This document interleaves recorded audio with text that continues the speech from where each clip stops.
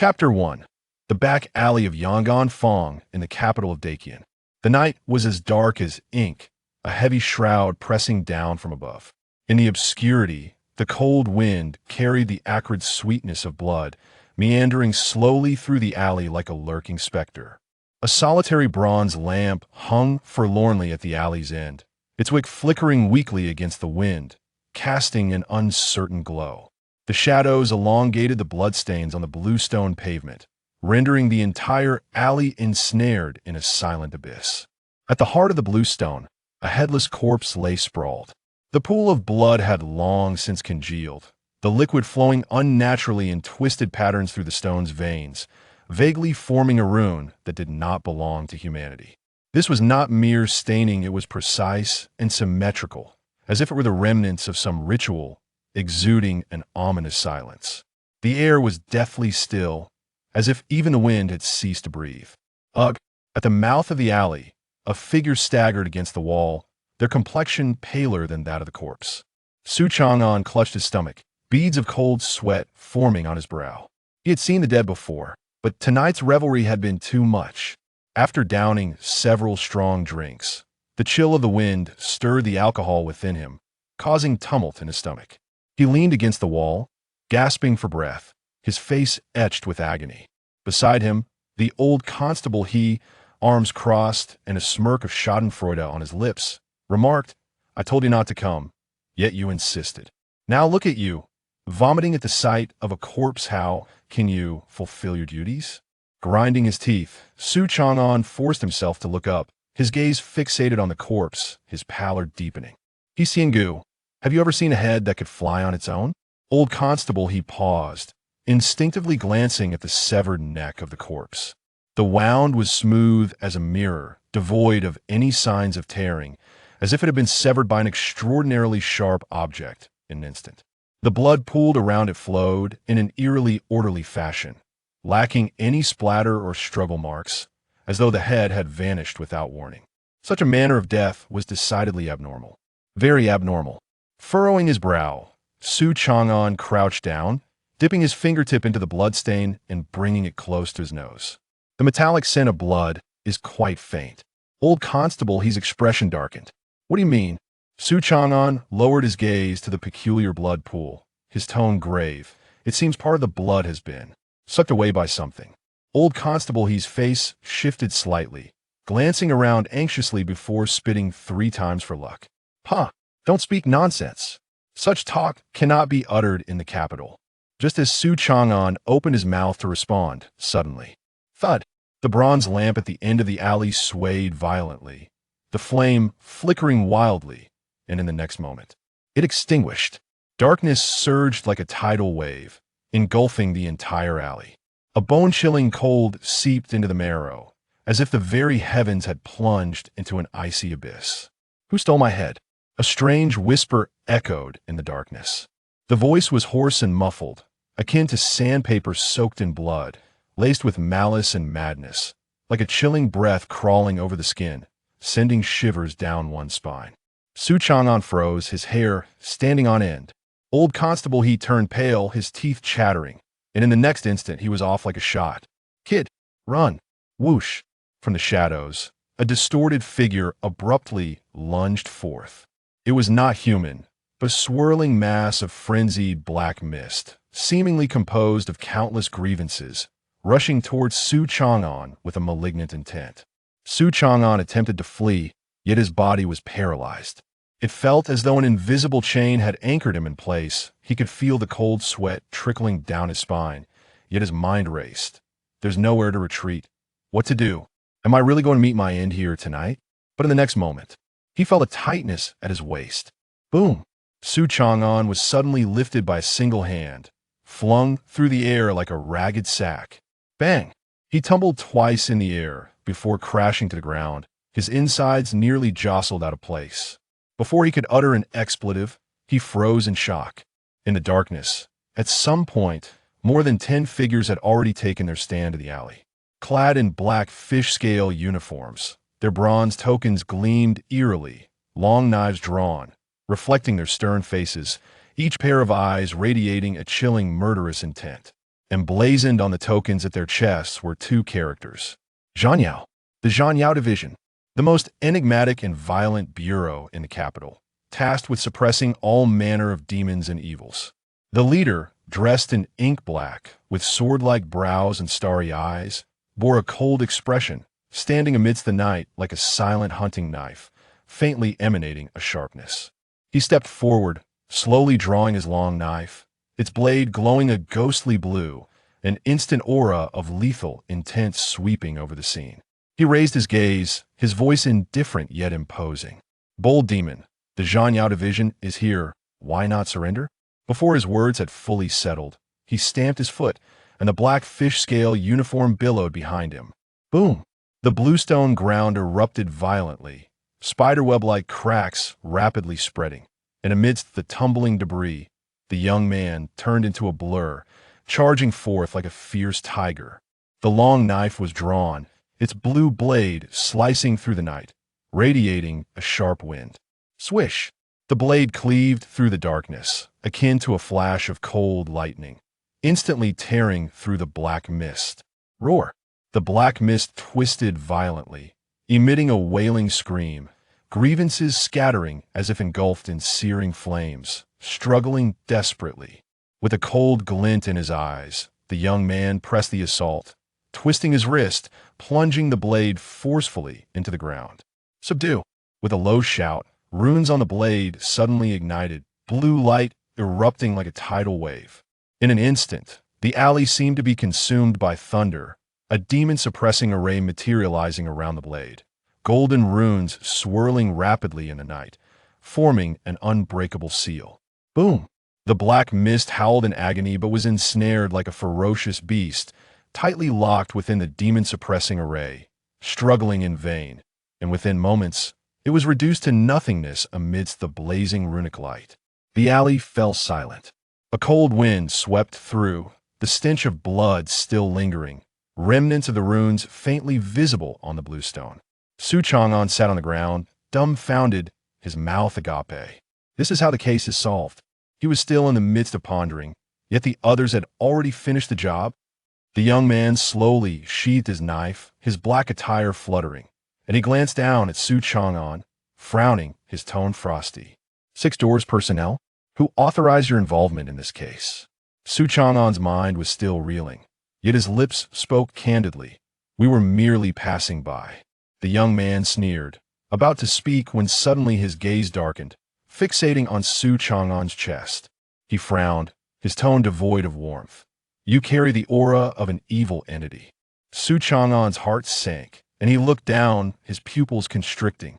There, on his collar, a strange black mark had appeared, shaped oddly, resembling some sort of inscribed symbol, exuding a chilling black light. It pulsed slightly, as if an unseen eye was ominously staring at him. A chill ran through Su Chang'an's body, and he looked up at the young man, his voice heavy. "What does this mean?" The young man's expression remained unchanged, his tone calm. "You have been marked by an evil spirit. If it is not removed." He paused slightly, his lips curling coldly. "Soon, your head will join this one." He gestured towards the headless corpse on the ground. "Su Chang'an, is this even human language?" He raised a hand to wipe away the black mark on his collar, but upon contact, an icy chill penetrated his skin, as if his entire arm had briefly turned to ice. His heart sank, he looked up at the young man. "What should I do?" The young man replied coolly. "You have two options. 1. Join the Zhan Yao division, and we will help you deal with the evil mark on you. 2. Wait for the evil spirit to come back for you and twist your head off." Su Chang'an, is this choice even fair? The young man regarded him silently for a moment, then suddenly smiled, a hint of mockery in his eyes as he flicked his wrist, sending a black token flying towards Su Chang'an. Smack! The token landed squarely in Su Chang'an's embrace. He looked down, and on the dark token, silver characters shone brightly. Zhan Yao division in turn. Su Chang'an. He quickly shoved the token back, his face a mask of refusal. "Wait, I didn't volunteer." The young man smiled slightly, a trace of amusement in his gaze, his tone indifferent. "Whether you wish to or not, you have already accepted my token. From this moment on, you are under the jurisdiction of the Zhan Yao division." Su Chang'an. He slowly raised his head, meeting the young man's self-assured expression, gritting his teeth. Is this how you recruit people by force? The young man replied nonchalantly. Indeed. This isn't legal, is it? We at the Zhan Yao division. When have we ever adhered to legality? Su Chang'an. Damn it, I've encountered a rogue. Not far away, the old constable, he stealthily retreated a couple of steps, as if striving to blend into the night. Yet he was still caught in the piercing gaze of Su Chang'an. Clearing his throat, he averted his eyes, hesitated for a moment, and ultimately sighed deeply, patting Su Chang'an on the shoulder with a look of profound sorrow. May you find solace in your grief. Su Chang'an's lips twitched, narrowing his eyes with a malicious smile. Rest assured, I shall convey this message to Madam He. Old Constable He. He exhaled slowly, observing the nonchalant demeanor of the young man clad in black, gritting his teeth. Am I allowed to resign? The youth glanced at him, his tone calm. You may attempt it. Su Chang'an. He toyed with the cold black token in his pocket, feeling a desolation within. To think they would conscript him by force. He grasped the frigid token, cursing inwardly, encountering a rogue indeed. The night breeze was biting, and a solitary star shone coldly. Su Chang'an stood on the street, clutching the black token, his fingertips icy, his heart barren. He lowered his gaze to the words demon, slaying division inscribed on the token, blinked once, then again, before finally inhaling deeply. To think they would conscript him by force. He raised his head, surveying the bustling capital under the night sky. The tavern still ablaze with lights, the streets alive with voices, the scent of fireworks enveloping him. What are you still dawdling for? A cool voice pierced through, laced with a hint of impatience, its tone steady, yet imbued with an irresistible air of authority. Su Chang'an turned around. At the end of the alley, the flickering lights cast a slender figure standing quietly. Clad in a black flying fish robe, a long knife hung at his waist, and the cuffs were embroidered with deep golden swirling clouds, gently swaying in the night breeze. The figure resembled an unsheathed blade, sharp and tranquil. The scabbard was as dark as ink, intricate golden designs outlining complex demon-slaying runes, emanating a subtle chill. The young man's features were austere, his sword-like brows slanting towards his temples, his nose proud, lips pressed tightly, his gaze piercing, black eyes deep as the night, devoid of emotion. Simply standing there, he exuded a certain dominance of a higher authority, causing one to instinctively overlook his youth. Meeting his gaze sent alarm bells ringing in Su Chang'an's mind. This man was not to be trifled with. Su Yahan approached slowly, his steps light and soundless, his expression cold. Let's go. Su Chang'an instinctively took a half-step back, instinctively resisting. Where to? Su Yahan smiled faintly, his tone indifferent. To the demon-slaying division. As they traversed the bustling streets of the capital, the lights and voices gradually faded, and Su Chang'an was invited into a secluded official path. The stone slabs were chilling. The tall green brick walls seemed to silently engulf everything. As they advanced, the world suddenly opened up. A high wall loomed under the night sky, resembling a silent, dormant giant. The dark red bricks were etched with intricate demon-slaying runes, which seemed to pulsate with a life of their own. Ahead, a massive vermilion gate towered towards the heavens, resembling a door to a collapsing world. Embedded in the gate were two dark red dragon-eye gemstones, their cold luster akin to the gaze of a deity peering into the mortal realm. Before the gate stood two bronze demon-slaying beasts, their fangs bared, their bodies marred with mottled bloodstains, as if having endured countless battles, yet remaining fierce and unyielding. The night wind rustled, and from the throats of the bronze beasts came a low, deep breath, akin to a slumbering giant exhaling a chill. Above the massive vermilion gate, a grand plaque hung high, its weathered gold paint outlining wild, sweeping strokes. Demon slaying. The murderous intent was palpable, resembling a blade suspended above, casting a shadow over the entire city gate. Su Chang'an stood at the threshold, his throat tightening slightly. Is this the demon-slaying division? He had passed by countless times before, utterly unremarkable and devoid of presence now. Standing here in person, he realized this place existed in an entirely different dimension compared to the six gates of the outer world and the imperial city offices. He took a half step back, alarm bells ringing in his heart. This place is absolutely off limits. He turned back, glancing at the lively streets of the capital not far behind him.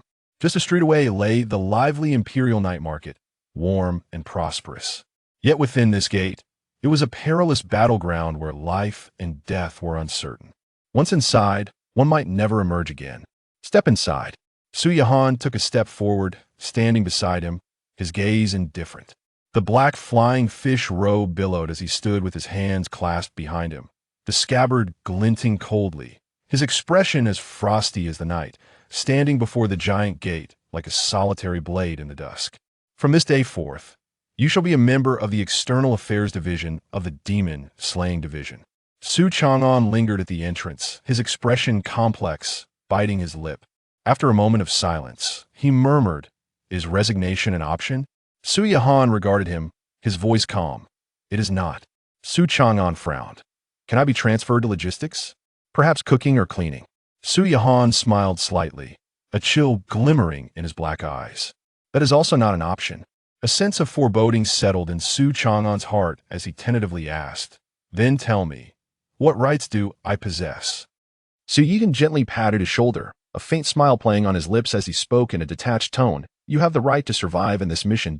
Su Chaman exclaimed, "Damn it. This place is darker than the six gates." The heavy footsteps echoed in the chilling atmosphere, resonating like war drums that quickened one's heartbeat. Before Su Chaman could voice his irritation, he sensed an unusual presence behind him and turned his head slightly. Two rows of members clad in black and gold armor from the demon-slaying division marched in unison, slowly advancing as they bore a pitch-black cage into the training ground. The cage exuded a frigid aura.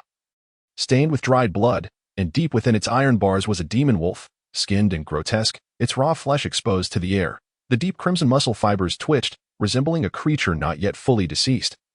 Struggling in futile defiance, its eyes glowed with a sinister, vengeful light, fixating on the onlookers as if cursing the very hunters that sought its demise. In front of the cage stood a burly man wielding a broken longsword.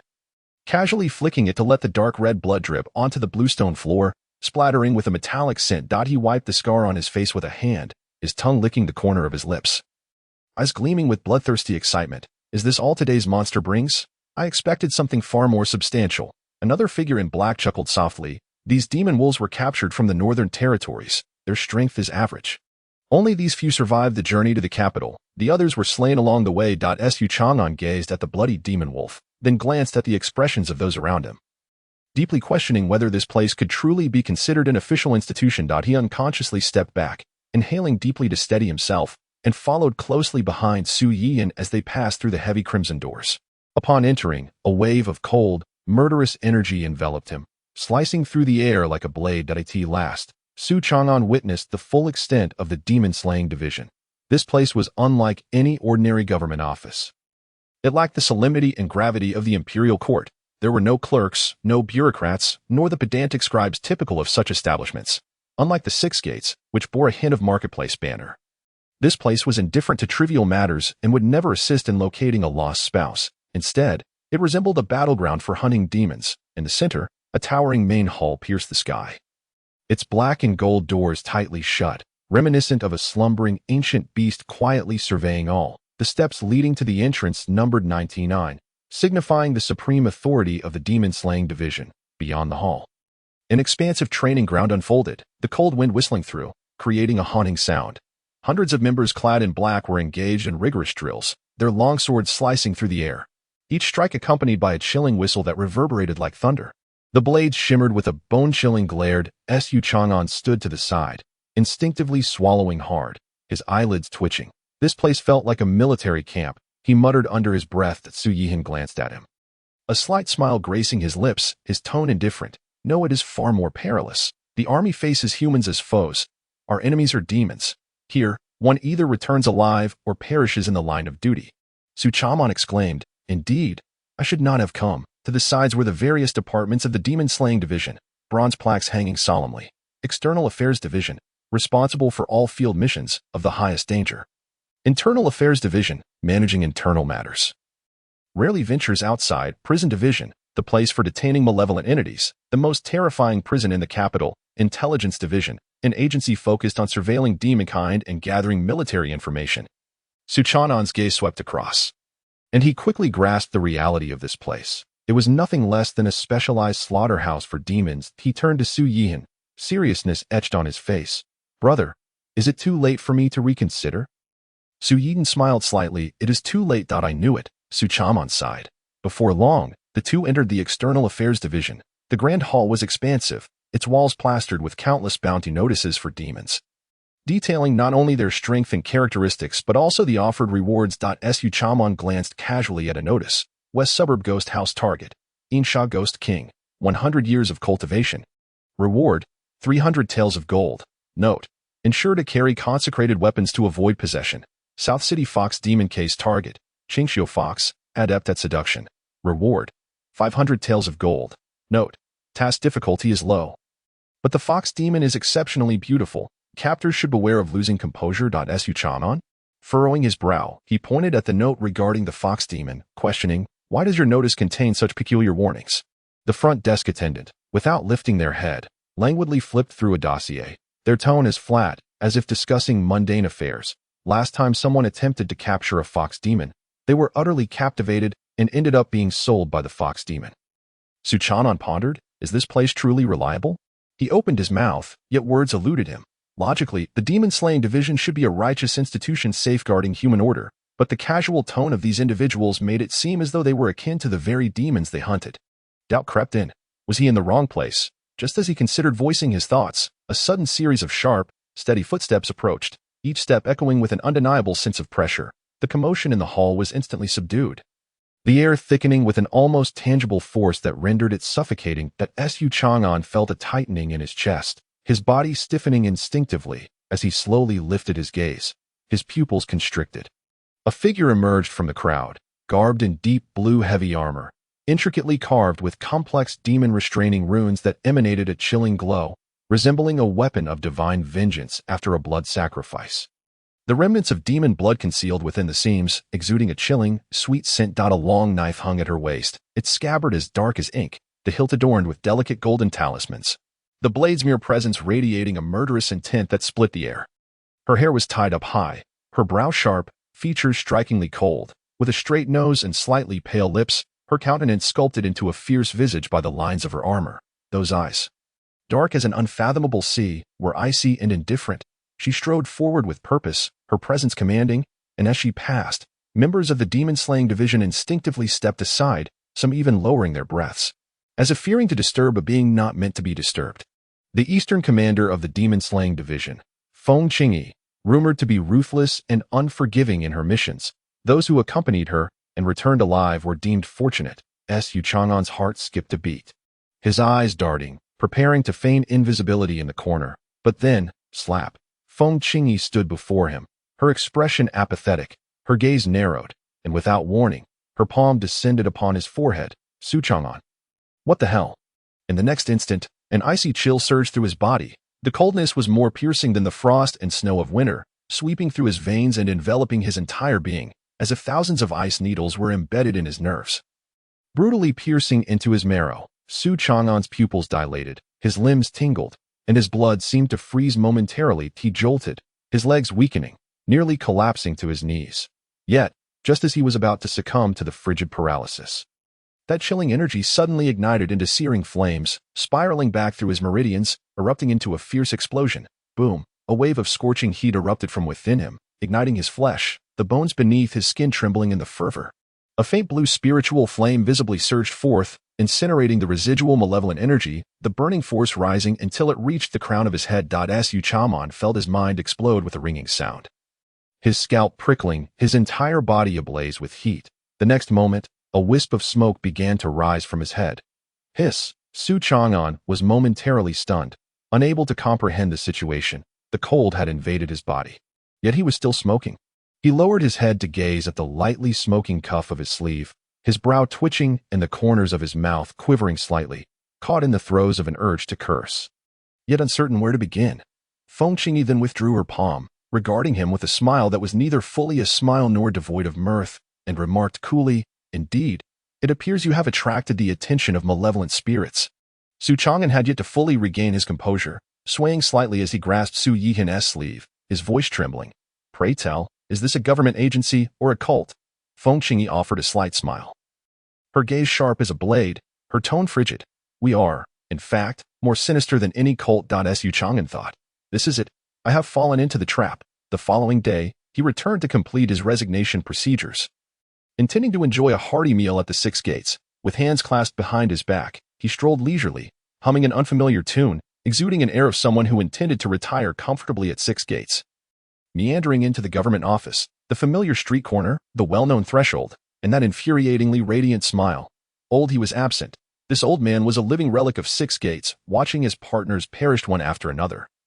While he remained, akin to aged meat, left to dry out while witnessing the demise of countless contemporaries. As Xuan entered the grand hall, he casually called out, "Where is Fairy He?" at the entrance to the second hall. A familiar gnawing sound broke the silence. Captain Chong was grinning widely, his massive buck teeth on display as he munched on a golden ear of corn. Upon hearing Xuan, he erupted in laughter, spraying corn kernels as he gleefully exclaimed, "Last night, I was caught at a flower banquet by Sister He. This time, the scratches on my face are even more delicate than last, resembling the stitches of an embroidered needle. I reckon I'll need to lie low for a couple of days." Xuan shook his head, extending his hand to unceremoniously snatch the corn from his grasp, the motion fluid and practiced. As if he were a seasoned thief, Captain Chong's eyes widened like copper bells. "You." Before he could finish, Xuan deftly stuffed the remaining half of the corn into his gaping mouth. A perfect fit, not a millimeter out of place. Captain Chong whimpered, tears welling in his eyes, resembling a hamster that had failed to be fed. Xuan clapped his hands, nodding in satisfaction, and strode toward the inner hall with the calm demeanor of a seasoned elder. "Old Zhao, fetch me 5 badges for captains, inscribed with special approval from Lord Su, in large, vibrant characters, with thick gold foil, 3 layers of lacquer, rainproof, and winterproof." Old Zhao, cradling a teacup, was about to take a leisurely sip when he heard this. His hand trembled, nearly spilling the tea. Cough, cough, cough. He abruptly set down the teacup, fixing Xuan with a piercing gaze. "Su kid, didn't you switch to the demon-slaying division? What brings you back here?" Xuan adjusted his sleeve, plopping down on the threshold, leisurely plucking a corn kernel and savoring it. "Ah, it's the old place. One must return to have a look. Besides, I just transferred, so I need to grab some allowances." Old Zhao's lips twitched violently, a sardonic smile escaping. "Do you think Six Gates is a charity? You die, and we still provide a coffin?" Xuan nearly choked on the corn kernel. "Who the hell are you saying is dead?" His recent job change had become common knowledge within Six Gates. His former colleagues regarded him with expressions as complex as those of a scorned lover, some envious, some regretful, and others with a face full of schadenfreude. After all, the relationship between Six Gates and the demon-slaying division had always been one of natural adversaries. At that moment, a young man clad in a crisp new captain's uniform strolled in. A golden folding fan dangling from his waist, his step sprightly, his gaze sparkling with confidence, radiating an air of promising potential. This individual was named Liang, who had always prided himself on being the second most handsome in Six Gates, only because Xuan occupied the coveted first position. But now that Xuan had departed, he felt it was finally his time to reign as the most handsome in Six Gates. Thus, the newly minted top beauty smirked, adopting the demeanor of a victor, and said, "Oh, isn't this our most promising captain from Six Gates? What's this? Have you changed jobs and returned to seek your roots?" Xuan didn't even bother to lift his eyelids, waving his hand dismissively.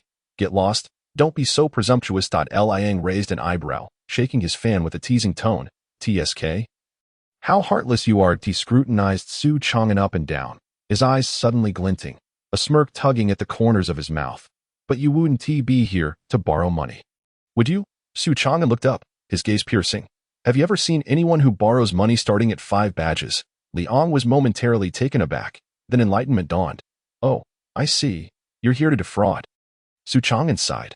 "This Six Gates, I truly cannot remain any longer." After completing the resignation procedures, the sky had darkened considerably.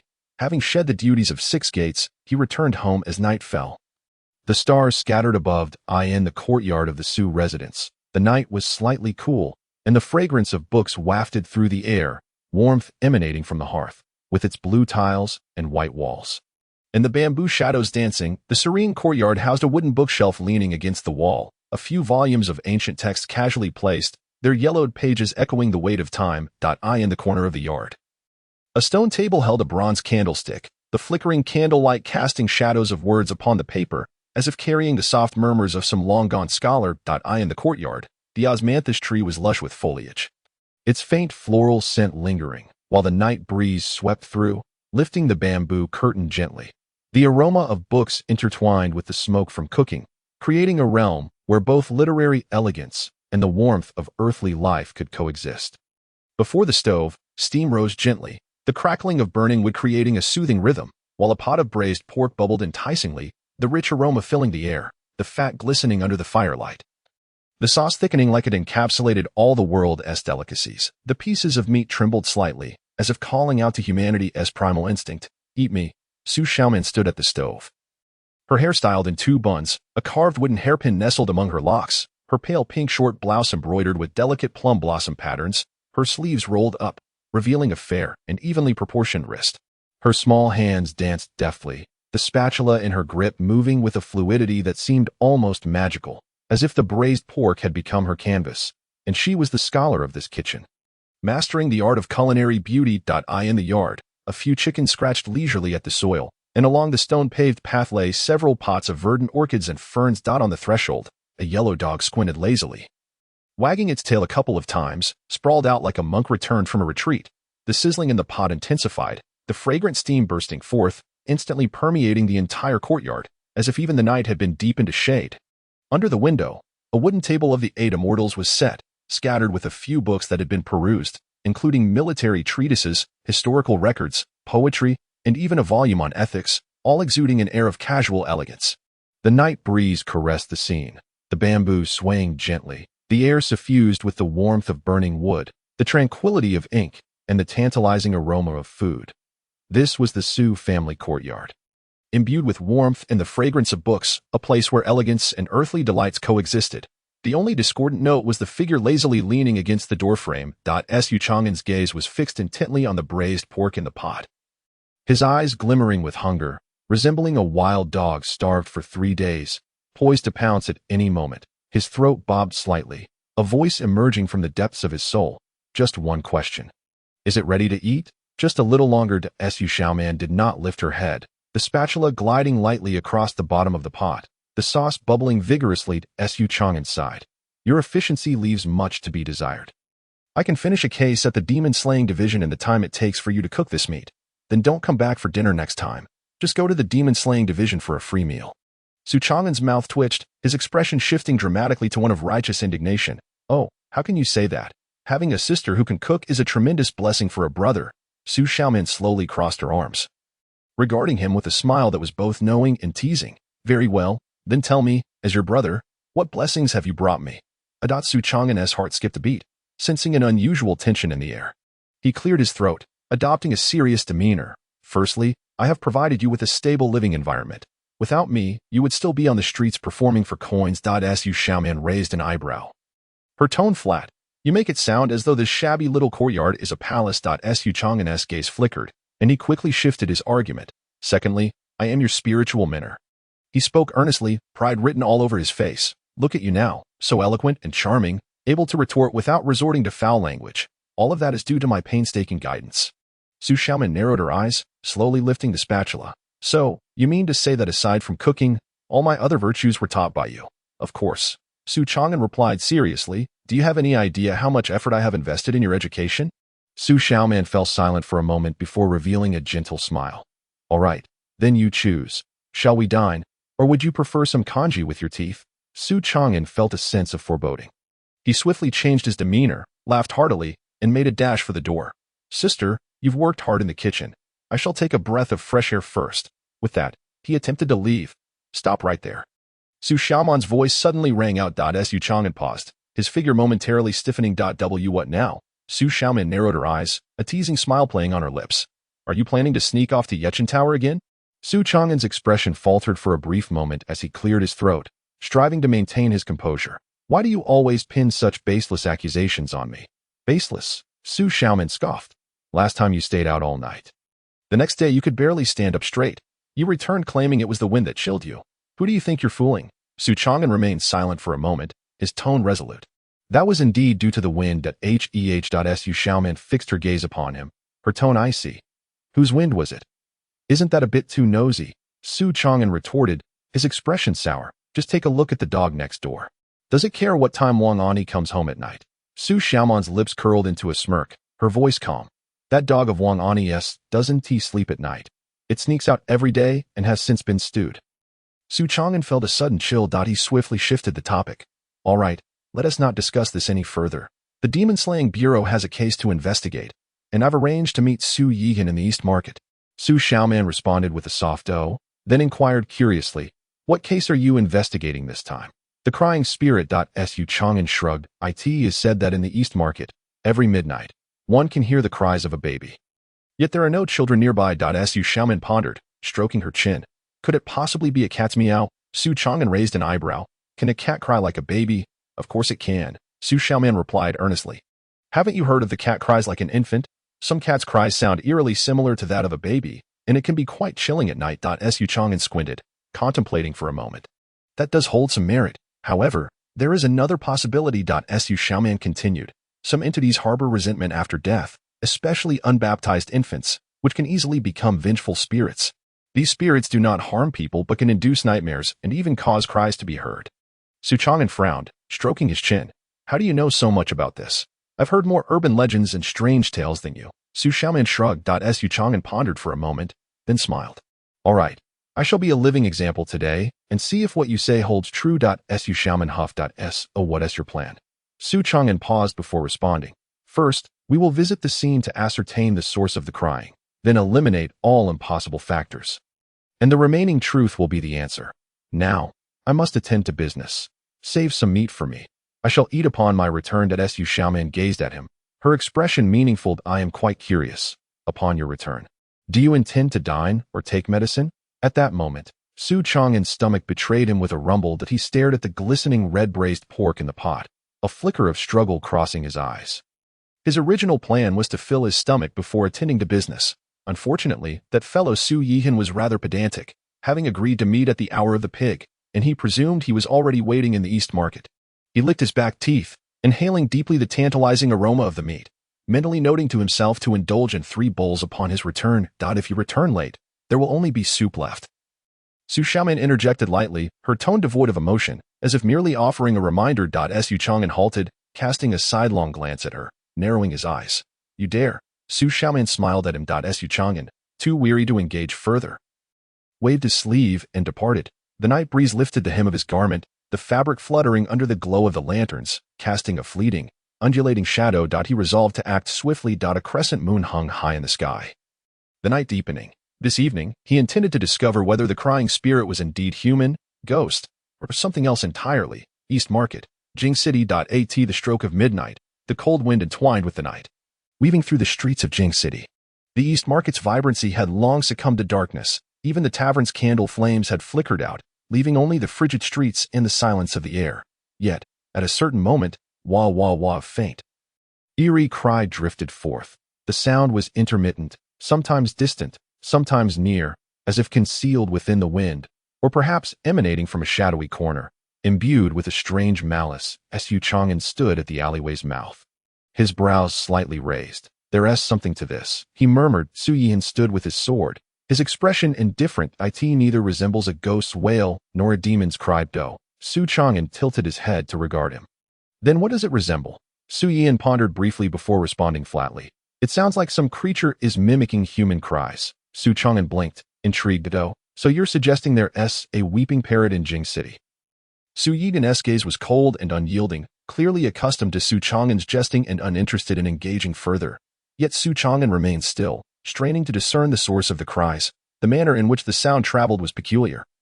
It did not seem to originate from any fixed location, nor did it suggest the wandering of a ghost. Rather, it possessed an oddly eerie resonance. At times, it seemed to come from above the eaves, as if descending from the heavens. At other moments, it was close to his ear, as if someone were weeping upon his shoulder. The night wind brushed past, and the cries quivered in response, as if a ghost were crawling against one's skin, sending chills down the spine. Xuan's gaze sharpened, slowly lifting his eyes towards the eaves beneath the night sky, deep in thought. If it is not a ghost's wail, then there are only two possibilities. First, it is indeed some creature mimicking human cries. Second, he narrowed his eyes, it is the sound brought by the wind. Su Yigan's expression shifted slightly. Are you implying it is the howling wind? No, it's the true sound of the wind, Xuan clarified, his gaze sweeping over the structures lining the street. Certain specific buildings and objects can produce strange echoes when the wind passes by, such as the corridors of tombs, the bell towers of ancient temples, or perhaps. Xuan squinted slightly, keenly tracking the elusive cries. As the wind traversed the street corner, the cries softened. When the wind swept past the eaves, the sound distorted, as if momentarily obstructed by something. But when the wind passed through the looming dark structure ahead, the cries suddenly became clear, almost echoing as if gathered within a confined space. Then reflected outward. Xuan fixed his gaze upon the abandoned building standing in the darkness, a slight smile gracing his lips. Interesting. Su Yidan silently followed his line of sight, his brow furrowing slightly. Have you located the source of the sound? Xuan gently patted the hilt of his sword, his tone leisurely. The wind is a cunning fellow. No matter how it plays tricks, it must utilize something to make a sound. He tilted his head slightly, his gaze landing upon the dilapidated structure. This angle, this structure, and the wind's trajectory, I dare wager the cries originate from here. Su Yigan followed his gaze, and by the faint starlight, he could vaguely discern the abandoned theater. The doors and windows lay in ruin, the vermilion paint peeling, the sign hanging askew. Enveloped by an air of desolation accumulated over years, the theater stood silent, akin to an old curtain long sealed in dust, yet still whispering fragmented lines of ancient plays through the night. Xuan smiled faintly. Let us go and see which esteemed figure is mimicking human cries. The theater had been abandoned for many years. Its doors and windows were in disrepair, the eaves peeling, the scarlet sign ravaged by the elements, revealing a melancholic beauty of decay. Xuan raised his head and softly murmured the name of the theater. Su Yian spoke in a low voice. 10 years ago, this place was home to the most renowned opera troupe in the capital. However, it was reduced to ashes in a devastating fire, claiming numerous lives, and has since fallen into disrepair. Xuan stroked his chin. Intrigued, he stepped toward the entrance, placing his palm on the weathered, peeling wooden door, and gently pushed. With a creak, the door slowly opened, releasing a musty odor mingled with a faint hint of sandalwood, as if some long-dormant entity was exhaling. Inside the theater, shadows loomed. Broken beams lay strewn across the ground. The tattered curtains billowed in the desolate. In the center of the stage sat a figure draped in a tattered costume. It was small and frail, appearing as if it might disintegrate with a mere gust of wind. The fabric was worn and frayed, yet intricate patterns were faintly discernible, though the embroidery had faded to a sickly yellow, leaving only traces behind. The figure bowed its head, shoulders trembling slightly, and sobs drifted through the gaps between its fingers, a soft, plaintive sound resembling a frightened animal, akin to a lost child searching for its mother. Xuan halted, raising an eyebrow with an inscrutable expression. He glanced at Su Yihan and murmured, I find myself regretting this. Su Yihan's gaze turned cool. Why so? I initially thought this demon-slaying expedition might lead us to confront a formidable demon lord. Xuan sighed. Instead, we seem to have captured a weeping thespian. Su Yihan brushed off his trivial jest, slowly raising his sword, his demeanor indifferent. In the demon-slaying department, we must investigate all beings, regardless of whether they are demons or monsters. Xuan waved his hand dismissively. Wait a moment, let me inquire first. He strode onto the stage, stopping a few paces from the small figure, clearing his throat. Little one, why are you crying here in the dead of night? The figure jolted slightly, lifting its head. As Xuan finally discerned its face, it resembled a child, small and frail, clad in a ragged costume. The fabric bore the marks of age, yet intricate patterns could still be glimpsed. The face was hidden in its hands, shoulders quivering, and the sobs emanated softly from between its fingers. I'm waiting for my mother, it whimpered, the voice sweet and soft, tinged with a natural tremor. Xuan paused, contemplating the odd turn of events. This did not feel like a demon-slaying mission. It felt more akin to comforting a child. On the stage, the diminutive figure of the little demon shivered, its sobs coming in ragged gasps, its fox ears drooping, tear-filled eyes gazing at Xuan. Where is your mother? Xuan asked patiently. The small demon pointed a trembling paw toward a corner of the theater. Following its gaze, Xuan saw a weathered plaque resting in the corner. The wood cracked, the ink barely legible. Lu Yun, the flower of the pear garden. A chill ran through Xuan, his fingers instinctively tightening. This little demon awaited someone who had long since passed away. She said she would return, but She lied.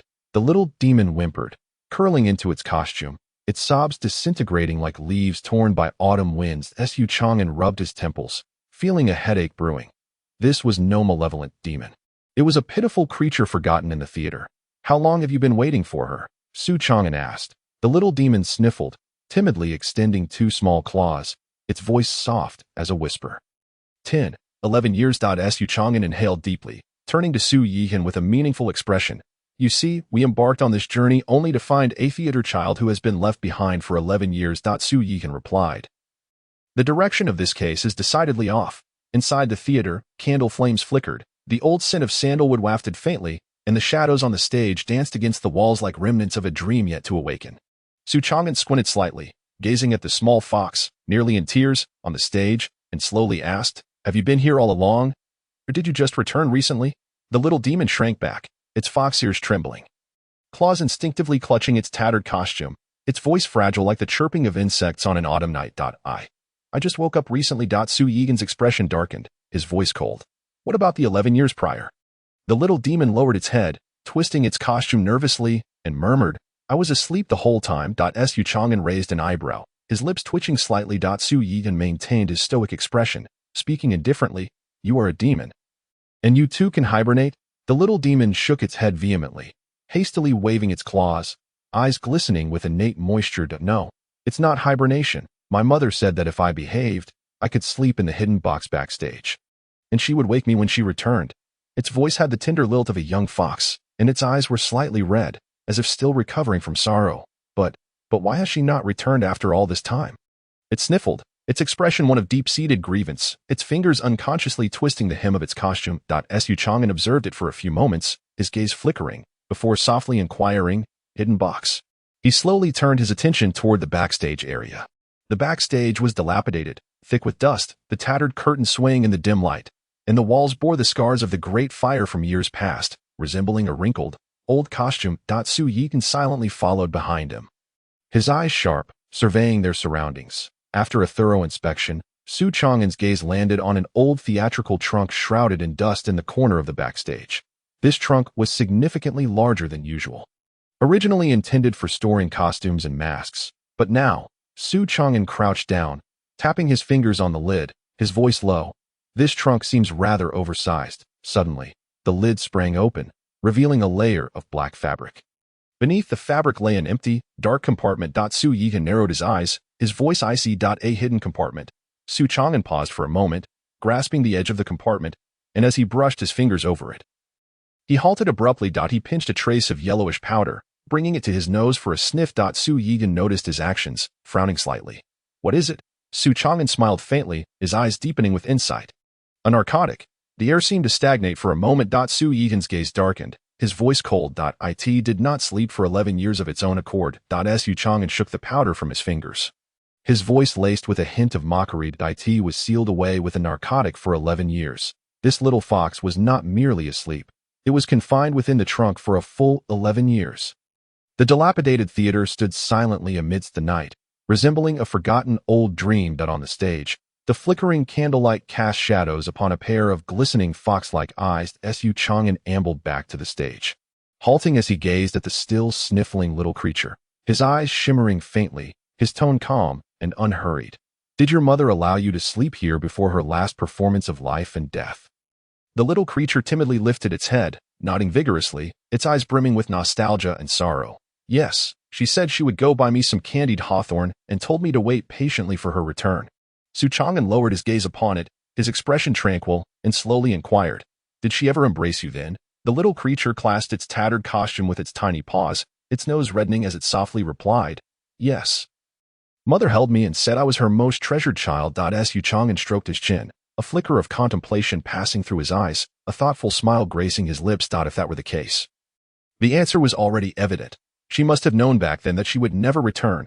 She had used a fragrant spell to lull the little creature into slumber, hiding it within the theater, hoping that one day it would be found, rather than cast adrift in a chaotic world, becoming a lost soul hunted by demon slayers. But what had she endured? Why was she compelled to act in such a manner? And who was it that rendered her unable to return? Su Yigan narrowed his eyes slightly, his voice deep. As for the events of 11 years ago, We may need to consult the archives in the capital. Xuan nodded, his gaze sweeping towards the little creature, suddenly breaking into a light laugh. What is your name? The little creature paused for a moment, rubbing its little nose, and softly responded, Mother said my name is Xiaoli. Xuan raised an eyebrow gently, his gaze momentarily lingering. Xiaoli, the spring of the pear garden. This theater was indeed her home. He scrutinized the little fox before him, its furry ears twitching slightly. Its amber eyes bright and clear, though its face retained a youthful innocence, the spirit and cunning within its gaze bore the unique charm of its kind. The costume it wore was tattered, with embroidery threads fraying, revealing a slender white wrist, akin to a plum blossom lost in the dust. If she were to grow a few more years, she would surely captivate all. Xuan stroked his chin, a thoughtful smile forming. This little fox was undoubtedly a natural prodigy. And what do you intend to do next? He casually inquired. Xiaoli froze for a moment, her ears drooping, her expression bewildered. I want to wait for Mother to come back. Xuan rubbed his brow. Have you considered that your mother might already? No. Xiaoli abruptly shook her head, fear glimmering in her eyes. Mother would never abandon me. She must have gotten lost or been detained. She is surely still searching for me. She clutched the hem of her costume tightly, her fingertips turning pale, her voice resolute and obstinate. As if clinging to the last flicker of hope. Xuan observed her, an inexplicable discomfort settling in his heart. 11 years had passed. She had slept through a long dream, and the first thing upon waking was still to await her mother's return. Yet, she remained oblivious that her mother might have long since departed. He took a deep breath, his tone softening slightly. Very well, if you wish to wait, then wait. After all, this place is also your home. Xiaoli blinked, her big eyes wide with astonishment. You aren't going to capture me? Xuan shrugged. Capture you? What for? You're crying so pitifully. If I were to take you back, I'd have to soothe you to sleep. And I'm not your father. Xiaoli. Xuan cast a cold glance at him, his voice indifferent. How can you decide the case for the Demon Slayer division? Xuan lazily yawned. Because I don't want to work overtime. Xuan flicked his sleeves, casually patting the blade at his waist, his gaze drifting with interest across the theater before resting on the weathered signboard. Let us go, he beckoned nonchalantly. Xuan cast a cold glance at Xiaoli, but ultimately said nothing. Sheathing his sword and following Xuan's lead, Xiaoli stood dazedly on the stage, watching their departing figures, her tiny paws gradually clenching. She tilted her head back, gazing at the familiar signboard, her lips trembling slightly as she whispered, Mother, I will wait for you. The night breeze swept through, lifting the red curtains on the stage, as if a gentle gaze was silently watching over her. The night wind brushed past the crumbling theater, stirring the dust-laden red curtains, resembling a faded, old dream, tinged with lingering sandalwood fragrance. Xuan stepped out, with Xuan by his side, as frigid as frost. At the threshold, Xiaoli leaned against the wooden pillar, her ears drooping, her fluffy tail hanging low, her eyes gazing pitifully at them, resembling a forsaken child abandoned by her parents. Xuan halted, lifting his gaze to her, and sighed deeply. Do you intend to remain here, waiting for your mother's return? Xiaoli looked down, tugging at her tattered costume, her voice delicate as a whisper. Yes, and how do you plan to survive until your mother returns? Chewing on the stage, gnawing on the pillars, or perhaps going to the East Market to beg for food? Xuan rested his chin on his hand, an expression of pity crossing his face. Xiaoli looked up, responding earnestly. I'll beg for food. Xuan facepalmed. Well, you are quite candid, Xuan remarked coldly. Are you planning to take her back? What for? My home is not a shelter for stray half-demons. Xuan rolled his eyes, but he knew that if she stayed here, it wouldn't be long before the 6 doors would take notice, and eventually, even this dilapidated theater would be burned down. Xiaoli instinctively shrank her neck, her furry ears perked up in alarm. Burned? Xuan sighed, slowly explaining. Do you know what the common folk in the capital fear the most? It is the inexplicable sound of crying. Even now, with just a cry heard at night, they are already in a state of panic. In a few days, they will likely summon a priest to quell the disturbance. Just imagine, if they discover a little demon hiding in this theater. Xiaoli's face turned pale, her tail tightening suddenly, clutched tightly in her embrace, her voice trembling. What should we do? Xuan pondered for a moment, stroking his chin. Can you sing? Xiaoli timidly nodded. A little. Xuan cast a sidelong glance at Xuan. In the capital, is there a theater in need of a mascot? Xuan raised an eyebrow, a smile curling at the corner of his mouth. The courtesan of the drunken immortal pavilion mentioned recently that she wanted to keep a pet that could sing. A pet? Xiaoli's eyes widened in disbelief. Xuan laughed lightly. Don't misunderstand. The Drunken Immortal Pavilion is the largest entertainment venue in the capital if you can make a living there. Your treatment might be better than what you have in this theater. Xiaoli hesitated, her claws shrinking slightly as she murmured, "Why do I feel like you're selling me? Su Chang'an feigned righteousness. Defamation. I am finding you a job. When you go there, you won't be a pet but rather the auspicious mascot of the establishment." Su Yidan remarked flatly, "What's the difference? Salary and treatment." Su Chang'an replied earnestly. Xiaoli still appeared uncertain, but with nowhere else to go, she ultimately nodded. "Fine. After all, I have no place to stay," she sighed softly, "but I don't want to live in a cage." Su Chang'an patted her head reassuringly. "Don't worry, the Drunken Immortal Pavilion doesn't keep birds. You'll just be a little master who can sing. I in the capital, at the Drunken Immortal Pavilion." The nights were filled with revelry, and the nobility congregated. This place was not only a realm of romance, but also a secret venue where powerful officials and merchants exchanged intelligence and clashed in power. Red lanterns hung high, ornate beams and painted pillars adorned the space. The sounds of silk and bamboo instruments intertwined with laughter, the mingling scents of sandalwood and perfumed powders painting a picture of extravagant splendor. Su Chang'an stepped inside, clad in a dark long robe, the scabbard hanging askew, concealing a glimmer of cold light. Su Yihan followed closely, as frosty as ice, standing in stark contrast to the lively atmosphere. In the center of the hall, a woman dressed in a resplendent phoenix robe reclined against an intricately carved mahogany chair, delicately fanning herself with a gilded silk fan, her eyes half-lidded, exuding a languid yet playful charm. "Oh, Su young master, what curious trinket have you brought me today?" Su Chang'an casually nudged a figure beside him forward. "I present to you a little girl who can sing." Xiaoli stood in the center of the hall, her slender figure appearing somewhat shy, her tattered costume revealing remnants of exquisite embroidery from the past. Her complexion was pale, and her amber eyes, though clear, held a hint of vigilance. The slender fox ears had vanished, leaving behind a semblance of humanity that was merely slightly smaller than that of an ordinary girl, accompanied by a lingering air of unhealed frailty.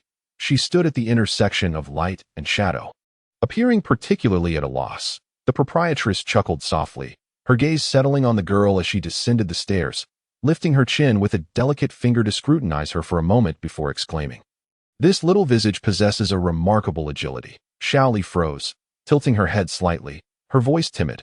"I do not entertain guests." The proprietress's smile deepened, her attention shifting to Su Chang'an. "Young master, are you intending to send a courtesan to my Xian Lu?" Su Chang'an smiled faintly, languidly raising his hand.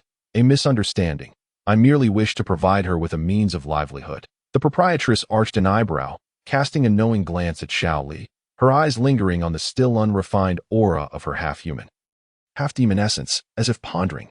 "Is she a fox demon?" Su Chang'an shrugged. "You could say she is half, but she has never harmed anyone.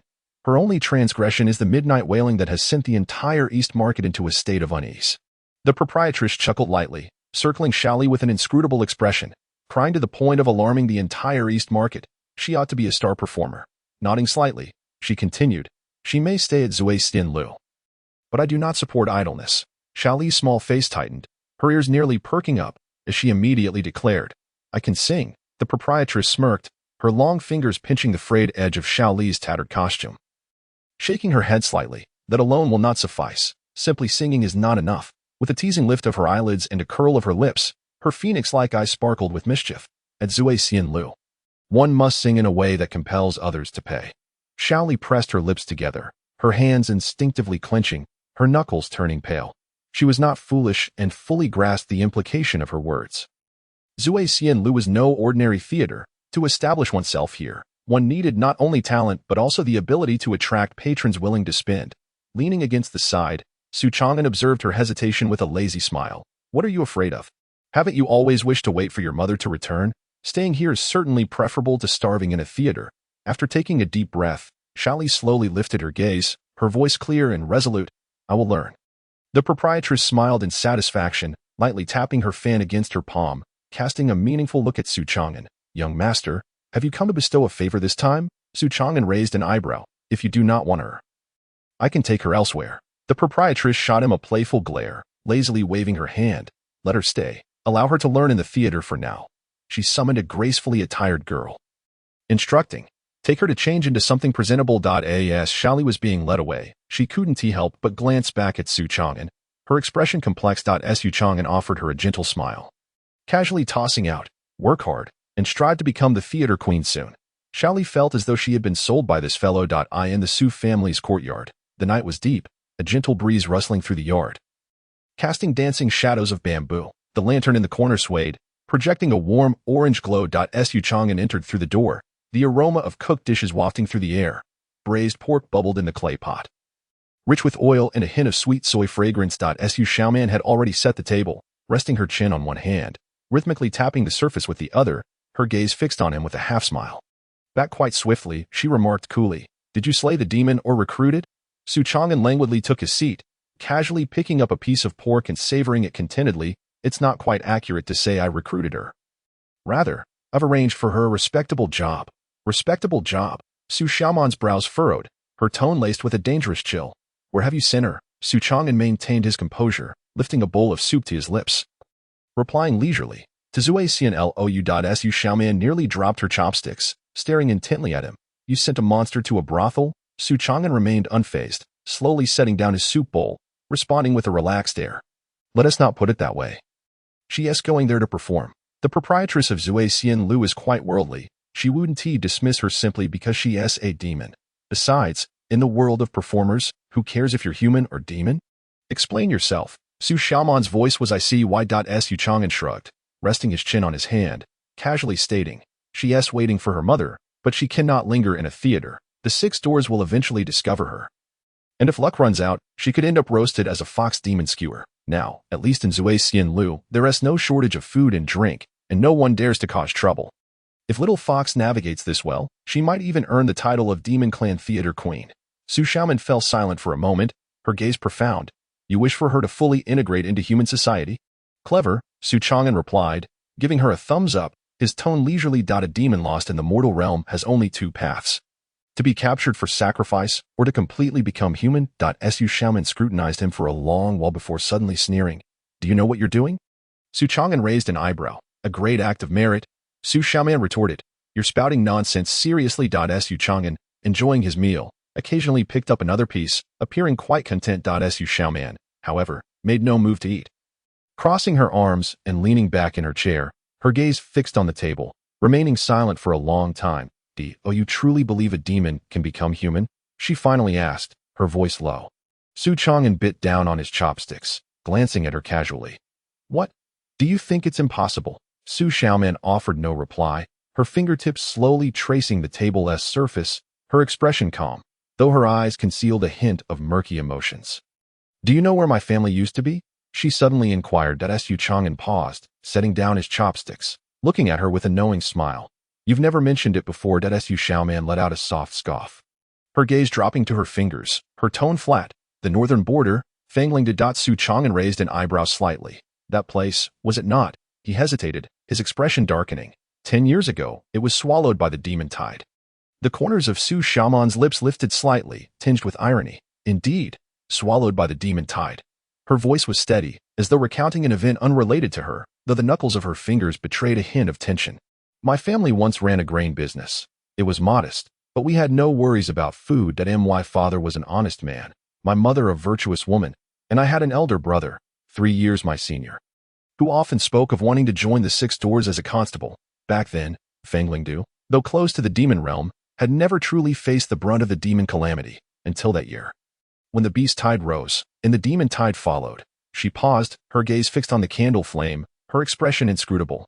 "Demonic entities broke through the barriers, turning Fangling into ruins. I witnessed my parents being devoured, bloodied and mangled by demons, while my brother fought desperately to protect me as we fled.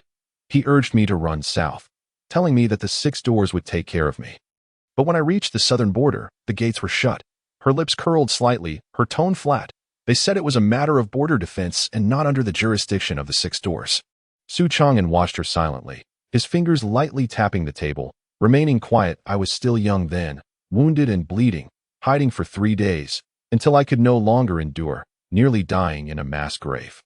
The night breeze swept through the room, stirring the flickering candlelight, casting shifting shadows across the girl's gaunt cheeks. Su Xiaoman sat upright, her posture straight, hands folded, fingers instinctively tightening beneath her sleeves, knuckles taking on a pale hue. She lowered her head, long lashes casting shadows, as if trying to conceal something lurking in the depths of her eyes. Her voice was soft, as if afraid to disturb something. What saved me was a demon. Xuan's expression sharpened slightly, his gaze deepening. Xuan's face, shrouded in shadow, revealed a more pronounced hollowness, her delicate features appearing even more fragile. Her small, upturned nose and slightly pale lips, combined with her wide eyes, gave her the appearance of a startled young beast. She fixed her gaze on the table, her fingertips unknowingly tracing the wood grain, her nails digging into her palm, seemingly oblivious to the pain. It provided me with food, sheltered me, and waited for my wounds to heal. Her voice remained calm, betraying little emotion, yet the subtle tremor of her fingertips revealed her true feelings. Then, she led me to a village. She paused momentarily, her eyelashes fluttering gently, and her fingers seemed to contract as if frozen. This village was inhabited entirely by demons. Xuan remained silent, observing her quietly, his palm resting on the table, fingers slightly tensing. The flickering candlelight illuminated her pale profile. "Oh, you know what they are doing?" she asked softly, a faint smile curving her lips, as if sharing an absurd joke. Yet that smile was colder than the night breeze. She slowly lifted her gaze, her eyes deep and her voice trembling slightly. "They are raising humans." Xuan's fingers stilled, his brow furrowing, his gaze heavy. Those who fled had been lured into the village, given food and shelter, led to believe they had found a safe haven. She exhaled gently, as if attempting to alleviate a weight pressing upon her heart, but in reality, her fingers tightened around her sleeve, knuckles whitening, as if she sought to bury all her emotions within that grip. "They are waiting for winter." Xuan's expression turned icy in an instant, his lips pressed into a thin line. "When winter arrives and food runs scarce, they will slaughter them one by one." Her voice was barely above a whisper, as if afraid to awaken something, yet her eyes betrayed an unsettling chill. The room fell silent for a moment. Xuan lowered her head slightly, seemingly unwilling to delve further into memories that had already etched themselves deeply into her very bones. "Do you know?" She spoke softly, her gaze momentarily lost, before a self-deprecating smile graced her lips. "The demon that saved me was one of them." She slowly uttered the last few words, her voice tinged with a faint tremor. "It saved me, only to wait until I grew plump and delectable." The candlelight flickered gently, casting shadows that revealed a hidden darkness in her eyes. Xuan watched her, his fingers tightening imperceptibly, his throat moving. Yet he remained silent. His hand slowly covered the hilt of his blade, his gaze calm as the night, fingertips subtly constricting as if suppressing something. He did not inquire about her fears at that moment, for the answer was already inscribed in her eyes. After a brief silence, he finally spoke, his voice low. And then, Xuan's fingers hesitated, her palm gradually tightening beneath her sleeve, as if finally grasping all her fears. She turned her gaze towards the dark night outside the window, her tone light yet laced with an undercurrent of chill. "Later, I set fire to their house when they weren't paying attention." The candlelight flickered violently. Her voice drifted like a falling leaf into the still air.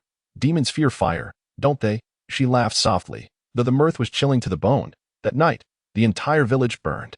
It blazed for 3 days and 3 nights.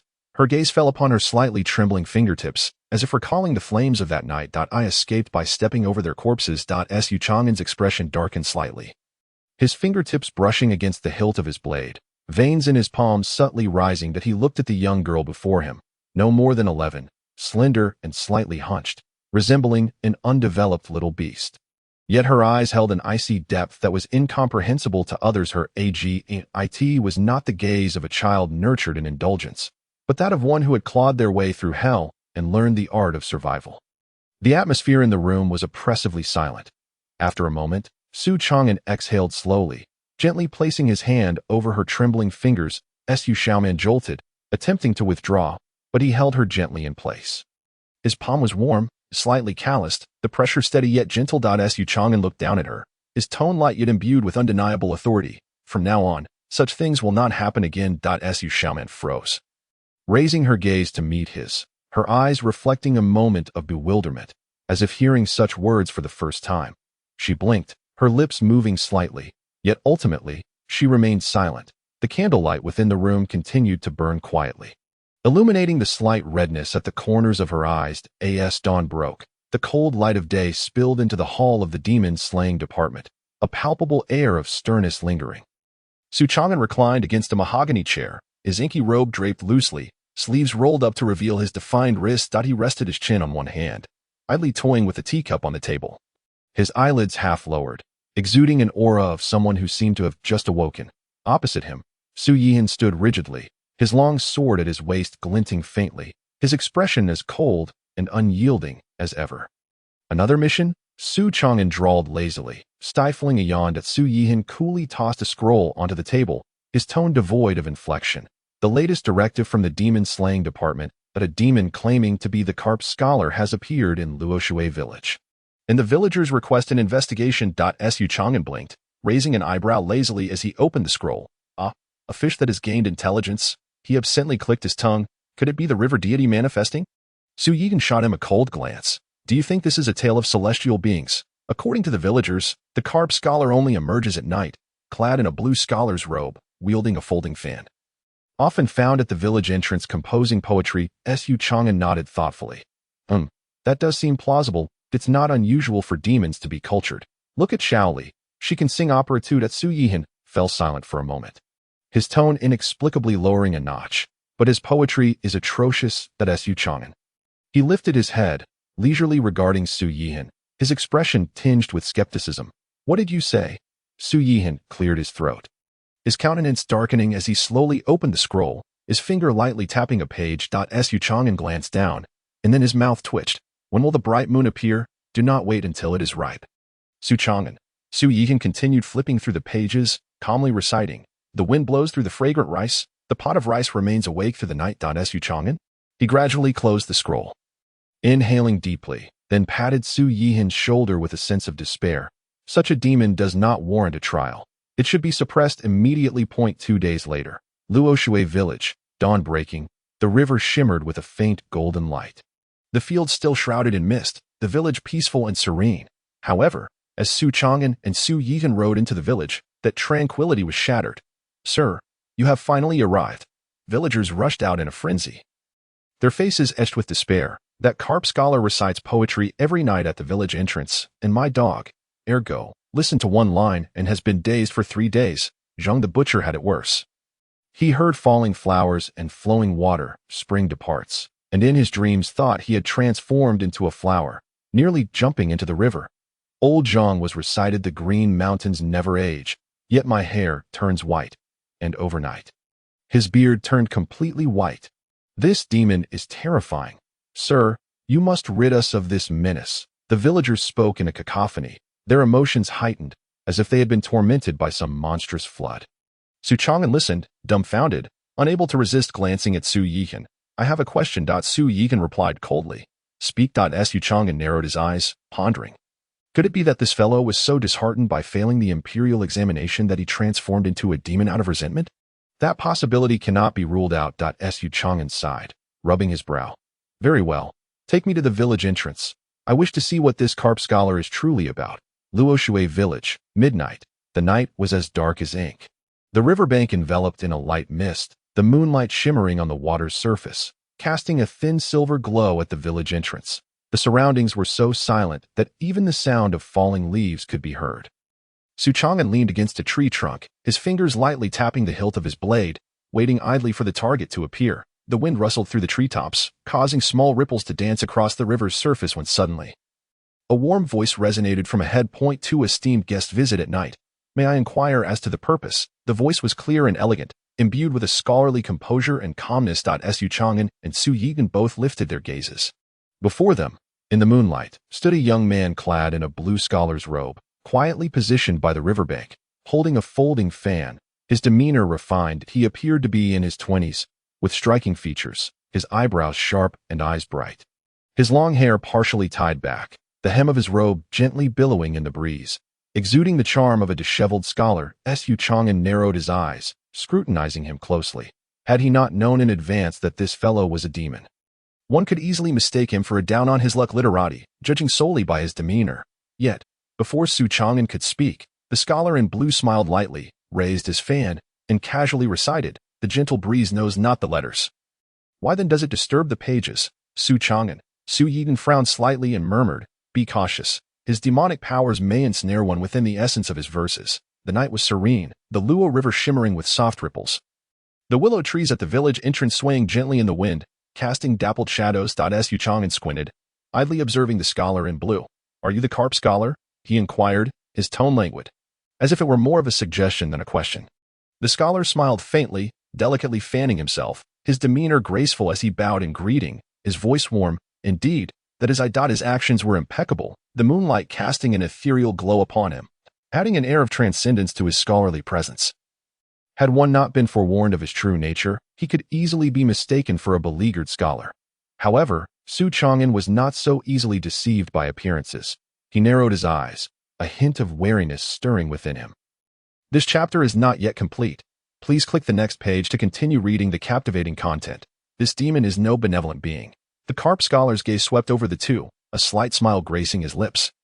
Seemingly unfazed by their suspicion, and spoke in a leisurely tone, "Having traveled such a great distance, would you care to listen to my latest composition?" The air fell silent for a moment. Xuan and Xuan instinctively took a step back in unison. No, we have no interest in poetry." Xuan's expression shifted slightly, and he refused without hesitation. Xuan's demeanor remained cold, his grip tightening around the hilt of his sword, prepared for action at any moment. Nevertheless, the carp scholar maintained his composure, lightly tapping his palm with the fan, his voice elegant. It would be a shame for two esteemed guests to visit without experiencing a poem. The demonic aura began to flow. A sudden wave of dampness swept through the air, the ripples of the Luo River gently undulating, as if an invisible ink was spreading, the night painted in the contours of an inkwash. Xuan's eyes narrowed, his fingers slowly lifting, already resting upon the sword hilt, as Xuan squinted, sensing a hint of something amiss. This demon likely had ulterior motives beyond mere poetry. The carp scholar sighed lightly. A glimmer of determination in his eyes, and softly intoned. The bright moon illuminates the secluded river. The carp leaps and transforms into a human form. The verses of ages past. Who pities the one who fails the examinations? Xuan, the demonic energy surged violently beneath their feet. The night appeared to twist, the water's surface erupting in concentric circles of ripples, the moonlight in the air seemingly morphing into an unfurling piece of rice paper. Words splashing forth like ink. Without a moment's hesitation, Xuan drew his sword, its gleaming edge flashing momentarily. "Even if the poetry is terrible, are you truly attempting to force us to appreciate it through your demonic arts?" Xuan sighed. Scholars shouldn't resort to such underhanded tactics. Xuan and Xuan warily fixed their gazes upon the carp scholar, who held his fan, his robe billowing in the wind, his demeanor unflustered. His eyes reflecting the elegance of a cultured scholar, seemingly oblivious to their hostility. Xuan half squinted, his expression intricate. "What exactly do you intend to do? Standing here at the village entrance every night reciting poetry? Can you not accept your failure in the imperial examinations?" The carp scholar sighed, his tone wistful. "I was once a carp in the Luo River, having obtained enlightenment from the remnants of the academy. I transformed into human form, seeking merely to establish a study here and propagate the literary way. Xuan. And then I participated in the imperial examinations," the carp scholar said with a lingering tone. "Only to fail." Xuan pinched the bridge of his nose. "So, who do you blame? Is it your lack of talent, or your poor handwriting?" "Neither." The carp scholar shook his head, a flicker of indignation in his eyes. "I was disqualified." Xuan blinked. "What do you mean?" The carp scholar gritted his teeth. "That year's imperial examination, everyone wrote about the emperor governing the country, loyal ministers serving the realm, while I took a different path and wrote an essay titled "The Carp Leaps Over the Dragon Gate. The World Prospers Together." The chief examiner declared my work heretical and contrary to the sacred principles, and summarily dismissed me. Xuan, what kind of nonsense is this? Writing an essay for the imperial examination. Why would you include your demonic background? Isn't that asking for trouble? So, out of spite, you began tormenting the villagers at midnight. Xuan retorted coldly. The carp scholar looked utterly aggrieved. "Unjust. I merely wished for everyone to appreciate my poetic talent. My poetic realm allows one to truly experience the essence of poetry, with no intention to harm." Xuan narrowed his eyes in skepticism. "The way you say it makes me want to try." "Exactly." The carp scholar's eyes brightened, and he gently waved his fan, reciting leisurely. The shadows of the ethereal river illuminated by the bright moon, the sound of a zither echoes through the stone alley. Suddenly, the world shifted. Xuan felt as though his surroundings had transformed in an instant. The original village entrance vanished, replaced by an ancient, quaint stone alley, shrouded in night mist, suffused with a gentle humidity. The moonlight was serene, and in the distance, the sound of a zither played melodiously. as if he had truly stepped into a painted poetic landscape. Xuan slowly turned his head, a slight twitch at the corner of his mouth. Xuan remained at his side, expression impassive, hand resting on the sword hilt, vigilantly scanning their surroundings. After a moment of silence, Xuan spoke softly. "So, this is your poetic realm." The carp scholar chuckled lightly. "Indeed. My poetic realm allows the world to truly experience the essence of poetry." "What do you think?" Xuan stroked his chin and suddenly asked, "If I were to urinate here, would it become the babbling brook?" The carp scholar. Xuan. The carp scholar's lips twitched, forcibly ignoring Xuan's nonsensical remarks. He cleared his throat and stated earnestly, "Of course not. But within this realm, all things are influenced by poetic essence. If your mind is unstable, you may be engulfed by the poetic realm, lost within it." Unable to extricate yourself, Xuan pondered for a moment, then suddenly chuckled. "So if I recite last night the small building felt the east wind once more, will the wind immediately rise?" The carp scholar frowned slightly, contemplating for a moment, before replying seriously. "Theoretically, yes, that's Xuan. Then if I recite in a snowy night, the returning person, will it snow immediately?" The carp scholar thought for several seconds and slowly nodded. "It should." A sly smile crept onto Xuan's lips, a glimmer of mischief in his eyes, as he cleared his throat and loudly recited, "When the golden wind and jade do meet, it surpasses countless encounters in the mortal realm." In the next moment, the world transformed. The night sky suddenly filled with countless fine droplets of water, cascading down with the wind, like the gentle falling of dew, the cool moisture unrelentingly splashing upon the carp scholar's face. Splash! The icy droplets fell, and the carp scholar trembled, his refined demeanor shattering in an instant. "What nonsense are you spouting?" Xuan couldn't help but burst into laughter. "This poetic realm is rather lively." Xuan, with a contemplative expression, glanced around, saying casually, "Then why not try large pearls and small pearls fall upon the jade plate?" Xuan's eyes lit up, and he immediately cleared his throat, about to speak when the carp scholar's expression changed dramatically. Hastily raising his hand, "No, no, no." He could already envision the painful outcome of being bombarded by countless pearls. Xuan slightly raised his gaze, a hint of a smile playing at the corners of his mouth. He cleared his throat, his tone deep and infectious. "One night, fish and dragons dance." Boom! The night sky of the poetic realm suddenly churned.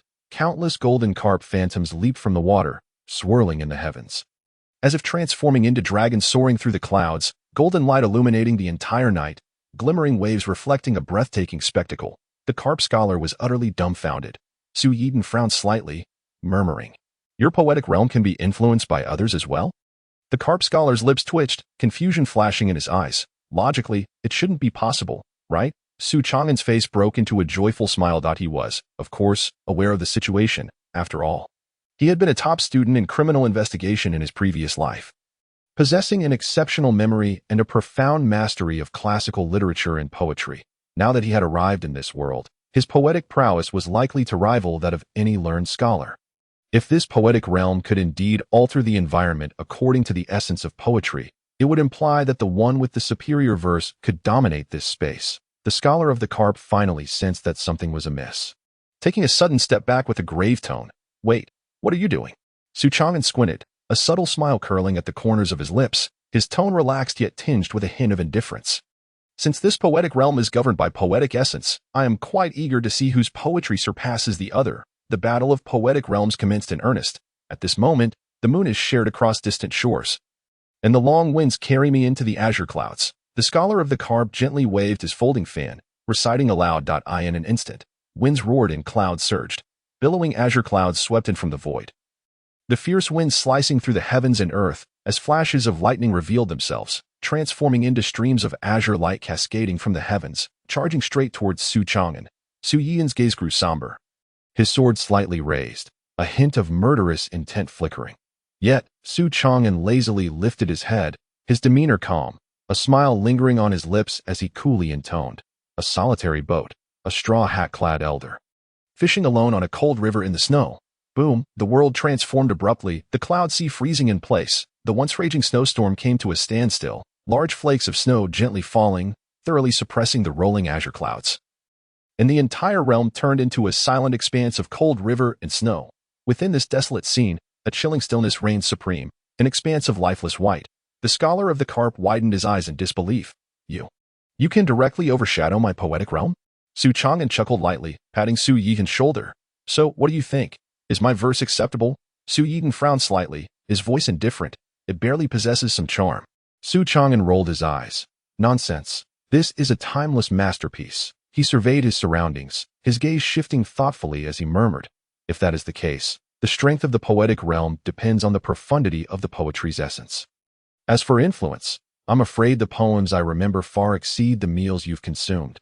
The scholar of the carp's pupils constricted, finally realizing the gravity of the situation. His poetic realm was predicated upon the ability to materialize poetic essence into the real world.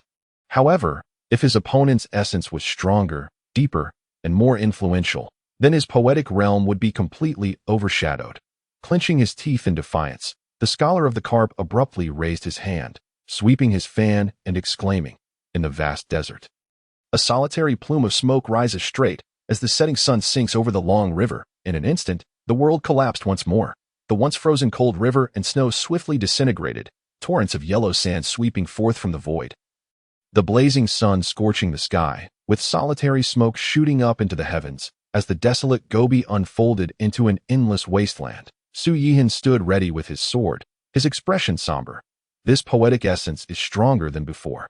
The scholar of the carp's lips curved upward slightly, a glimmer of pride in his eyes. This poem possesses profound depth. How will you counter it? Su Chang'an lazily yawned, nonchalantly raising his hand. Casually stating, the bright moon shines between the pines, and clear springs flow over the stones. The world shifted dramatically once again. The searing yellow sand vanished in an instant, transforming into serene, tranquil emerald mountains and pine forests. The moonlight gently bathed the mottled stone path, while a babbling brook flowed through the mountain ravine, imbued with a refreshing coolness. The entire poetic realm instantaneously transformed from desolate heat into an ethereal paradise. The scholar of the carp's expression abruptly changed. He watched helplessly as his poetic realm was once more overshadowed, cold sweat trickling down his forehead. Who on earth is this person? Why is his poetic essence stronger than mine? The scholar of the carp's complexion paled, tightly gripping his folding fan, grinding his teeth. Why is your poetry so powerful? Su Chang'an leisurely patted his shoulder, a knowing smile gracing his lips. What do you think? The scholar of the carp stared intently at him, his mind racing, finally realizing that the contest of poetic realms involved not only the essence of poetry but also the scholar's knowledge, experience, and cultural depth. Although his poetry was a manifestation of demonic art, it was ultimately limited by his own capabilities. While Su Chang'an's mind housed verses that had been cherished for millennia, this is impossible. The scholar of the carp staggered back a step, his face slightly pale, his voice trembling. Who exactly are you? Su Chang'an casually picked up a stone, tossing it into the clear brook, and with a grin, replied, I am the chief poet of the Demon Slayer office, the scholar of the carp, Su Yigen. Boom. At that moment, the poetic realm trembled violently, seemingly unable to withstand the clash of such profound poetic essences. Beginning to crumble, the poetic realm shattered, returning to the mortal realm. Beneath the moonlight, the banks of the Luo River regained their tranquility. The scholar of the carp's face was ashen, slightly staggering, his fingers trembling upon the folding fan. Clearly weakened, Su Chang'an lazily observed him. So, do you wish to continue competing? The scholar of the carp's lips twitched slightly, ultimately exhaling a weary sigh, cupping his hands in respect. I concede that Su Chang'an waved his hand. No need for such formalities. We are merely engaging in cultural exchange. The scholar of the carp covered his face. This is a poetic path trampled upon. That Su Chang'an stood beneath the tree, casually plucking a pine needle to chew on. A smile playing on his lips as he regarded the pale-faced scholar of the carp, his tone leisurely. Brother, are you up to the challenge? Or shall we switch modes and try tongue twisters instead? The scholar of the carp's temple throbbed, his face a deep shade of anger. Do you dare to underestimate me? Su Chang'an clicked his tongue, feigning seriousness. No, I am quite earnest. Just look at this scene. If you recite a few more verses, your poetic realm might very well transform into a thatched cottage at the village entrance. The scholar of the carp, Su Yigen's expression remained cold, his voice flat. You have already lost. The scholar of the carp clenched his folding fan, his knuckles turning white. He was unwilling yet utterly helpless. He had lost, completely and utterly. Never had he imagined that one day the poetic realm he took such pride in would be so effortlessly altered, leaving him with no means of resistance.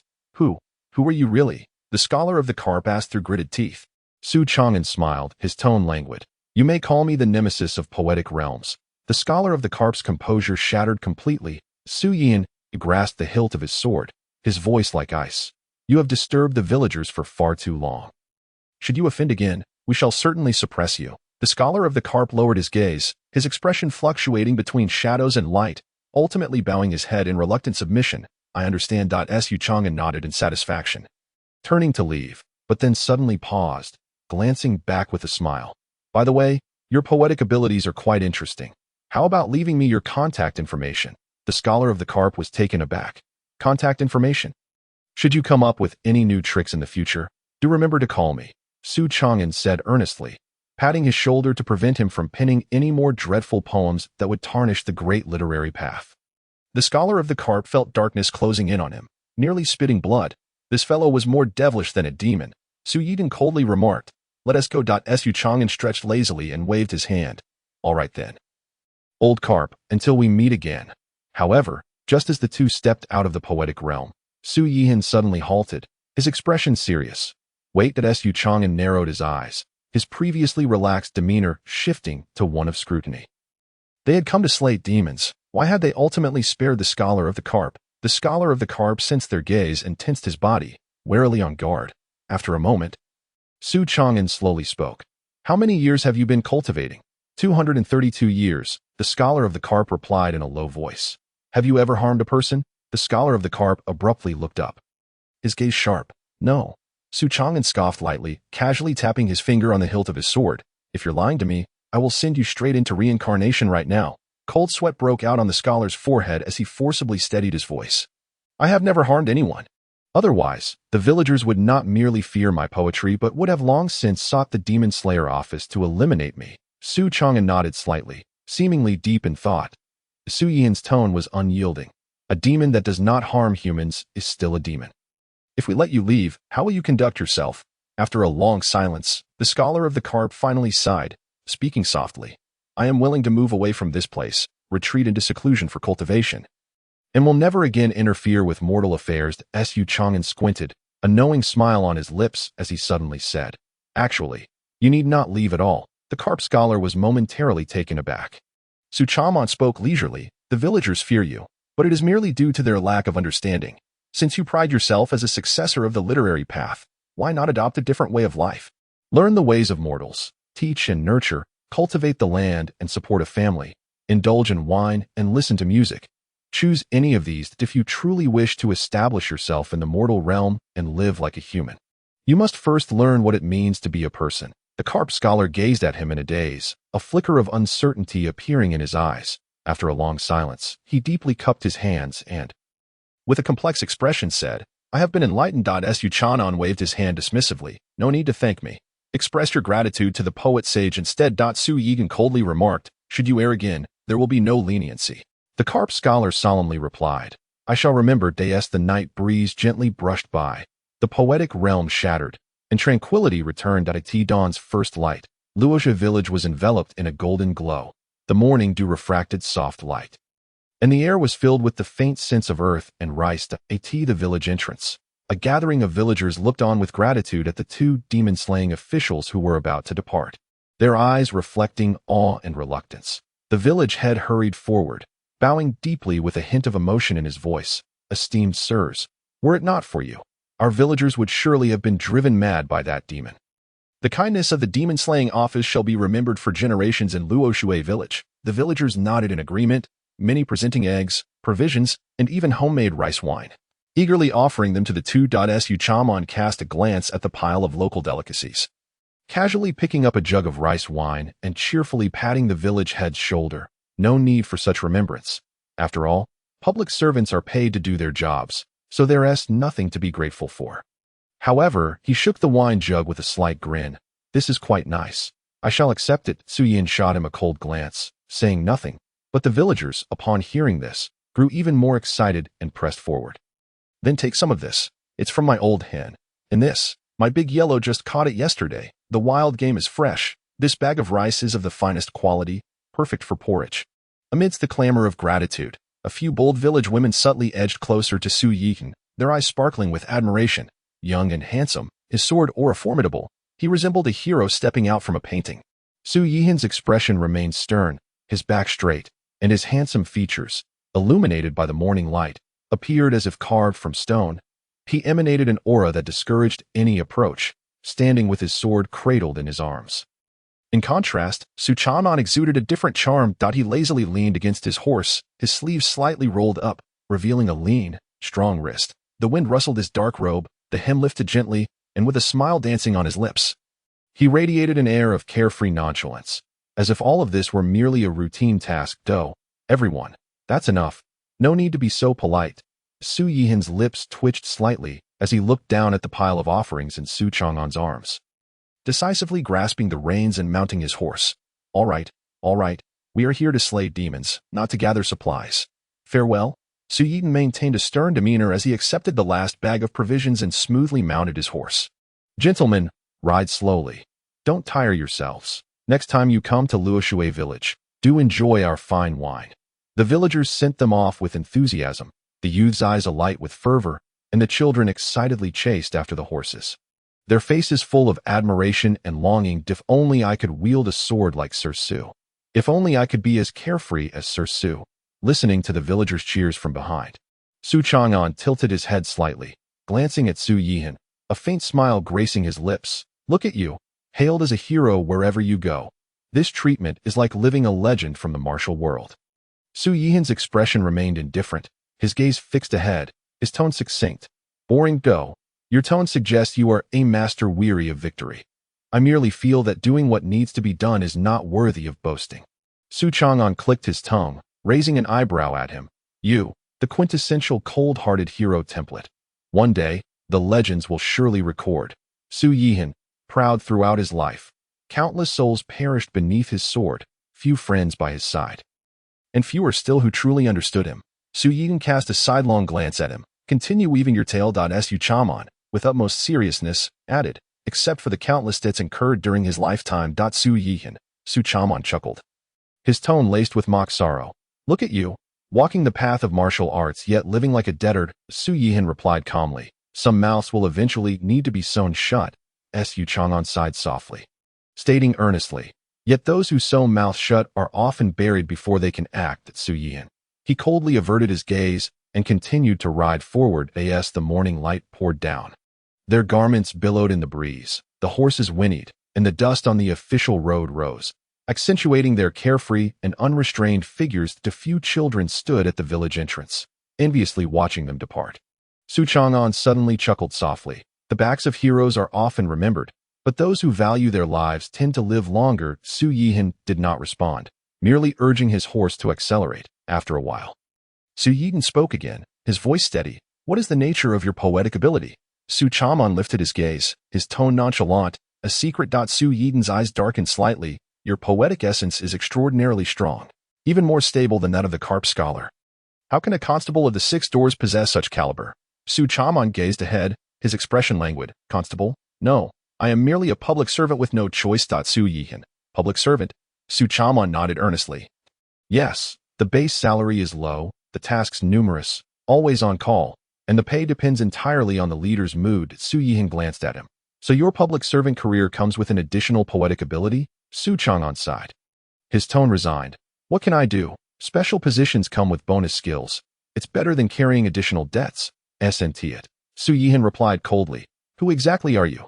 Su Chang'an tilted his head slightly, a smile playing at the corners of his mouth. Are you suggesting that the constable of the 6 doors cannot be me? Su Yihan's gaze faltered momentarily, but after a brief pause, he coldly withdrew his gaze, choosing not to elaborate further, and spurred his horse into a gallop. Dark clouds churned, and the road in the night appeared as a deep dragon, winding forward. Su Chang'an and Su Yihan galloped forth, the hooves crushing the dry leaves, producing crisp echoes. The corners of their dark robes billowed in the moonlight, blades glinting coldly. Su Chang'an squinted lazily, casually shaking the reins, appearing as if he could fall asleep at any moment, while Su Yihan sat upright, his gaze piercingly scanning the path ahead, like a sword poised to unsheath. As they ventured into the depths of the dense forest, suddenly, the withered grass trembled slightly under the night sky, and a whiff of blood wafted through the wind. Su Yihan frowned, his hand instinctively gripping the hilt of his sword, murmuring, something is out there. Su Chang'an yawned, blinking slowly. raising his head with a hint of a smile. "What is it?" A late-night snack. Before his words could fully escape, two chilling beams of light sliced through the air, aimed directly at their throats. Su Yihan instantly drew his sword. The sound of clashing metal rang out sharply as he deflected the incoming projectiles, sending metallic shards scattering into the dirt with a faint hissing sound. Xuan leisurely turned his head to observe the poison needles that had nearly grazed his nose, clicking his tongue as his gaze swept into the forest. "Ah, it seems they were aiming for you, not me." Just as his words fell, a deep, gravelly voice emerged from the shadows, laced with a beastly rasp and greed. "The demon-slaying office, what a delectable treat has fallen from the heavens." Ahead, a towering figure emerged, shrouded by the howling winds. A wolf demon, standing 2 meters tall, its fur bristling, sharp claws glinting menacingly, and bloodthirsty fangs glimmering in the dim light. That it licked its fangs, its voice low and chilling. "I wonder what the blood of the demon-slaying office tastes like." Accompanying the chilling voice, a robust shadow leaped down from another tree branch, creating a heavy gust of wind. That a monkey demon, towering over 2 meters. Its muscles forged like steel, its limbs terrifyingly strong, and when it clenched its fists, the air compressed with a low, thunderous roar. The two demons stood in the center of the path, blocking their way. Their faces etched with the disdain and anticipation of hunters. "We have caught the scent of blood from afar." The wolf demon licked its fangs, its cold gaze fixated on Xuan. "You two have killed quite a number of demons, have you not?" The ape demon grinned widely, revealing its menacing teeth. "There's nothing more gratifying than slaying demons for the demon-slaying division." Xuan raised an eyebrow, casting a sidelong glance at them with a half-smile, the corners of his mouth lifting slightly. "I asked that so, just based on your prowess." The wolf demon narrowed its eyes, swirling blades of wind between its claws, a glimmer of coldness flashing in its depths. "Certainly." Su coldly drew his sword, the blade trembling lightly, a flash of cold light flickering past. "Then let us see." With those words, the air erupted with a resounding crash as both demons launched their attacks almost simultaneously. The ape demon threw a punch, causing the air to seemingly explode, a massive shadow of its fist barreling towards Su Yi. Simultaneously, the wolf demon's sharp claws slashed down from the air, unleashing dozens of azure wind blades that descended like a tempest, slicing through everything in their path. The atmosphere crackled with murderous intent, waves of energy roiling. Su Yi stood his ground, unflinching, his wrist flicking as the sword light burst forth. The blade's radiance surged, akin to a lightning bolt tearing through the night sky. Exuding an icy chill, clang, the sword's edge collided directly with the ape demon's iron fist, sending forth a thunderous roar. The terrifying shockwave erupted, the fierce wind howling, and the ground was forced apart, cracking under the strain.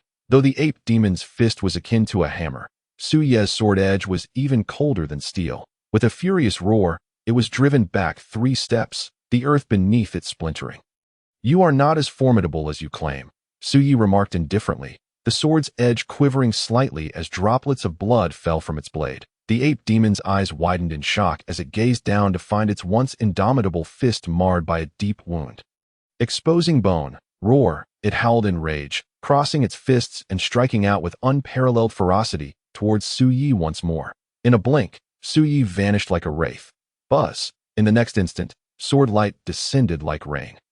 Slicing sounds echoed as numerous blood streaks erupted across the ape demon's body, blood spraying forth. Yet, the wolf demon's assault also reached its peak. Whoosh, countless wind blades howled towards Su Yi, sharp as daggers. Intent on tearing him to shreds, Su Yi cast a cold glance, the sword light swirling, transforming into a radiant shield that shattered all incoming blades. "Too slow." As his voice fell, he stepped forward, the sword's momentum surging dramatically, piercing straight towards the wolf demon. The wolf demon's pupils constricted, retreating rapidly as the wind blades slashed wildly, all of which were cleaved apart by the sword light. As the sword light approached, the wolf demon desperately attempted to evade, but could not escape.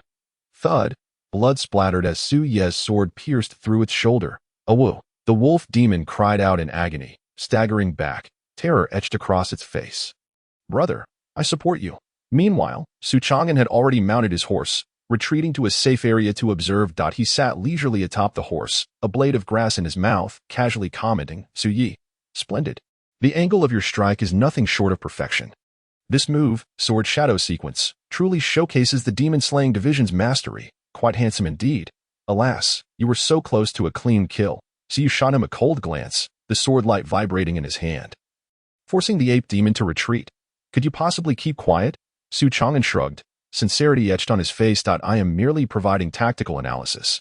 Analysis, my foot? Su replied coldly, the sword light roiling as he once again pressed the two demons. You do not expect me to assist you, do you? Su Chang'an raised an eyebrow. Su replied icily, no, just keep quiet. All right then. Su Chang'an, still chewing on the grass, shrugged nonchalantly. He was quite self-aware. In battles of this caliber, it was safer to observe from a distance. Swish. Su Ye's sword finally pierced through the ape demon's throat. The ape demon's pupils constricted sharply, vague whimpers escaping its lips, and in the next moment, boom. Its massive body crashed to the ground, sending up a cloud of dust. Seeing this, the wolf demon felt a surge of fear and turned to flee.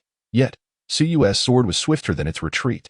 Thud, the blade flashed, and the wolf demon's head was sent soaring, blood spraying into the night. Its body stiffened for a moment before collapsing to the ground.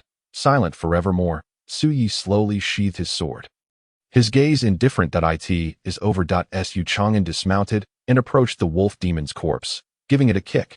Not bad. The pay at the demon-slaying division may not be high, but the sense of accomplishment from this job is quite fulfilling. No. Su Yi glanced at him, his tone nonchalant. I simply wish to know, did you not just receive a demon-slaying blade from the division? Is it rusty? Su Chang'an feigned innocence. I merely thought it disrespectful to intervene in a duel of masters. Su Ye's cold laughter echoed. Shouldn't you adjust your perception of your own cultivation level, considering you were still in the chi refinement stage? The night wind was biting, and the scent of blood lingered. Su Chang'an stood in the darkness, pausing for a moment before sighing. The chi refinement stage. Indeed, it is quite a vexing dilemma. The chilling wind carried the stench of blood through the mountains and forests. The body sprawled on the ground, and the post-battle stillness bore a chilling weight. Two colossal figures lay on the ground, the blood from the ape and wolf demons congealing into dark red stains. Su Chang'an leisurely dismounted, approaching the ape demon's corpse, giving it a kick and clicking his tongue. This creature is so sturdy, yet it bears no demon core. Quite a loss indeed. Su coldly cast him a glance, bending down to extract the wolf demon's fangs, shaking them free of blood before tossing them into his satchel. Demon generals lack the qualification to condense demon cores. They are worth only scraps and materials at most. Su remarked, casually slicing off the wolf demon's hide with clean, precise motions, as if he were processing a routine catch. Su Chang'an folded his arms, watching him deftly skin and disassemble the bodies. Unable to restrain his raised brow, your technique is so practiced that it sends shivers down my spine. Su sheathed his knife coldly. Practice makes perfect. Su Chang'an smacked his lips, crouching down to touch the ape demon's arm, his face contorting in distaste. Ugh, this muscle is as hard as rock, surprising considering how easily you cut through it. The swordsman's attack power inherently counters such tough-skinned opponents, Su Yi replied calmly. Moreover, they were overly complacent. Su Chang'an looked up at the wolf demon's corpse, deep in thought. Indeed, two demon generals could dominate this region, yet today they encountered an unexpected challenge. He stood up, surveying the surroundings before clapping his hands together. Thus, the act of pillaging spoils must be conducted with professionalism. As he spoke, he produced a dagger, his eyes gleaming mischievously. Old Su, let us divide the labor. You skin, and I will collect the valuables. Swift and decisive. The two began their respective tasks, Su Yi skillfully peeling off the wolf demon's hide, while Su Chang'an rummaged through the ape demon for anything of value. Before long, he extracted a fist-sized black gemstone from a pouch at the ape demon's waist. Examining it closely and blowing off the dust, his eyes brightening. Oh, what is this? Su Yi glanced over and casually replied, demon bone essence, containing demonic energy. It can be used for crafting or medicinal purposes. Su Chang'an raised an eyebrow, tossing it into his satchel with a grin. Then I shall graciously accept it. Su Yi remarked coolly, you did not participate in the battle. I provided tactical support, Su Chang'an asserted earnestly. Your victory was bolstered by my moral encouragement. Su Yi scoffed, ignoring him as he continued to gather the spoils. The wolf demon's claws, the ape demon's bones, and even some scattered demon blood crystals were all collected by the two men. Su Chang'an searched around until he finally found a relatively intact wolf demon tooth. Holding it up for comparison, he beamed at Su Yi. Look, shouldn't I craft a wolf tooth pendant for you?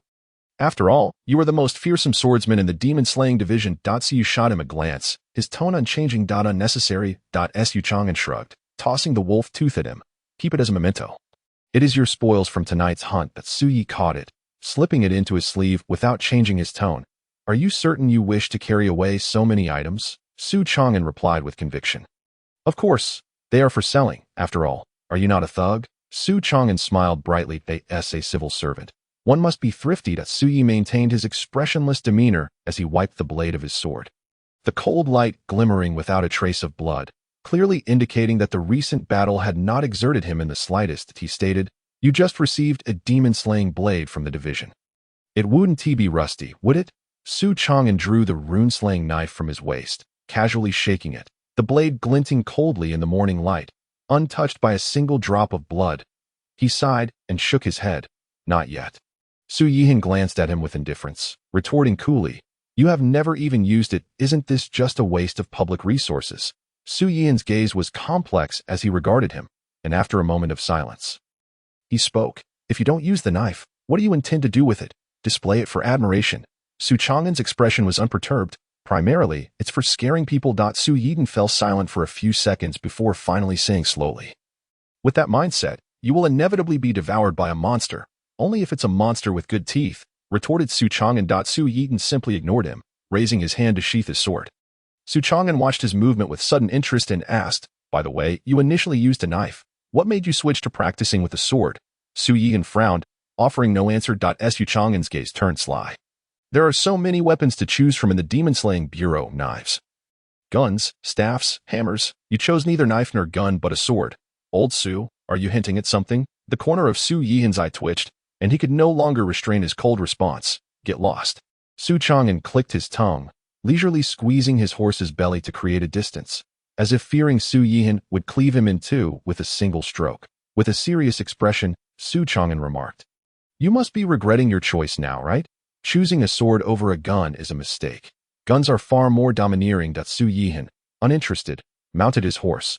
"Let us go." Su Chang'an, chuckling as he caressed the rune-slaying knife at his waist, casually followed. "All right, when I have some free time, I might consider picking a weapon that better suits your temperament. Just shut up." Su Yihan shot back. As Su Chang'an held the reins, he lazily continued, "But speaking of which, among the four foundational realms of human cultivation, body refinement, qi cultivation, qi si, and xin gang, we are the same age, yet you are already at the pinnacle of qi si, just half a step away from xin gang. While I'm still muddling through qi cultivation, there is indeed quite a disparity. Disparity, it's more than just a little," he added. The two steeds galloped under the starlight, their hooves ringing crisply against the silent earth, echoing like distant war drums. Su Yihan spurred his horse forward, his voice steady and powerful. "You are nearly 19 and still stuck in qi cultivation. Don't you think that's dragging on too long?" Su Chang'an, chewing on a blade of grass, nonchalantly shook the reins, his tone laced with a hint of languor. "Haste makes waste. What if one day I have an epiphany and leap straight through the qi si realm?" Su Yihan cast him a sidelong glance, his tone as sharp as a blade. "If your talent is insufficient, relying on luck is futile." Su Chang'an chuckled lightly, shifting into a more comfortable position. "Then why don't you enlighten me about the realms of the demon race?"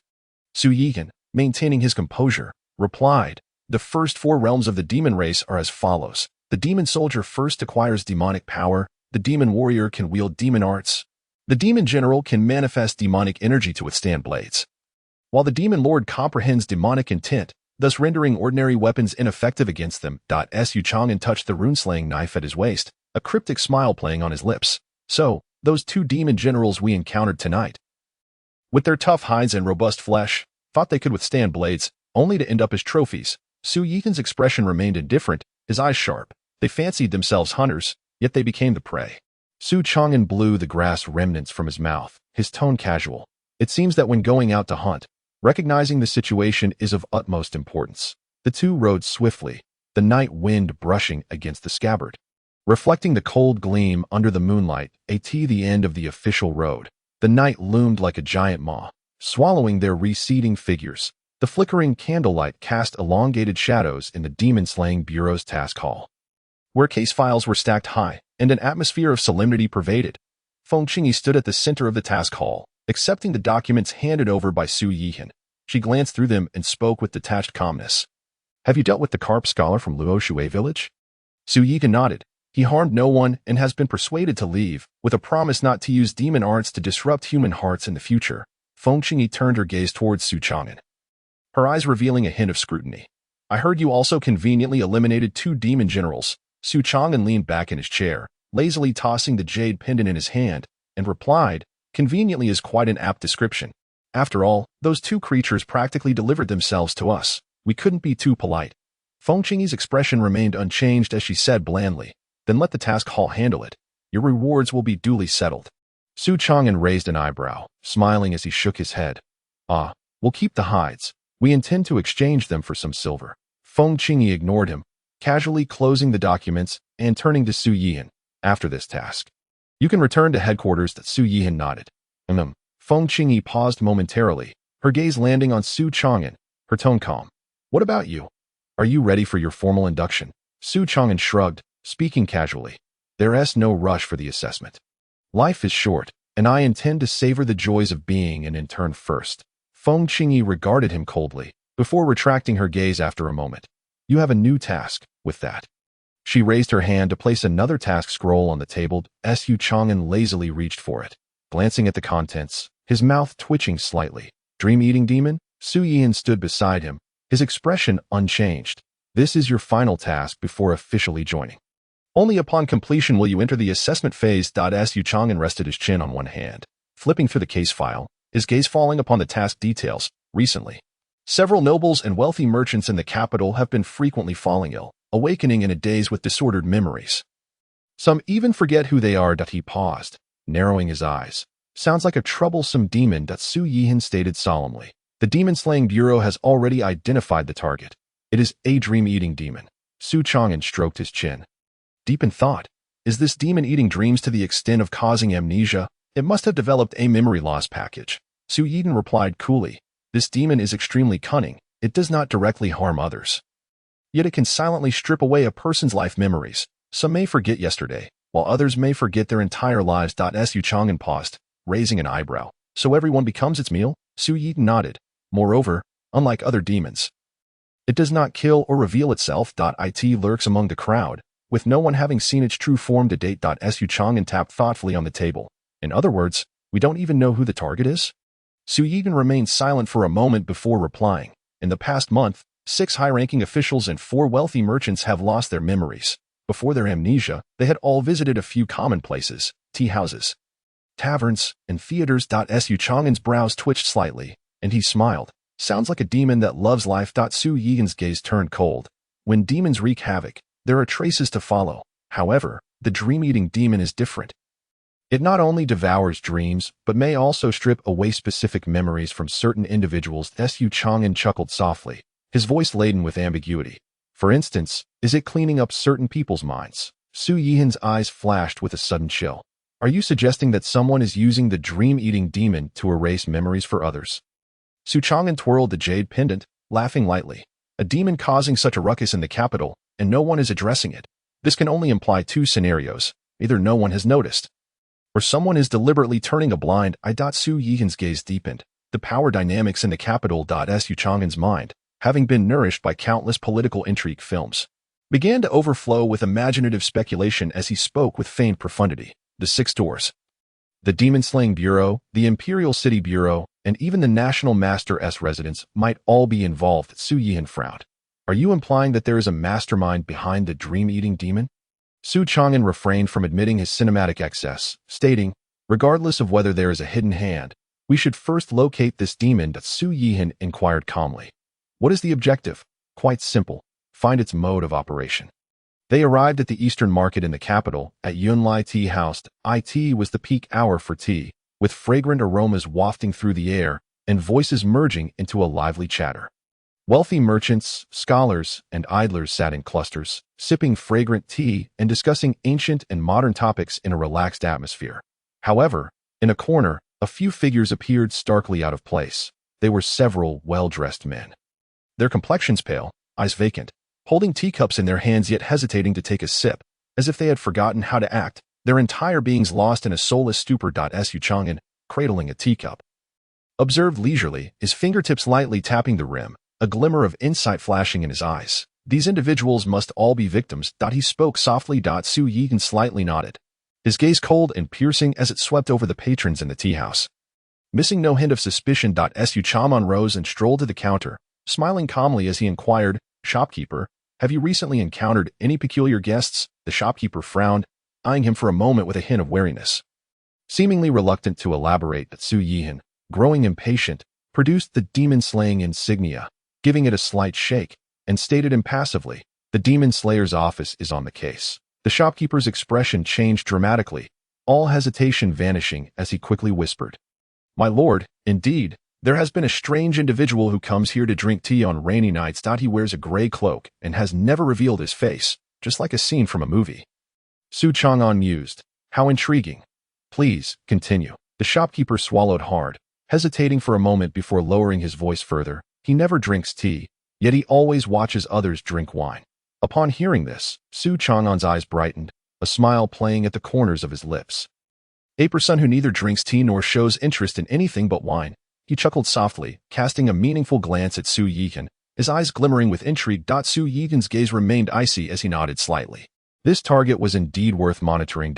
Su Chang'an and Xu Yihan traversed the bustling district, investigating each location along the path where the victims had appeared, the most renowned den of indulgence in the capital. The Prosperity Pavilion was still ablaze with light, the sounds of music and laughter ringing through the air.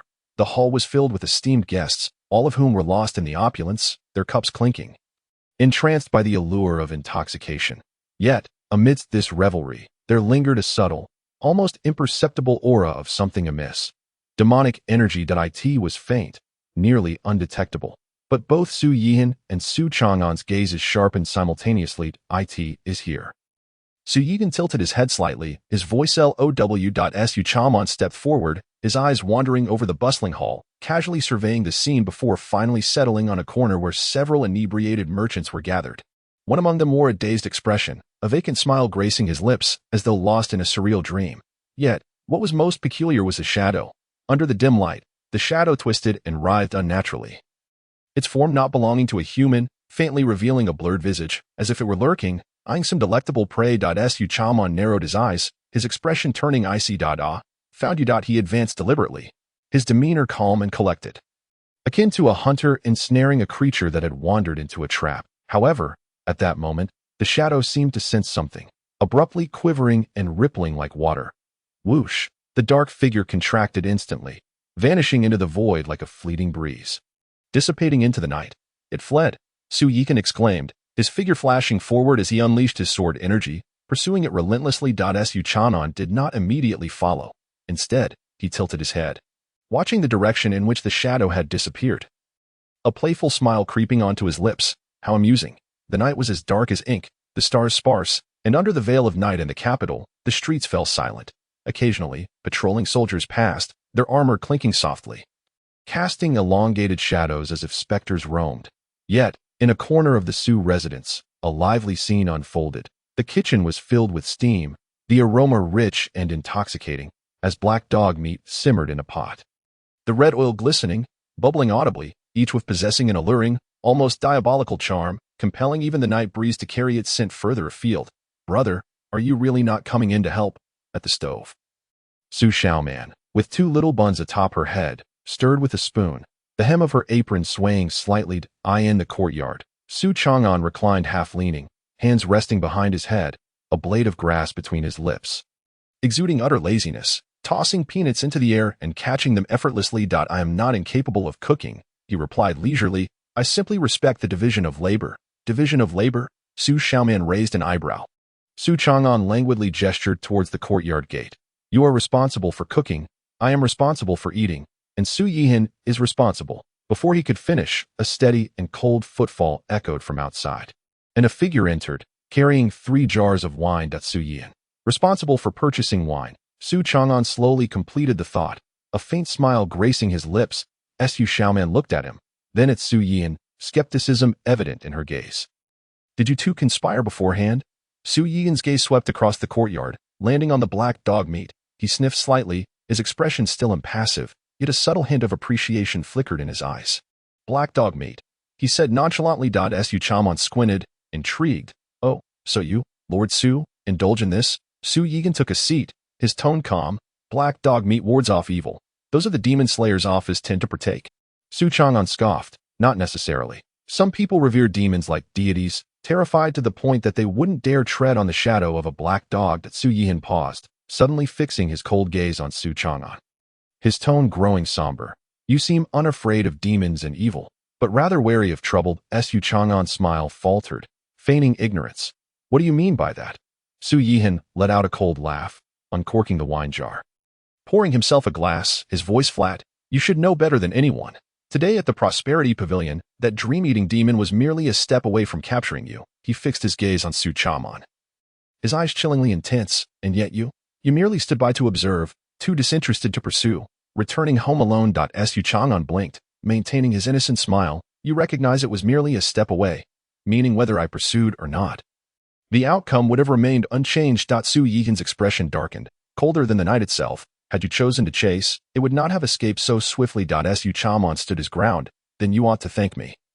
After all, I let it flee, granting you the opportunity to capture it next time. Su Yihan's grip on the wine cup tightened, his knuckles whitening as he seemed to suppress his anger. Su Xiaoman, watching from the kitchen window, couldn't help but raise an eyebrow. Brother, did you really run away today? Su Chang'an waved his hand dismissively. Let us not put it that way. Run sounds so harsh that I prefer to call it a tactical retreat. Tactical retreat? Su Yihan's voice grew colder, a flicker of anger evident in his brow. Do you believe I won't let you undertake a tactical advance right now? Su Chang'an quickly raised his hands. Calm down, calm down. We are brothers. No need to let small matters ruin our bond. Su Yihan scoffed. Is this a small matter? Of course, Su Chang'an replied earnestly. In my eyes, eating is the priority. Capturing demons is merely a pre-meal exercise. Su Yihan slowly set down his wine cup, his tone eerily calm. Are you certain that capturing demons is merely a pre-meal exercise? Su Chang'an suddenly felt an ominous premonition. Indeed, the next moment, Su Yihan drew his sword. Swiftly placing it before him, the tip aimed directly at Su Chang'an. Su Chang'an, Su Xiaoman, eagerly bringing out the dog meat, watched the two engage, unable to suppress a grin.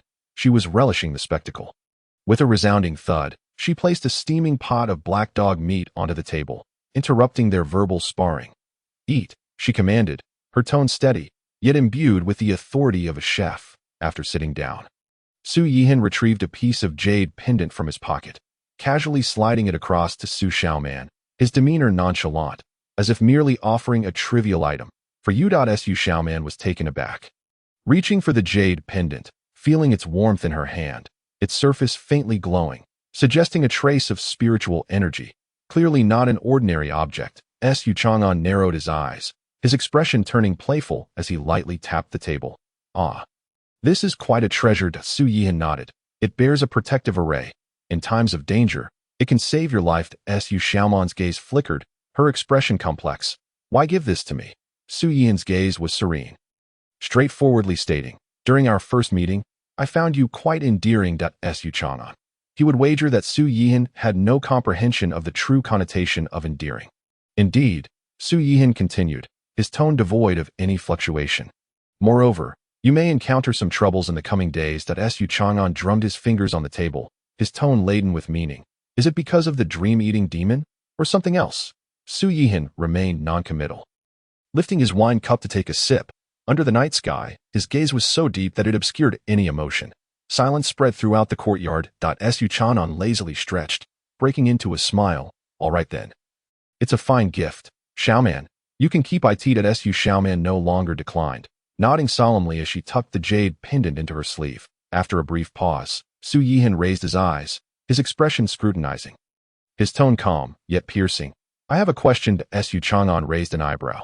Speak. Su Yihan fixed his gaze upon him, his tone exceedingly serious.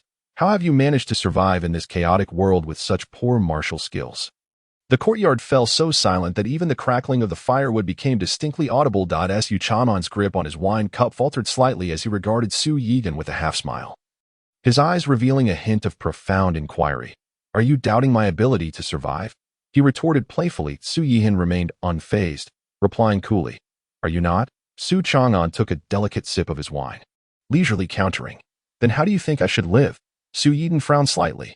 Ordinary people in the six doors are constantly pursuing criminals and hunting down demons, risking death at any moment. Yet, not only do you live well, but you thrive better than anyone else. Su Chang'an sighed, his expression earnest. Would you like to know my secret to survival?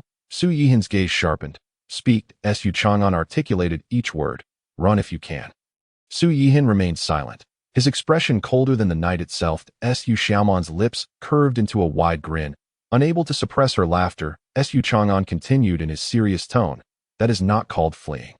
You and the Demon Slayer Division speak of righteousness, while we speak of skill. Su Yihan frowned. What do you mean? Su Chang'an replied with conviction. You rush headlong into danger, while we, skilled in our arts, preserve our lives. Su Yihan. He stared at Su Chang'an, his gaze akin to that of someone observing a stubborn fool, coldly stating, so your martial skills have stagnated at the chi stage. Su Chang'an defended himself. I am merely cautious. Su Yihan let out a cold laugh, casually tossing a black-covered book toward him. Su Chang'an caught it and saw the title emblazoned on the cover, Nightwalker Blade Technique.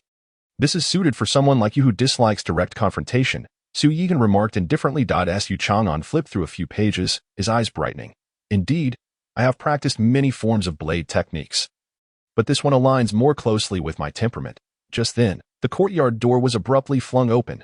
Whoosh, a fluffy figure darted in like the wind, moving with the swiftness of a shadow, heading straight for the black dog meat on the table. The door crashing open revealed a small, snow-white, frail little demon beast stumbling in, its slender paws barely stabilizing on the bluestone floor, its long fox tail flaring out, resembling a pitiful creature just swept up by a storm. Su Chang'an, reclining in a bamboo chair in the courtyard, was about to sip his warm tea when this small figure rushed towards him. Wah! Help! I'm going to be stewed. Su Chang'an, Su Xiaoman, emerging from the kitchen with a plate of stewed meat, paused mid-motion, looking at the little fur ball that had barged in with confusion. The two exchanged glances, both frowning. Who is this? Little Li trembled slightly in the wind, her ears drooping, her eyes reddening, and her tail hanging helplessly. Appearing pitiful, she gazed up at Su Chang'an, leaping onto his lap and gripping his sleeve tightly, her voice trembling. Master Su, help. Su Chang'an's fingers twitched, nearly spilling his tea, as he looked down at the fox demon clinging to his leg, the corners of his mouth twitching. How did you find your way here? Little Li raised her head, a flicker of hesitation crossing her round eyes, but she quickly composed herself, declaring assertively, of course. I used my wisdom to find my way. Su Chang'an. Su Xiaoman narrowed her eyes, scanning the emaciated little fox. Who are you? Little Li turned to her, momentarily startled, seemingly just realizing there was a stranger in the courtyard. After a brief pause, she quickly lowered her head, wrapping her tail around her legs, and murmured, I am Little Li, Master Su's friend. Su Chang'an raised an eyebrow. Are you sure you mean friend? Little Li hesitated for a second, swiftly correcting herself. Not an enemy. Su Xiaoman observed her thoughtfully, then calmly stated, Are you a demon from the drunken, immortal pavilion? Little Li gasped, warily glancing at her. How did you know? Su Xiaoman replied with a composed demeanor. You reek of rouge and floral perfume, clearly indicating you emerged from the drunken, immortal pavilion. Little Li. She instinctively sniffed her own scent, her expression turning even more aggrieved. Su Chang'an cast a sidelong glance at Little Li's fluffy tail, suddenly intrigued. Why are you here instead of at the drunken, immortal pavilion? Little Li clutched her tail, gazing at him with a mournful expression. They are too terrifying. Who? The girls from the drunken, immortal pavilion. Little Li's eyes brimmed with tears. They insisted on giving me a bath and wanted to tie a big red flower on me, saying even demons should have dignity. Su Chang'an, Su Xiaoman. Then they brought a bucket of fragrant powder to cover me in white, claiming it would make me look more like an actress. I clung desperately to the doorframe, refusing to go in, but they dragged me towards the tub. They even said disobedient demons must have their fur shaved. Little Li cried as she hugged her tail tightly, as if fearing it would vanish at any moment. Su Xiaoman could no longer contain her laughter. Su Chang'an stroked his chin, observing her with great interest. But no matter how you put it, you shouldn't have come here directly, right? Little Li immediately fell silent. She blinked, hesitating before whispering. I really did just run here directly. Ever since I first met Master Su, I felt an inexplicable pull. Su Chang'an internally scoffed, thinking, this woman, speaking so boldly, could deceive anyone without consequence. Yet he chose not to expose her. Little Li cautiously glanced at Su Yihan, her gaze flickering. Last time when you were at the drunken, immortal pavilion hunting demons, I overheard part of your conversation, saying you live in a quiet courtyard in the capital, and I followed my instincts to find it. Su Chang'an thought. This has already been played out. He looked down at the little fox in his lap, deliberately asking, Are you so sure you could find the right place? Little Li quietly straightened her back, attempting to salvage some dignity for her kind. I am a fox. Foxes have excellent instincts. Su Xiaoman gave her a knowing glance. But you are a malnourished fox, literally. She looked at Su Chang'an in grievance. Master Su, your sister is bullying me. Su Chang'an smiled benignly at her, saying with a knowing tone, you even know she is my sister? Little Li froze for a moment, her ears drooping as she mumbled. I was just guessing. Su Chang'an shot her a peculiar glance, choosing not to press further, instead leisurely asking, so, what did you mean by about to be stewed? Upon hearing this, Little Li shivered, her eyes wide with fear. I was hiding behind the main hall of the drunken immortal pavilion and saw some things. Su Chang'an's expression stiffened, his tone calm. What things? Little Li clutched her tail, her voice trembling. There was an official drinking, and next to him stood a shadow that was wrong. It was a shadow. A shadow? Su Yihan furrowed his brow slightly. Little Li nodded vigorously, her eyes filled with terror. A figure with no facial features, no mouth, and 2 black holes for eyes. It stood behind that official like a reflection. But it was entirely black. The atmosphere in the room turned immediately still. Su Chang'an and Su Yihan exchanged glances, Su Yihan slowly stating, it sounds like a dream-eating demon. Little Li shrank back. Continuing, it hadn't noticed me at the time, but when I hid in the corner, it looked at me. Su Chang'an frowned slightly. Looked at you. Little Li nodded, trembling. It smiled. Su Chang'an let out a low laugh. A dream-eating demon, smiling, the shadow demon, a creature of elusive form, lurks within the shadows of humanity, feeding on their memories. Generally speaking, it should lack any distinct personal consciousness, unless it has evolved into a perilously advanced stage. Su Chang'an cast a glance at Xiao Li and remarked, thanks to you, we may have also caught its attention.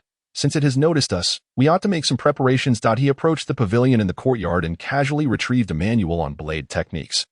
The cover boldly inscribed with the words Nightwalker Blade Method. Su Yihan glanced at him and said indifferently, do you wish to learn?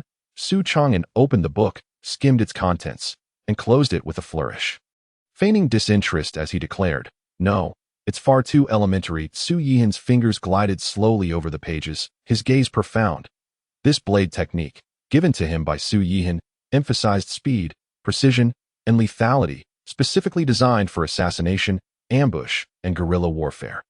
It contained no ostentatious displays of skill, only the most direct means of killing, perfectly aligning with a low-key yet pragmatic style.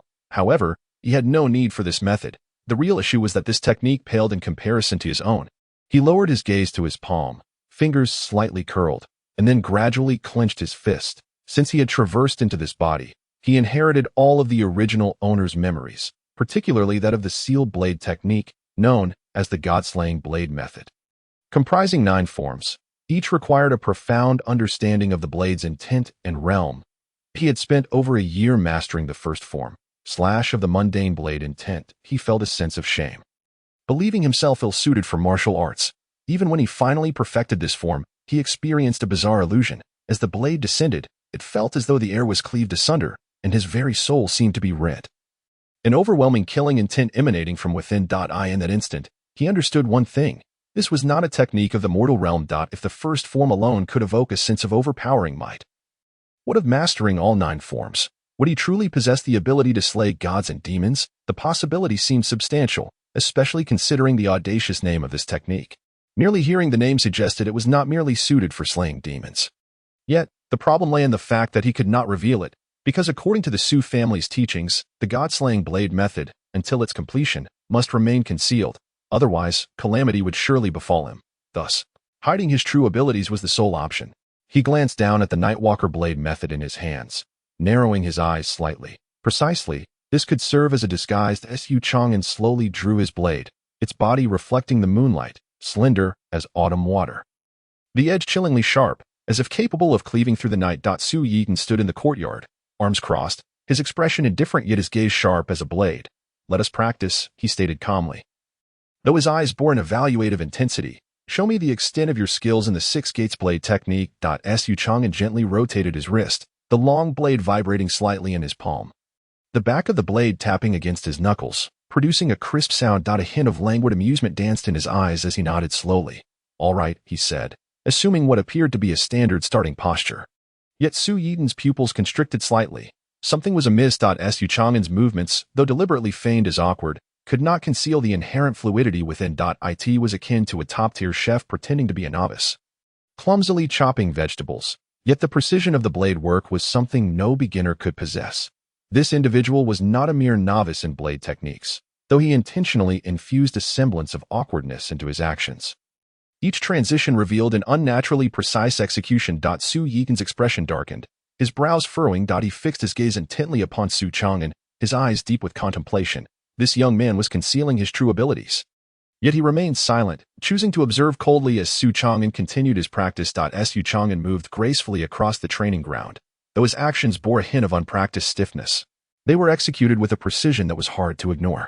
His blade traced a light and swift path, akin to fleeting light, concealing a fierce trajectory that was difficult to detect. To an unsuspecting observer, one might genuinely believe he was an amateur just beginning to wield a blade. But who was Su Yihen, the leader of the demon-slaying division? He had personally dispatched countless evildoers. What blade technique had he not seen? In that moment, with just a glance, he was already certain Su Chang'an had not merely learned the blade. His mastery of the art far surpassed what was evident. He was not a novice, but rather a master masquerading as a beginner. The blade light whirled, and a technique was executed flawlessly.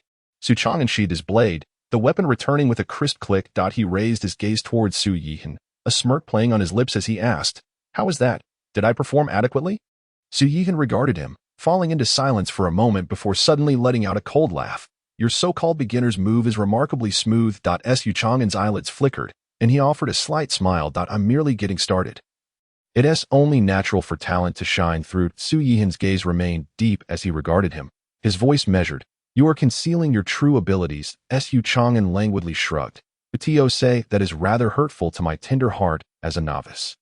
Su Yihen scoffed. "If you were truly a novice, the constables of the Six Gates would all be martial arts experts." Su Chang'an scratched his nose, smiling as he deftly changed the subject.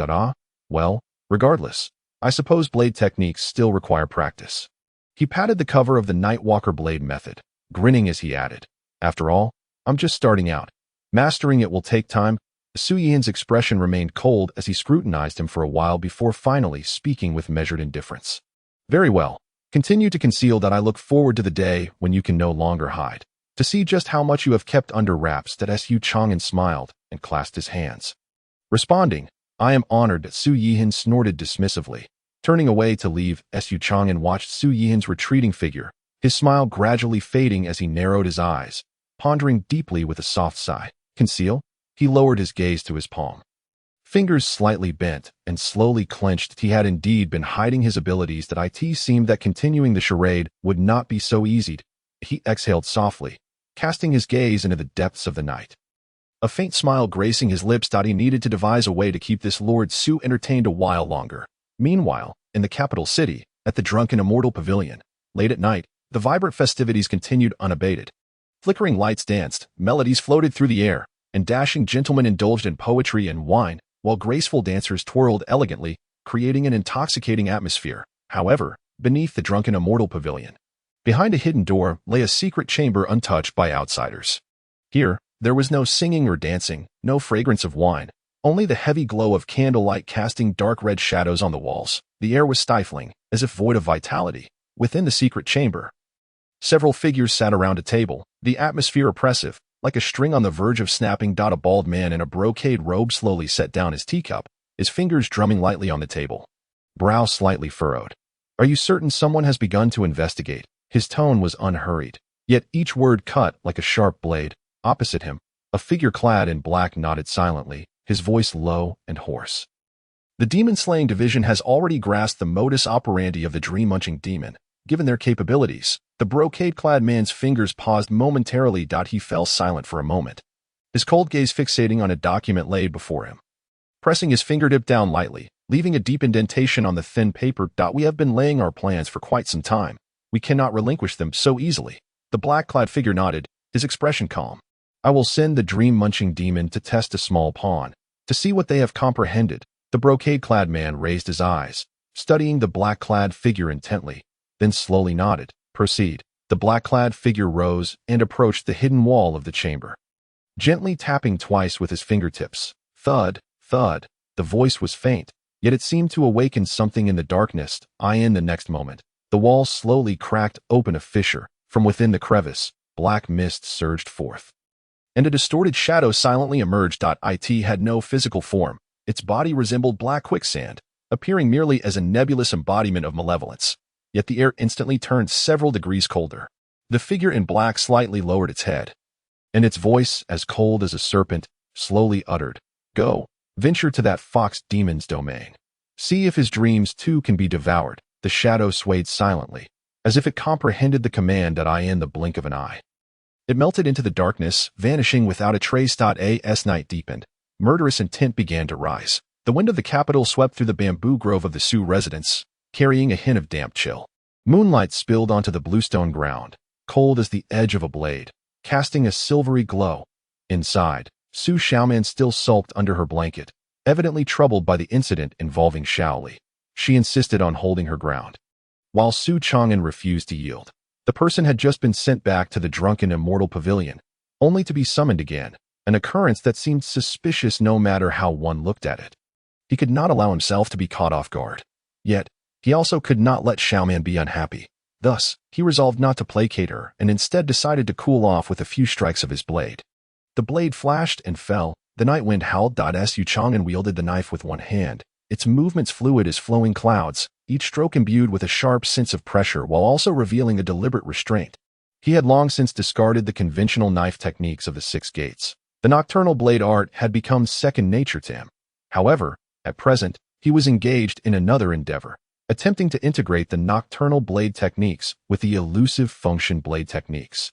Using it as a guise to conceal his true intentions, the blade cut through the night, light and shadow intertwining, as if ghostly figures traversed the blade's gleam, obliterated by an unseen force. After a considerable time, he slowly sheathed his knife. The long blade hung casually on the back of a chair, as Xuan leaned against a bamboo chair, closing his eyes, preparing to take a brief rest. His intuition told him that something was bound to happen tonight. The dream-eating demon had a methodical pattern of operation: rainy nights, taverns, drunken dreams, and the consumption of memories. Shaoli had been seen by it, and having sneaked back, she had undoubtedly exposed herself.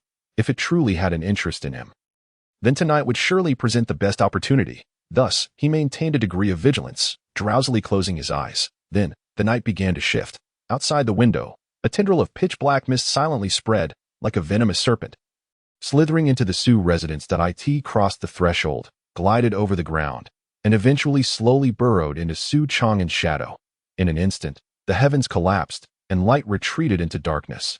Endless darkness. Xuan opened his eyes to find himself standing on a deep, shadowy street. Surrounding him was a dilapidated tavern in the capital, its stage in ruins, the bluestone slabs cracked with dark fissures, the entire city shrouded in an eerie aura, as if it had succumbed to death. Leaving behind only an empty shell. He squinted, stretched lazily, and a faint smirk tugged at the corners of his mouth. Here it comes. At the end of the street, a vague shadow materialized. It bore no features. Engulfed in black mist, like a congregation of malice. But soon, the shadow began to morph. Its outline gradually sharpened, transforming into a man clad in the garb of a demon-slaying officer. Xuan's gaze remained unperturbed, even eliciting a light chuckle. "Your disguise leaves much to be desired." The shadow paused momentarily, then shifted once more, this time taking on the appearance of Xuan. "Brother, save me," it cried, its voice wretched, laden with despair, as if consumed by some horrific entity. Yet, Xuan did not even lift his eyelids, lacking any interest in responding. The shadow transformed for a third time, becoming Xuan himself. A peculiar smile curled at the corners of its mouth, its gaze profound, as if it could see through all facades. "Are there truly no secrets within your memories?" the shadow slowly inquired. Xuan narrowed his eyes, exhaling softly. "Is this the extent of your abilities?" His voice was languid, tinged with a hint of nonchalant mockery. "Then let us try a different approach." The shadow smiled faintly and abruptly waved its hand. The surrounding scenery instantaneously shifted. The gleam of blades appeared. A blade score unfolded, and a segment of a long-buried memory was torn asunder. Xuan's expression tightened. This fellow was actually attempting to read his dreams. The shadow chuckled softly, its voice seemingly laced with seduction. "Your dreams are quite fascinating." But just as it prepared to delve deeper into Xuan's memories, he suddenly smirked, his gaze profound.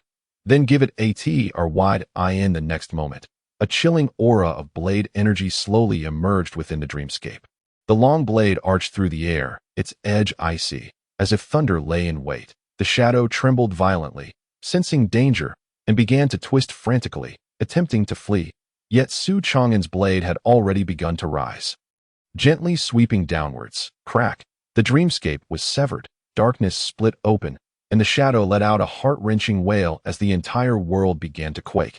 It sought to escape, but Su Chang'an's voice bore a hint of delight. Uttering softly, "Since you've come, do not be in such a hurry to leave," he lifted his blade slightly.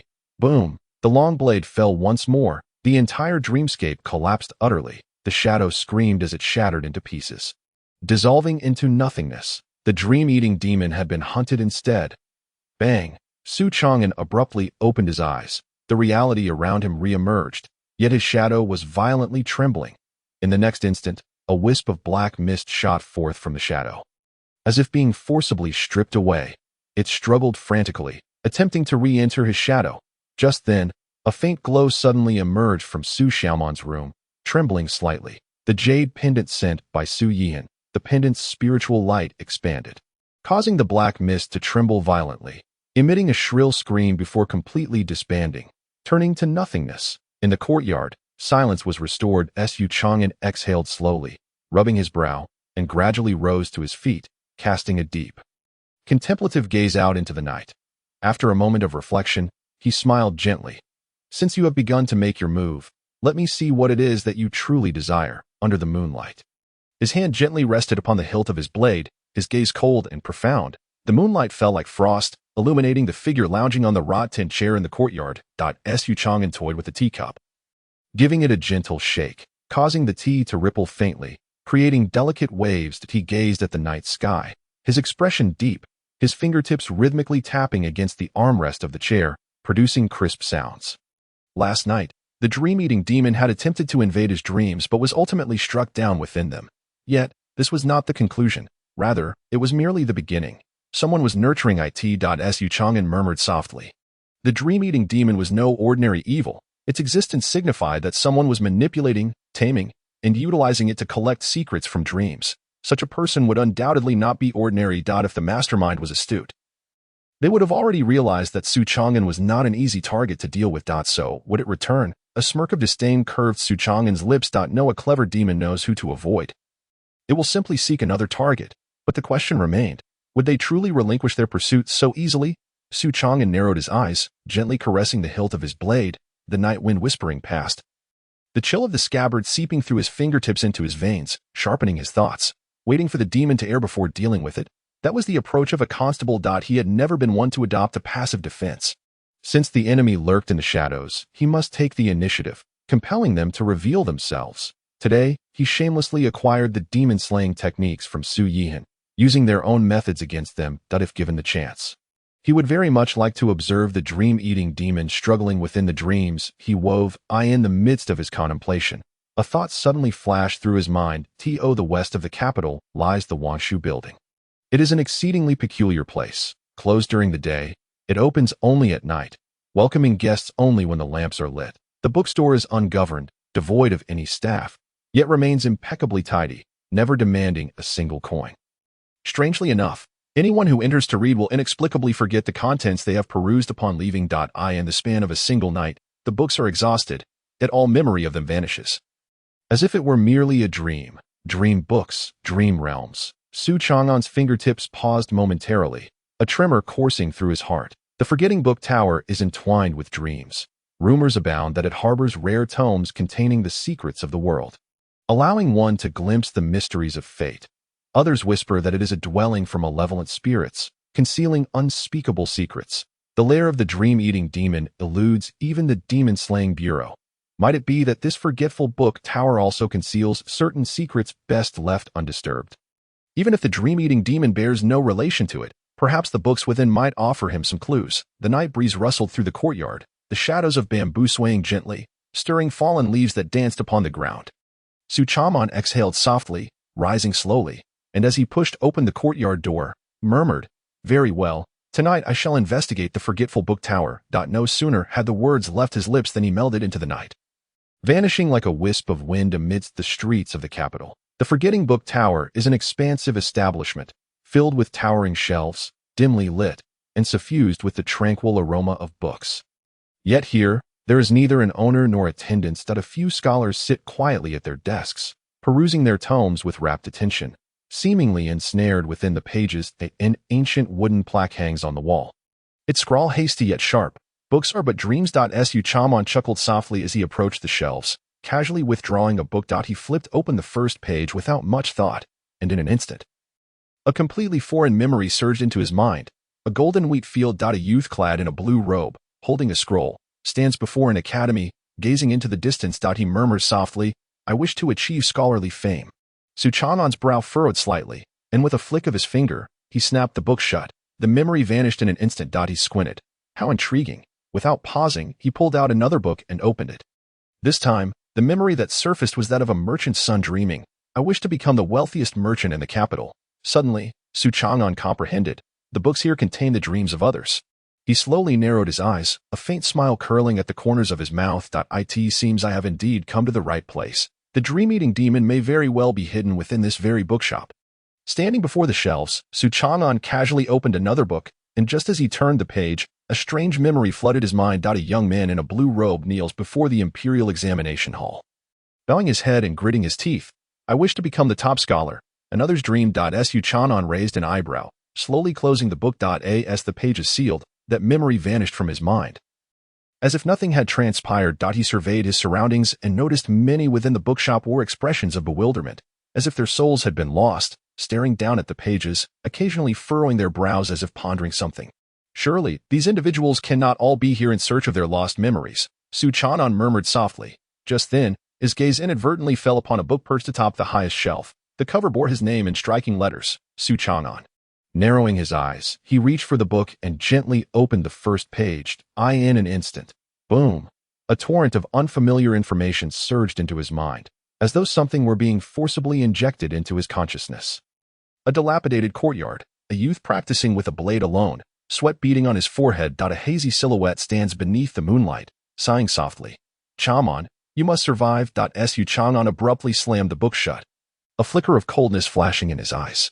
"How fascinating," he murmured. "This book conceals his own memories." What book was I just reading?" Someone beside him muttered, looking bewildered. "You were just reading something, but I can't remember either." Another person frowned. "Strange. Where's my book?" "I was clearly reading just now." More voices chimed in, confusion spreading across their faces, panic etched upon them. Xuan's expression darkened slightly. This place is decidedly amiss. Just then, an odd sound emanated from deep within the shelves. Rustle, rustle, rustle, like the sound of wind brushing through the pages. Yet there was no draft within the bookshop. Xuan furrowed his brow and slowly approached the depths of the shelves, pushing open a wooden door leading to the inner chamber. Instantly, he beheld an astonishing sight. Countless scrolls floated in midair, as if controlled by some invisible force, each one flipping pages autonomously, emitting a soft radiance between the sheets, amidst the sea of books. A vague figure gradually materialized. It resembled a ghost composed of pages, its form flickering and indistinct, seemingly lacking a physical body. "Who are you?" Xuan spoke coolly, his hand inching toward the hilt of his blade. "I am the soul of books." The voice was ethereal. "All forgotten pages become a part of me." Xuan raised an eyebrow slightly. "So, the books here contain the dreams that have been forgotten by others?" The soul of books did not reply but drifted gently, its gaze, if it had one, seemingly resting upon the book in Xuan's hand. "Xuan, you should not have opened this book." The soul of books intoned, its voice deepening slightly. Xuan chuckled lightly. "But it was right there on the shelf. How can you blame me for opening it?" The soul of books fell silent, gliding toward him as the surrounding pages trembled gently, as if seeking to envelop him within. Yet, Xuan showed no sign of panic. "You wish to devour my memories?" he asked, his tone calm. The soul of books hesitated slightly. Xuan slowly raised his hand, gently flipping open the book inscribed with his name, his eyes narrowing. "If you can find what you seek within my memories, feel free to take it," he stated. The soul of books paused for a moment, and the next instant, the entire space trembled violently, as if something were struggling. "No, this is impossible. Your dream is false." Xuan's lips curled into a benign smile. "Oh, what do you think?" Just then, he suddenly tossed the book aside, and the pages ignited in midair, golden flames leaping forth, engulfing the soul of books. The soul of books let out a wretched scream, its form trembling violently, the pages shattering around it. Xuan slowly withdrew his hand, a smile gracing his lips. It seems you are merely a minor spirit, unfit to engage me in a battle of dreams. He remarked coolly. The soul of books shrieked. Dreams and memories are among the most perilous of things. You have touched what you should not have. Xuan calmly met the fading essence of the soul of books. I have encountered far more dangerous things. Such as the dream-eating demon. Are you searching for it? Xuan's brow twitched slightly, a flicker of surprise coursing through him, yet he remained composed. It appears you know a thing or two. The soul of books fell silent for a moment, its form growing increasingly insubstantial. The dream-eating demon exclusively devours people's dreams, relishing the secrets and desires buried deep within memories. If you seek it, you have indeed come to the right place. Has it been here? Xuan queried swiftly. The soul of books shook its head slightly. It does not dare to step into this realm. Yet, the dreams it covets sometimes hide within the pages of these books. This is one of the places where it seeks its targets. Xuan's heart stirred. Do you mean to say that the dream-eating demon is selecting particular dreams through this place? The soul of books nodded. When people come here to read, they leave without remembering because the dreams and memories are deliberately obscured, preventing it from detecting them. However, recently, it has grown increasingly ruthless. Seemingly eager to find a more significant dream, Xuan's gaze turned icy. More significant dreams. Do you know why it seeks so many dreams and memories? The soul of books shook its head. I do not know. Yet I sense that it must be something of great importance. Perhaps it could aid in its further evolution. Waves of unease washed over Xuan as he pondered. Then he raised his gaze to the soul of books. Where is the dream-eating demon hiding now?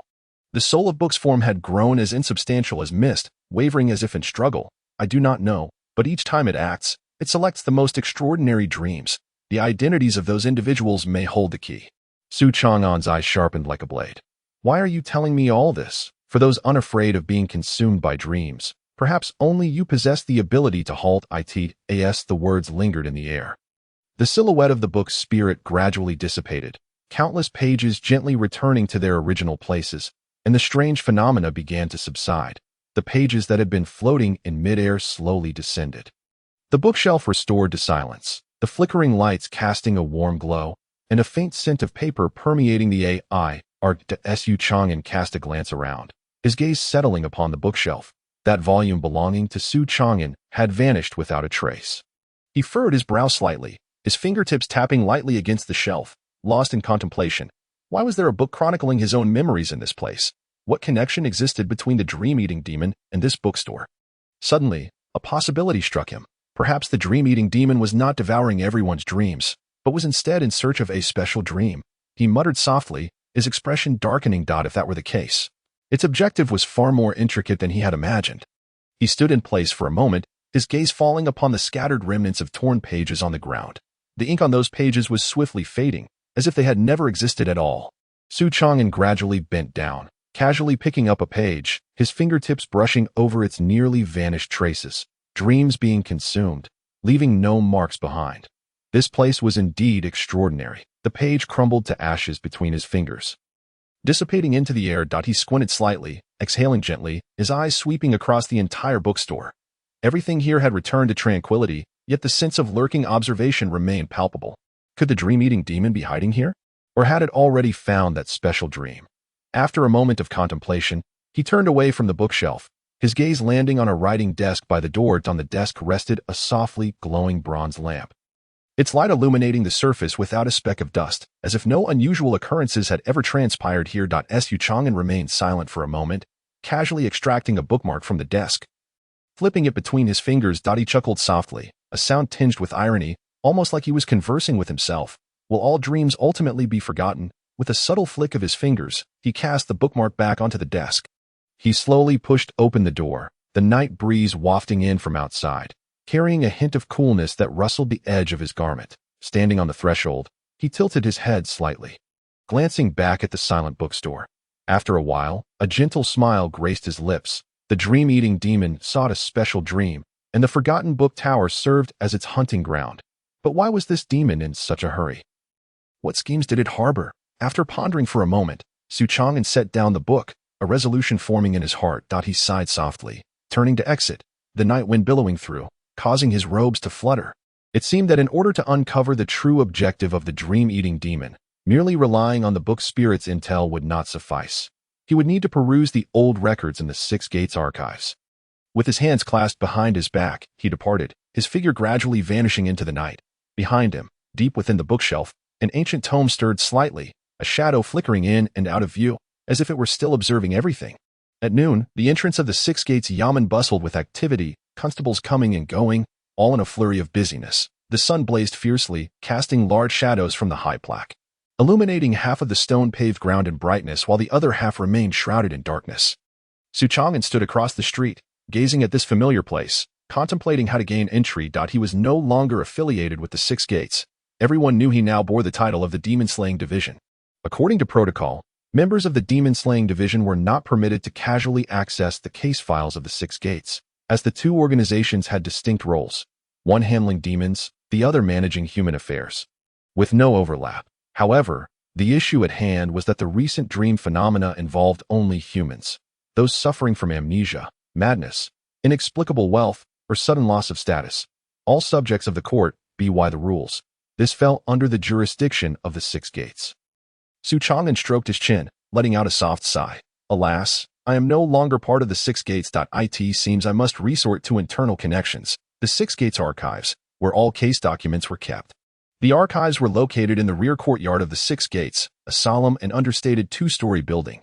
Sunlight filtered through the intricately carved windows, casting mottled shadows, with rows of desks neatly aligned, each piled high with heavy volumes. Several clerks were engrossed in transcribing documents, occasionally flipping through files, the rustling of paper echoing sharply in the quiet space. Here lay all the case files from the capital over the past decade. Any constable investigating a case would peruse the materials within. Xuan navigated the familiar layout with ease, making his way to the back courtyard, pushing open an inconspicuous side door. Inside, a clerk donned in a blue robe, holding a teacup, sat among the shelves, appearing languid as he perused a dossier, looking as though he might doze off at any moment. Xuan, the old sloth of the Six Gates archives, recognized only silver, not people. Xuan lightly tapped the doorframe, a smile gracing his face. Old Zhao, the tea has been quite good lately, hasn't it?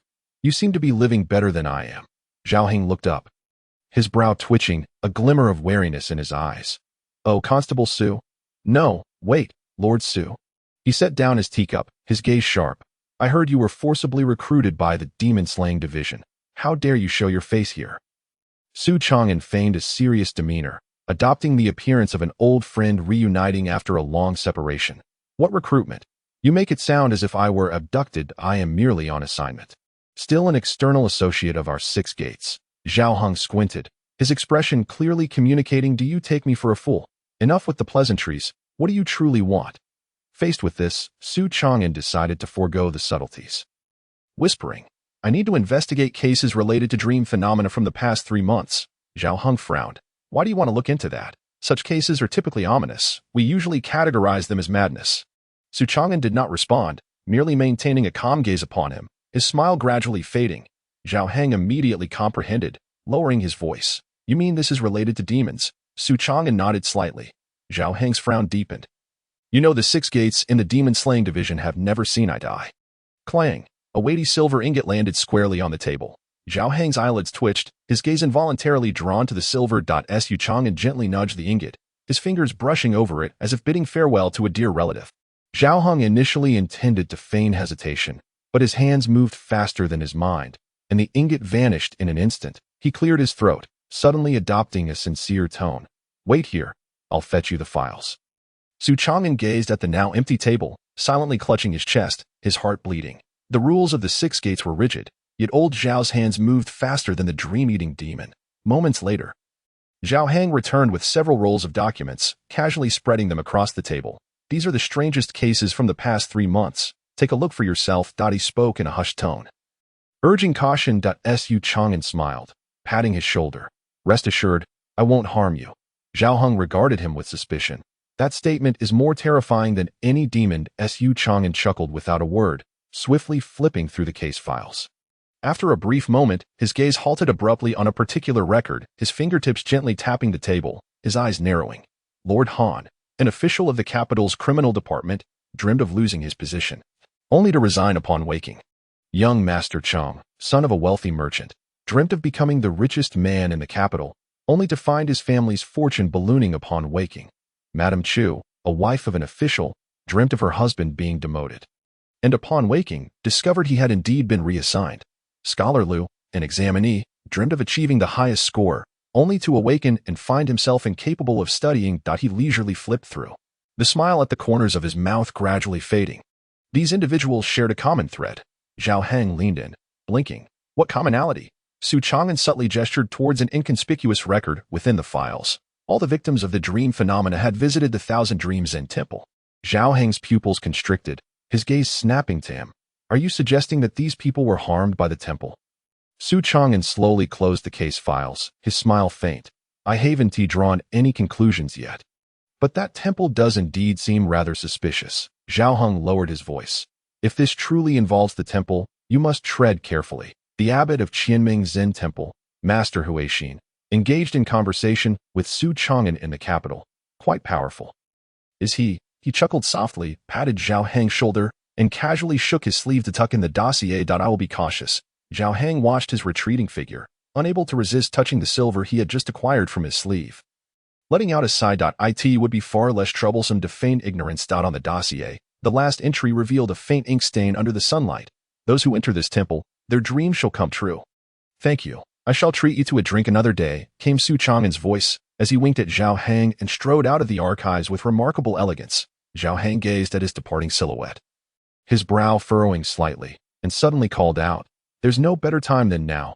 Let's do it today. From a distance, Su Chang'an stumbled momentarily, nearly losing his balance. Zhao Heng, can't you exhibit a bit of humanity at such a time? Having been reborn in this world, Su Chang'an was filled with curiosity, yet acutely aware of the lurking dangers. Thus, idling away time became his utmost philosophy for survival. Initially, everything proceeded smoothly. He lay back and passed the days, investigating cases and enjoying the spectacle at a leisurely pace.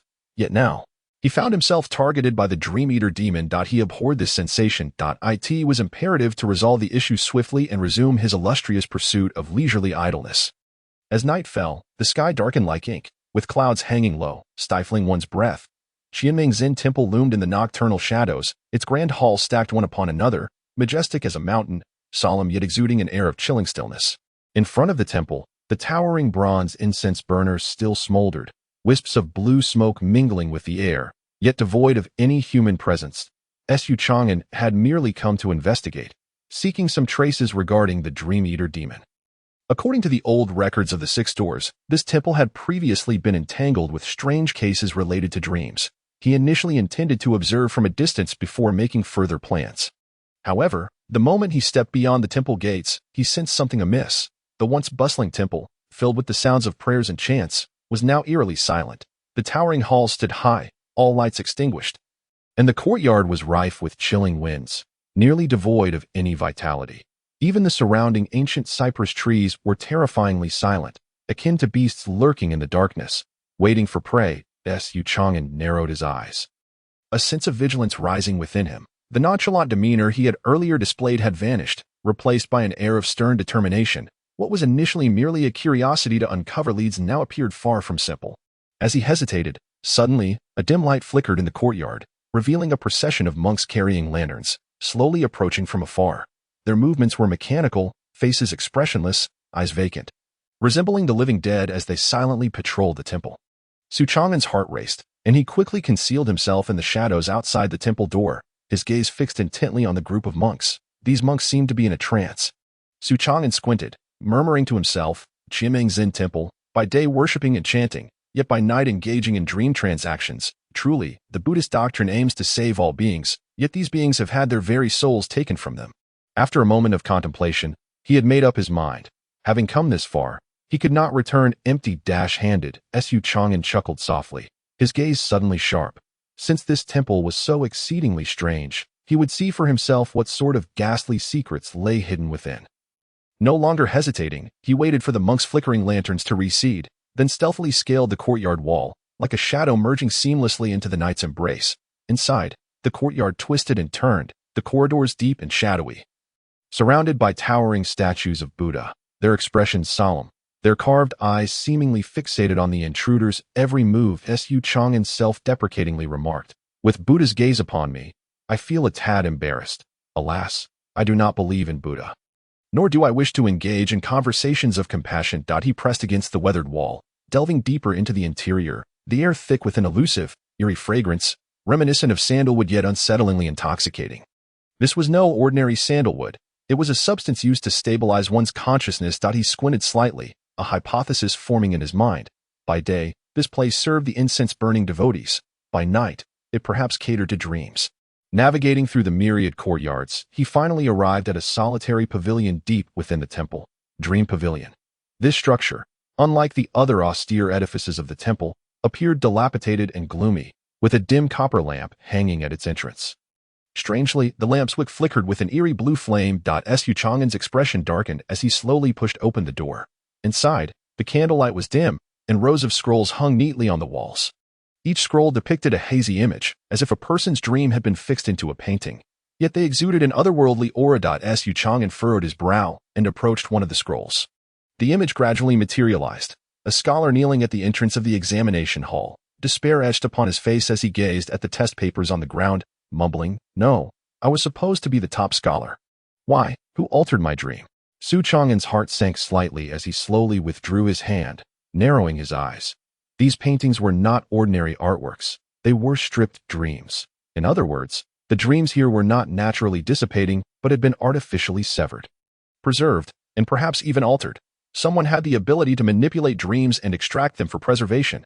Just as he was about to continue his investigation, a low voice resonated behind him. "This painting is not of mundane origin." He instantly turned, hand poised on the hilt of his dagger. The doorway stood a monk clad in a gray robe, his face obscured by a ghostly mask, quietly standing with his head slightly bowed. His figure half hidden in the shadows, his voice gravelly and deep. Xuan's gaze shifted. "Who are you?" The masked monk slowly raised his head, revealing a partially concealed face, a faint smile curling at his lips. An unsettling mirth. "I am Wuji, a humble monk, dedicated to collecting lost dreams." Xuan's heart skipped a beat, a flicker of contemplation igniting in his eyes. "Collecting dreams? What do you mean?" Wuji stepped into the dream pavilion, gesturing towards the surrounding scrolls, his tone laden with significance. "Every person has their obsessions. The most profound of all is dream. Some seek dreams, while others wish to forget them. I am merely a ferryman of dreams." Xuan narrowed his eyes. This individual clearly possessed a wealth of insider knowledge. He chuckled lightly, adopting a relaxed demeanor. "Then do you know how these dreams depicted on the paintings came to be?" Wuji paused for a moment, his voice low and hoarse. "These dreams have been stripped away." "Stripped by whom?" Wuji fell silent for an instant, then suddenly smiled softly. "A humble monk's duty is not to inquire who, but rather to ask which one do you desire." Xuan felt a sinking sensation in his heart.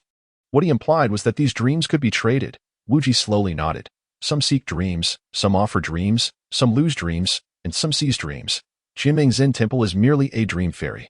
In an instant, all clues flashed through Xuan's mind, and he finally comprehended the true secret of this temple. It was not an ordinary Buddhist temple, but rather a dream marketplace. Mortals who came here offered their obsessive dreams in exchange for another, more desirable dream. The stripped dreams were collected, preserved, and even used for trade. He suppressed the shock within, fixating his gaze on Wuji, suddenly smiling. "And you? Have you come here to seek a dream, or to seize one?" Wuji's eyes flickered slightly as he spoke slowly. "I am merely here to find a dream." A low hum resonated through the dream pavilion, and the scrolls on the walls seemed to flutter as if caressed by an invisible wind. Xuan instinctively took a step back, his hand resting on the dagger's hilt, his gaze cautiously fixed ahead. The masked monk Wuji stood before the scrolls, slightly tilting his head, his gaze lingering on one particularly faded scroll. His voice low. "It has arrived." Xuan frowned. "Who?" 11 years ago, the very first dream." Wuji slowly extended his hand, pointing towards the scroll on the wall. Following his gaze, Xuan noticed that this particular scroll differed from the others. It was tattered and yellowed with age. Its edges frayed, yet most bizarrely, the figure depicted within seemed to struggle, as if attempting to alter its own visage. The image within the painting distorts, as if it has been repeatedly altered, suggesting that the figures depicted were once different, forcibly reshaped into another form. In the shadows of the canvas, a pair of eyes watches, smiling, a smile that is profoundly unsettling. It is neither joyful nor indifferent, but rather one that emanates an overwhelming sense of oppression. It is gazing at them. Suddenly, the temperature in the room plummets, and all the paintings tremble violently as a dark shadow bursts forth from the artwork. Crack! the shadow schemes along the ground with astonishing speed.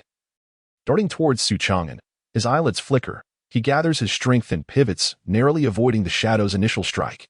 Bang! The shadow grazes the hem of his garment, crashing into the wall and sending a cloud of dust into the air.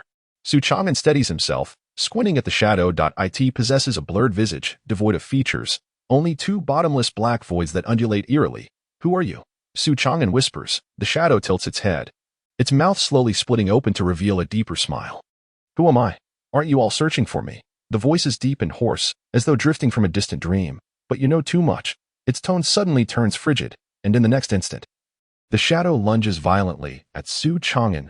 Buzz. The shadow sweeps forward. The entire dream pavilion begins to tremble violently, and the surrounding paintings detach, transforming into swirling clouds of darkness that surge towards the shadow's form.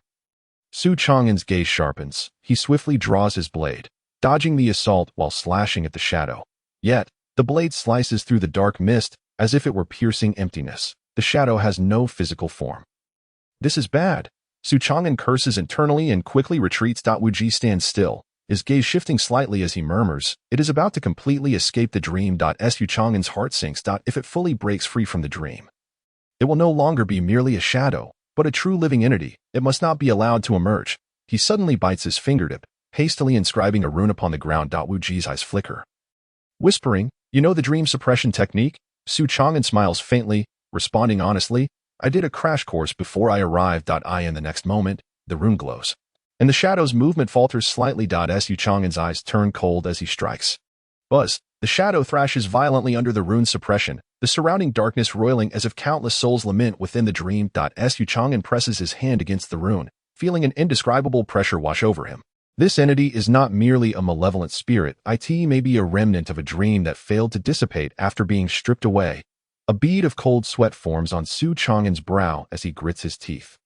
Demanding, what exactly are you? The shadow quivers slightly, its indistinct face twisting slowly, a smile curling at the corners of its mouth, its voice low. I am a seeker of dreams. Xuan's expression shifts. Are you searching for your dream? The shadow gradually raises its head, its abyss-like eyes locking onto him, giving a gentle nod. They stole my dream. I want it back. The shadow's voice lowers, almost as if it were an ancient whisper. Imbued with endless sorrow. Xuan is taken aback. It is not harming people. It is seeking to reclaim itself. Wuji stands nearby, letting out a soft sigh. Now you understand, right?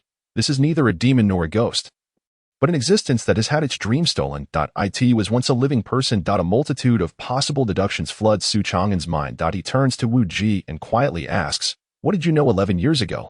Wuji pauses for a moment, slowly revealing. 11 years ago, a dream festival occurred in the capital. That year, a powerful individual, along with his family, visited the Thousand Dreams Zen Institute in search of a dream. It is said they sought a perfect dream, an immortal future. However, they all vanished without a trace. No corpses, no clues, as if they had been erased from this world. Xuan is momentarily shaken, murmuring, are you suggesting they did not die, but rather transformed into a dream? Wuji nods slowly. Indeed. Some dreams do not merely exist in the minds of individuals. They can activate and become a reality intertwined with dreams. The outcome of that festival was that those individuals became part of the dream. Xuan narrows his eyes. If the Thousand Dreams Zen Institute has been engaging in dream transactions, does that imply those whose dreams have been altered have transformed into new dream shadows? His gaze returns to the shadow. You were one of those individuals from 11 years ago? He inquires softly. I do not remember, but I know that my dream was stolen by them. Xuan's heart sinks. The true secret of the Thousand Dreams Zen Institute is not mere malevolent chaos, but the artificial creation and alteration of dreams. Bang! At that moment, the shadow jolts violently, shattering the rune of dream suppression. Xuan's pupils constrict as he swiftly draws his blade and leaps back. Boom! The shadow breaks free from the rune's restraints, its form swelling instantly, transforming into a pitch-black mist that races towards the paintings of the dream pavilion.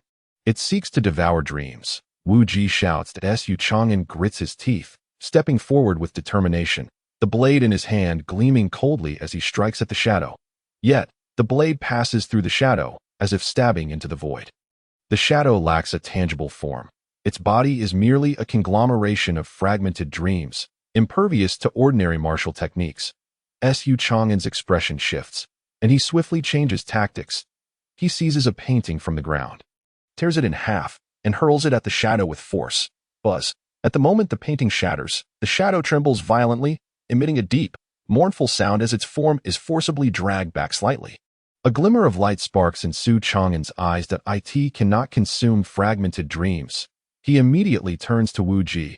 Is there a way to completely prevent it from devouring dreams? Wu Ji ponders for a moment, then replies slowly, yes, but it requires a complete dream to replace it. Su Chang'an narrows his eyes. What do you mean? Wu Ji explains, it is searching for its own dream. Only by providing it with an acceptable dream will it cease. Otherwise, it will continue to consume until all the dreams of those it can reach collapse. Su Chang'an's heart sinks. His only option now is to create a new dream that the shadow will accept, thereby halting its encroachment upon reality. He takes a deep breath, his mind racing. What kind of dream can he create that the shadow would accept? A complete dream, one that belongs to it. Suddenly, he recalls a strange old case that Inspector he once shared with him, 11 years ago. The Liu family mysteriously vanished. Their residence stood empty, servants lost to the wind, ultimately seized by imperial decree. The Liu family had once been powerful courtiers, but after their pursuit of dreams, they had never reappeared. Could the Liu family be among those whose dreams were altered? A flicker of realization crosses Su Chang'an's gaze. He slowly turns to the shadow. Are you one of the Liu family? The shadow quivers violently, its form momentarily twisting. A faint smile tugs at the corners of Su Chang'an's mouth. He has guessed correctly. It is indeed one of those whose dreams were altered 11 years ago. He takes a deep breath and speaks slowly. If I can return to you a dream of the Liu family's existence, will you cease your actions? The shadow remains silent for a moment, the black voids in its eyes narrowing slightly. It seems to hesitate. Su Chang'an's heart quickens. This matter can still be negotiated, but time is of the essence. He must find a substitute dream that the shadow will accept before the entire dream collapses. Decide quickly, or the whole capital will plunge into a nightmare. A subtle reminder from Wu Ji stirred the air. Su Chang'an narrowed his eyes, ultimately arriving at a bold decision. He would conjure a dream to deceive the shadow, compelling it to come to a complete halt. The shadow twisted in the air. The once dense black mist began to churn violently, its form fluctuating between solidity and ethereality, as if on the verge of merging with reality. The entire dream pavilion trembled violently, the paintings on the walls fracturing and dissolving into ephemeral dust. Scattered by the wind, a grave look crossed Su Chang'an's face. Should this entity escape the confines of the dream, it would no longer be a mere shadow, but a genuine calamity. At that point, it would transform into a being adrift between reality and dreams, devoid of a physical form yet capable of influencing the human psyche, even directly controlling dreams, plunging the citizens of the capital into a deep slumber of disaster. Wu Ji stood nearby, his gaze steady, murmuring softly, "Are you truly willing to gamble? To deceive it with a false dream?" A faint smile curved Su Chang'an's lips, a glimmer of mischief dancing in his eyes.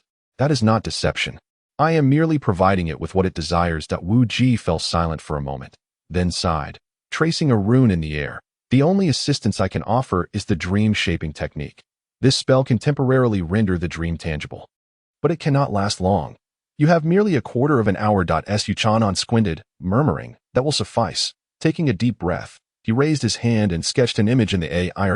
In the illustration lay a grand and resplendent mansion, adorned with intricate carvings, red lanterns dangling from its eaves. Before the main gate, 3 prominent characters read, "Le Mansion." Su Chang'an's fingers trembled briefly, then he continued to infuse the dream with more details.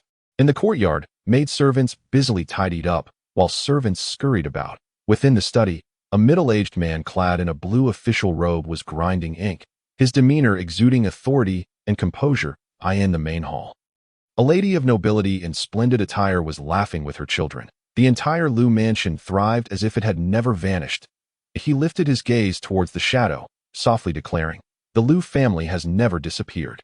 The shadow's form quivered violently, its abyss-like eyes fixated on Su Chang'an.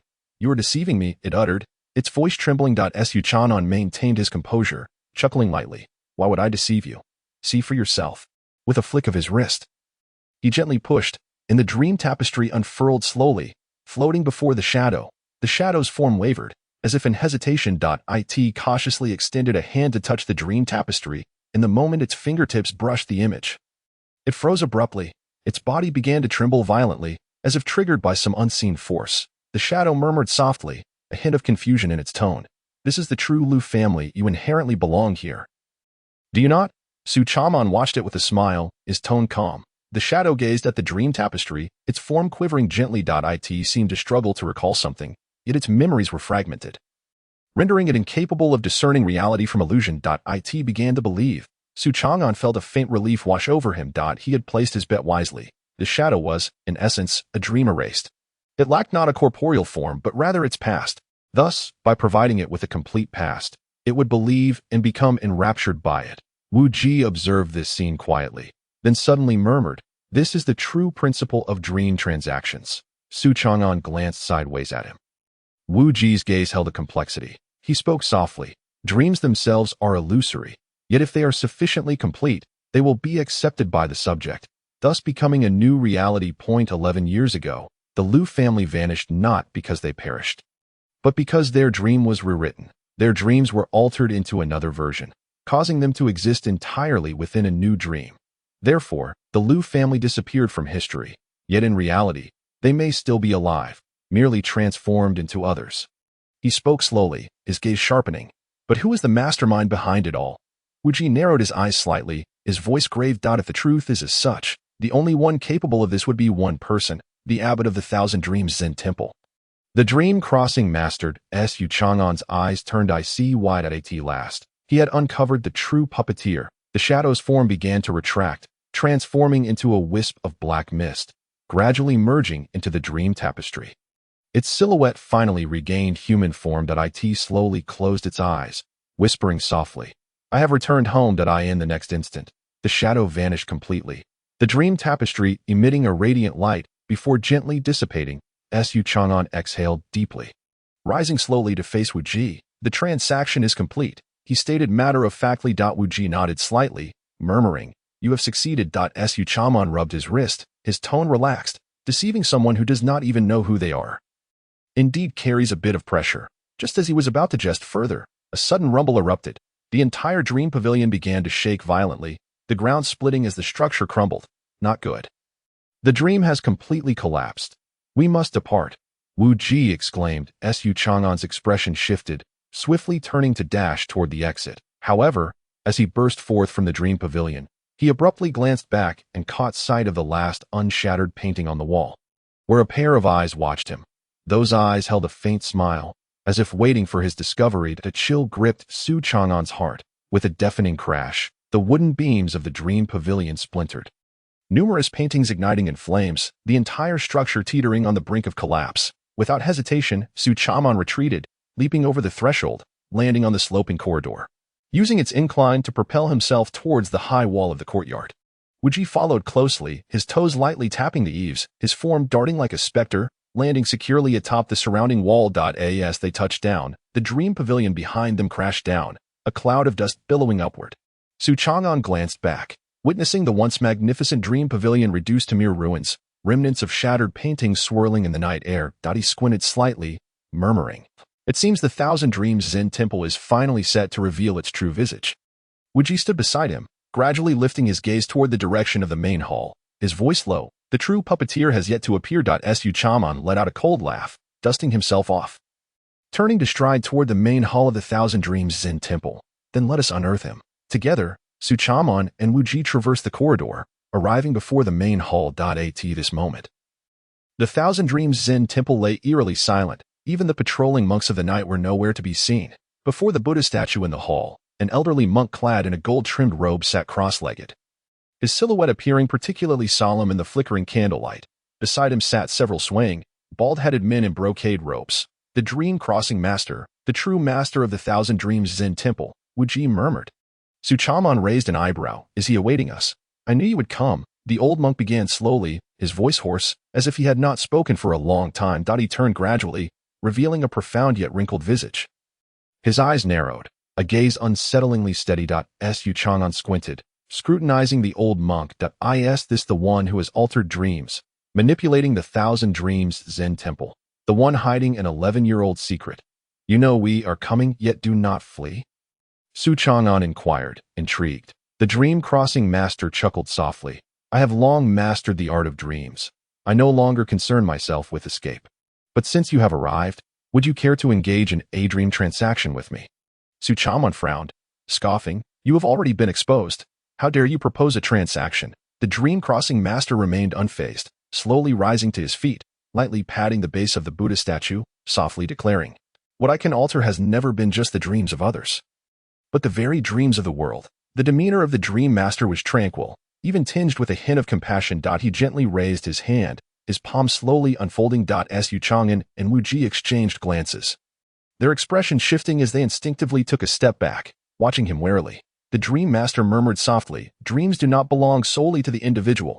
His hand gradually clenched into a fist. In an instant, the entire Thousand Dreams Zen temple underwent a sudden transformation. The surrounding monks, the Buddha hall, the intricately carved beams and painted rafters, all twisted and contorted as if they were mere illusions. Xuan's gaze turned icy, and he quickly pinched himself.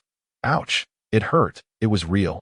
Yet, the scene before him remained the Thousand Dreams Zen temple. In that fleeting moment, he comprehended the truth. They had been ensnared in a dream from the very beginning. Wu Ji's eyes darkened slightly. It dawned on him that everyone in this temple had long been living in a dream. The dream master slowly began to speak, his voice hoarse yet imbued with an ineffable steadiness. 11 years ago, the Lu family came here seeking dreams, desiring eternal power. However, they did not anticipate that eternal power did not belong to them, but rather to the dreaming Lu family. Thus, this humble monk fulfilled their wish, allowing them to become a part of the dream. Eternally unforgotten. Xuan's pupils constricted. Are you suggesting that the Lu family did not vanish, but instead exists within the dream, becoming mere puppets? The dream master nodded slightly, letting out a sigh. It was their choice of dream. Xuan scoffed lightly, slowly drawing the knife from his waist, its blade trembling slightly, glimmering coldly in the flickering candlelight. But did you ever ask them if they wished to live in this altered dream? The dream master shook his head slowly, his voice calm. A dream is a choice, and this humble monk's actions are all to grant people the freedom of choice. Upon hearing this, a trace of sarcastic amusement flickered in Xuan's eyes.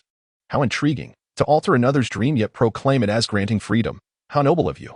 If you were so great, why not alter your own dream? The dream master appeared momentarily taken aback. Xuan's gaze sharpened as he spoke deliberately. Because you know that altering dreams is to strip away one's reality. You can rewrite the fate of the Lu family and reshape every individual within this temple.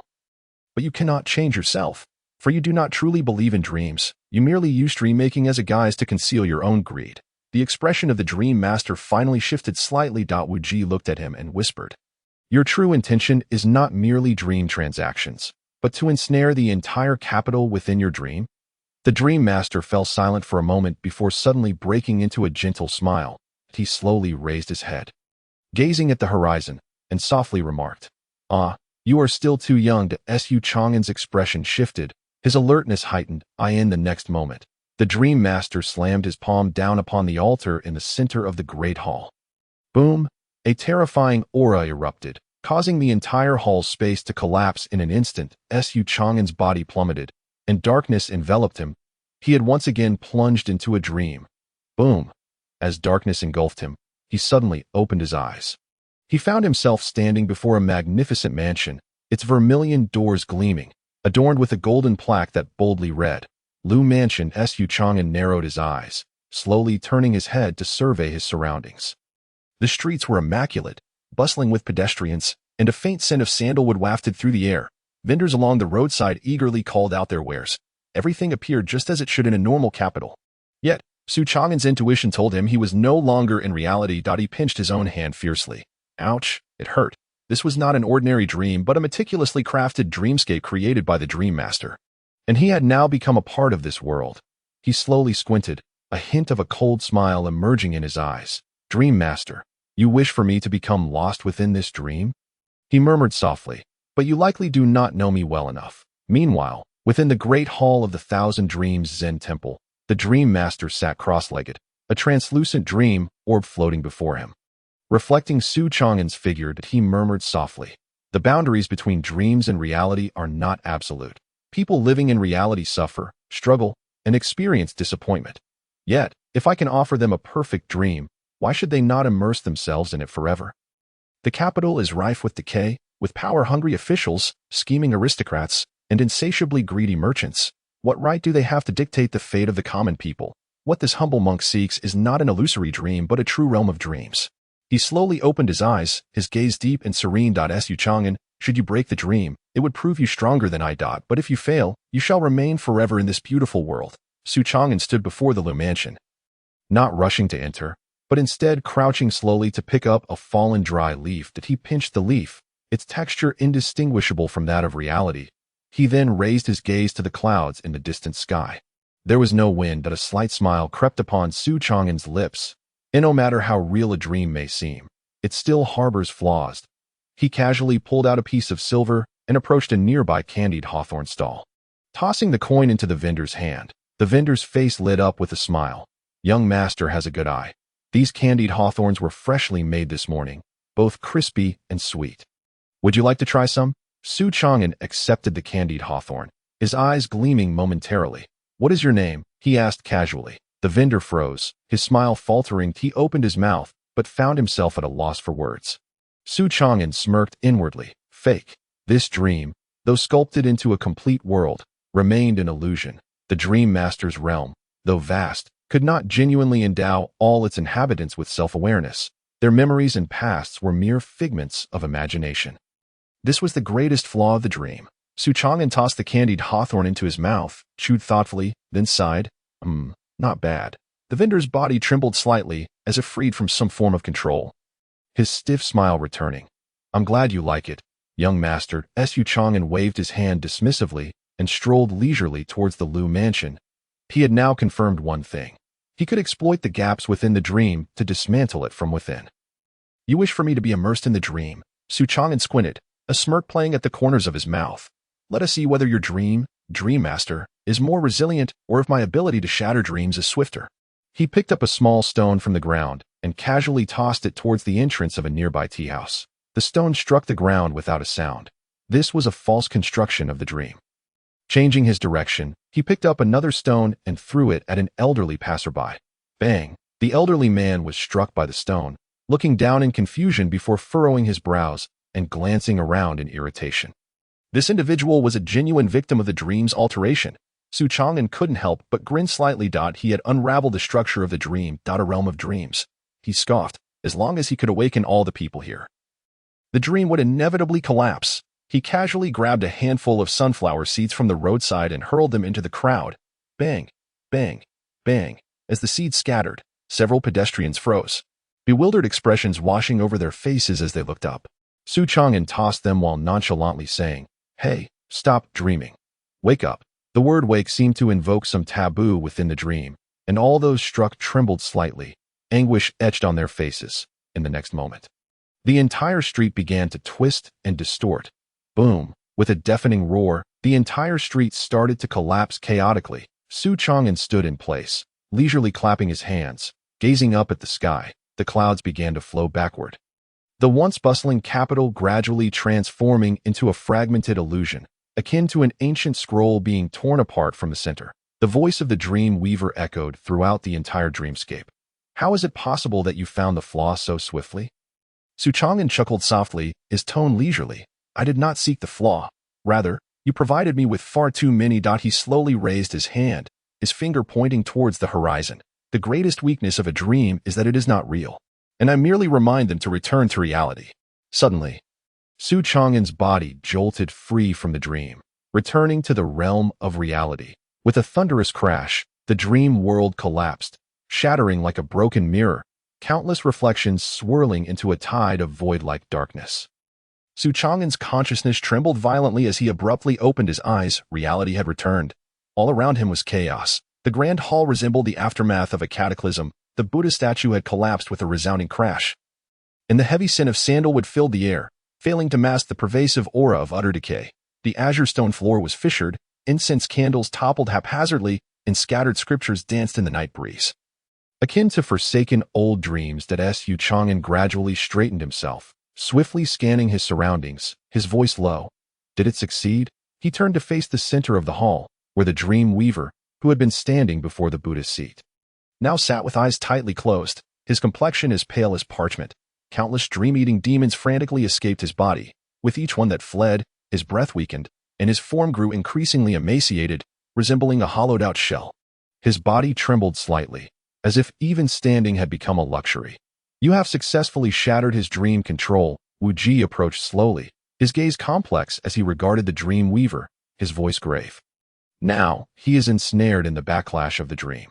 Su Chang'an flexed his wrist and smiled faintly. Ah, this old monk sought to ensnare me in the dream, yet he himself has been devoured by it first. Wu Ji furrowed his brow slightly, his gaze sharp. Something is amiss. Though the backlash of the dream is formidable, it should not render him incapable of resistance. Su Chang'an too sensed an oddity. The air around them bore an inexplicable stickiness, as if lingering remnants of the dream had yet to dissipate. It is more than mere backlash. His pupils constricted slightly, his voice darkening. Wait, he is undergoing dream rebirth. No sooner had he spoken than a smile, not of weakness or fear, but one imbued with profound malice, crept upon the dream weaver's lips. Do you truly believe you have one? His voice resonated low and distant, carrying an eerie echo, as though emanating from countless layers of dreams simultaneously. In the next moment, the dream weaver's body began to dissolve into ethereality. His corporeal form twisted like a reflection in water, his shadow elongated upon the ground, transforming into a black mist that slowly ascended, as if to completely merge with the dream itself. Not good. Wu Ji's eyes sharpened, his foot striking the ground with force, his figure darting forward. With fingers splayed, a golden rune materialized in the palm of his hand, and he struck it powerfully towards the dream weaver's brow. Buzz. As the rune descended, golden light erupted, illuminating the entire hall. However, the dream weaver's body seemed to dissipate like smoke, gently brushed aside, instantly transforming into black dream mist. Vanishing entirely, Wu Ji's hand pierced through the dream mist, grasping at emptiness, and his expression froze in disbelief. Su Chang'an's gaze grew cold, his tone frigid. He was not merely backlashed. He seized this opportunity to completely forsake his physical form. He slowly lifted his gaze to the swirling black mist suspended in the air, his voice somber. He has been reborn as a dream incarnation. Wu Ji's expression darkened slightly, his focus unwavering on the dream mist. He has completely become a part of the dream. No. Su Chang'an narrowed his eyes, his tone chilling further. He has transcended beyond those whose dreams have been altered. He is no longer human, but rather the dream itself. The dream mist surged through the air, as if an unknown entity was gradually taking shape. It was silent, yet bore an oppressive aura that rendered one breathless, as if the entire hall would be consumed in the next instant. Su Chang'an slowly turned his head, his gaze landing on the already collapsed Buddha statue, a fierce glint flashing in his eyes. The disappearance of the dream weaver did not signify the end of all things. At the very moment the dream world shattered, subtle changes rippled through the entire Thousand Dreams Zen temple. Those who had once had their dreams manipulated now displayed bewilderment. They looked at one another, their eyes filled with confusion and fear. Some monks even began to frantically tear at their garments, murmuring in hushed tones, "This is not my body. This is not my life." An elderly monk trembled as he lifted his head, gazing at the shattered dream pavilion, incredulity flickering in his eyes. I am from the Liu family," he whispered, his voice trembling slightly. "What relation do you bear to the Liu family?" Su Chang'an stepped forward, his voice low and probing. The old monk's eyes gradually cleared, his lips quivering slightly, his tone laced with bitterness. "I am the eldest son of the Liu family, Liu Qingdao. 11 years ago, I brought my entire family here to seek a dream." Su Chang'an frowned slightly. "What exactly did you seek in the dream transaction 11 years ago?" Liu Qingdao sighed, his expression complex. "We sought immortal power, but the dream weaver offered us an immortal dream. Consequently, our true existence was erased, and we all became dream beings." Su Chang'an's eyes shifted, a cold smile forming. "So, the alterations to your Liu family were not limited to memories, but encompassed the entirety of reality. Your real bodies have long since perished. What remains now are merely reflections of the dream." Liu Qingdao's body trembled slightly, his lips quivering as if to argue, yet ultimately, despair washed over his features that he recalled his memories over the years. In the Thousand Dreams Zen temple, he had not aged at all. Each day was a repetition of the same practice, and the monks he encountered bore identical visages, devoid of any change. "For we have long since perished?" His voice quivered faintly. Su Chang'an offered no reply, merely exhaling a soft sigh. This was the most brutal truth. Many among the monks in the Thousand Dreams Zen temple might not even be real, but rather projections cast by the dream. This temple itself was a veritable prison of dreams, With the secrets of the Thousand Dreams Zen temple laid bare, it signified that the entire imperial capital was on the brink of upheaval. The Liu family had vanished completely 11 years prior, yet its true history had not been obliterated. Dai was not a natural demise, nor was it forgotten by time, but rather, it had been deliberately expunged. Standing amidst the dilapidated hall, Xuan gazed at the night sky, the moonlight cold and the starlight sparse, the evening breeze whispering with a strange chill. His gaze was profound as he slowly exhaled. Murmuring, did the court truly remain oblivious to this matter 11 years ago? Wuji stood before the broken Buddha statue, his expression inscrutable. If the court was aware, then why would they permit the existence of the Thousand Dreams Zen temple?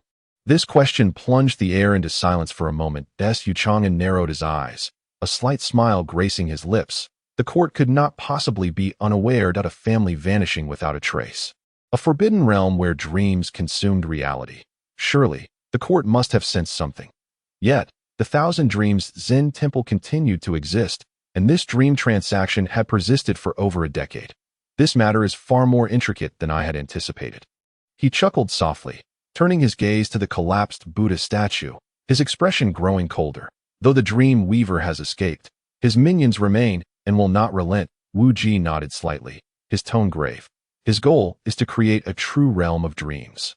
He will undoubtedly return. In the realm of dreams, should it truly come to fruition, all souls would be ensnared within a deceptive illusion, eternally dwelling in their desired world rather than confronting reality.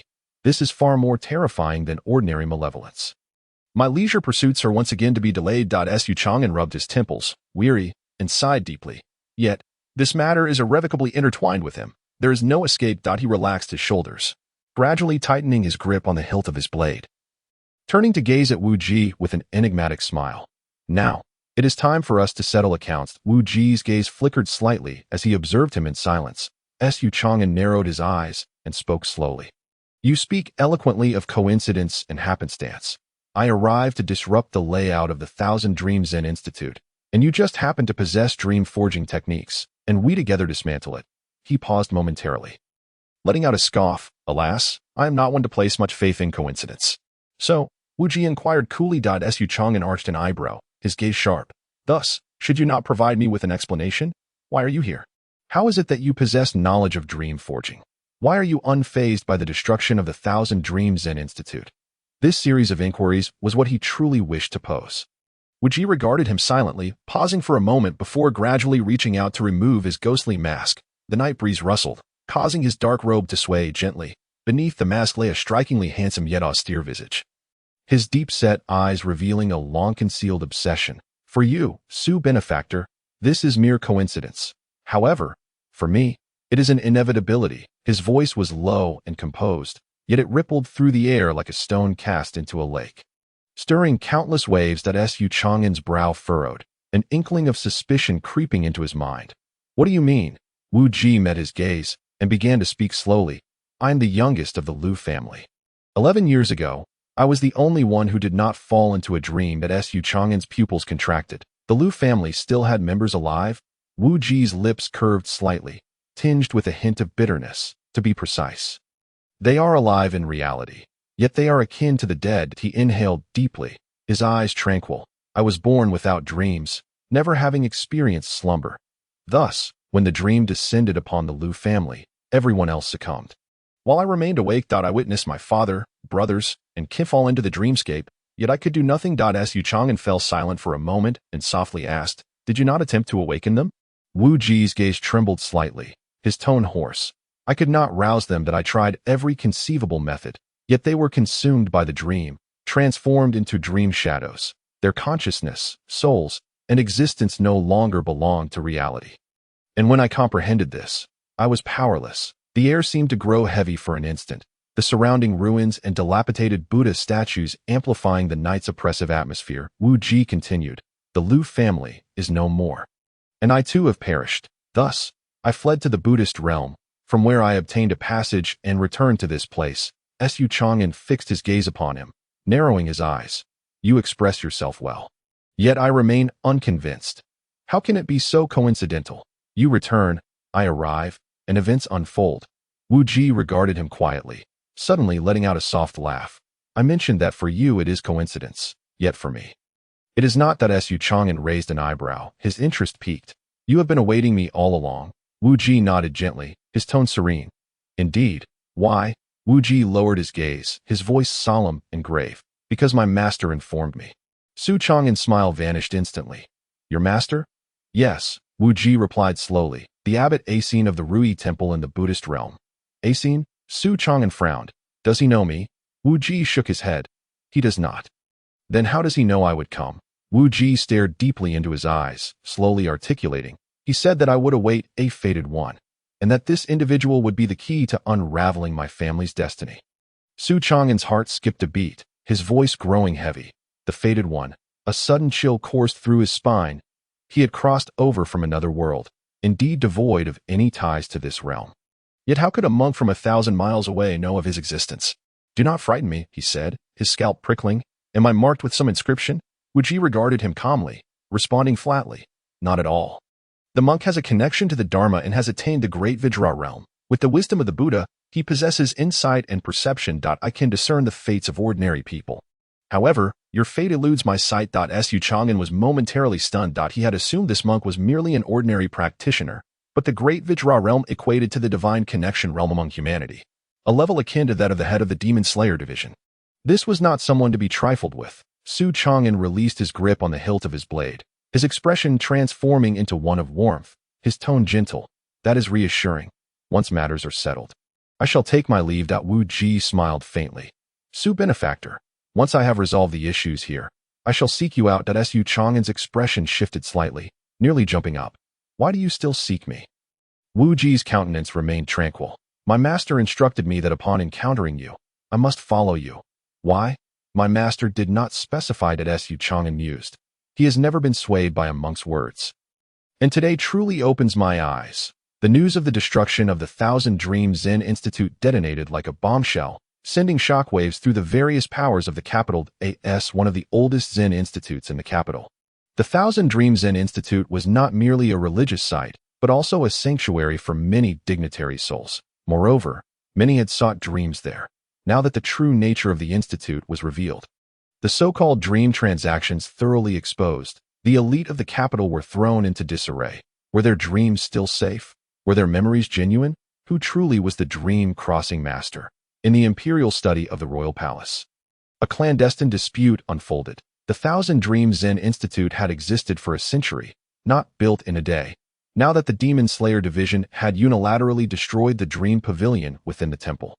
Was this not somewhat excessive? An elder clad in purple robes spoke coldly. If the dreams of yesteryears involved state secrets, what if someone, due to the destruction of the dreams, regained certain memories that should not be remembered?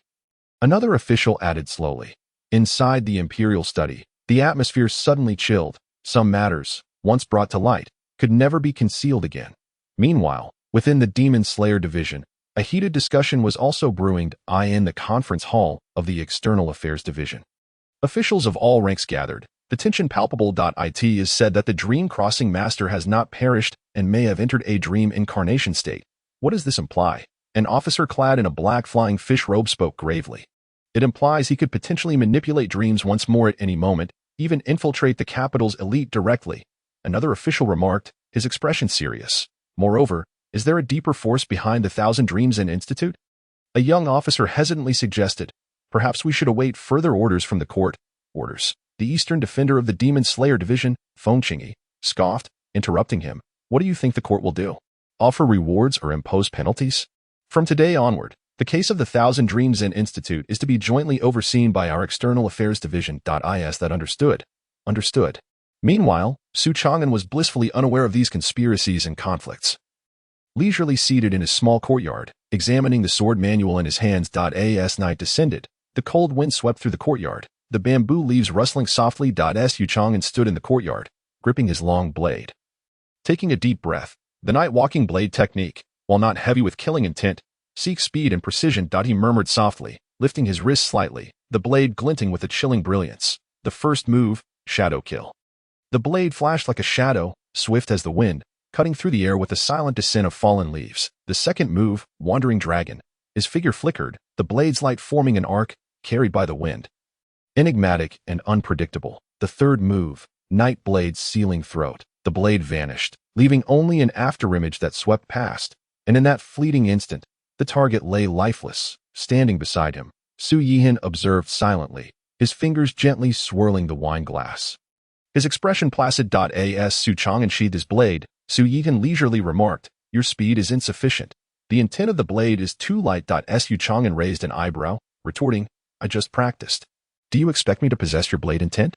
Not everyone is like you." Su Yihan smiled faintly, casually picking up a twig, his wrist flicking, and whoosh, the twig transformed into an arrow, shooting forth with haste. Su Chang'an's pupils constricted. Without drawing his knife, he moved first, stepping aside as if a shadow, evading the twig.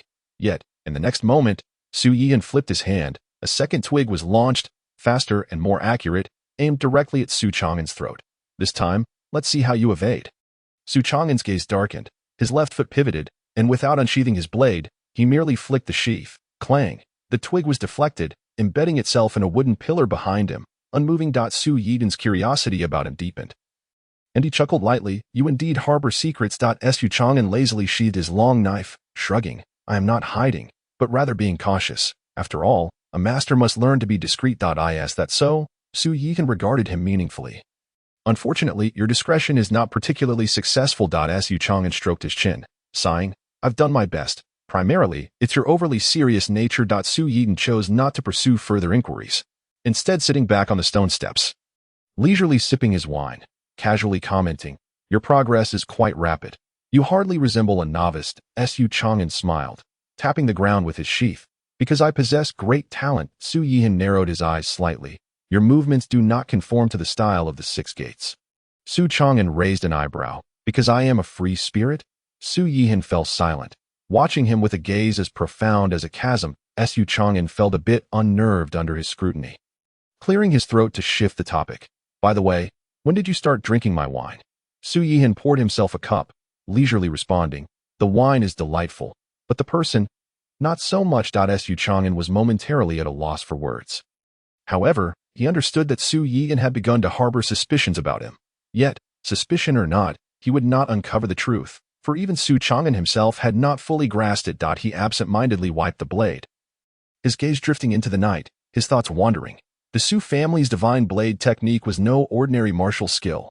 When he traversed into this world, fragments of the original owner's memories revealed secrets about this technique. The divine blade technique was not just an ordinary weapon. It bore a seal and inheritance of some kind. This technique might not solely be meant for slaying demons, but also for severing ties with higher existences. Yet, he was far from being able to unlock this inheritance. Thus, he could only temporarily conceal it, practicing the Nightwalker blade technique as a guise, waiting for the opportune moment to gradually unlock the true power of the Su family's blade technique. However, before that, Su Chang'an murmured, his gaze flickering, "I must first ensure my survival." The night deepened, the courtyard filled with a faint aroma of wine. Su Chang'an sat cross-legged, casually lifting his wine cup, nonchalantly saying, "By the way, Su Yihan, I heard you were a genius of the demon-slaying division?" Su Yihan glanced at him, replying coolly, "Who told you that?" Su Chang'an replied offhandedly, "A friend from the Six Gates. After all, your reputation precedes you." Su Yihan scoffed, "There are no geniuses in the demon-slaying division, only madmen who survived." Su Chang'an nodded thoughtfully. "So, you consider yourself a madman?" Su Yihan fixed his gaze on him, a faint smile playing at the corner of his mouth. "What do you think?" Su Chang'an took a sip of wine, smacking his lips. "I won't guess. I'm afraid if I do, I might have nightmares." Su Yihan huffed softly, choosing not to elaborate. The two fell into silence for a moment, when suddenly, a clear voice rang out from outside the courtyard. "Xiao man, open the door! Hurry!" Su Chang'an and Su Yihan exchanged glances, both frowning slightly. Is that Xiao Li? Su Chang'an murmured. "Sounds like someone is being chased for debts." Su Yihan added calmly. Su Chang'an sighed. Rising to the door, he opened it, only to have a fluffy figure leap into his embrace. "Woo, I want to go home. I don't want to be at the drunken immortal tower anymore." Looking down, he saw it was Xiao Li, already having run back for the second time. The little fox demon was furiously puffed up, its tail trembling like a rag, clutching Su Chang'an's leg in terror. Refusing to let go, Xiaoman emerged from the kitchen, astonished. "Didn't you just go to the drunken immortal tower for a day? How come you're back already?" Xiao Li looked up with teary eyes. "They read too scary. I want to go home." Su Chang'an squinted, stroking his chin. Oh, what makes them so frightening? The little fox, clutching Xiao Xiaoman's arm, trembled, its voice quivering. They said that disobedient performers must be shaved bald. Pfft. Xiao Xiaoman burst into laughter, slamming the table, her mirth overwhelming as she nearly fell off her chair, tears of laughter streaming down her face. Ha ha ha ha. Shaving. The sisters at the drunken immortal tower are too ruthless. Su Yihan's lips twitched slightly, as if suppressing something, while Su Chang'an wore a peculiar expression, staring at the little fox in his arms. Tell me, did they really plan to shave you? Su Chang'an asked seriously. Xiaoli nodded vigorously, her eyes filled with despair. They also said, disobedient performers must be presentably clean on stage. Ah! Xiao Xiaoman could no longer contain herself, collapsing onto the table in fits of laughter. Her shoulders shaking uncontrollably, her eyes glistening with tears. Su Chang'an's lips twitched slightly as he imagined the scene of Xiaoli being shaved into a bald fox. The image was too beautiful. He dared not look.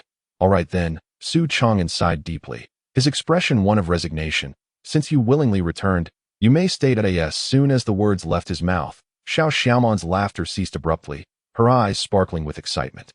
Really? You agree? Su Chang'an suddenly felt a sense of foreboding. Sure enough, in the next moment, Xiao Xiaoman lunged forward, lifting Xiaoli above her head, spinning in circles with delight. Yay! Finally, you're staying. You're my little demon now. From now on, you're part of my family. Xiaoli, dizzy from the spinning, had its tail entwined in a mess, helplessly flailing its little paws in the air. Help me. Su Chang'an stared at this scene in disbelief, rubbing his temples in exasperation. Oh, you really need to act like you've adopted a child bride. That's not the point. Then what is the point? Xiao Xiaoman raised an eyebrow. Su Chang'an sighed heavily, his gaze complex as he looked into the night. The point is, I need to go to the drunken immortal tower and explain this to the owner. Otherwise, will I ever be able to drink again? Xiao Xiaoman. Su Yihan. Xiaoli. 3 seconds later, Xiao Xiaoman patted Su Chang'an's shoulder with glee, a teasing smile on her face. You're done for. If the owner finds out you took away her little demon, she'll probably stew you into braised Chang'an. Su Chang'an sighed, his expression grave. I think so too. He was plunged into deep contemplation. In the capital, outside the Bureau of Demon Extermination, Su Chang'an stood before the grand hall of the governor's office, tilting his head slightly to admire the imposing edifice, the core institution of the Bureau of Demon Extermination. In contrast to the gates of the 6 doors, this place resembled a heavily fortified military encampment. Within the high walls, elite soldiers clad in black fish-scale armor patrolled with drawn blades, an air of menace pervading the atmosphere, and faint growls of some imprisoned monsters could be heard from the shadows. These were the suppressed evils, utterly incapable of escaping the confines of this estate. Standing at the foot of the steps, Su Chang'an was accompanied by Su Yihan, who spoke in a calm tone. Today is the governor's summons. Remember one thing. Speak little, listen much. Su Chang'an narrowed his eyes. Why does that sound like we're about to meet the emperor? Su Yihan cast him a sidelong glance, his tone unruffled. You will soon discover who truly holds power in the Bureau of Demon Extermination. Su Chang'an shrugged, adjusting his collar before stepping forward to follow Su Yihan into the hall. Inside, at a large crimson table, sat a middle-aged man garbed in a purple and gold python robe. His hair was slightly frosted, yet his expression was stern, with eyes sharp as a blade, exuding a calm authority that seemed capable of seeing through all. This man was the highest-ranking official of the Bureau of Demon Extermination. The governor of the supervisory office, Xuan, said he was not only the head of the bureau, but also the emperor's most trusted enforcer, wielding immense power over the demon cases throughout the entire Deqian realm. Flanking him were 3 officials dressed in dark official garb, known as the Bureau Chiefs. Chief of External Affairs, Bai Wuchang, real name unknown, known for his ruthless methods, in charge of external tasks. Chief of the Penal Department, Rend, overseeing internal cases of the Bureau. Reputed as the heartless judge, Chief of Intelligence, Wen Ruiying, responsible for intelligence gathering, rumored to know all within and beyond the capital. At this moment, the hall was silent, save for the occasional rustle of the crimson drapes in the breeze. The instant Su Chang'an entered, he sensed an invisible pressure. These individuals were far from ordinary officials, each emanating an aura of lethal intent. Xiao Xuanzi slowly raised his gaze, his penetrating stare landing on Su Chang'an. Speaking in a measured tone, Su Chang'an, for your role in unraveling the Thousand Dreams Zen Temple case and exposing the dark arts of dream manipulation. Your contributions are indeed significant." Xuan cupped his hands in salute, his tone humble, yet laced with a hint of cunning. "Governor, your praise is unwarranted. It was all thanks to the guidance of Hundred House Su. I merely ran errands and happened to slay a few demons along the way." Xuan's lips twitched slightly, silently cursing. This lad was quicker to deflect responsibility than to slay demons. Xuan, however, did not take the bait, his gaze indifferent as he shifted the conversation. "While your contributions are acknowledged, the rules must not be overlooked. You have yet to officially become a member of the Bureau and must undergo a formal assessment before being granted the title of Demon Slayer." Xuan's expression stiffened, followed by a wry smile. "So, I've been toiling for nothing?" The atmosphere in the hall froze momentarily. Wu Chang's lips curled in amusement, observing Xuan with keen interest, while Rend Buliu frowned, clearly disapproving of such flippant demeanor. Yet Xuan merely smiled lightly. The Bureau of Demon Extermination values rules, but it does not neglect those who have rendered service. He raised his hand, and a servant immediately presented a token. "This is the hunting order. The bearer may freely mobilize up to 3 lower-ranked demon slayers from the External Affairs Bureau to assist in task execution." Xuan's eyes brightened slightly as he took the token, examining it. This meant he could autonomously lead missions, no longer just a nameless intern. Xuan let out a slight hum, turning his gaze to the side.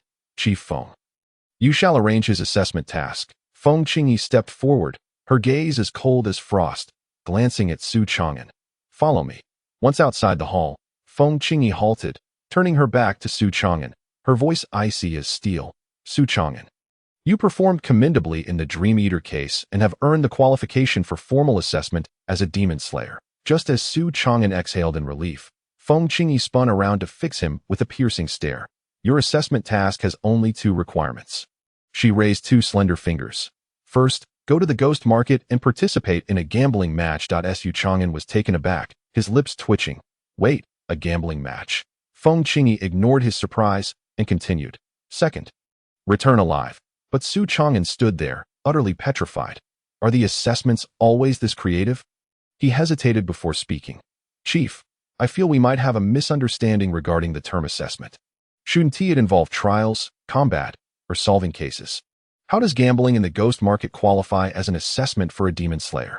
Feng Qingyi replied coldly. "The gambling in the ghost market is not the ordinary sort.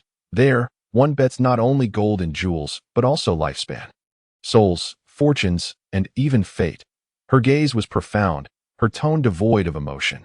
"Your task is to win once at gambling and return alive." Xuan's heart sank. This means he would be gambling with his life? He forced a smile, attempting to lighten the mood. As a newly appointed intern, shouldn't such matters be handled by seasoned veterans? Feng Qingyi cast him a dispassionate glance. "You may refuse." Xuan felt a flicker of hope, about to speak, when Feng Qingyi nonchalantly added, "However, if you decline the assessment, I will report to the 6 doors that you failed the selection for the Bureau of Demon Extermination and will be sent back."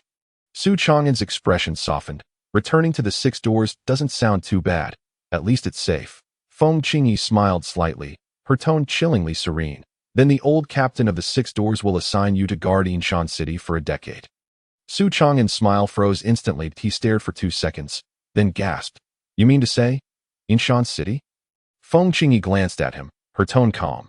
"Xuan City is close to the demon domain, with perpetual day and night, plagued by constant demonic winds and harsh weather, suffering at least 3 demon disasters each month." She paused, her voice hauntingly low. "In the past 50 years, 236 constables have been dispatched to guard Xuan City, with fewer than 5 returning alive." Xuan.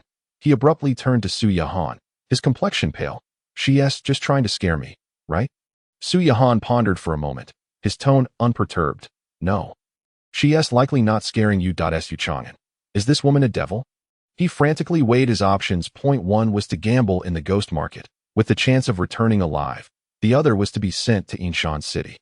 Essentially a death sentence. Suddenly, gambling seemed like the safer option. He took a deep breath, forcing a smile. "Chief Feng, I've suddenly realized that the ghost market is quite a splendid place." Feng Qingyi replied coldly. "Oh. In what way splendid?" Xuan gritted his teeth. At least there's a possibility of coming back, Xuan snickered softly. Feng Qingyi nodded slightly, her expression indifferent. Very well, but Su Chang'an sighed, finally understanding. This woman had no intention of giving him an escape route. With the task set, Feng Qingyi gestured, and a servant presented a small object, a red copper token. Su Chang'an looked puzzled. What is this? Feng Qingyi replied calmly. The Bureau of Demon Extermination Amulet. This token can create a temporary defensive barrier when you face a life-threatening crisis. Su Chang'an raised an eyebrow, eyeing the token suspiciously. Just what level of attack could it withstand? Feng Qingyi answered flatly. It should be able to withstand a common demon strike. Su Chang'an. What if it's a powerful demon? Feng Qingyi shot him a glance, her tone steady. Then you can consider it a form of terminal consolation. Su Chang'an. Is this really how you treat me? After leaving the Bureau of Demon Extermination, Su Chang'an stood on the long street, taking a deep breath as he glanced back at the towering estate. Su Yahan stood beside him, calmly remarking, If you want to run now, you still have time. Su Chang'an rolled his eyes, leisurely tucking the amulet into his pocket. Run? What a ridiculous notion. He casually tossed the bronze medal into the air, a faint smile curling at the corner of his mouth. His gaze deep and enigmatic. Since we are to gamble, let us wager something substantial. I shall show these specters what a true gambler is. The ghost market? Su Chang'an narrowed his eyes, observing the tea leaves in his cup as they gently swayed. Ripples of thought stirring within him. He had certainly heard of the ghost market. In fact, within the circle of the constables of the Six Doors, the tales surrounding it were plentiful enough to fill a compendium of the capital S forbidden places. It was not an ordinary black market, but a genuine realm of life and death transactions. Demons, wicked cultivators, fugitives, wandering souls, and even certain members of the royal family and officials engaged in clandestine dealings there. It was said that one could buy a life, sell fortune, or exchange souls. Anything was possible. Most crucially, the Six Doors never intervened. Cases from the ghost market fall outside the jurisdiction of the Six Doors. Su Yihan inquired nonchalantly from the side. Su Chang'an cast him a sidelong glance and chuckled. Not only do they turn a blind eye, but most of the Six Doors in the capital are disinterested in even knowing its whereabouts. His fingers tapped rhythmically on the table as he leisurely continued. Do you know how many constables disappear from the Six Doors each year? Su Yihan frowned. What do you mean? The lower-ranked constables of the Six Doors are replaced swiftly. Some are reassigned, some retire, some perish in battle, yet a certain number simply vanish without a trace. Su Chang'an raised his gaze, his expression laden with meaning. Before they disappear, the last place they visit is not the crime scene, nor the prison, and certainly not the offices of the Six Doors. It is the ghost market. Su Yihan's expression darkened. This implied that lurking behind the ghost market was some unknown peril. Therefore, Su Chang'an smiled wryly. Resting his chin on his hand, is my assessment significantly more tragic than that of others? Su Yihan glanced at him, his tone calm. No, others are not as unfortunate as you. Su Chang'an retorted. Could this fellow not phrase it differently? Su Chang'an was not one to embrace risk. If this assessment allowed for any form of evasion, he would undoubtedly choose to recline in comfort, yet Feng Qingyi had forced him into a corner. Thus, he had to prepare meticulously. He rummaged through all his savings at home, counting with a pained expression, only to repeat the process once more. In the end, he finally resolved to summon the living fossil of the intelligence division of the Six Doors. As night fell, Su Chang'an entered an unassuming tavern with his silver. The establishment was dimly lit, the scent of alcohol pervasive, with several drunken patrons sprawled across tables, the air thick with the aroma of aged spirits.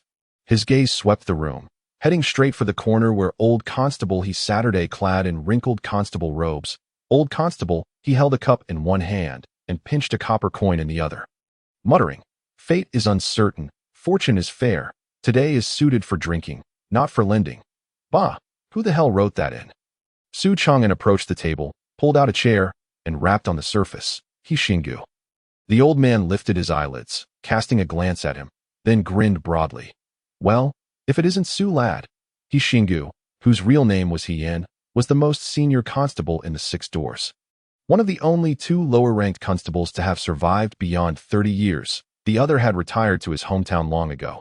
His partners had changed numerous times, and even several commanding officers of the Six Doors had switched twice. Yet he remained steadfast, comfortably occupying the position of the living fossil at the bottom of the hierarchy.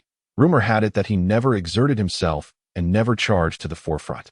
Yet he always managed to survive to the end of every major case. More frighteningly, he seemed to know everything. Xuan retrieved a pouch of silver from his pocket and thumped it onto the table. I asked. You answered. Xingu glanced at the pouch, a knowing smile crossing his lips as he leisurely sipped from his cup, chuckling. You wish to inquire about the ghost market? Clevered. Xuan smiled brightly at him. If I enter, will I emerge alive? Xingu let out a burp, speaking slowly. Returning alive is not a difficult feat. Xuan's eyes brightened slightly. The challenge, Xingu squinted, is that you return whole. Xuan. What do you mean by that?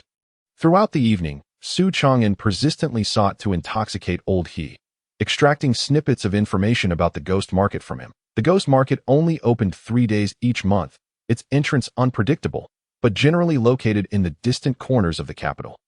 The gambling there was not typical. It was a true gamble of life and death. After acquiring such information, Xuan felt a bit more at ease. He touched the bronze medal in his pocket, sighed, and decided to seek out a few more individuals before setting off. He prepared to leave. Old Constable, he opened his bleary eyes, watching the departing demon slayer with a hint of anticipation. The night in the capital was boisterous, a realm of excess and opulence. Within the drunken immortal tower, the sounds of strings and bamboo floated as the courtesans danced and sang behind red veils. Patrons engaged in lively banter, jade cups brimming with the half-drunken essence of life. Xuan sat by the window, a cup in hand, yet his mind was consumed with plans for the impending actions. The ghost market was a place the six doors dared not tread, where the demon-slaying division could only turn a blind eye. It was rife with merchants selling demonic artifacts, outlaws, fugitives, wicked cultivators, monsters, and countless dead ends. It would be prudent to bring along a few reliable brothers to such a place. Xuan murmured to himself at that moment. A familiar voice, laced with a hint of irreverent mirth, broke through his thoughts. Su brother, what wicked scheme are you pondering this time? He looked up to see a young man wearing a bamboo hat and a light white robe, swaggering in with a grin. Zhao Sihai. The most audacious gambler in the capital, though he would never own up to the title, he preferred to call himself a fortune master, believing his luck to be extraordinary, always winning at gambling. In reality, his true identity was the #1 regular at the underground casinos of the capital, closely monitored by various establishments. However, luck was a capricious mistress. He often won, yet equally frequently lost without reason. What brings you here? Xuan raised an eyebrow, watching Zhao Sihai casually pull out a chair and sit down. Could I possibly miss it? The courtesan in the drunken immortal tower is playing the zither today. How could we not pay our respects? Zhao Sihai chuckled, pouring himself a drink, glancing sideways at him. But you? What have you been busy with lately? Xuan swirled the contents of his cup, a meaningful smile on his face. Care to join me for a high-stakes gamble? Zhao Sihai's eyes brightened instantly. How high? Xuan replied.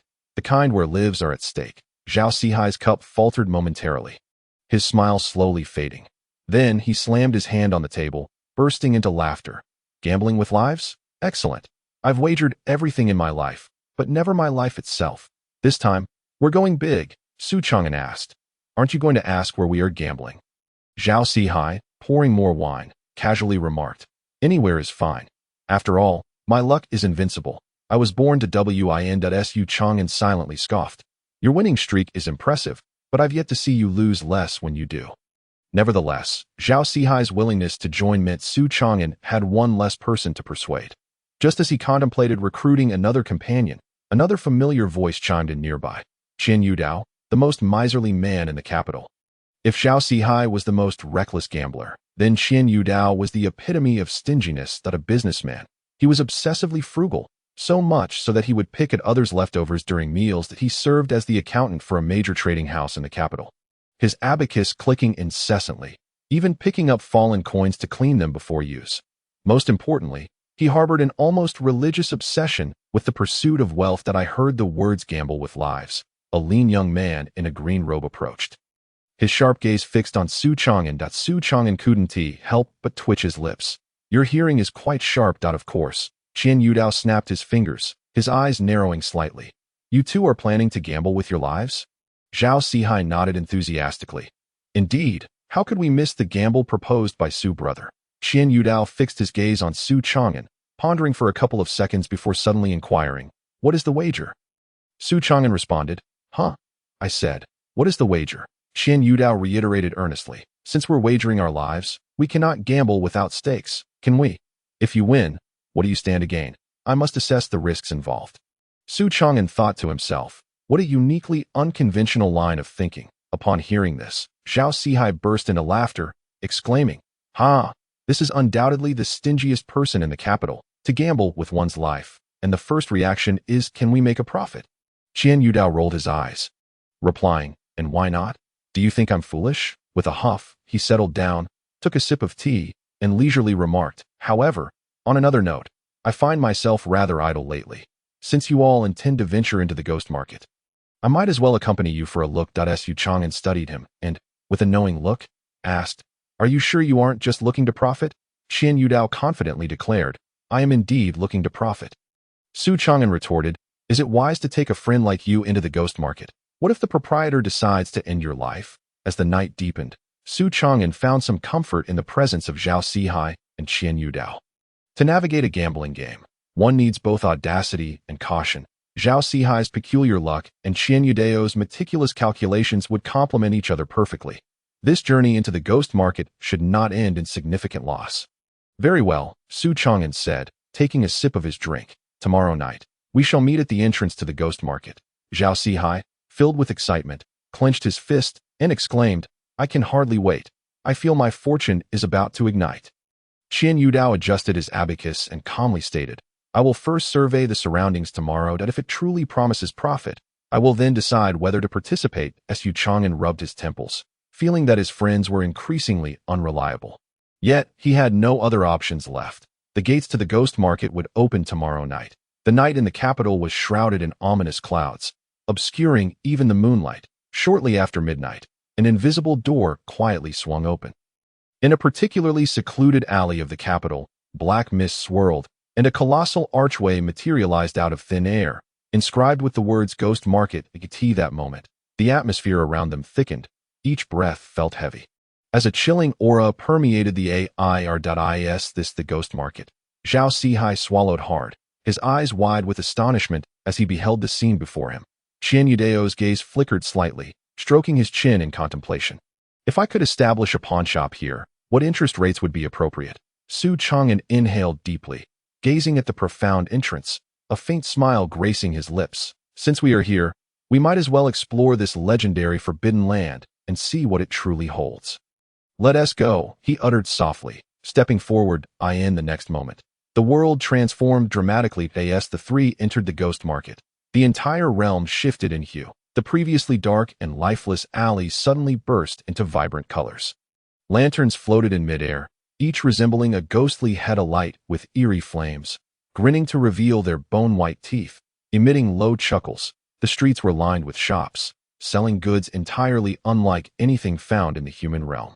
One sign read, "Underworld Fishing Gear Shop, specializing in Niha Bridge fishing rods to catch the Ghost King in the Yellow Springs." Another proclaimed, "Ghost Cry Jewelry Store, offering crying pearls that, when worn, echo the wails of spirits each night. Ideal for sleeplessness." Inyang Eatery. Today's special, head sushi and centennial ghost fish. Take a bite and dream of your past life. Demon Realm Pawnshop, accepting all treasures in exchange for fate. No cash accepted. The streets bustled with an array of incredible beings. A furry fox demon trudged along, burdened by a heavy sack from which muffled sobs emanated, hinting at a living creature inside. An elderly ghostly woman with snow-white hair leaned on a cane, her hollow eye sockets trailing several human skin masks, each expressing a different emotion. A ghoul with a green face and sharp teeth carried a boiled skull, nibbling on it as he walked, smacking his lips. This skull is quite well cooked, albeit a bit bland. Above, a ghostly blue dragon glided through the skies, exhaling puffs of ethereal light that cast a surreal blue glow over the entire ghost market. Zhao Sihai and Qian Yudao stood frozen in disbelief on the street. "Su, is this really a theater we've stumbled into?" Zhao Sihai's voice trembled slightly. Qian Yudao, however, was fervently focused on the shops, his fingers rapidly manipulating the abacus. "This is what true business acumen looks like. The trade here dwarfs that of the human realm," Su Chang'an observed quietly, his expression calm. Hearing is deceiving. Seeing is believing. Oh, this is the true ghost market. A smile crept onto his face as he gestured. Let us move. We should wander around for a bit. The ghost market was vast and bizarre, overwhelming their senses. The trio strolled, pausing intermittently to marvel at the myriad extraordinary stalls and creatures. It was only upon entering an ancient and elegant art studio that they truly grasped the peculiar wonders of the ghost market. The sign at the entrance boldly declared, Studio of 100 Ghosts. Zhao Sihai, puzzled, stroked his chin. An art studio. Does the ghost market also sell paintings? Qian Yudao, wary, glanced around and whispered, This place seems to harbor some mysteries. Su Chang'an, intrigued, clasped his hands behind his back and leisurely stepped inside, exclaiming, If there exists a painting of a bewitchingly beautiful woman, I might consider acquiring one. No sooner had he spoken than a voice, ancient yet filled with ire, erupted from within. Ignorant child, how dare you speak so flippantly of my art? The three froze, looking up to see an elderly man with snow-white hair standing within, wielding a wolf hairbrush, his gaze fiercely locked on his Su Chang'an. His murky eyes glinted with an otherworldly light. As if capable of discerning the truths and lies of the world, his sleeves billowed slightly, as if an invisible wind swirled around him, making it clear he was no ordinary individual. Qian Yudao swallowed hard and quietly asked Su Chang'an, Who is this? Su Chang'an slowly articulated, The ghost painter. Zhao Sihai's eyes narrowed. The ghost painter? Su Chang'an nodded gently, explaining at a measured pace, Within the ghost market exists a unique profession known as the ghost painter. The paintings they create are not mere artworks. They can encapsulate souls, harbor dark energies, and even carry curses. Legend has it that some ghost paintings can even bring the figures depicted within to life. Zhao Sihai and Qian Yudao felt a chill run down their spines, simultaneously inhaling sharply. Isn't that exceedingly sinister? Zhao Sihai muttered. Qian Yudao frowned. And who would be the buyer for such things? Naturally, those with needs, Su Chang'an replied with a faint smile. Some wish to reunite with deceased loved ones. Others seek to curse their enemies, and some even desire to attain immortality through the painting. Zhao Sihai and Qian Yudao exchanged glances, both feeling an unsettling chill at their backs. Meanwhile, the elderly man had fixed a cold gaze upon Su Chang'an, his tone menacing. Young man, do you not comprehend the power of a ghost painting that you dare to speak so lightly of it? Su Chang'an smiled slightly and clasped his hands in a gesture of respect. Please do not take offense, esteemed elder, that I have always held great admiration for ghost paintings and have come today to gain insight. May I? The elder snorted and waved his sleeve dismissively. If you were an ordinary person, I would not deign to speak further. However, seeing that you three display no trace of fear, but rather a hint of courage, I shall grant you a chance to broaden your horizons. Having spoken, he slowly turned and walked deeper into the art studio, with Su Chang'an and the others hurriedly following suit. Upon entering the studio, the trio was immediately enveloped by a chilling aura that assailed their senses. The walls surrounding them were adorned with an array of bizarre paintings, each exuding a palpable malevolence that sent shivers down their spines. One particular painting depicted a solitary ancient mansion, with shadowy figures flickering in the windows, as if someone was quietly observing the outside world. Another portrayed an extraordinarily handsome scholar, whose warm and refined smile belied the cold curvature at the corners of his lips. Yet another illustrated a young girl, her head bowed as she played with a puppet, while behind her loomed a pair of eerie green eyes, fixed intently upon her. Qian Yudao lowered his voice, remarking, It seems as though the entities within these paintings are truly watching us. Zhao Sihai nodded vigorously, exclaiming, Damn it! These paintings won't crawl out by themselves at night, will they? Su Chang'an's gaze swept across the surroundings before abruptly halting in front of a particularly ancient scroll. This artwork featured a stunning woman clad in a flowing red gown, her eyes brimming with emotion, seemingly casting a wistful glance over her shoulder. However, the eerie aspect of this painting lay in the fact that the woman's eyes appeared to move. Her gaze was gradually shifting towards Su Chang'an, imbued with a hint of a smile that was both inviting and unsettling. Zhao Sihai was taken aback, nearly losing his footing. Holy crap, she's moving. Qian Yudao, fixated on the painting, turned pale. Is this thing alive? The old man spoke in a calm yet measured tone. This painting is the legacy of a woman from 1,000 years ago. She met a tragic fate in life. imprisoned within this artwork by a ghostly painter. Even after a millennium, her spirit remains unvanished. Xuan squinted. A woman from 1,000 years ago. Does that mean? The old man nodded. She is one of the oldest painting spirits in the ghost market. Xuan stroked his chin, his eyes glinting with intrigue. Did a painting spirit from a millennium ago? Could it be coaxed back as a talisman? He suddenly revealed a cryptic smile and casually inquired. Elder, is this painting for sale? The old man furrowed his brow. Do you dare to make such a purchase? Why not? Xuan replied with a cheerful demeanor. If the woman in this painting could accompany me, wouldn't she be the most beautiful scenery in the world? The old man's expression subtly shifted. The smile of the woman in red seemed to deepen. Zhao Sihai and Qian Yudao simultaneously gasped. Retreating a step in alarm. Xuan, have you lost your mind? This could be a matter of life and death. Zhao Sihai whispered urgently. You don't actually intend to bring a ghost home, do you? Qian Yudao's face had turned ashen. Yet, Xuan's lips curled upward, his eyes sparkling with mischief. He patted the old man's shoulder and said leisurely, Elder, how about I exchange my excellent social connections for this painting? The old man frowned. What do you mean? Xuan chuckled. Elder, you have sold paintings for a millennium. Have you ever considered that if this woman were truly taken away by someone, it might lead to even greater opportunities? Besides, if she wishes to accompany me, does that not indicate a connection between us? The old man's expression momentarily faltered, while the smile of the woman in the painting grew increasingly enigmatic. The night in the ghost market was as sinister as ink.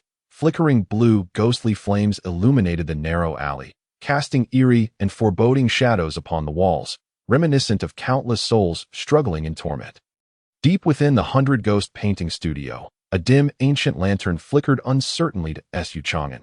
His eyes narrowed, stared intently at the exceedingly bizarre artwork before him. The woman in red was exquisitely beautiful, her skin pale as paper, possessing a haunting allure. More disturbingly, her eyes moved as if alive, gazing intently at Xuan, her lips curling into an enigmatic smile. Zhao Sihai and Qian Yudao stood nearby, beads of cold sweat trickling down their faces. Their expressions twisted in terror akin to a duck being choked, their throats constricted, unable to utter a word. From the depths of the shadows, an elderly man with hair as white as snow approached. His skeletal fingers grasping a long wolf hair brush, his clothes stained with black paint resembling mottled blood. His sunken eyes gleamed with a dark and murky depth, yet they conveyed a sharp, dangerous intensity. As if capable of piercing through one's very soul, that he was the renowned ghost painter of the ghost market. The ghost painter fixed his cold gaze upon Xuan, his voice gravelly like sandpaper. Young man, do you know the true origin of this painting? Xuan shrugged, a smile dancing in his eyes. Ignorance breeds no fear. Perhaps the elder might enlighten me. The ghost painter inhaled deeply, his aged voice lowering. This painting was created by an extraordinary woman a millennium ago, her life sacrificed for its creation, her spirit trapped within, her resentments unresolved. Over the millennia, anyone who has dared to covet this painting has invariably been drawn into it, never to escape. Qian Yudao's complexion paled, his voice trembling. Su, have you thought this through? This is not something to be trifled with. Zhao Sihai gulped nervously, stammering. Brother Su, let us not take foolish risks. How about we change stalls and continue browsing? Yet Xuan merely chuckled lightly, leisurely approaching the painting, lowering his gaze to the woman depicted within. Resentments unresolved? I think not. That he tilted his head, a subtle smile gracing his lips, his tone teasing. My lady, having been trapped in this painting for a millennium, wouldn't you like to stretch your legs a bit? As soon as his words fell, the temperature in the studio plummeted, a thin layer of frost creeping up the edges of the wooden table. Qian Yudao recoiled in terror. Are you insane? This ghost painting can understand human speech. Zhao Sihai's face turned an ashen green. You're chatting with a ghost, trying to drag us along to our doom. However, the ghost painter's gaze sharpened, intrigued by the artwork, making no move to intervene at that moment. The woman in red subtly curved her lips, her smile carrying an air of playful mischief, and the eyes in the painting even seemed to blink slowly at Xuan. Qian Yudao and Zhao Sihai's hair stood on end, their faces as pale as death. Yet Xuan merely squinted and chuckled softly. It appears the lady takes a keen interest in me. The ghost painter's expression shifted to one of seriousness, his eyes icy. Boy, if you truly dare to take her away, I shall grant you an opportunity if you can persuade her to leave with you willingly.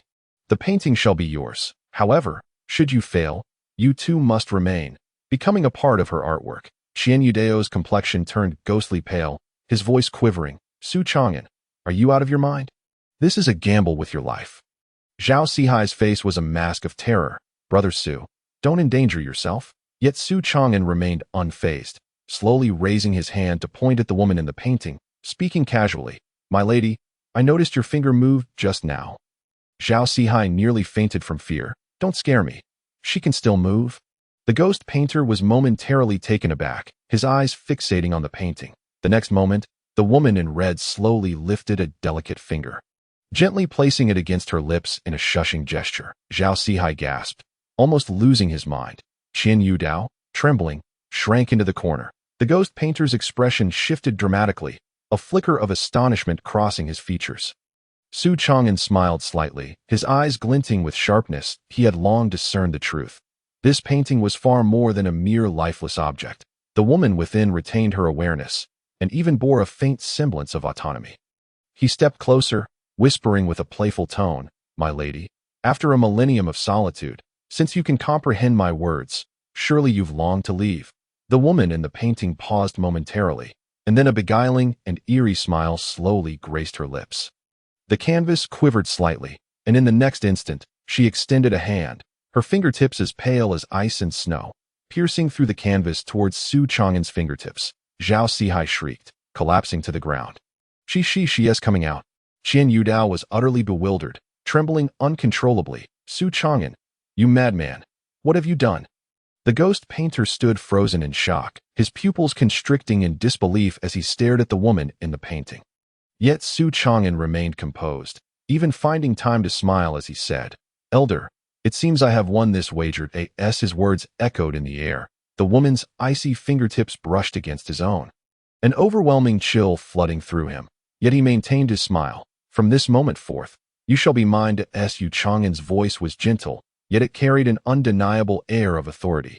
The woman in red slightly curled her lips, gradually closing her eyes. With a swift motion, the scroll was abruptly rolled up, and the ominous aura in the room dissipated in an instant, leaving the ghost painter's expression as grim as the depths of a stormy sea. Su Chang'an offered a faint smile and turned to Qian Yudao and Zhao Sihai, inquiring, What do you think? Should I venture elsewhere for a while?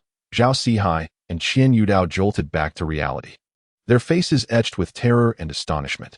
Meanwhile, the ghost painter, silently fixated on Su Chang'an, remained quiet for a long while before finally speaking. Young man, who exactly are you? Su Chang'an chuckled lightly, casually stowing away the scroll, his tone leisurely. Just an ordinary newcomer from the demon-slaying division. Zhao Sihai retorted, I would believe that only if I were a fool. Qian Yudao leaned in closely to Su Chang'an, whispering urgently, Su Chang'an, you can't be serious about bringing a millennia-old ghost spirit home, can you? Su Chang'an patted his shoulder, wearing a knowing smile. What's wrong? Are you afraid? Qian Yudeo's complexion turned pale. Of course I'm scared. What if she crawls out in the middle of the night? Su Chang'an clicked his tongue and sighed. You really don't understand, do you? If she crawls out at midnight, she could keep me company for a game of chess. Zhao Sihai and Qian Yudao shared a glance, realizing that the real danger wasn't the painting, but Su Chang'an himself.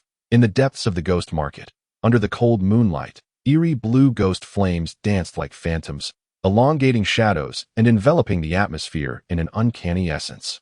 Emerging from the 100 Ghosts painting workshop, Su Chang'an cradled the sinister scroll in his arms, his expression intricate as he contemplated how to deal with the woman within the painting. Suddenly, he noticed Zhao Sihai and Qian Yudao halting in their tracks, their gazes fixated on an old man in gray robes by the roadside. The old man, hunched and with a voice that oscillated oddly, proclaimed, Cast a copper coin, and your wish shall come true. Be it human, demon, or ghost. How many have found fortune over the centuries because of this? Upon hearing this, Zhao Sihai's eyes sparkled, and he pointed ahead in astonishment. Old Su, there's a wishing well right here in the ghost market? Su Chang'an lifted his gaze, and indeed, a dim stone pool appeared before them, its waters a deep emerald green, with countless shimmering copper coins undulating within, exuding an air of mysterious allure. Even more bizarrely, not far away stood another wishing well, the two pools seemingly competing against one another. Zhao Sihai was taken aback. Can this thing even have a branch store? Qian Yudao frowned. This is utterly against the rules. Isn't it? Which pool is the genuine one? Su Chang'an stroked his chin, his gaze sharp as lightning. Something feels amiss. With two wishing wells, one must be a fake. The trio scrutinized the pools closely, but Zhao Sihai's excitement grew ever more intense as he could no longer resist whispering. Old Su, why don't we give it a try? What if we actually strike it rich? Qian Yudao shot him a disapproving look. Have you lost your mind? If this thing were truly effective, why would it be right here for you to take advantage of? Yet Zhao Sihai remained undeterred, rubbing his hands together with anticipation. How would we know without trying? My luck at gambling has been quite good lately. What if I win? Su Chang'an raised an eyebrow, glancing at Zhao Sihai with a slight smile. Sihai, are you certain you wish to tempt fate? Zhao Sihai, brimming with enthusiasm, replied, I've been to gambling houses countless times. What's one more? Besides, if I hit the jackpot, I could become wealthy. Qian Yudao looked at him in utter disbelief. With that level of intelligence, it's a miracle you've made it this far in life. Ignoring him, Zhao Sihai eagerly approached the left wishing well, retrieved a copper coin, closed his eyes fervently, and whispered, I wish to become rich. The coin was tossed into the water, creating gentle ripples, the three of them fixated on the surface.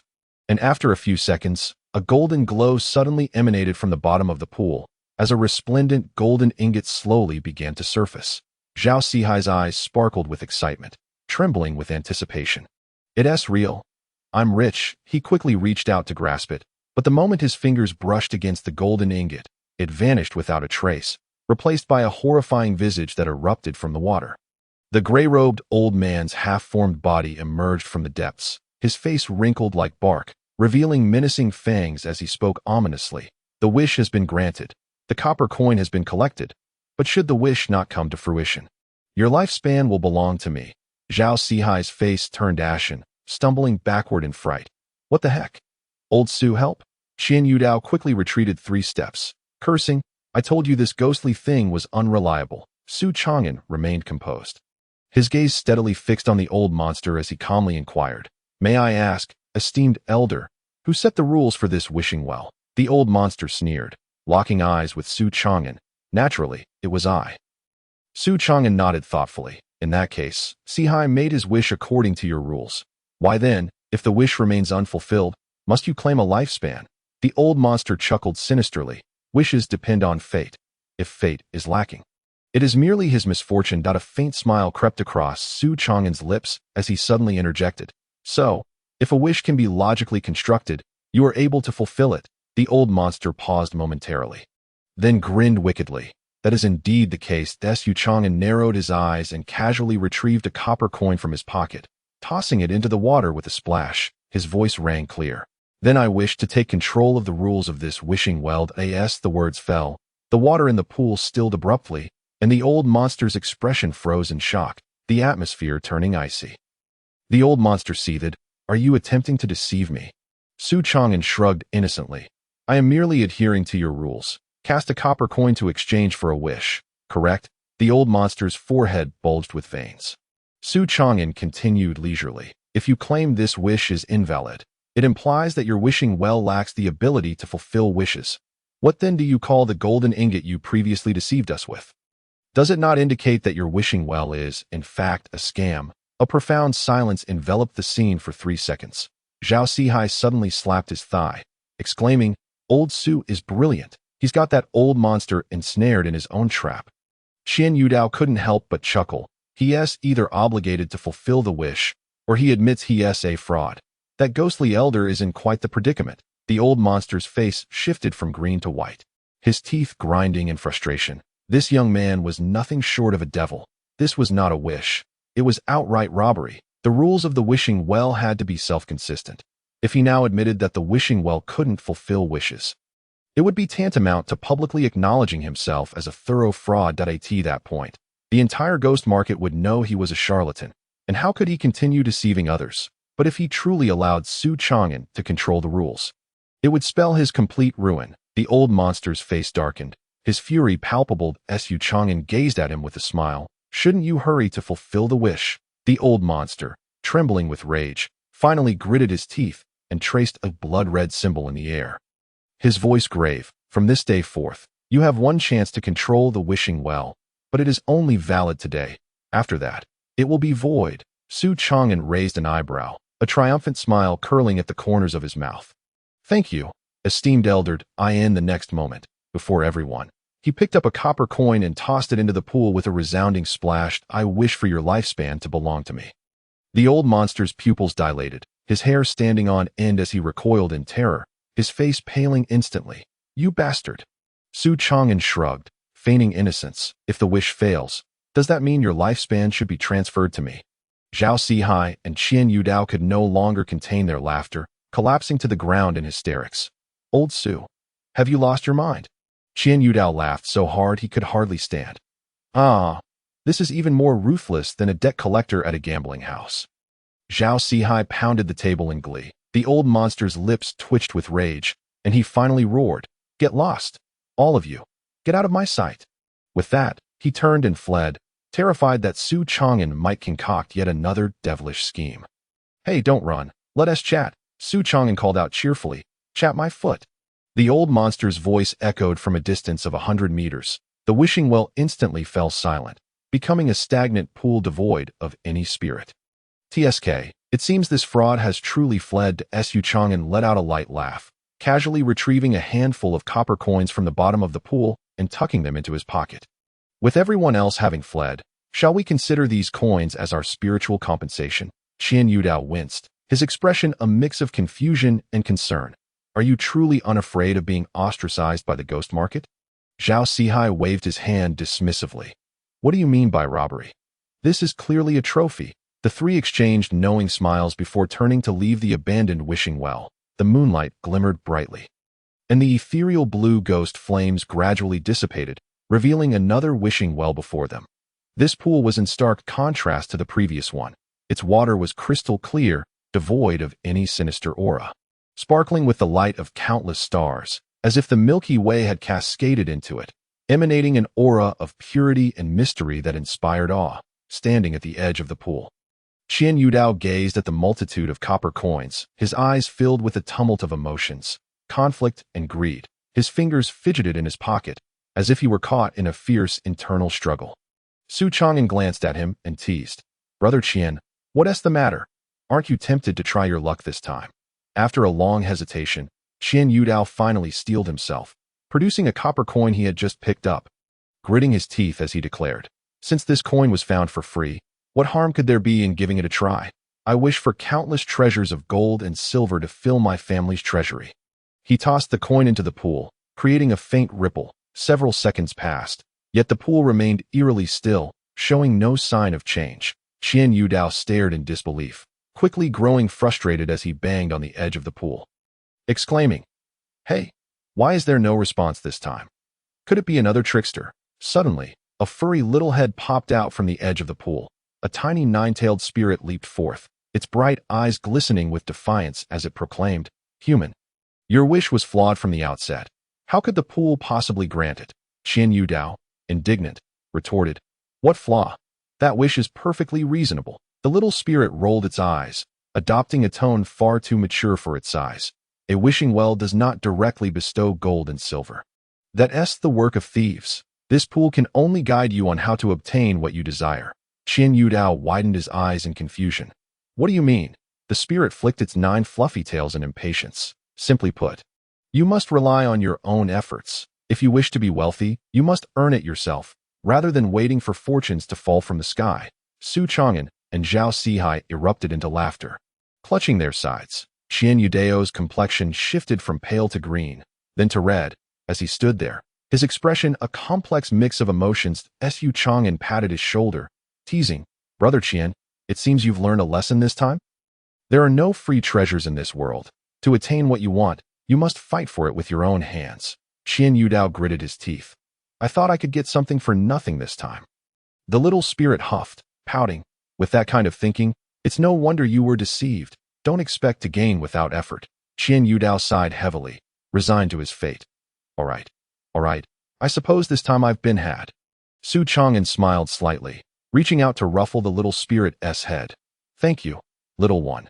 This stubborn fellow particularly needed your enlightenment. The little spirit shook its head in disdain, sulking. Don't thank me. Just don't touch me next time. The three burst into hearty laughter, while Qian Yudao appeared utterly dejected. Suddenly, the pool released a surge of pure white energy, seeping into the three of them. And a flicker of understanding flashed in their eyes that in the end, wealth in this world must be earned through one's own endeavors. Deep within the ghost market, the lights twinkled alluringly, and the air was thick with the mingling of demonic energy, creating a cacophony of sounds both lively and eerie. Merchants shouted their wares, ghosts flitted about, some setting up stalls to tell fortunes, others hawking special products from the underworld, and even a unicorn-like spirit bull was seen on the roadside, enticing customers with lavish tours of the underworld, offering all-inclusive packages for 7 days of travel between the realms of the living and the dead. As Su Chang'an and the others wandered casually, they encountered sights that were seldom seen in the human world. Zhao Sihai remarked, "Old Su, how on earth did you manage to turn the tables on the traps set by the book spirit?" Qian Yudao rested his chin on his palm, pondering. "So, accompanying you means I don't have to lift a finger. I can win just by talking?" Su Chang'an cast them a sidelong glance, chuckling lightly. "Then why don't you both learn a bit more?" Just then, a bookstore came into view. The sign above the entrance was weathered and faded, with 4 ancient characters barely discernible. Shu Chengwan Fa. Zhao Sihai frowned. "There's a bookstore in the ghost market?" Qian Yudao glanced around, scoffing. "Do the spirits even read? Are they preparing for the imperial examinations?" Su Chang'an regarded the bookstore with a slight smile. "Don't underestimate the spirits. What's inside may not be meant for humans. This place is no ordinary establishment." Upon entering, the atmosphere grew noticeably heavier. Bookshelves were densely packed, and every ancient tome exuded a profound aura, as if silently observing the intruders. Behind the counter sat an elderly man in a blue robe, holding a folding fan, his gaze sharp, as though he had witnessed the passage of time and seen through the hearts of men. He slowly raised his eyes to them, his voice flat yet imbued with significance. "Gentlemen, are you here to purchase books, or to try your luck?" Su Chang'an arched an eyebrow. "Try my luck?" The old man chuckled lightly, tapping a book on the counter with his fan. The cover was dark red, shimmering with a light that seemed to devour time itself. This book was said to be a manifestation of a 1,000-year-old book spirit, knowledgeable in the ways of the world. The old man continued in a calm tone. "It excels in gambling. If you win, you shall receive profound insights. If you lose, you will pay the price." Zhao Sihai and Qian Yudao exchanged wary glances, a chill running down their spines. "Old Su, you're not seriously considering this, are you?" Zhao Sihai whispered urgently. Su Chang'an's lips curled into a slight smile, the light from the books reflecting in his eyes. "To know the ways of the world? Now that sounds intriguing." He extended his hand, his fingertip barely brushing the book. With a rustle, the pages flew open, releasing a torrent of demonic energy. The air suddenly grew thick, and a ghostly figure emerged, an elderly scholar clad in traditional robes, surrounded by dozens of floating ancient texts, his gaze steady as a deep abyss. The book spirit smiled faintly. "Young man, do you wish to challenge me?" Su Chang'an replied with a calm smile. "Challenge is perhaps too strong a word. I merely wish to verify the truth behind your knowledge of all laws." The book spirit stood poised, its voice deep. "I comprehend the laws of heaven and earth. The past, present, and future can all be discerned." It raised a hand, the scrolls swirling around it, its tone exuding undeniable confidence. "You may wager with me on 3 questions.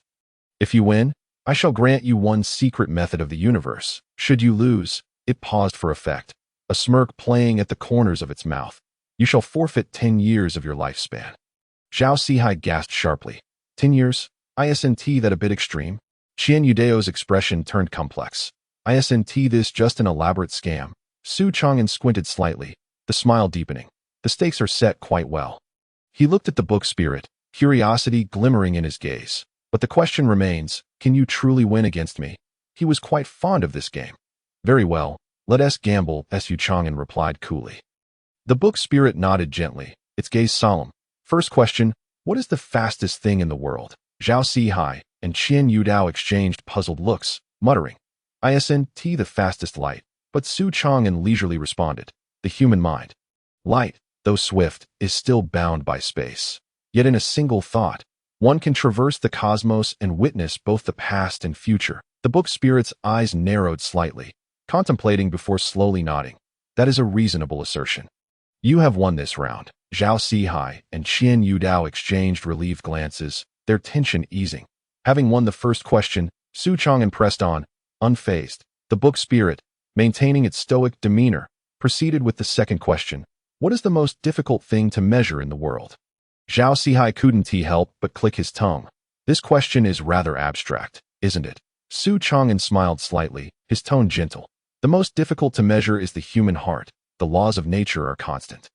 The season cycle, the sun and moon rise and fall with certainty, yet the human heart is ever-changing and the hardest to fathom. The book spirit fell silent for 5 seconds before finally conceding. You have won again. Zhao Sihai and Qian Yudao felt a surge of excitement. Having triumphed in both rounds, it seemed this book spirit was not as formidable as they had thought. The book spirit regarded Su Chang'an with increasing interest. You are quite clever. Now, for the final question. Will you lose? Zhao Sihai and Qian Yudao were taken aback. Zhao Sihai's face paled at the realization. This question is toxic. Qian Yudao's eyes widened in sudden clarity. Gasping, we're in a deadlock. If Su Chang'an were to answer affirmatively, it would signify his admission of defeat. Conversely, if he were to respond negatively, the book demon could assert, then you have already lost. This query is indeed unsolvable. Su Chang'an fixed his gaze upon the book demon, a cryptic smile gracing his lips. How intriguing, he gently applauded, his tone light and airy as he remarked. You seek to compel me to concede through paradox? The book demon remained silent, evidently awaiting a response. Su Chang'an smiled faintly and spoke with nonchalance. For the third question, I decline to answer. The chapter is not yet concluded. Please turn to the next page to continue enjoying the remarkable tale. The book demon was taken aback. You cannot refuse. Su Chang'an spread his hands. Why can't I? There is no stipulation in the wager that necessitates an answer. The book demon, Zhao Sihai, and Qian Yudao were momentarily stunned, then burst into hearty laughter. To break the paradox by refusing to answer, thus directly resolving the deadlock, the book demon fell silent for a prolonged moment, ultimately sighing and ruefully admitting, Indeed, I have lost. As the words fell, the scroll returned to tranquility. Upon the counter, a volume of ancient black text began to rise slowly, landing in Su Chang'an's hands. The apparition of the book demon gradually faded.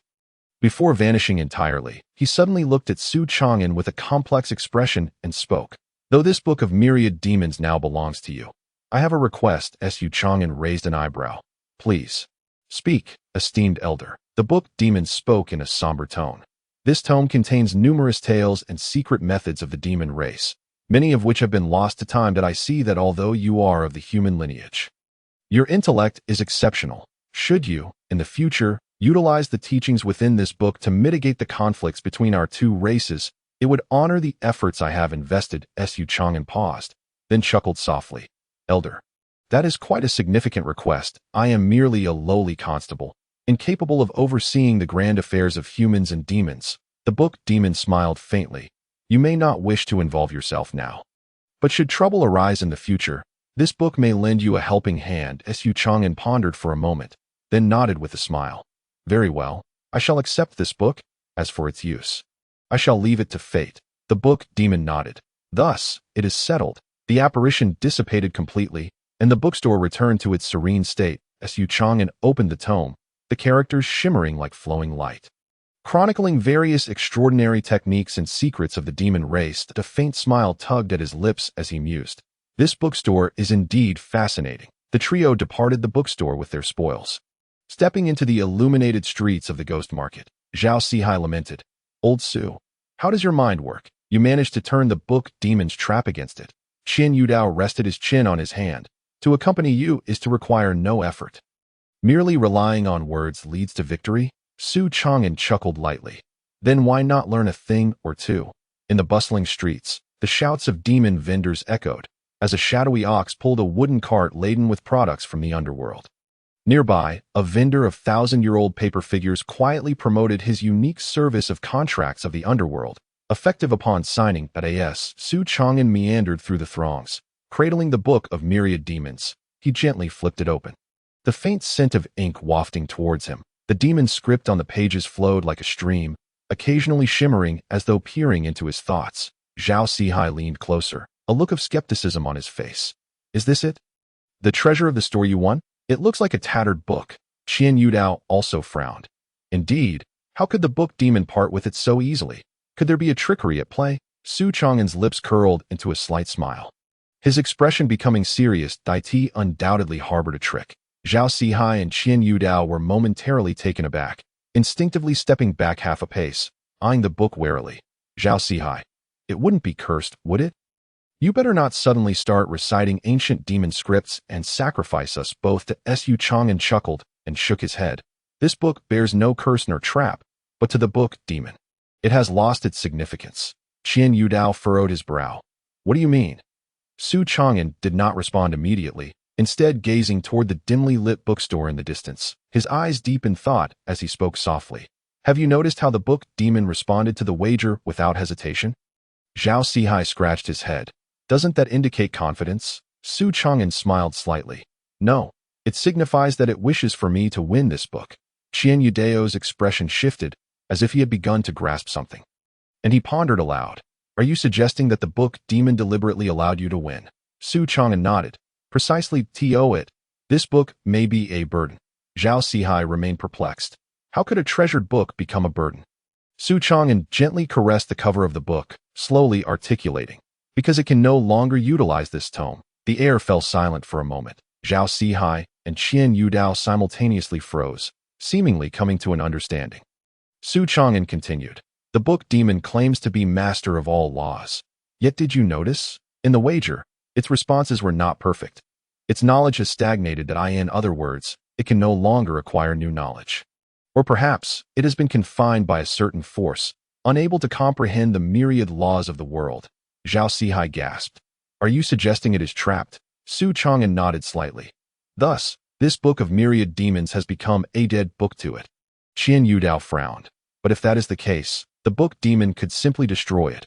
Why would it choose to wager it to you? Su Chang'an regarded him with a knowing smile. Have you ever seen a book that would spontaneously incinerate itself? Qian Yudao was momentarily taken aback, then suddenly understood, his expression shifting. So, it is waiting for someone to continue this book? Su Chang'an's gaze turned profound as he spoke quietly. Yes, it can no longer inscribe new knowledge. Hence it seeks one who can continue writing. And I happen to be the chosen heir. Zhao Sihai shivered slightly. So, you have now become the book demon's successor? Su Chang'an gently stroked the book's cover, a hint of a smile playing at the corners of his mouth. Who knows? Perhaps this book will lead me to discover even more intriguing things. The trio found a quiet corner, and Su Chang'an opened the book of myriad demons, the pages fluttering gently, the demon script dancing across the paper as if alive. The first page displayed the genealogy of the demon race, chronicling from the most ancient celestial demons to the contemporary demon sects, even including some races long extinct, with information rendered in exquisite detail. The second page unveiled the cultivation system of the demon race, detailing how demons transform, how they cultivate human martial techniques, and even how to manipulate the energies of yin and yang, all meticulously recorded. At that moment, the pages paused, revealing a line of text. From where do you wish to begin? Su Chang'an stared at the line, a soft chuckle escaping his lips. This book is indeed alive. Zhao Sihai leaned in for a closer look, immediately frowning. What does that mean? Su Chang'an tapped the page, his tone laden with significance. It awaits my choice. Qian Yudao's expression turned wary. You better not choose carelessly. If you select an experience of being devoured by a demon, we'll have to light incense for you in advance. That Su Chang'an rolled his eyes. Do you think this is a martial arts novel where one selects skills? The pages trembled slightly, the demon script flowing as if poised for his decision. Su Chang'an pondered for a moment, then slowly spoke. I wish to know why the book demon can no longer continue writing. As his words fell, the demon script on the pages rippled like water, revealing a small line of text. Due to sealing, the book demon cannot inscribe new knowledge. The three of them were momentarily stunned. Zhao Sihai scratched his head. Sealing? What does that mean? Who did it? The pages displayed more text. Due to heavenly laws, the book demon cannot probe the myriad laws of the world. Only the new master can break the seal. Su Chang'an's eyes narrowed slightly, his gaze contemplative. Heavenly laws? Now that is intriguing. If the book demon were merely an ordinary demon, Why would it be confined by heavenly laws? Why would it be forbidden from continuing to write? More importantly, why did the book demon choose him? Zhao Sihai could not help but lean closer, frowning as he asked, Old Su, why didn't he give the book to me, but rather to you? Qian Yudao shot him a sidelong glance, a smirk playing on his lips. You need to have the brains for that, Zhao Sihai. You brat. He rolled up his sleeves, ready to throw a punch. But as he lifted his fist, he suddenly froze, an odd expression crossing his face. Wait a moment. It seems I truly cannot answer these questions. Xuan lowered his head in contemplation, his fingertips gently caressing the pages of the book. The heavenly path was sealed, and all laws were obscured. If this were indeed true, then this tome of myriad demons might be more than just a relic of the book demon. As the night deepened, the ghost market remained ablaze with lights. Xuan raised his gaze, a faint smile playing on his lips as he slowly closed the book. Well, let's set aside the book for now. We should continue exploring the ghost market. Zhao Sihai immediately breathed a sigh of relief. Finally, we can carry on. I thought you would be lost in your reading. Qian Yudao stroked his chin, deep in thought. But seriously, Old Su, why not attempt to unseal the book demon's seal? Perhaps it conceals even more formidable demon arts. Xuan smiled faintly, his gaze profound. Of course, I will certainly give it a try, but I must find a suitable place. The three of them walked side by side, venturing deeper into the ghost market, surrounded by the clamor, lights, and flickering shadows of demons. The lights of the ghost market danced, the air thick with demonic energy, as the cacophony of vendors' cries intertwined with the chilling wind, creating a bizarre yet vibrant tapestry of the ghost market. With the tome of myriad demons in hand, Xuan's eyes fell upon the pages, his fingertips lightly turning them as the demon script flowed across the paper like a living entity. He read while digesting the information within. Meanwhile, Zhao Sihai and Qian Yudao, clearly disinterested in the book, eagerly scanned their surroundings in search of adventures within the ghost market. Old Zhao, Qian Yudao asked, biting into a candied hawthorn. Do you think we might encounter any fortuitous encounters tonight? Zhao Sihai stroked his chin and chuckled. Fortune? That's a given. In a place like the ghost market, treasures abound. With keen eyes, finding a divine weapon is but a dream away. Xuan, not lifting his gaze, replied nonchalantly, just be wary of picking up a pitfall instead. Zhao Sihai waved his hand dismissively. Just watch. This grand spectacle is the stage for someone like me. Zhao. Qian Yudao licked his candied hawthorn, nodding in agreement. Yes, today, let me show you what a true merchant looks like. Xuan, uninterested in the exuberant antics of his overly confident companions, continued his study of the book. The ghost market was vast, teeming with peculiar wares. The trio had wandered for quite some time, witnessing numerous bizarre trades. Vendors selling living shadows, spectral merchants offering fragments of nightmares, and gambling dens wagering on lifespans or past fortunes, all reliant on the whims of fate. Yet, the gambling game mentioned in their task remained entirely elusive. This ghost market was indeed a place ripe for fortune. As they walked, Qian Yudao pulled out an abacus from his sleeve, his gaze sharp as an eagle's, scanning the surroundings. Zhao Sihai scoffed. Fortune? You think you'll make a fortune here? Every monster here is a cunning old fox, if you dare to swindle them out of a single copper coin. You might find yourself surrounded by 5 venomous snakes, drained of your essence. Xuan cast a sidelong glance at Qian Yudao, his lips curving slightly. He's not after profit. He's in search of free money. Zhao Sihai paused, perplexed. Huh? Xuan continued. Boss Qian is a merchant of religious caliber. He wouldn't spare a single coin. Zhao Sihai exclaimed. Is that even possible? Qian Yudao laughed dismissively, quickening his pace, his tone buoyant. What do you know? In a place like this, free lunches abound. It's all about who has the skill to seize them. But as the trio walked on, they suddenly heard a deep, resonant drumbeat ahead, slow yet powerful, reminiscent of the prelude to some ancient ritual. The crowd gradually converged, murmurs rippling through the air. The vengeful spirit auction is about to commence. Qian Yudao's eyes sparkled with excitement. Finally, something interesting is happening. Zhao Sihai frowned. Vengeful spirit auction? Xuan stood with his hands clasped behind his back, explaining calmly, it is one of the ghost market's unique trades. Some spirits, wronged in life, accumulated wealth or secret arts, yet in death are trapped within the ghost market, unable to take their possessions with them. Thus, they hold auctions for the living to bid on their legacies. Zhao Sihai stroked his chin. So, What do we use to bid? Ghostly currency. Su Chang'an smiled slightly. That depends on the spirit's requirements. What they desire may not necessarily be gold or silver. Qian Yudao squinted, a knowing smirk on his lips. Interesting. The three stood amidst the crowd, their gazes fixed upon the shadowy figure on the high platform that it was a spirit clad in the robes of the great Qian dynasty. Its face pale, eyes hollow, with 3 relics laid before it. After 49 days, it would depart, and it appeared this was its final moment. Though long deceased, an air of authority still emanated from it, suggesting it had once been a person of significant wealth and power. Qian Yudao stroked his chin, his eyes brightening. This spirit was likely a money manager in life, wasn't it? Su Chang'an chuckled softly at the remark. Are you interested in its wealth? Qian Yudao replied earnestly. Of course not. I merely wish to assist it in finding peace. Zhao Sihai rolled his eyes. Since when did you become so compassionate? Qian Yudao's expression turned serious, his tone reverent. I possess compassion that is reserved for gold and silver treasures. In the center of the altar, the emaciated spirit knelt quietly, its face ashen, eyes cold, filled with intense obsession. Before it lay 3 relics, a jade box inscribed with runes, faintly glowing with golden light.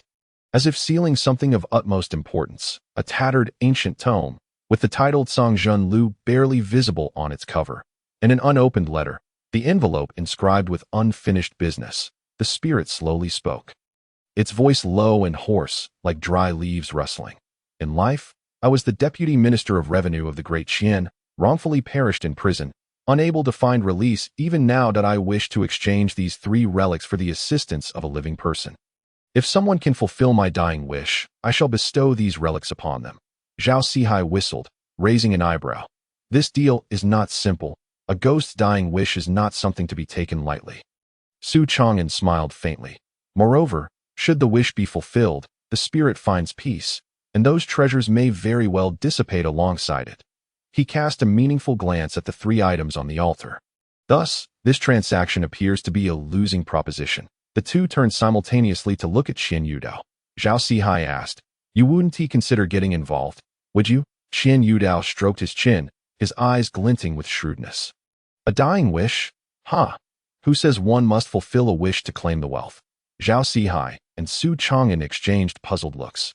Qian Yudao straightened his attire, his demeanor calm as he stepped forward, clasping his fists in greeting to the spirit with a warm smile. Esteemed sir, you are the deputy minister of revenue. Your dying wish must pertain to wealth, does it not? The spirit's murky gaze suddenly intensified, and it replied softly, Indeed. Qian Yudao nodded, his tone steady. Then, where is your money? The spirit slowly raised a hand, pointing towards a distant black edifice at the center of the ghost market, the Ghost Contract Bank. All my savings are stored there, yet in death, this money remains trapped, unable to be retrieved. Zhao Sihai's eyes widened. So, it wants the living to help fulfill its wish before retrieving the money. Su Chang'an pondered thoughtfully. But according to the rules of the ghost market, the living deposit, the living withdraw, the dead deposit, the dead withdraw, unless the living still remain, in which case the debt of the deceased is extinguished. He squinted towards the direction of the Ghost Contract Bank. The deputy minister's wealth carries a debt of causality. Whoever retrieves the money is likely to inherit his burdens, perhaps even be consumed by the ghost contract. Zhao Sihai frowned. Then this deal is impossible. Qian Yudao merely laughed, his fingers deftly manipulating the abacus, his tone leisurely. Thus, I certainly will not retrieve what I intend to sell. Rather, I seek the qualification to claim the funds. Zhao Sihai and Su Chang'an exchanged bewildered glances. At that moment, Qian Yudao suddenly turned to the surrounding demons, cultivators, and spirits, proclaiming loudly, Ladies and gentlemen, this esteemed individual is the Deputy Minister of Revenue of the Great Qian. His savings still reside within the Ghost Contract Bank, their value beyond estimation. He now wishes to bestow this wealth upon a fated individual. The crowd erupted in a clamor. The savings of the Ghost Contract Bank. That must be the money of the Deputy Minister, worth at least tens of thousands of taels of gold. It may even harbor undisclosed secret ledgers. The hesitating buyer's gaze suddenly ignited with fervor. This task is mine. I am willing to retrieve it. Grant me the opportunity. Within mere moments, the ghost market erupted into a frenzy. Qian Yudao observed the fervor in the crowd with a satisfied nod, his fingers dancing over the abacus as he smiled. esteemed guests, wishing to fulfill a last wish is not an issue. However, considering the esteemed position of the deputy minister of the great Qian ministry, he cannot simply select anyone. Thus, the inheritance is limited to 3 individuals. The highest bidder shall claim the prize. The ghost market erupted in a cacophony of voices, with the bidding escalating into a fervent crescendo. The atmosphere so charged it seemed poised to ignite the night. Qian Yudeo's abacus clacked rhythmically, his gaze sharp as a hawk, his heart soaring with elation. This time, success was assured, but just as he prepared to announce the highest bidder, a mocking voice pierced through the din. Ah, indeed, the hearts of men are greedy, and the hearts of demons even more so. Who among you would dare trust such a fortune? A peculiar figure emerged, a green-faced demon with flowing white hair draped in a black fox fur. Cradling a fluffy black cat in his arms, he gently stroked the cat's head, his gaze sweeping over the bidders with a sardonic smile playing at the corners of his mouth. And who might you be? A demon inquired, furrowing his brow. The green-faced demon responded languidly, me? Just a businessman who spent a few years at the Ghost Contract Bank. What do you wish to convey? He smiled faintly and strolled towards the altar, his eyes landing on the sole minister, his tone teasing. This esteemed minister indeed held a substantial sum at the Ghost Contract Bank during his lifetime, but the issue lies in the fact. He nonchalantly uttered, it was deposited while he was still alive that a thunderous uproar erupted. What? The money cannot be retrieved. What does that imply? Su Chang'an raised an eyebrow, while Zhao Sihai instinctively patted his wallet. A sense of unease creeping in the center of the throng. Qian Yudeo's smile froze, his eyes twitching uncontrollably. Heh, my friend, are you not being a tad alarmist? The green-faced demon scoffed lightly, flicking the cat's ear. Alarmist? Oh, you seem to have forgotten that the deposits at the Ghost Contract Bank are not mere gold and silver, but rather part of a causal contract. The minister's funds were indeed deposited therein. But upon his death, this money transformed into a causal debt. Whoever dares to claim it will inherit his debts, potentially being consumed by the contract itself. That a 3-second silence enveloped the crowd before chaos ensued. Good heavens, this is not a gift of money but a gift of death. Who in their right mind would dare to claim it? Is there any difference from being buried alive? Outrage erupted, and the onlookers, demons, cultivators, and black market merchants, cast hostile glares at Qian Yudao. Qian Yudao, Zhao Sihai, Su Chang'an. Zhao Sihai instinctively took a half-step back, whispering, should we make a run for it? Su Chang'an glanced at the agitated crowd of demons, his lips twitching slightly. It's too late. The collective fury of the crowd had completely severed Qian Yudeo's escape route. Bang! In the next moment, Qian Yudao lunged at Su Chang'an, clinging desperately to his legs, tears streaming down his face. Lao Su, save me, Su Chang'an. This rascal is pinning the blame on me again. Zhao Sihai, with a helpless expression, patted Su Chang'an's shoulder. Lao Su, if you don't help him, he might just return to life tonight. Su Chang'an rubbed his temples, taking a deep breath. Find out he stepped forward, addressing the sole minister with a calm voice. Esteemed minister, since no one else can fulfill this last wish, let it fall to him. The previously dim expression of the sole minister brightened, as if a glimmer of hope had finally emerged. Boom! The power of the contract surged. Gray light patterns suddenly materialized, swiftly coalescing into an invisible chain, tightly binding Su Chang'an and Qian Yudeo's wrists. Zhao Sihai whistled, watching the two with glee. TSK. This gamble has taken an intriguing turn. Su Chang'an's smile gradually faded, his entire being feeling as though struck by lightning, frozen in place. Wait, this contract binds me. The sole minister nodded slightly, his gaze warm as if he were a father waiting for his dutiful offspring at the end of his life. Thank you for your willingness to help me fulfill this last wish. No, I never agreed to this. Su Chang'an spun around, fixing a piercing glare at Qian Yudao. In the next instant, he seized Qian Yudao by the collar, yanking him forward, rolling up his sleeve. As expected, the same contract chain was firmly wound around Qian Yudeo's wrist. Qian Yudao recoiled in shock, his complexion ashen, his lips twitching uncontrollably. The fellow was now utterly petrified, his expression reduced to 4 stark characters. Life is hopeless. Lao Su, this is unfair. You should think of a way to dissolve the contract. Both he and Su Chang'an were bound by a causal contract. Su Chang'an's eyes widened, pointing at him with gritted teeth. You deceitful scoundrel. How could you also be hoodwinked? Qian Yudeo's face alternated between green and white, his composure utterly shattered. Do you think I wanted this? I am even more aggrieved than you. The Soul Minister wore a gentle smile, his voice as soothing as a spring breeze. Esteemed sir, since the contract is established, I can now depart in peace. These 3 relics, I hope you will cherish, and upon fulfilling your last wish, the contract may be dissolved. Yu Chang'an's mouth twitched violently, his voice trembling. Can I truly refuse? The Soul Minister nodded slightly, his tone benevolent. Of course that he paused, smiling. But as long as the contract remains unresolved, you too will be cursed to have your lifespans drained until your souls are scattered. Su Chang'an, Qian Yudao, Zhao Sihai. Ha! Su Chang'an and Qian Yudao exchanged a glance, both silently cursing. In this day and age, even ghosts are more cunning than I. Qian Yudeo's lips twitched uncontrollably, forcing a semblance of a smile as he attempted one last desperate plea. Wait, esteemed elder, let us discuss this matter. His face was pale, his tone pleading.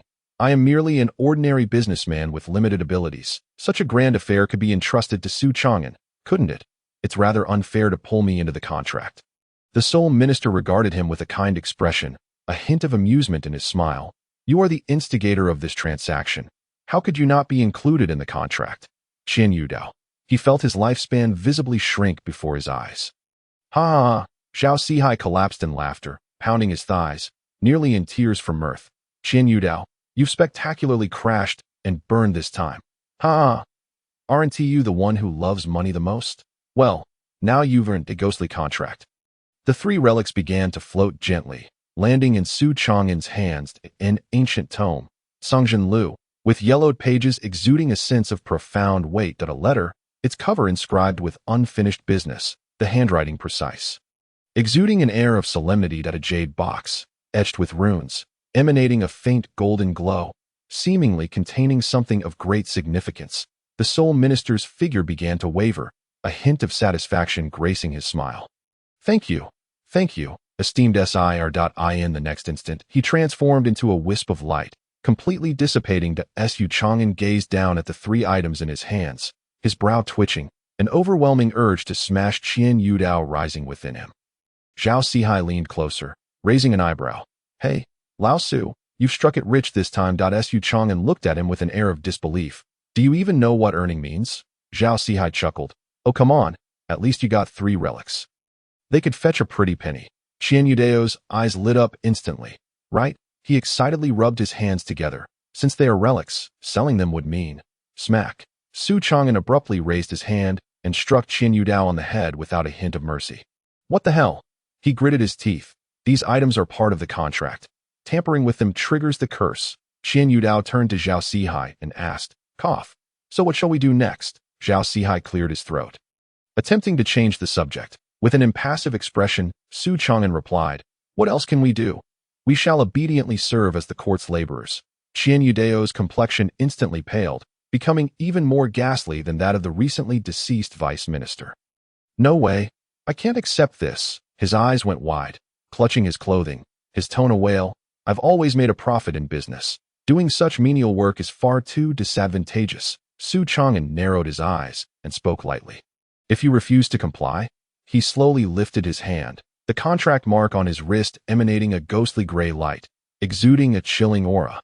This thing drains your lifespan every month, he added with a smile. Once your lifespan is gone, the probability of becoming a ghost is nearly 100%. Qian Yudao gulped. Will you reconsider? He gazed at the dim glow of the contract, his eyes dull, his lips trembling. Damn it, my life is truly miserable. Su Chang'an sighed deeply and gently patted his shoulder. Between brothers, there's no need for such formalities. We have plenty of time ahead for this labor. Zhao Sihai, with arms crossed, watched Su Chang'an with a grin, suddenly exclaiming, Hey, old Su, you're in such a dire situation. Why don't you curse someone? Su Chang'an turned to him with narrowed eyes and replied, Cursing won't resolve the issue. He paused, the corners of his lips curving into a meaningful smile. Dragging you into this mess, however, will, Zhao Sihai? In the next moment, Su Chang'an patted Zhao Sihai's shoulder earnestly, his voice rich with emotion and the warmth of brotherly affection. Brother, could you lend me some money? I'm feeling quite overwhelmed lately. Zhao Sihai immediately guarded his wallet, his expression blank. Get lost. Xuan casually collected 3 relics and said nonchalantly, "Let us go. We need to thoroughly investigate what kind of pit this truly is." Qian Yudeo's lips twitched uncontrollably. "Had I known, I wouldn't have come with you." Zhao Sihai, whistling beside them, remarked, "Had you known what? With your kind of luck, you'll probably get conned again tomorrow." Xuan stroked his chin, the corners of his eyes quivering as he gazed at the night sky of the ghost market. "A bunch of fools. I must be blind." The trio navigated through the ghost market, from the haunted Spirit Mark Association to the underworld bookstore. Each step fraught with peril, nearly succumbing to the abyss several times. "We can't linger any longer." Xuan firmly grasped Qian Yudeo's shoulder, his tone grave. "We must head to the gambling den. If we stay in the ghost market for even one more second, we might encounter some monstrous business, and it won't just be a gamble, but a matter of life and death." Qian Yudao grinned broadly, licking his lips, "But we've also made quite a profit. Look, I didn't just acquire 3 treasures." Xuan nearly choked on his indignation. "Get lost, you fool. Don't forget, in addition to your 3 cursed relics, you unwittingly collected a contract mark and a deceased vice minister as your superior." Zhao Sihai chuckled, patting Xuan on the shoulder. "Don't be disheartened. Perhaps this ghost market will bring you a stroke of fortune." Xuan shot him a sidelong glance. "Does your conscience not ache when you say that?" Zhao Sihai replied earnestly, "Not at all. Gamblers have no conscience." Xuan. "This task requires a gamble, but it hasn't clarified what we're betting on, so let us go see at the gambling den." The liveliest place in the ghost market is undoubtedly the Ghost Gambling House. It is a grandiose establishment, its architectural style bizarre, with a crimson lacquered door flanked by hundreds of soul lamps, their flickering flames casting an eerie, mesmerizing scene. Above the entrance hangs an ancient plaque inscribed with bold, gilded characters. Before the doors, a long line of specters swirls, entangled in shadows, the air thick with demonic energy. Reminiscent of a ghostly feast, a scarlet carpet stretches from the entrance to the center of the square, with dozens of ghostly guards patrolling. Anyone daring to cheat would be unceremoniously tossed into the soul-submerging pool, where they would be refined, their very essence denied rebirth. Such are the rules of the Yellow Springs Gambling House. Humans may not cheat, demons may not employ their magic, and ghosts may not possess others to cheat. Violators will pay with their lives. Zhao Sihai gazed at the blood-red characters at the entrance, his lips twitching slightly. Why does it feel more nerve-wracking to enter this place than a death sentence? Quite normal. Xuan crossed his arms, speaking lightly. The Yellow Springs Gambling House is no ordinary casino. Here, one bets not just money, but also fate, cultivation, and even lifespan. Qian Yudeo's eyes gleamed, stroking his chin. "So what if we win?" Xuan cast him a sidelong glance, his voice low. "The more you win, the closer you are to death." Zhao Sihai inhaled sharply, suddenly his eyes sparkling. "Isn't this the perfect opportunity for me to shine?" Xuan and Qian Yudao. Zhao Sihai waved his hand grandly, exclaiming, "I, Zhao Sihai, am born with unbeatable luck. These demons, ghosts, and cultivators combined are no match for me. Today, I shall show them what a true luck master is." Xuan felt a jolt of unease rising within him. The trio stepped into the gambling house, where a deluge of demonic and ghostly energy swirled through the air, the eerie atmosphere sending shivers down their spines. In the center of the hall stood a vast gambling table, filled with an array of games, dice cups, cards, beast fights, and illusionary betting boards, all bustling with activity. Around them, gamblers crowded, gaunt, ghostly generals with greedy eyes fixated on the money at stake. 3-headed, 6-armed demons drank and gambled on demon pills, while frenzied cultivators, entranced by the shadows of the dice, descended into madness. This atmosphere truly epitomized the essence of the Ghost Gambling House. Qian Yudao smacked his lips, excitedly surveying the scene. Xuan slowly scanned the surroundings, narrowing his eyes slightly. "So, what do you plan to bet on?" Zhao Sihai's face lit up with excitement as he pointed to the largest gambling table in the hall. "Of course, it's the life and death dice." Xuan. Qian Yudao. "This guy really has no regard for his life. The life and death dice is one of the most perilous games in the Yellow Springs Gambling House. The rules are simple, but the consequences are dire. The game merely requires betting on high or low, with direct one-on-one stakes. The winner can seize the loser's luck, while the loser gradually descends into the depths of misfortune. potentially meeting an untimely death after the game concludes. In the hall, numerous demons and ghostly soldiers gathered to watch. As in the center of the table, a black dice cup slowly rotated, its cold glow illuminating the greedy and deranged faces of the gamblers. This was a true game of life and death. Zhao Sihai licked his lips, his eyes brimming with anticipation. The path of luck exists for those who believe, whether they believe it or not. He waved his hand grandly and took a seat at the gambling table, his gaze fierce, locking onto a demon across from him. But a ghostly general clad in a black and gold robe radiated a menacing aura. Half of his face transformed into a skull, with two chilling ghostly flames flickering in his eye sockets. His face was a mask of mockery and greed. "Kid, do you dare to gamble?" The ghost general's voice was hoarse. Chilling to the bone, Zhao Sihai licked his lips, a proud smile curving his mouth. "Who do you think I am? My luck is destined by heaven. Today, I shall show you what a true luck master is." Su Chang'an shot him a meaningful glance from the side, speaking coolly. "Being arrogant is fine. Just be cautious of getting slapped in the face." Zhao Sihai laughed heartily. "Don't worry. I, Zhao Sihai, possess unbeatable luck and have never lost." The ghost general sneered. "Then let us begin." The dice cup was lifted, gently shaken, the dice rolling within, producing a crisp sound. "Betting high or low?" the ghost general asked coldly. Zhao Sihai licked his lips, his excitement palpable. "Betting high." The ghost general's lips curled into a slight smile. "Very well." The dice cup descended slowly, plunging the gambling den into an instant silence. A crack. The cup was lifted, revealing a solitary, the fated number of destiny. Su Chang'an, Qian Yudao, the myriad of demons in the gambling house. Zhao Sihai. A thick gray mist began to rise from Zhao Sihai's head, drawn into the body of the ghost general. At that moment, Zhao Sihai felt as though his world had crumbled. His breath grew heavy, his demeanor sagging as if an entire mountain of the underworld had suddenly pressed upon him, leaving him teetering on his chair. The ghost general let out a chilling laugh, his voice icy. "Shall we play another round?" Zhao Sihai's lips trembled, his gaze vacant, a quivering sound escaping his throat. I, Su Chang'an smiled gently, stepping forward to firmly clasp Zhao Sihai's shoulder. "Enough, you may rest now." Zhao Sihai nodded vigorously, as if granted a reprieve, desperately clutching Su Chang'an's sleeve. "Old Su, you must win it back. I feel as though I might be crushed at any moment by falling bird droppings from the sky." Su Chang'an smiled faintly, casually pulling a chair to sit down, his fingers lightly tapping the table, calmly gazing at the ghost general across from him. The ghost general narrowed his eyes ominously. "And who might you be?" Su Chang'an casually picked up the dice cup, smiling as he replied, "You may call me the gambler of fate. The stakes are set, life and death have been determined." Zhao Sihai sat dazed in his chair, his face devoid of color, resembling a tattered cloth crushed by fate. Su Chang'an placed a hand on his shoulder, speaking softly. "Do not move. You have entered the doom phase. Even a slight motion may lead to more severe consequences." Zhao Sihai's lips quivered, his voice hoarse. "What do you mean by more severe consequences?" Su Chang'an replied calmly. "For instance, should you rise, the chandelier above may fall and strike you directly on the head." Zhao Sihai. The ghost general brushed off his sleeves, a cold smirk curling at the corners of his mouth. "What? Do you wish to gamble on his behalf?" Su Chang'an smiled slightly, pulling up a chair to sit, his fingers gently tapping the table, his tone relaxed.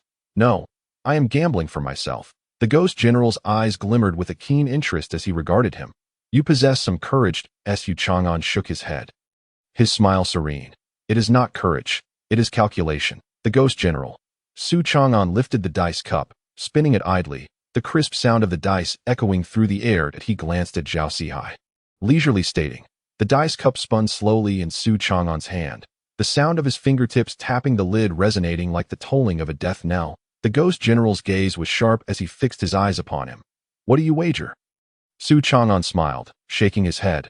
"I do not wager on size." The ghost general narrowed his eyes. "What does that mean?"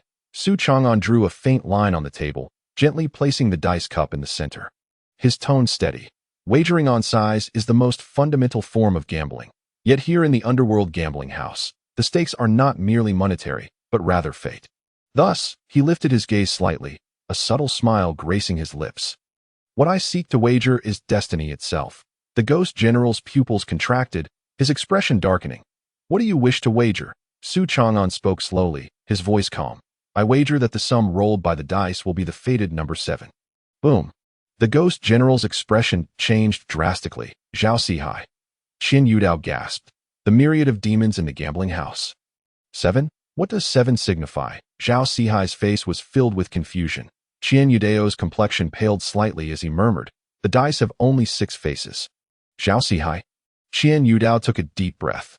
In the gambling house, this is known as heaven-defying gambling, betting on the breakthrough of fate. Zhao Sihai's eyelids twitched violently. What? This method of gambling is utterly unwinnable. Su Chang'an replied nonchalantly. Therefore, I am not betting on winning, but rather on changing the rules. The ghost general glared at him, his knuckles turning white, clearly agitated. You are insane. The ghost general gritted his teeth as Su Chang'an smiled lightly. His tone dismissive. If I am insane, do you dare to follow? The ghost general remained silent for 3 seconds, ultimately replying darkly. I will follow. Zhao Sihai, in a daze, asked. What rules? Su Chang'an smiled slightly, slowly articulating 4 words. The winner sets the rules. The ghost general's smile instantly froze. Zhao Sihai's pupils narrowed, finally realizing, disbelief flashing in his eyes, that if Su Chang'an's heaven-defying gamble succeeded, he could alter the rules of this wager. The ghost general's expression darkened, his gaze cold as he fixed it on Su Chang'an. What do you intend to do? Su Chang'an smiled lightly, his fingers tapping the dice cup, as if striking the drum of fate. Very simple, he spoke at a leisurely pace, his voice tinged with an undeniable sharpness.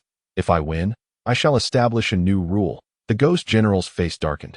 What rule? Su Chang'an squinted, a faint smile on his lips. Fortunes may be reversed. The ghost general's countenance shifted abruptly, a flicker of wariness and anger flashing in his eyes, as Su Chang'an casually continued.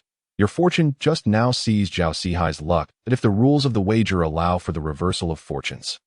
He paused, a knowing smile gracing his lips. Then, do you suppose that what you just won might be lost once more?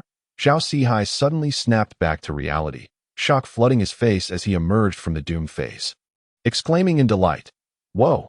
This move is brilliant. The ghost general's expression turned pale, his lips trembling as he struggled to maintain composure. Finally collapsing onto the gambling table, the multitude of demons and spirits regarded Su Chang'an with complex expressions.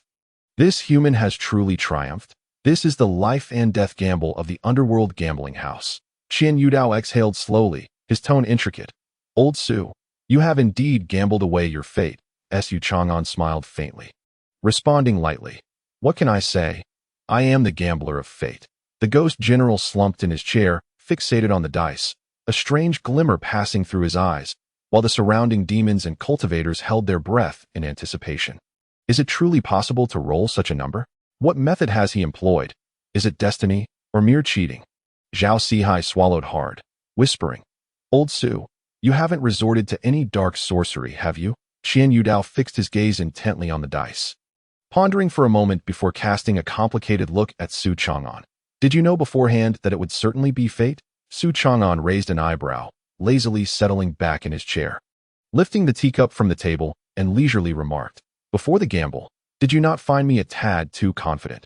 Zhao Sihai and Qian Yudao exchanged glances, both furrowing their brows.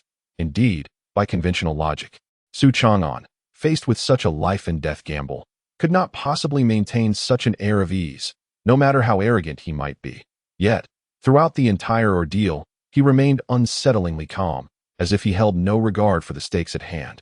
He must possess an unshakable confidence, but the question remains, how has he achieved this?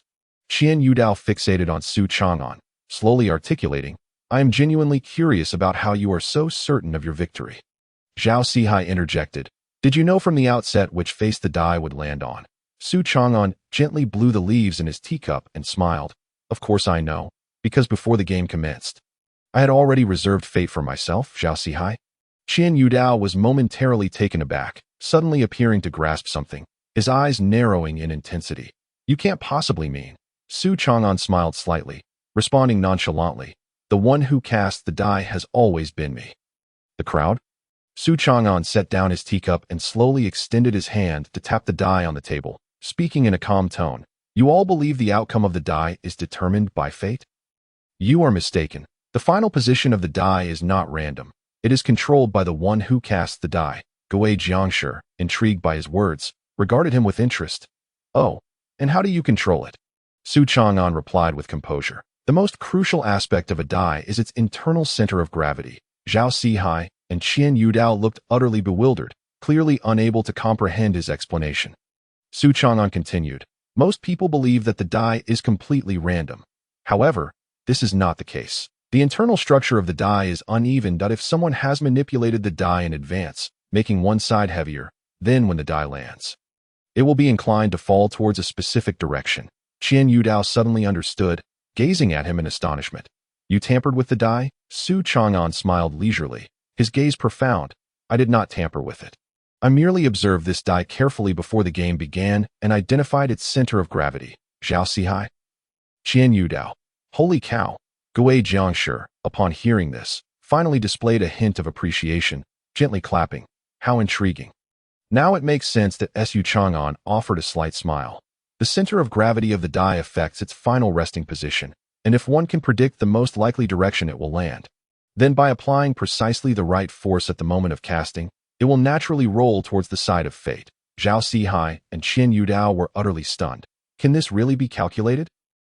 Goodness, isn't this cheating? Su Chang'an blinked, a knowing smile gracing his lips. This is not cheating. This is insight into the essence of fate. Gui Jiangshi narrowed his eyes, studying Su Chang'an, and after a moment's contemplation, suddenly chuckled softly. Indeed, you are no ordinary individual. Su Chang'an smiled gently. Did you only just realize this? Gui Jiangshi spoke in a low tone. You have long since discerned that the core of this gamble lies not in luck, but in control? Su Chang'an nodded slightly. Exactly. Did I have known from the very beginning that the true test of this gamble is not merely casting fate, but rather about controlling my own destiny. Gui Jiangshi regarded him intently, slowly declaring, You have indeed passed this test. However, a smirk crept upon his lips. Are you certain that the gamble has truly concluded? Su Chang'an's expression hardened slightly. Both Qian Yudao and Zhao Sihai, sensing the shift, whispered, Old Su, something feels amiss. Gui Jiangshi sighed softly, a flicker of inscrutable light dancing in his eyes, and casually remarked, You have won the first step of the gamble. Yet, this game is far more intricate than you perceive. Su Chang'an squinted. What do you mean? Gui Jiangshi replied at a leisurely pace. Since you have cast fate, you have truly stepped into the trajectory of fate. Su Chang'an furrowed his brow slightly, while Zhao Sihai could not help but ask in a hushed tone, What does that mean? Gui Jiangshi chuckled softly and replied, You are no longer an ordinary gambler, but rather the chess master of destiny. At this point, I am no longer qualified to converse with you. The hall was deep and shadowy, the flickering lights casting wavering shadows on the walls, as if concealing countless unseen observers. Fate has been set. Please enter the game. A low, ancient voice resonated from the depths of the gambling den, echoing eerily in the mind, laced with an unsettling resonance. Immediately after, the ground in the center of the hall trembled, revealing an ancient, dim stone door, upon which faint crimson patterns appeared, light and shadow intertwining, resembling a passage to an unknown abyss. Standing still, Su Chang'an squinted, his fingertips instinctively rubbing the hilt of the blade at his waist, from the moment he stepped into the Huangquan gambling den. The game had already begun. One day prior the demon-slaying division, the hall lay still as water, the night casting its dark veil through the window, illuminating the main seat. Feng Qingyi sat at the head, her fingertips gently tapping the table, her gaze cold and composed, seemingly devoid of any emotional turmoil. She lifted her eyes to Su Chang'an, her tone measured. The assessment task of the demon-slaying division requires you to gamble once at the ghost market. Su Chang'an raised an eyebrow slightly, leaning back in his chair with nonchalance. What shall we wager? Size? Guessing the die? Or perhaps a drinking contest? He pondered, knowing that in such establishments, luck and skill were paramount. But if it involved the ghost market, it was highly likely that it was no ordinary game. Feng Qingyi shot him a glance, her voice devoid of inflection. The rules are for you to decide.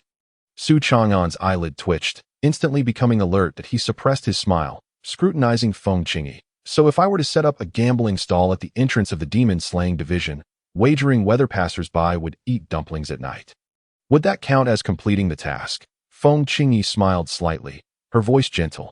Of course. Su Chang'an's eyes brightened. So casual?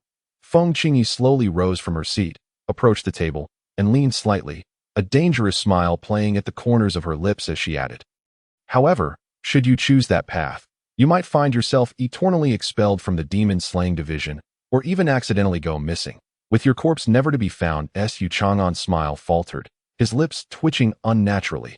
Understood, he pondered for 2 seconds, forcing himself to regain composure, and then earnestly inquired, "May I ask who my opponent in this gamble will be?" Feng Qingyi straightened, raising her gaze slightly, her tone gentle, yet carrying an undertone of chilling significance. "I do not know." Ghost Market Huangquan Gambling Den. The three slowly stepped through the ancient stone door, a subtle flow of air brushing past them, as if they had entered a distorted realm. Everything here exuded an eerie sense of disorder. The dice rolled of their own accord. The gambling table operated without human intervention. An invisible game was afoot. Money flowed autonomously, and figures vanished from one corner of the gambling table only to reappear in another. As though the entire establishment defied the conventional laws of time and space, in the very heart of the hall stood a gambling table adorned with dark red runes, silently awaiting. Behind the table sat a shadowy figure cloaked in black. The man, draped in a dark robe, bore a pale countenance and possessed eyes as deep and dark as an unfathomable abyss. Slowly lifting his gaze to rest upon Su Chang'an. "You are Su Chang'an." Su Chang'an's steps faltered momentarily, his brow arching. "You know me?" The man in black spoke in a low voice, imbued with a peculiar penetrating quality. "We are acquainted with all gamblers. Yet the true gamble does not occur at the card table, but within your destiny." Zhao Sihai frowned, murmuring, "Old Su, this guy sounds like a fraud." Qian Yudao, however, appeared contemplative, his gaze brightening. "What he says is somewhat intriguing." Zhao Sihai. Qian Yudao lowered his voice. "The essence of this gambling den is likely not gambling at all, but rather a transaction." The ghostly contract dealer, with a smile upon his face, gazed at Su Chang'an, deftly spinning a black die in his hand. With a gentle release of his fingers, the die descended gracefully onto the gambling table, producing a crisp sound. The die's faces spun slowly before ultimately settling on a pitch-black side, devoid of any markings, a blank. The ghostly contract dealer smiled, his voice deep and resonant. "You have already entered the game." Su Chang'an's expression stiffened slightly, his lips twitching as he cautiously inquired, "Wait, when did I enter the game?" The dealer maintained his smile. "The moment you stepped into the Huangquan Gambling Den, the game commenced." Su Chang'an exclaimed, "This is forced entry, isn't it?" Drawing a deep breath, his gaze grew icy. "What are we wagering?" The man in the black robe slowly extended his hand, and an ancient contract began to manifest in his palm. The contract bore no text, only a nebulous shadow that writhed as if it were alive. "Wager your fate." Su Chang'an's eyes narrowed momentarily, his tone laced with intrigue. "Wager fate? Are you implying that we gamble on my future possibilities?" The ghostly contract dealer offered a subtle smile. "Precisely. You may choose to stake your fate in exchange for what you desire." With a languid wave of his hand, the atmosphere within the gambling den instantly solidified. An indescribable sense of oppression permeating the air. "What do you wish to wager?" Su Chang'an slowly raised a finger, pointing towards the depths of the gambling den. "The treasure of the house." Boom! The entire venue fell into a profound silence. Zhao Sihai was taken aback. "Lao Su, are you serious?" Qian Yudao gasped, uncertainty flooding his expression. "The treasure of the house. Have you lost your mind?" Su Chang'an shrugged nonchalantly, his tone casual. "If we're going to gamble, we might as well go big." The man in the black robe momentarily fell silent before gradually nodding. "Very well." However, his next words left all three in stunned silence. "But you must accept the witness of the ghostly contract." Upon hearing these two words, the previously murmuring gamblers fell silent in an instant that a palpable sense of dread enveloped the atmosphere. Zhao Sihai whispered, "What exactly is this ghostly contract?" Su Chang'an narrowed his eyes, directing his gaze at the man in the black robe. "What is the ghostly contract?" The man replied with a measured tone. "The ghostly contract is the true master of the Tianming gambling den. It is not a creature, but a principle. Here, anyone who wins a grand gamble will face the judgment of the ghostly contract. If you win, it will bestow upon you a better fate. But should you lose, it will take away your most important possession." Su Chang'an furrowed his brow slightly. "The most important possession?" The man in the black robe nodded, his tone chilling. "Some lose their memories. Others lose their talents. Some lose the meaning of their existence, and some lose their very souls. Zhao Sihai and Qian Yudao gasped in shock. Zhao Sihai whispered, "So winning the gamble is a good thing." Su Chang'an regarded the man in the black robe, suddenly smiling. Winning may not necessarily be a good thing, right? The man in the black robe displayed a flicker of surprise, his eyes reflecting a hint of admiration. "You are quite astute. The ghostly contract will not allow you to obtain a better fate without cost. If you win, your fate may indeed become more favorable, but often, such favor is merely a form of manipulation." Su Chang'an's eyes narrowed, a slight smirk gracing his lips. "So, in essence, I am either controlled by it or consumed by it." The man in the black robe nodded with a smile. "A gambler is never truly free. Do you dare to wager?" Su Chang'an paused for a moment, then smiled. "That of course, I dare." The man in the black robe nodded slightly, waving his hand as an ancient soul card materialized upon the gambling table. "The rules are as follows. First, both sides will draw 5 cards, representing their respective fates. Second, the cards may be exchanged, fused, or concealed, but they cannot be destroyed. Third, the ultimate comparison will determine whose fate value is higher. Fourth, should anyone disrupt fate during the process, the ghostly contract shall personally descend." Zhao Sihai's expression shifted. "Lao Su, this is too sinister." Qian Yudao grit his teeth. "But it seems we have no choice." Su Chang'an shrugged, extending his hand to gently draw 5 cards. Snap. The 5 cards unfurled slowly. Zhao Sihai and Qian Yudao leaned in, their expressions contorting in disbelief. For Su Chang'an's cards were all blank. The expression of the man in the black robe finally shifted, a hint of astonishment crossing his face. "Your fate is empty?"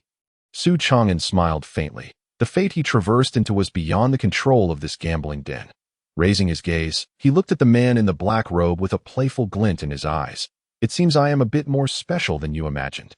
The 5 blank fate cards hovered silently above the gambling table, emanating a soft white glow, as if the very rules of the gamble could not decipher their true significance. The man's expression subtly changed, a newfound gravity flashing in his eyes. "Your fate is empty?" His tone now carried an unprecedented uncertainty. Su Chang'an casually flipped one of the cards, chuckling lightly. "It appears that your so-called ghostly contract cannot define my fate." Zhao Sihai and Qian Yudao stood by, their expressions riveted as if witnessing a performance. Zhao Sihai murmured, "Lao Su, isn't this cheating? The rules of the gambling den simply do not apply to you." Qian Yudao pondered, stroking his chin. Could it be that Su Chang'an is— The man in the black robe's gaze sharpened, fixing his eyes on Su Chang'an as he slowly spoke. "Fate is indeterminate." "Who on earth are you?" Su Chang'an smiled faintly, a glimmer of enigmatic light dancing in his eyes. "That is a question for you to ponder." The man in the black robe fell silent for a moment, then suddenly let out a cold laugh. "Do you think an empty fate signifies an inability to be controlled? Under the rules of the ghostly contract, no one can escape the gamble. If fate is indeed blank." He abruptly raised his hand, and eerie blue flames erupted upon the gambling table, the 5 fate cards soaring into the air, intertwining as if consumed by some indescribable force of rules. "Then let the ghostly contract personally define your fate." Boom! The entire gambling den trembled violently in an instant, a dark red beam of light shooting skyward from the table, as if the very fabric of space were torn asunder. Countless ghostly figures materialized in the void, emitting low, mournful whispers, as if recounting some ancient curse. "Fate is indeterminate, unable to be deciphered. Records are missing and require redefinition. Ghostly contract, descend." In that fleeting moment, an overwhelming sense of oppression engulfed the entire gambling den. Zhao Sihai and Qian Yudao's faces turned pale, simultaneously retreating several steps, cold sweat beating upon their foreheads. Qian Yudao's lips twitched. "Lao Su, this gamble might have spiraled out of control." Zhao Sihai ground his teeth. "Didn't you say it was a sure win? How did we end up summoning the ghostly contract?" Su Chang'an remained unfazed, slowly lifting his gaze to the heavens of the gambling den. A colossal, eerie blue eye gradually opened within the void. It was not a physical entity, but rather a conceptual existence, embodying the laws of the universe, pale and merciless, radiating a profoundly unsettling light. That was the embodiment of the ghostly contract. The man in the black robe gradually retreated, bowing his head in reverence. "The ghostly contract shall personally witness this gamble." Zhao Sihai's lips twitched. Could you explain what level of existence this is? The man in the black robe responded slowly, his voice solemn and grave. The ghostly contract is the embodiment of fate transactions. All who enter the ghost market shall be under its watchful gaze that it will not directly interfere with the gamble, but it can adjust the rules of the game, rendering it fair. And you, the black-robed man's gaze fell upon Xuan. Your fate is blank. The ghostly contract cannot decipher or define it. Thus, it has descended to provide you with a fate. Zhao Sihai and Qian Yudeo's expressions abruptly changed. Beads of sweat appeared on Qian Yudeo's forehead. Lao Su, this sounds rather ominous. Zhao Sihai couldn't help but exclaim, bestow upon him a fate? Who knows what this thing might assign you? What if it's a fate of brevity? Su Chang'an's gaze flickered slightly as he fixed his eyes on the ghostly contract in the sky, suddenly letting out a light chuckle. You wish to offer me a fate? He slowly raised his hand, fingers slightly splayed, pointing at the 5 blank cards on the gambling table. Then let me see.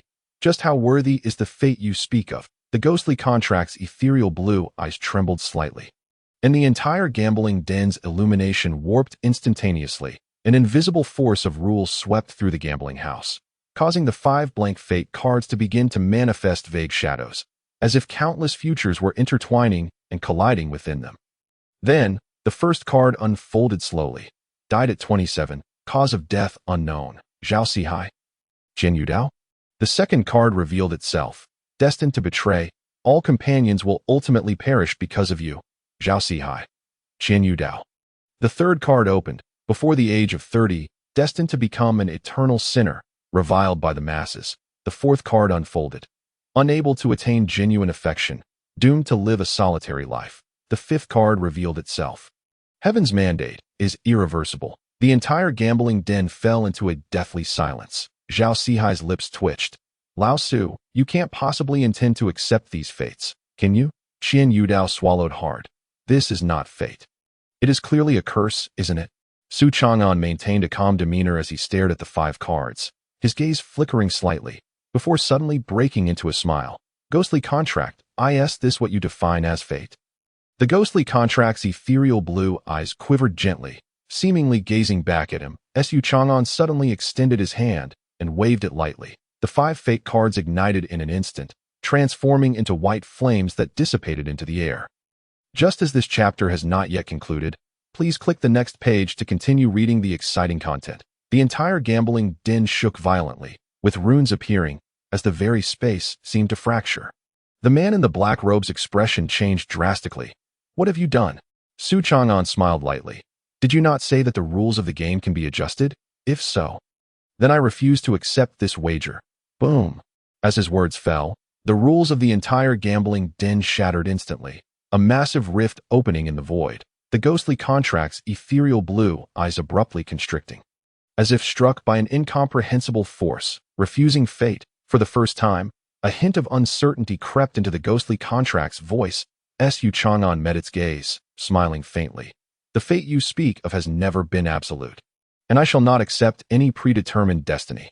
As his words echoed, the ghostly contract's eyes trembled violently, and the rules of the gambling den began to collapse, a powerful repulsive force erupting from the void, forcefully expelling Su Chang'an and his companions from the gambling den. In the next moment, boom, the 3 were flung out of the grand entrance of the heavenly mandate gambling den, crashing onto the ground. Bang! Zhao Sihai exclaimed. What the hell? Qian Yudao added. Could you not let me land gracefully for once? Su Chang'an brushed off his attire, slowly rising, a hint of an inscrutable smile gracing his lips. All right, the wager has concluded. He stroked his chin, his eyes glinting slightly. Next, it is time to fulfill the wager. He gradually opened his palm, revealing a golden rune shimmering in his hand, fragment of the ghostly contract. Uncertain fate. Zhao Sihai and Qian Yudao leaned closer, peering at the rune, exclaiming in unison, does this mean we have won or lost? Outside the heavenly mandate gambling den, Su Chang'an, Zhao Sihai, and Qian Yudao had yet to fully recover from the shock they had just experienced. Zhao Sihai rubbed his backside, his lips twitching. Lao Su. What on earth was that? We went to gamble, and you just overturned the entire casino? Qian Yudao stared intently at the fragment of the ghostly contract in Su Chang'an's palm, his expression complex. In all my years, This is the first time I've heard of someone managing to fleece the ghostly contract. Xuan opened his hand, gazing at the rune with a calm smile. This cannot be considered fleecing. Strictly speaking, it is the reward for winning the wager. Zhao Sihai's eyebrows twitched. Winning, you outright refused destiny. And even the ghostly contract was left bewildered. Qian Yudao stroked his chin, pondering. But this thing. He gestured towards the rune. Shouldn't be something one can obtain so easily, right? Su Chang'an narrowed his eyes slightly, carefully sensing the aura emanating from the rune in his palm. Fragment of the ghostly contract. Uncertain fate. This item did not resemble ordinary artifacts, but rather embodied a certain set of rules. It lacked a fixed form and, with Su Chang'an's intent, it faintly radiated golden ripples. Zhao Sihai leaned in for a closer look, unable to restrain his curiosity. So, what exactly is the use of this thing? Su Chang'an pondered for a moment and then quietly remarked, I suspect this fragment is the manifestation of indeterminate fate. Qian Yudao raised an eyebrow. What do you mean? Su Chang'an smiled slightly, his tone nonchalant. In other words, at certain times, I can disregard some predetermined rules of fate. Zhao Sihai's eyes widened in shock. What? This is precisely the legendary child of destiny cheat. Qian Yudao frowned. No, such a thing could hardly appear so easily. The ghostly contract's rules are absolute. If it is willing to yield, it indicates that this fragment holds significant meaning for it. Su Chang'an chuckled softly, lowering his gaze to the rune in his palm. Now, this becomes intriguing that he gradually tucked the rune away, his expression contemplative. It seems this wager is far from over. Shortly after the three departed from the heavenly mandate gambling den, a figure silently appeared outside the establishment. It was a person clad in black robes, wearing a ghostly mask, exuding a chilling aura. Their eyes pierced through the void, gazing intently at the lingering traces of the ghostly contract deep within the gambling den. Fate has been disrupted, they murmured softly, their fingers subtly moving, a wisp of black mist trailing along the ground, transforming into a vague rune, seemingly sensing some anomaly in the rules. After a moment, they raised their gaze slightly, their eyes deep as the ocean. Fate is uncertain, heaven's mandate reversed. This wager has already slipped beyond control. The voice of the figure in black robes was low, as if speaking to themselves, yet also as if reporting to some unknown entity. Then, their silhouette vanished like an apparition into the night, as if they had never existed. The atmosphere of the ghost market subtly shifted at this moment, returning to the main street of the ghost market. The three finally had time to catch their breath. Zhao Sihai crossed his arms, frowning. Lao Su, with such a grand spectacle from your wager, do you think the ghost market will come after us? Qian Yudao nodded in agreement. Indeed, the heavenly mandate gambling den is one of the top powers in the ghost market. You directly intimidated the ghostly contract, and it's hard to say they won't hold a grudge against you. Su Chang'an smiled lightly. Do not worry. Gambling houses value fair transactions. I won the wager, so they have no grounds to complain. He paused, his eyes narrowing slightly. However, they will surely keep a close watch on me. Qian Yudao suddenly remembered something, his gaze peculiar as he fixated on Su Chang'an. By the way, how did you know for certain that you would win? Zhao Sihai's eyes widened as well. Yeah. You can't possibly be relying on luck, can you? Su Chang'an chuckled softly, raising his hand, his fingers moving slightly, the fragment of the ghostly contract in his palm emanating a faint glow. The rules of the ghostly contract are founded upon predetermined fate, but my fate is uncertain. This means I shall not be bound by any fixed outcome. Qian Yudao's eyes gradually widened. Are you implying that you cannot possibly lose? Su Chang'an nodded, smiling. Within the rules of the gambling house, everyone walks along predetermined paths.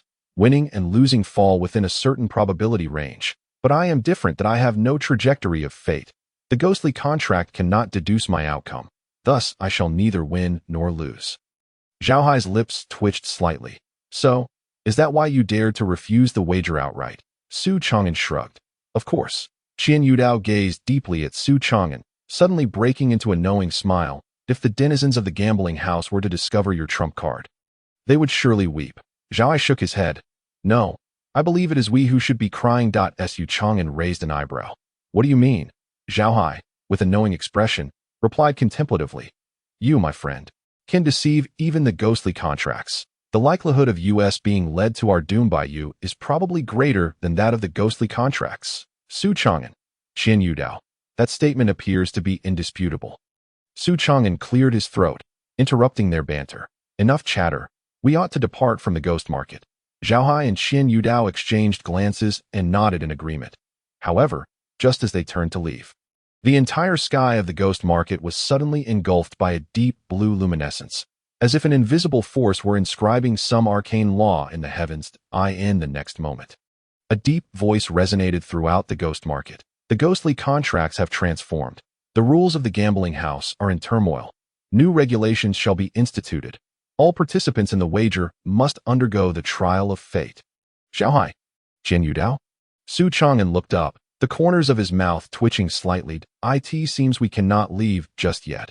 Within the ghost market, the lights of all gambling houses flickered simultaneously, and the original rules of the wagers underwent a subtle distortion in that moment. The night sky of the ghost market was cloaked in a ghostly blue veil, as if the entire space had been intricately rewoven by some mysterious force. The low and authoritative voice echoed through the streets, causing all the specters, cultivators, and souls wandering in the ghost market to pause their movements, staring in shock at the sky. The ghostly contracts have transformed. The rules of the gambling house are in turmoil. New regulations shall be instituted.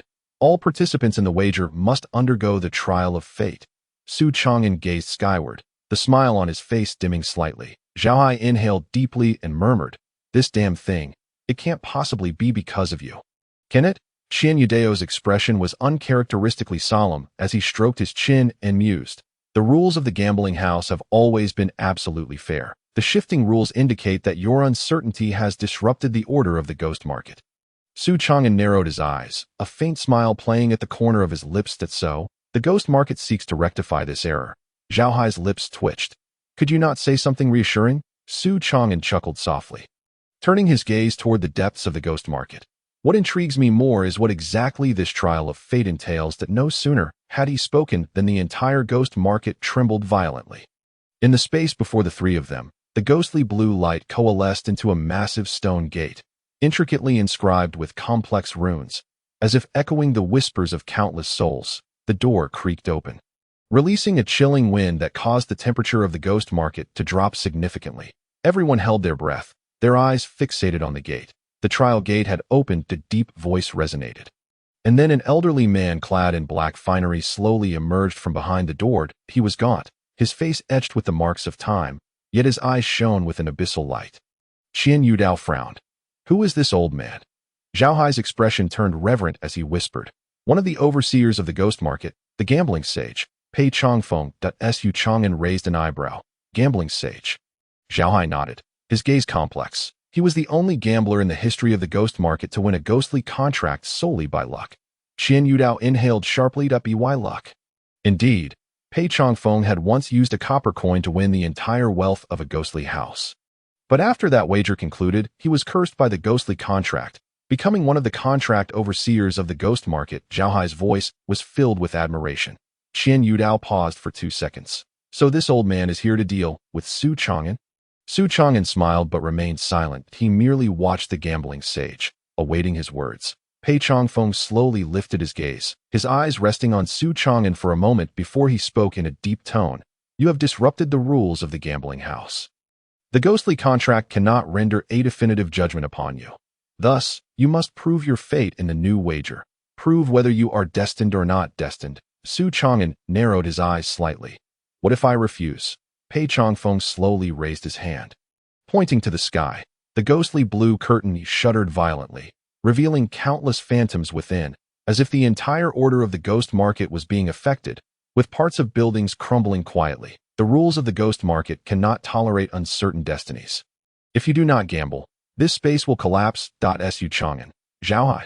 Qian Yudao rubbed his forehead and sighed. Look at you. This is all you're doing. Su Chang'an's lips twitched slightly as he sighed helplessly, glancing at Pei Changfeng and revealing a faint smile. Very well, then let us gamble.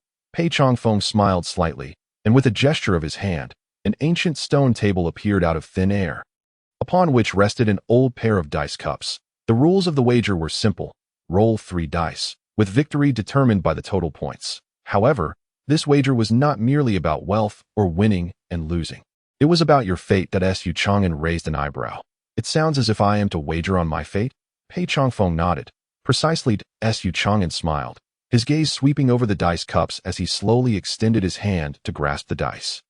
His expression was calm, but a subtle glimmer of determination flickered within his eyes. Let us see.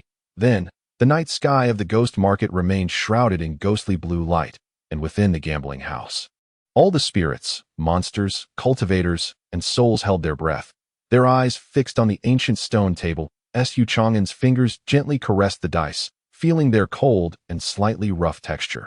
This round was no longer a simple wager. It was not about wealth or life and death, but about fate itself. The gambling sage, Pei Changfeng, spoke slowly, his voice deep and resonant. Rules of the wager. 3 dice determine fate. The one with the higher total wins. You may choose to bet on destiny, counter destiny, or no destiny. Su Chang'an raised an eyebrow. What distinguishes these 3 options? Pei Changfeng extended a bony finger toward the dice cups. Destiny means if you roll 3 sixes, it proves you are favored by fate, blessed by heaven and earth. Counter destiny means if you roll 3 ones, it proves you can defy fate and break free from shackles. No destiny means if the dice show different numbers, it proves you are neither bound by fate nor controlled by it. After speaking, he took a step back, his gaze steady upon Su Chang'an, as though awaiting his decision. Within the gambling house, numerous spirits and monsters gasped in astonishment. This was no ordinary wager. It was a trial of fate. Zhao inhaled deeply and whispered, "This does not resemble an ordinary wager. It feels more like a confirmation of the laws of heaven and earth." Qian Yudao stroked his chin, narrowing his eyes. The ghost market's ghostly contracts intertwine fate and rules that it is said that if one can win fate here, they may shatter the shackles of heaven and earth. Yet no one has ever survived to accomplish it. Zhaohai's eyes widened. Are you suggesting that if Su Chang'an wins the wager, he could escape the control of the heavenly path? Qian Yudao nodded slowly. Perhaps. Zhao gasped, unable to suppress his gaze upon Su Chang'an's figure at this moment. Su Chang'an remained composed, his palm gently stroking the dice, a slight smile gracing his lips. So it is, he chuckled softly, his eyes deepening with intent as he spoke leisurely.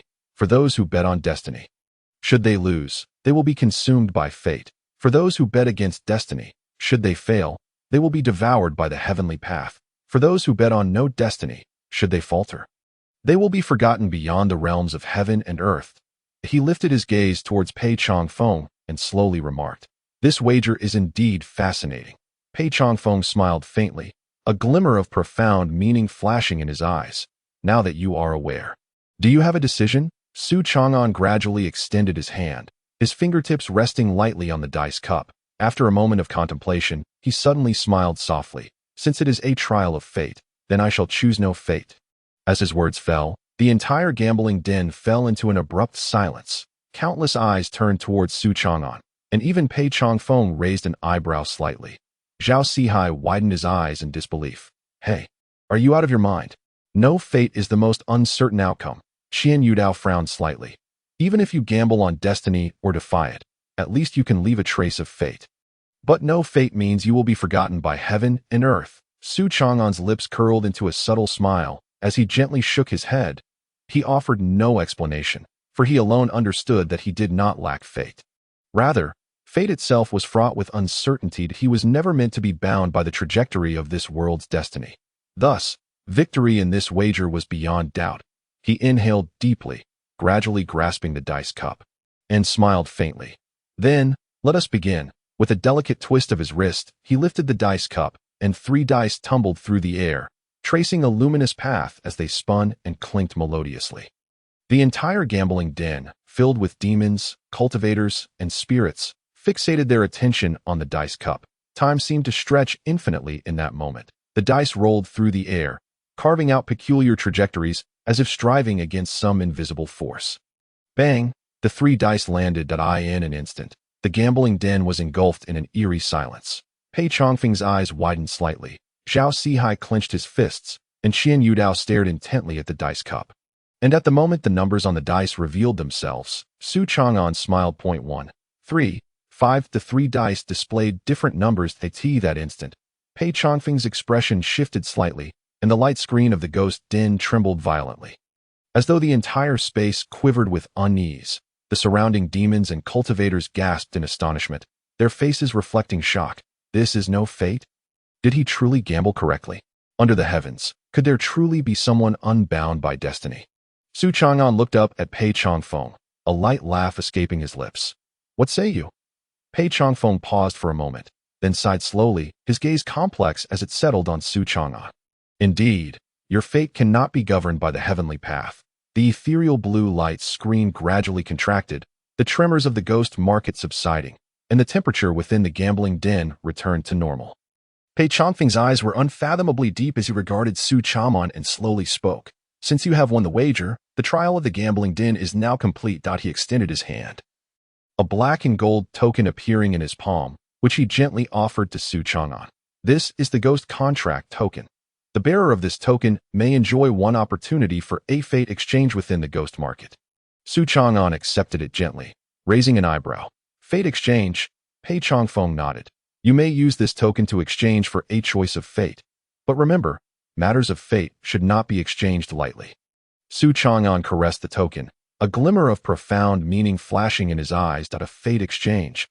This gambling den indeed harbored deeper secrets. But for now, he had completed the wager and secured his reward. The task of the gambling den was thus fulfilled. Zhao Sihai breathed a heavy sigh of relief, thumping his chest. Damn, this night was more exhilarating than losing my entire fortune at the gambling den. Xian Yudao frowned, his expression contemplative as he regarded Su Chang'an. Meanwhile, Su Chang'an merely smiled subtly, pocketing the ghost contract token as he softly declared, All right, the task is complete. We may take our leave. With that, he stepped towards the entrance of the ghost market, prompting Zhao Sihai and Xian Yudao to hurriedly follow suit. In the capital, at the Su family's courtyard, the moon hung high in the sky, casting a silvery glow. Su Chang'an pushed open the courtyard gate, fatigue etched across his face as he stepped over the threshold, reflecting, At last, home. This ghost market is even more exhausting than working at the six gates. However, just as he crossed the threshold, a pink figure suddenly lunged into his arms with such force that it nearly toppled him over. Whoa, brother, I feel like I'm dying. Su Xiaoman clung to him tightly, her snot and tears staining Su Chang'an's clothing as she wailed. Su Chang'an froze in shock. Xiaoman is crying. This was indeed the first time in her life she wept so bitterly. Wasn't she always fearless? A flurry of possibilities raced through Su Chang'an's mind. Had someone bullied her? Had they been robbed? Was Xiaoli captured for soup? What on earth is happening? His expression darkened, his tone unusually serious as he comforted her by stroking her head. Who bullied you? I shall take care of them right away. Su Xiaoman continued to sob, her body trembling like a leaf. Xiaoli nodded vigorously beside her, eyes filled with fear, even doubting whether her fox life had reached its end. Su Chang'an was taken aback. Even the little demon was so frightened. His heart tightened, his voice dropping further. Xiaoman, what exactly happened? And then, Su Xiaoman clung to him tighter, crying even harder. Brother, I'm dying, Su Chang'an. He was momentarily stunned, his gaze scanning her with a subtle complexity before he fell into deep thought. In no way. It couldn't be that. Su Chang'an blinked, slowly asking, Xiaoman, are you saying what happened to you? Su Xiaoman nodded vigorously. Oh, brother, am I going to die? Su Chang'an. You still haven't clarified the situation. Su Xiaoman tugged at him, leading him to her room. Su Chang'an spotted bloodstains on the bed. He inhaled deeply, his expression complex as he looked at her, then glanced at Xiaoli, who was curled up, clutching her tail. Xiaoli was equally distraught. Xiaoman is dying. Su Chang'an rubbed his forehead, sighing helplessly. All right, you will not die. This is normal. All girls go through this. Su Xiaoman sniffled, her eyes wide with terror. I feel like I'm bleeding out. Su Chang'an. How do I explain this? Su Chang'an's lips twitched, unable to suppress an eye roll. I said you won't die. And you won't, Su Xiaoman. Xiaoli. At that moment, Xiaoman's tears finally subsided a little, though her face still bore the marks of lingering fear. Then what should I do? Su Chang'an pondered for 3 seconds, decisively turning on his heel and stepping out. I will go find Wang Po. Su Xiaoman's eyes widened in shock. Who are you going to find? Su Chang'an replied nonchalantly. Wang Po next door. She has several daughters and knows what to do. Don't go. Su Xiaoman's face darkened, urgently tugging at his sleeve, her embarrassment and anger palpable. If the gossiping aunties on the whole street find out, will I ever be able to step outside again? Su Chang'an. He blinked, stroking his chin. How about this? You wait here while I go buy some things and conveniently invite a professional over. Su Xiaoman eyed him suspiciously. What professional? Su Chang'an deadpanned. Of course, Wang Pe. Get lost. Half an hour later, Su Chang'an returned, carrying a large fish and 2 tails of fine pork, followed by none other than Wang Pe from next door. Wang Pe was a woman in her 40s, with 5 daughters, renowned in the neighborhood as a gynecological expert and the most trusted figure among local women. Upon entering the courtyard, Wang Pe chuckled. Oh, Su Xiaoman, your brother truly dotes on you. He even brought fish and meat to invite me over. Su Xiaoman. She was mortified, wishing to sink into the ground, casting a fierce glare at Su Chang'an, who calmly patted her shoulder. Don't be shy. This is a necessary experience of growth in life. Su Xiaoman's face was filled with shame. Just wait. Su Chang'an, unfazed, smilingly ushered Wang Pe inside, while he discreetly slipped out to sit on the threshold with Xiaoli. Ah, finally, I can catch my breath. Su Chang'an rubbed his temples and sighed. Women are truly troublesome. Little Pear nodded vigorously. Indeed, female demons as well. Su Chang'an raised an eyebrow. Are you male? Little Pear froze, her expression darkening instantly. I am female. Su Chang'an. Little Pear? The two fell into a momentary silence, the atmosphere becoming subtly charged. Su Chang'an regarded her thoughtfully. So when will you mature? Little Pear looked at him with a blank expression and slowly replied. Could you please be quiet? Su Chang'an let out a hearty laugh, leisurely leaning against the doorframe, his gaze drifting to the luminous moon above. Home, with its familiar essence, he sighed, unable to suppress a murmur. If only there weren't so many bothersome matters. Just then, a hearty laugh erupted from within the house, belonging to Wang Pe. Xiaoman, you look splendid today, so radiant. You're destined to be a beautiful girl in the future. Your brother will have to worry about finding you a suitor. Su Chang'an barely had time to catch his breath before he felt a prickling sensation on his scalp. Sure enough, Su Xiaoman's voice exploded in anger. Wang Pe, if you keep babbling nonsense, I'll throw you out. Wang Pe chuckled, patting her hand.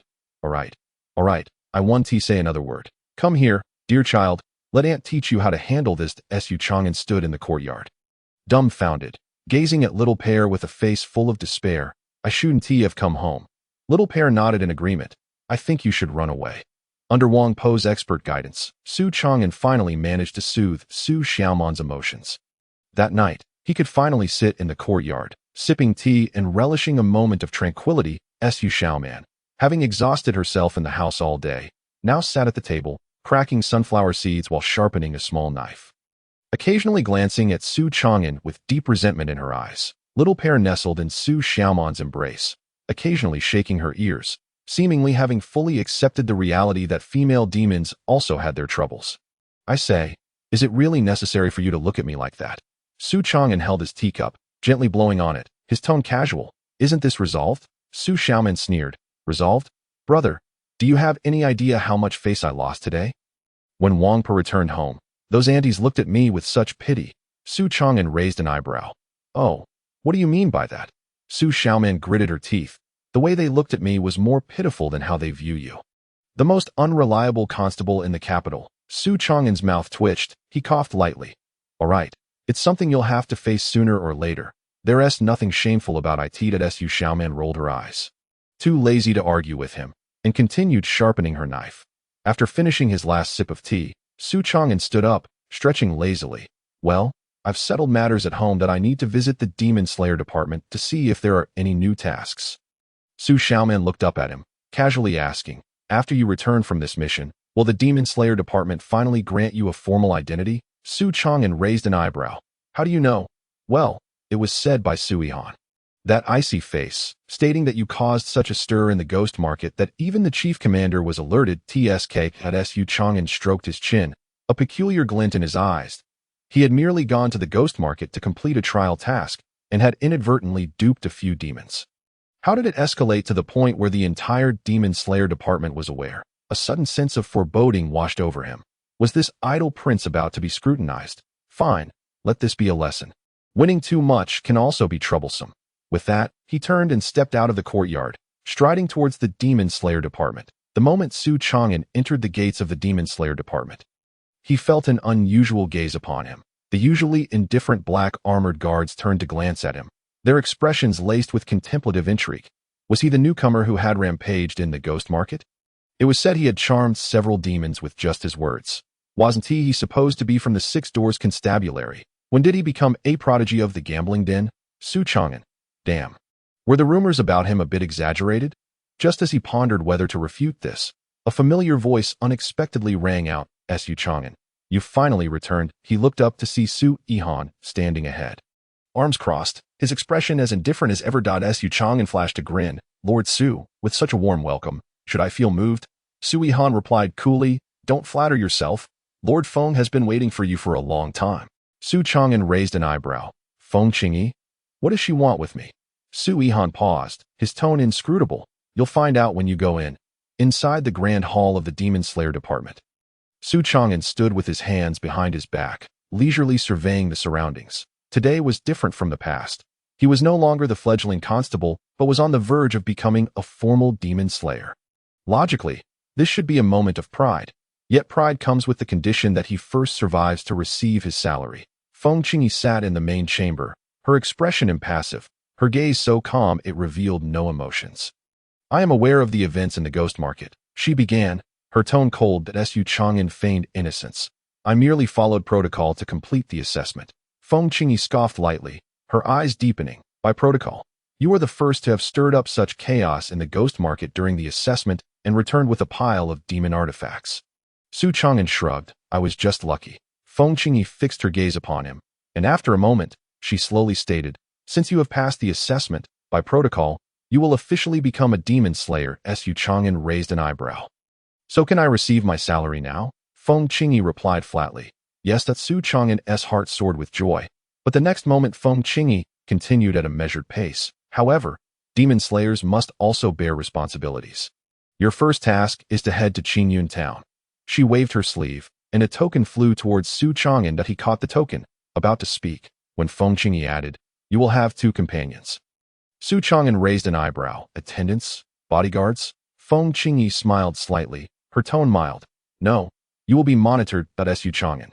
2 exemplary newcomers will accompany you to complete the task. Feng Qingyi leisurely took out a document and placed it on the table. Her tone calm. Qingyun town has recently experienced frequent demon calamities, with various bizarre incidents occurring. The case is complex and unclear. Xuan glanced at Xuan, subtly inquiring, Old Su, can you analyze the true intent behind this task for me? Xuan replied blandly, to send you to your doom. Xuan. His mouth twitched as he attempted to approach the matter from a different angle.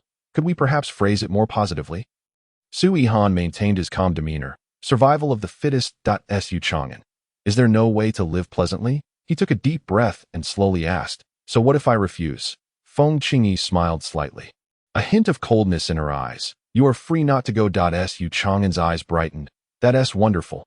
I was just feeling lazy. Feng Qingyi casually added, but if you choose that, you will no longer be a formal demon slayer. Xuan. Feng Qingyi's tone softened. Since you are not a demon slayer, the demon slayer department naturally has no obligation to protect you. Xuan narrowed his eyes, a vague sense of unease creeping in. Feng Qingyi continued, the troubles you stirred up in the ghost market. Many demons are still keeping an eye on you, aren't they? Xuan. Feng Qingyi's voice grew gentle. Moreover, whether your gambling debts from the gambling den are truly settled remains to be seen. If you are expelled from the demon slayer department, she paused, her tone nonchalant. How long do you think you can survive? Xuan. That was a sharp blow. He shut his eyes, taking a deep breath. 3 seconds later, he opened his eyes, a perfectly measured smile gracing his face, his tone exceedingly sincere. Lord Feng, your arrangements are indeed profound. I shall set off immediately. Feng Qingyi nodded gently, slowly raising her hand. Come, allow me to introduce you to 2 of my colleagues. Xuan lifted his gaze to the 2 individuals standing behind her, and then fell silent. He felt as though fate had plunged a knife into him. Casting a subtle glance at Feng Qingyi, he inquired, so, you are saying that my colleagues are these 2? Feng Qingyi nodded indifferently. Is there a problem? The corners of Xuan's mouth twitched slightly as he regarded the 2 individuals before him with a complex expression. Lu Qingshan stood tall and rigid, arms crossed, with a piercing gaze that exuded an air of lethal intent, as if he were poised to leap into battle against demons at any moment. his demeanor clearly signaling keep your distance. That Jiu Bai Chuan, on the other hand, carried a cooking pot larger than himself, with various bottles and jars hanging from his waist, exuding a faint aroma of Sichuan pepper, all while wearing a cheerful smile that made him appear more like a chef than a monster hunter.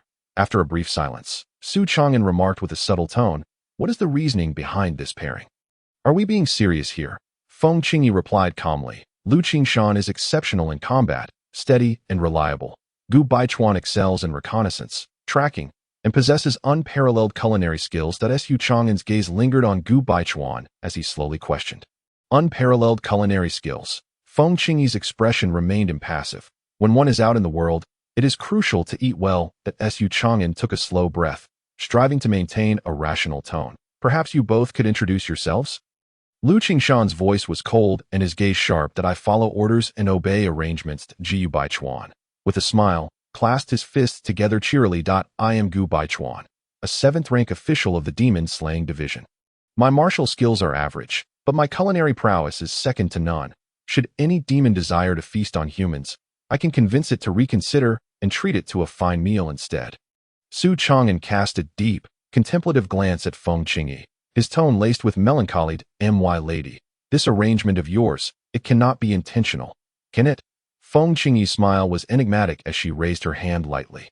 "Hurry and leave in the Su family's courtyard." Su Chang'an stood organizing his belongings, while Su Xiaoman leaned against the doorframe, arms crossed, looking at him with evident disdain. "You're taking a change of clothes for a task. Are you off to investigate a case or on a vacation?" "So particular," Su Chang'an replied earnestly. "Who knows how fierce the monsters in Qingyun town are? If I happen to encounter a female demon, being presentable might just save me a fight." Su Xiaoman scoffed. "You? Seducing a demon? Do you fancy yourself a courtesan?" Su Chang'an retorted confidently. "Being handsome is a weapon in itself." After studying him for a while, Su Xiaoman shook her head and coldly remarked, "Just make sure you return alive." Before turning to go back inside, Su Chang'an chuckled softly, slinging his bag over his shoulder, and set off with Gu Baichuan and Lu Qingshan. At the city gate of the capital, the night breeze was slightly chilly. 3 fine steeds pawed the ground gently as the 3 riders prepared to exit the city. Su Chang'an reined in his horse and gazed into the distance. Pondering, Qingyun town, on the border of the demon realm, a 3-day journey. The task isn't difficult, but the only variable. "Old Su, wait for me." The variable had arrived. Su Chang'an raised an eyebrow and turned slowly to see Zhao Sihai rushing toward him, dust swirling as he ran, followed by a group of 5 or 6 furious gamblers, all with wild hair and aggressive postures. Su Chang'an's gaze shifted, a slight smile curling his lips. "What's with this commotion? Lost another bet?" Gasping for breath, Zhao Sihai clutched Su Chang'an's shoulder tightly, lowering his voice. "Let me hide for a moment." Su Chang'an gave him a knowing glance, sweeping his eyes over the furious gamblers, and said leisurely, "Speak, how much did you lose this time?" "Injustice," Zhao Sihai exclaimed with a face full of indignation. "I was supposed to win." But then, before he could finish, the gamblers behind him bellowed, "Only a fool wins. You lost 20 taels of silver and still want to weasel out of it." Su Chang'an, Gu Baichuan stroked his chin, chuckling. "Ah, what a talent." Zhao Sihai's face turned crimson with embarrassment as he looked at Su Chang'an with pleading eyes. "Old Su, I heard you're heading to Qingyun town. Take me along. Won't it be fine to have one more person?" Su Chang'an regarded him with a smirk, his tone languid. "Qingyun town is plagued by demons. The mission is perilous. Are you sure you want to join?" Zhao Sihai gritted his teeth, his tone resolute. "I've thought it through. Going with you is far better than being chased by these gambling fiends for debts." Gu Baichuan nodded thoughtfully. Makes sense. Su Chang'an's lips curled slightly as he suddenly patted Zhao Sihai on the shoulder, his tone gentle. "All right then, turn around right now and fight them. I'll buy you a horse." Zhao Sihai, his face went blank, confusion evident in his voice. "Huh?" Su Chang'an blinked, smiling lightly. "It's either a fight for a horse or pay your debts. Choose one." Zhao Sihai took a deep breath, his gaze fixed on the group of menacing gamblers. Determination in his eyes. "I choose to fight." In the next moment, he picked up a piece of blue brick from the ground and hurled it forward, shouting at the top of his lungs, "Who dares touch me?" Bang! A second later, bang, bang, bang, bang. Zhao Sihai was pinned to the ground, thoroughly beaten, his face swollen and bruised, an utterly pitiful sight. Su Chang'an, mounted on his horse, nodded in satisfaction. Good. You've had your fight. Now we can leave. Zhao Sihai, clutching his face, rose from the ground, his eyes filled with resentment. Old Su, why is your heart so black? Su Chang'an patted his shoulder, his tone unperturbed. This was your choice, Zhao Sihai. He realized once again that Su Chang'an never tricked anyone. He merely allowed you to choose. And then you ended up tricking yourself. By the city gate, several fine horses stood quietly. Su Chang'an selected a superior green-maned horse from the horse dealer and handed it to Zhao Sihai. With his face still resembling a pig's head, Zhao Sihai mounted the horse, arms crossed, silent for a long while, before he sighed deeply. Why do I feel like you're less reliable than Qian Yudao?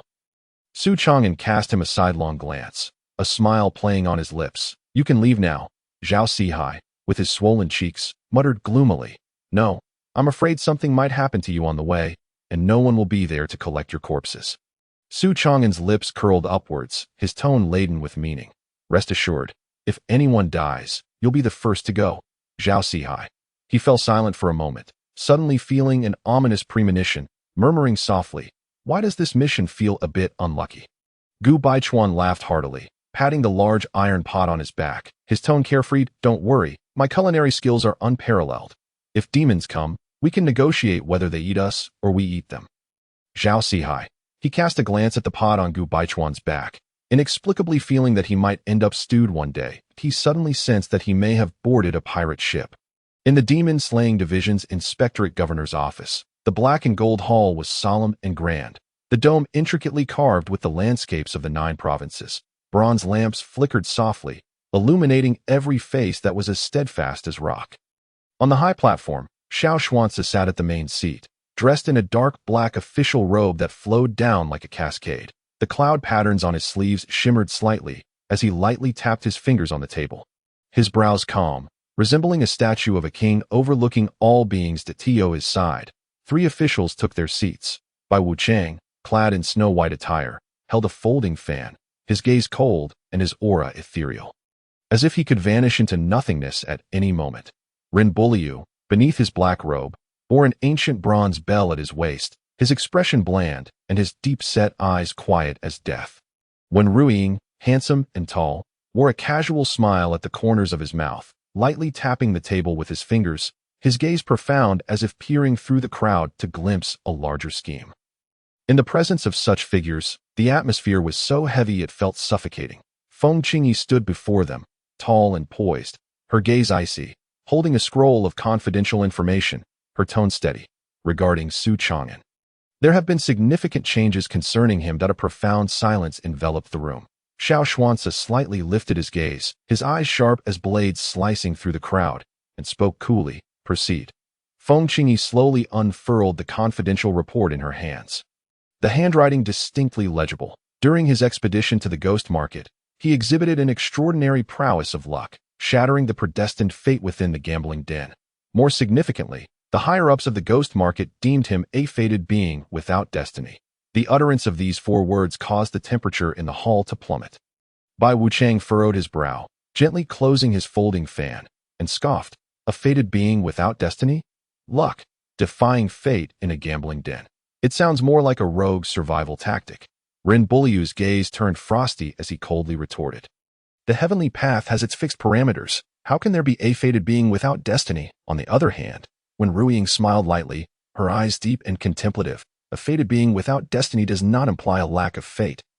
Rather, his destiny is beyond the control of the heavenly path. He is a piece off the chessboard, moving without rules, unpredictable. Xiao Xuanzi tapped his fingers on the table, remaining silent. This Su Chang'an was becoming increasingly intriguing.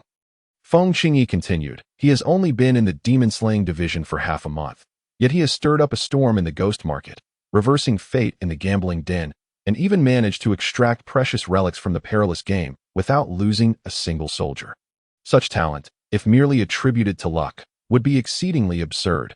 She paused before slowly adding, moreover, he has already acquired a piece of the ghost contract fragment. This revelation struck like a boulder cast into a lake, creating ripples of shock. Ren Bulliyu's gaze sharpened, his tone chilling. The ghost contract fragment, that artifact has truly resurfaced. Bai Wuchang's brows knitted together as he coldly remarked, The ghost contract dissipated over a century ago. How could it come to be in his possession? When Ruing chuckled softly, her eyes glimmering with intrigue. Ah, this young man is proving to be more troublesome than anticipated. Silence enveloped the room. Moments later, Xuan slowly opened his eyes, his hawk-like gaze sweeping over the assembly, a faint smile gracing his lips at a fated being without destiny, breaking the game in the gambling den and possessing the ghost contract fragment. His voice was low and resonant, laced with a hint of enigmatic amusement. This is becoming exceedingly interesting. This was not the first encounter the demon-slaying division had with a fated being without destiny. But each emergence signified a breach in the heavenly order. Yet Su Chang'an was different. He had not displayed true demonic power nor any sign of being shielded by an unknown force. His actions, seemingly capricious, were in fact meticulously calculated. He excelled at gauging circumstances and knew when to advance or retreat. Appearing as a rogue, he was, in reality, remarkably astute. This individual likely harbored potential far beyond what one might imagine. Xuan lowered his gaze, pondering for a moment before slowly inquiring, "Feng Qingyi, what is your perspective on Su Chang'an?" Feng Qingyi maintained a serene demeanor, her tone unhurried. He is clever and exceptionally skilled at disguise. Outwardly nonchalant, yet every step is calculated. He is rife with unpredictable variables. But regardless, her gaze deepened slightly as she softly concluded, "He is worthy of our alliance." These words momentarily stunned all present. When Ruing raised an eyebrow, her smile deepening, "Oh, you would actively deem someone worthy of alliance?" Feng Qingyi replied coolly, "Have you not been keeping an eye on him as well?" When Ruing smiled without retort, Xuan lightly tapped the table. The smile at the corner of his mouth gradually fading, his gaze becoming profound. "Alliance?" He repeated the term slowly, laden with significance. "Interesting prospects are certainly deserving of our utilization." His expression turned frosty as he continued in a measured tone. "But what if these variables prove uncontrollable?" Feng Qingyi fell silent. Rend he gently tapped the table with his fan, his tone chilling. "That which cannot be controlled ought to be eradicated." When Ruing leaned back in her chair, her expression contemplative, "Yet we have yet to ascertain whether he is friend or foe." Xuan slowly closed his eyes, letting out a soft sigh. "Then we must keep a close watch on him. A fated being without destiny, if he is a variable, must be controlled. If he is a hidden danger—" He paused, his voice turning cold as iron. The entire hall fell silent once more. Bai Wuchang sighed softly.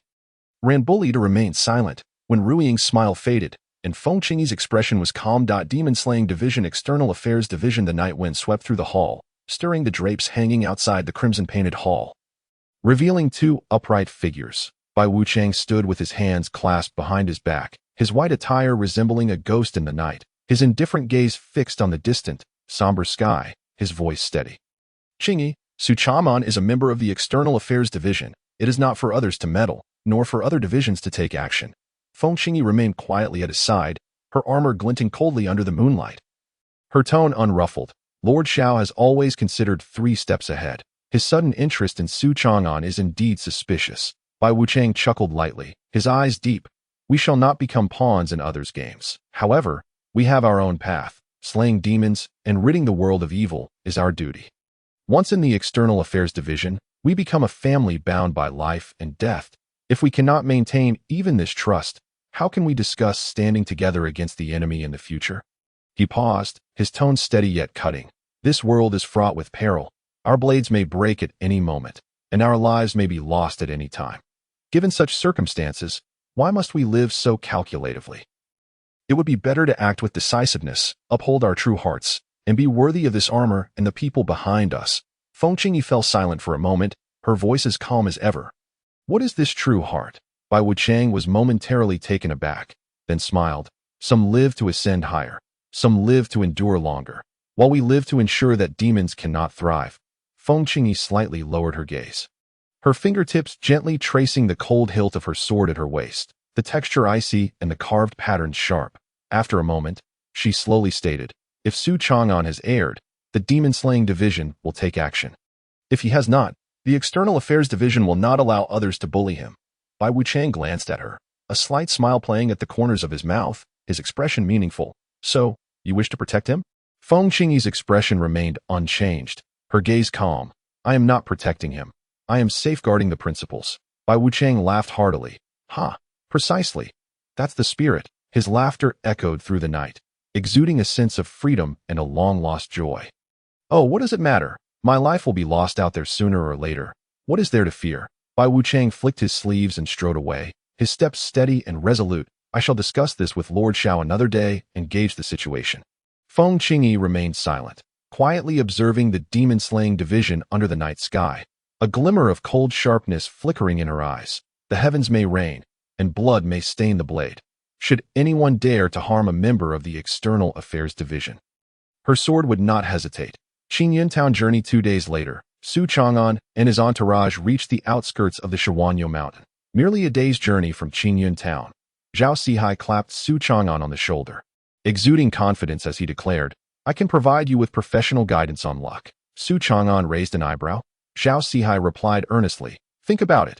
You are now an official demon slayer, traversing far and wide, facing numerous dangers, but luck is also a part of strength. And I, Zhao Sihai, am renowned as the king of the gambling houses. Su Chang'an interrupted, I believe you mean the top of the blacklists of all gambling houses in the capital, right? Zhao Sihai coughed, pretending not to hear.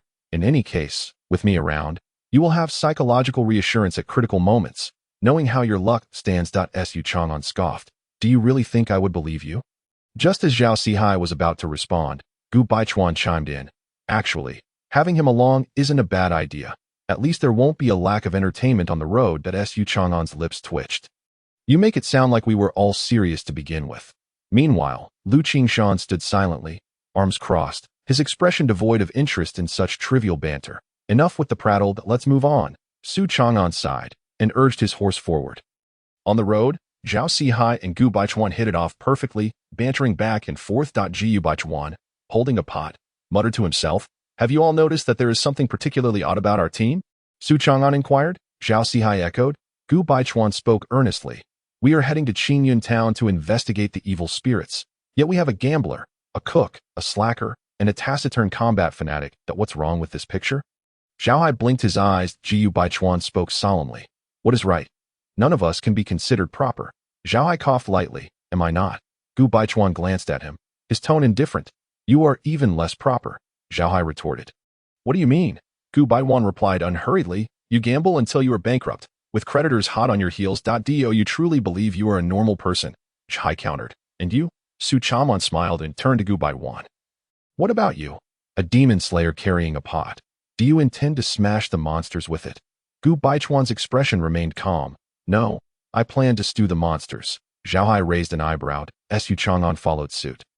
Gu Baichuan cast a sidelong glance at them, a faint smile tugging at the corners of his mouth. You have witnessed demons devouring humans and monsters consuming souls, but have you ever seen a demon slayer eat a monster?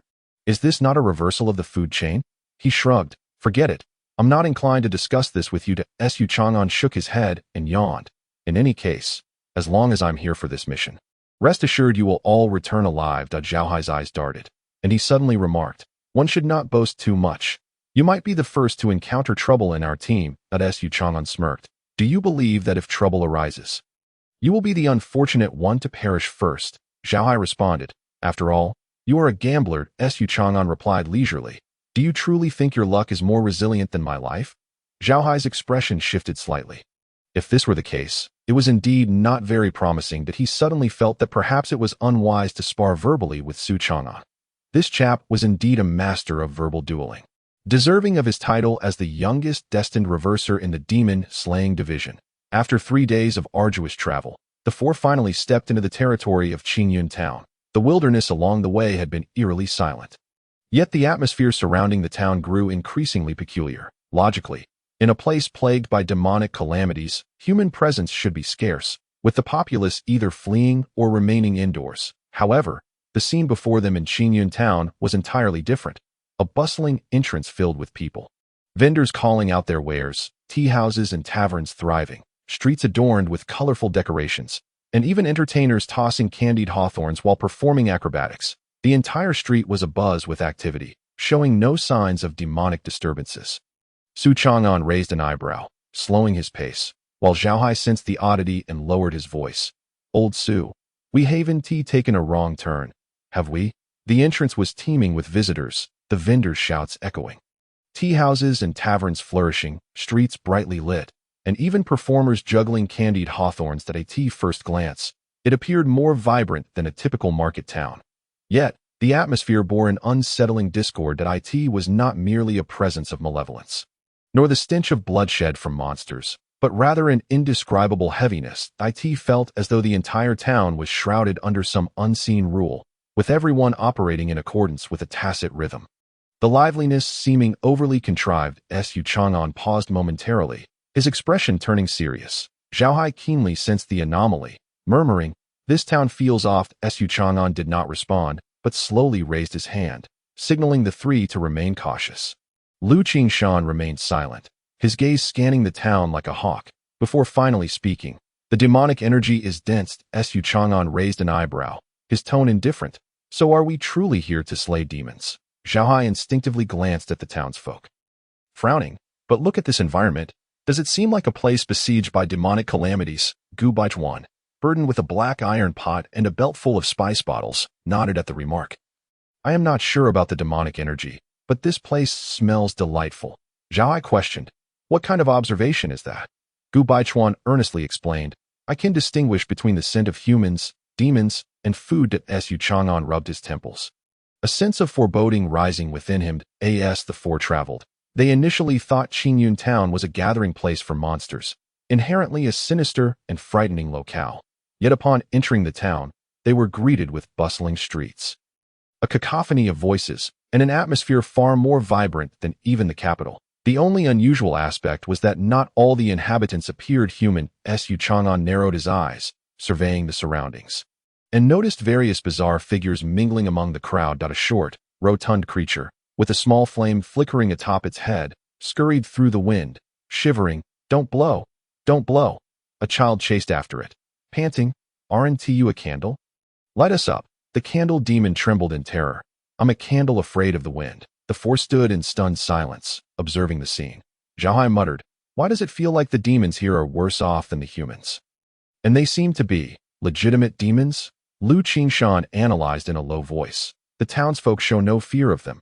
It seems rather normal." Xuan glanced around, and indeed, the nearby villagers wore no expressions of fear toward these demons. Some vendors were even weighing osmanthus cake for a fox demon, while a black cat demon lounged casually at a tea stall, sipping tea with its legs crossed. This level of harmony was far from the expected state of a human town. Xuan thoughtfully stroked his chin. That candle demon could be a fine ingredient for kitchen illumination. Zhao looked up at the street, sighed. "This is hardly a place for demonic chaos. It's clearly a paradise where humans and demons coexist." Yet the more idyllic it appeared, the more it sparked unease. The town's excessive harmony felt unnatural. Despite their astonishment, they could not simply stand at the entrance gaping. They needed to find a place to stay. Xuan composed himself and stepped cautiously into the town, his eyes narrowing slightly. "Let us find a place to settle down first, then we can gather information." Qingyun Town initial entry under the night sky. Qingyun Town was ablaze with lights, the market still bustling as if the demonic calamities had never touched this vibrant little town. Xuan cleared his throat and led the three into the city. Just as they crossed the threshold, a slick voice called out, "Ah, esteemed guests. Is this your first visit to Qingyun Town? Please, come in. We have accommodations and meals, everything you need." The group turned to see a creature dressed in fine attire, exuding warmth as it approached. Having taken on a semi-human form, it was lean, with a fox-like elongated snout, thick fur, long ears, and a cunning glint in its eyes. Its grin radiating street-smart savvy. "I am the proprietor of the largest inn in this town, Cloud Arrival Inn, known in the martial world as Talkative Lizard." It puffed out its chest, boasting proudly. Zhai frowned. "Talkative Lizard?" The creature's grin widened. No, it's Talkative Lizard. It means I'm well-informed and knowledgeable, aware of all matters big and small in Qingyun Town." Xuan narrowed his eyes, casually glancing at it. "Are you sure you're all-knowing and not just full of hot air?" Talkative Lizard, unflinching, patted its chest, unabashedly boasting, "Don't underestimate me. My information is reliable, with an accuracy rate of 80%. Zhao turned to Xuan. "What do you think the reliability of this fellow is?" Xuan calmly swallowed his tea, responding, 10%. Zhao nodded in agreement. "I think so too." Talkative Lizard's smile faltered for a moment, then it awkwardly cleared its throat. You guests are too distrustful. Come, come, why not rest at the inn? Our service in Qingyun town is top-notch. You want to leave once you stay. Xiaohai raised an eyebrow. Why does that sound a bit odd? Talkative lizard's eyes flickered for a moment, hastily waving its hands. Just a slip of the tongue. You've traveled far. You must find a place to rest, right? Why not stay at Cloud Arrival Inn tonight? Fair prices. Safe and reliable. No deception. Su Chaman shot at a glance, a slight smile playing on his lips. Are you certain it's safe? Talkative lizard thumped its chest, assuring earnestly, of course. The demonic energy is strong here. But demons and humans coexist harmoniously. Nothing will go wrong. Su Chang'an squinted, speaking softly. Then why have there been a large number of demons migrating here recently? The smile on Tan Tianli's face momentarily faltered before quickly returning to its former cheerfulness. His gaze drifting as he remarked, perhaps it's due to the favorable feng shui? Zhao Sihai quietly scoffed. Credibility level 10 to Su Chang'an's expression grew slightly frosty, just as he was about to inquire further. Tan Tianli had already eagerly summoned the inn's attendant to usher them inside. Yunlai and the strange live fish feast. The inn was adorned with elegance, brightly lit, and the tables and chairs polished to a shine. Certainly not resembling a place that would treat guests with indifference. Su Chang'an casually perused the menu, stating, let us have a few signature dishes. Jiu Baichuan nodded earnestly. Yes, let us eat first. A full stomach will aid in our investigation of the monsters. Soon, dishes began to arrive at their table. A braised three-souls fish was presented, exuding an enticing aroma, the flesh tender and the color of vivid red, appearing exceedingly tempting. Just as Su Chang'an was about to pick up his chopsticks, he suddenly noticed that Zhao Sihai's expression was off. What's wrong? He raised an eyebrow in inquiry. Zhao Sihai stared at the braised fish, fell silent for a moment, and whispered, that fish seems to still be alive. Su Chang'an was taken aback. Following his gaze to look down, the fish indeed blinked its eyes. That Su Chang'an fell silent. Jiu Baichuan, however, remained unfazed, picking up a piece of fish and chewing thoughtfully, then nodding. Quite delicious. Tan Tianli leaned in with a smile, his tone filled with pride. Rest assured, dear guests, our live fish feast here in Qingyun town is a top-tier delicacy. Zhao Sihai's eyes widened. Isn't this thing already cooked? Indeed, Tan Tianli replied mysteriously in a lowered voice. This is the three-souls fish. Even when cooked, its soul can linger for 3 days and 3 nights. The group fell silent, staring at the fish on the plate. The fish then spoke with a mournful tone. Could you please stop staring at me? Just eat. No need to make it so stressful. Zhao Sihai immediately set down his chopsticks. I'm no longer hungry. Gu Baichuan calmly asked, could we have some cumin with that? Su Chang'an placed a hand on him. Wait a moment. He lifted his gaze to Tan Tianli, his expression calm. Are you certain this town is safe? Tan Tianli's smile faltered slightly before he quickly regained his composure. Of course, you are overthinking it. Su Chang'an gently tapped the table, stating flatly, then why have so many monsters recently flocked to Qingyun town? Tan Tianli's eyes flickered momentarily, and he chuckled awkwardly.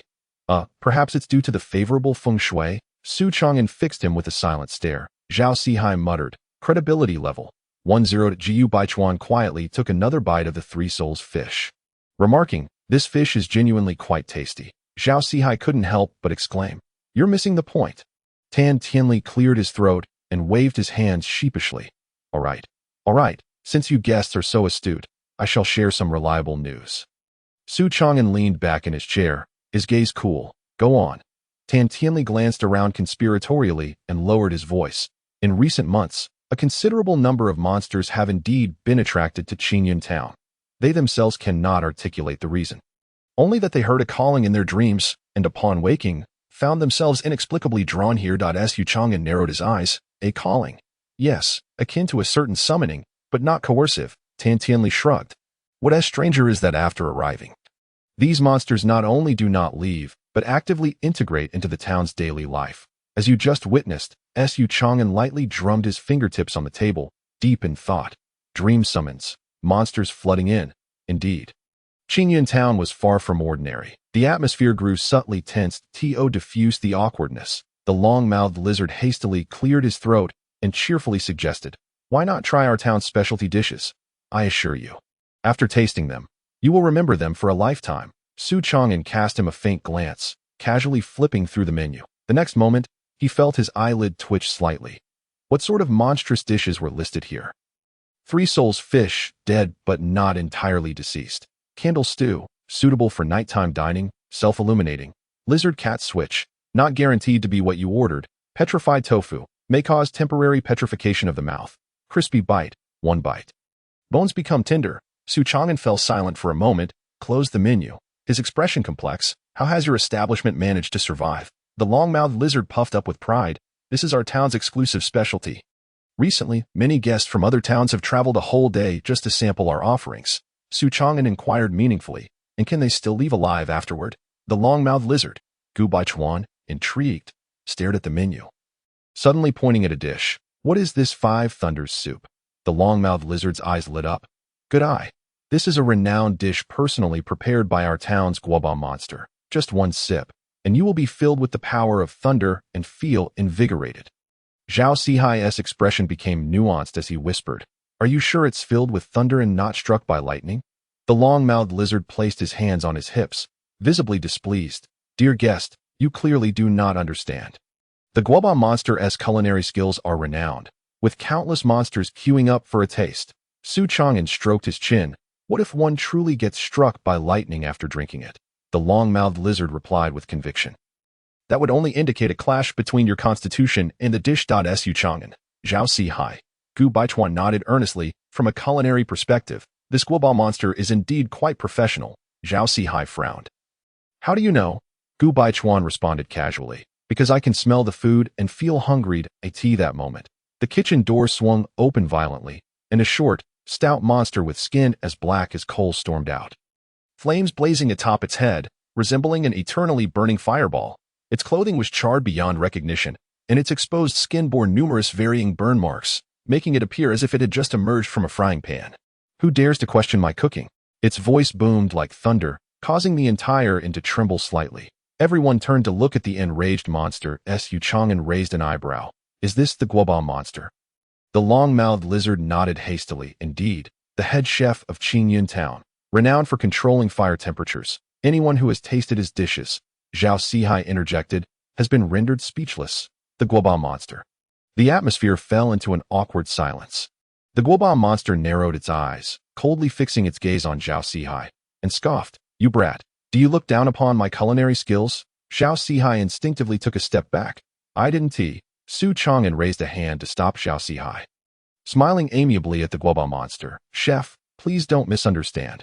What he meant to ask is whether the term guaba refers to the scorched bottom of the pot or your own appearance. Guaba monster. In the next instant, the flames flared up 3 feet high, and the guaba monster roared. Brat, are you insulting my professional ethics? No, I'm simply interested in your dish. The guaba monster's eyes flickered, locking onto Xuan. Interested? Do you dare to try? Zhao Sihai couldn't help but mutter. Old Su, don't be reckless. This guy is a fire attribute monster. His dishes might genuinely cause you to overheat. Xuan's eyes sparkled. I would like to give it a try. Upon hearing Xuan agree to taste his dish, the guaba monster's fury dissipated, replaced by a sense of pride in his culinary skills. You mortals always think that the dishes made by monsters are dark cuisine. Today, I shall show you what true fiery cooking is. Xuan sat back in his chair, elegantly resting his chin on his hand, and stated mildly, if it gets burnt, we won't be paying. The guaba monster. Do you have some misunderstanding regarding the term guaba? The guaba monster called out for the monster attendant to prepare the ingredients in the kitchen. Meanwhile, the long-mouthed badger brought forth a pot of tea, wearing a mysteriously amused expression. It was indeed a matter of great honor that several esteemed guests graced our Qingyun town. Would you care to sample our specialty tea? Xuan raised an eyebrow. Is it yet another peculiar concoction from a monster? I hope it won't transform me into something bizarre after consumption. The long-mouthed badger clutched its chest with a paw, feigning injury. You underestimate us far too much. This is merely a common digestive tea, absolutely safe. Zhao Sihai fixed his gaze on the teapot. Then you should take a sip. Long-mouthed badger, Xuan. You see, herein lies the dilemma. Before the long-mouthed badger could retort, a thunderous roar erupted from the kitchen, flames surging violently. In the next moment, a fiery iron pot shot into the air, tracing a graceful parabolic arc before landing squarely on the dining table.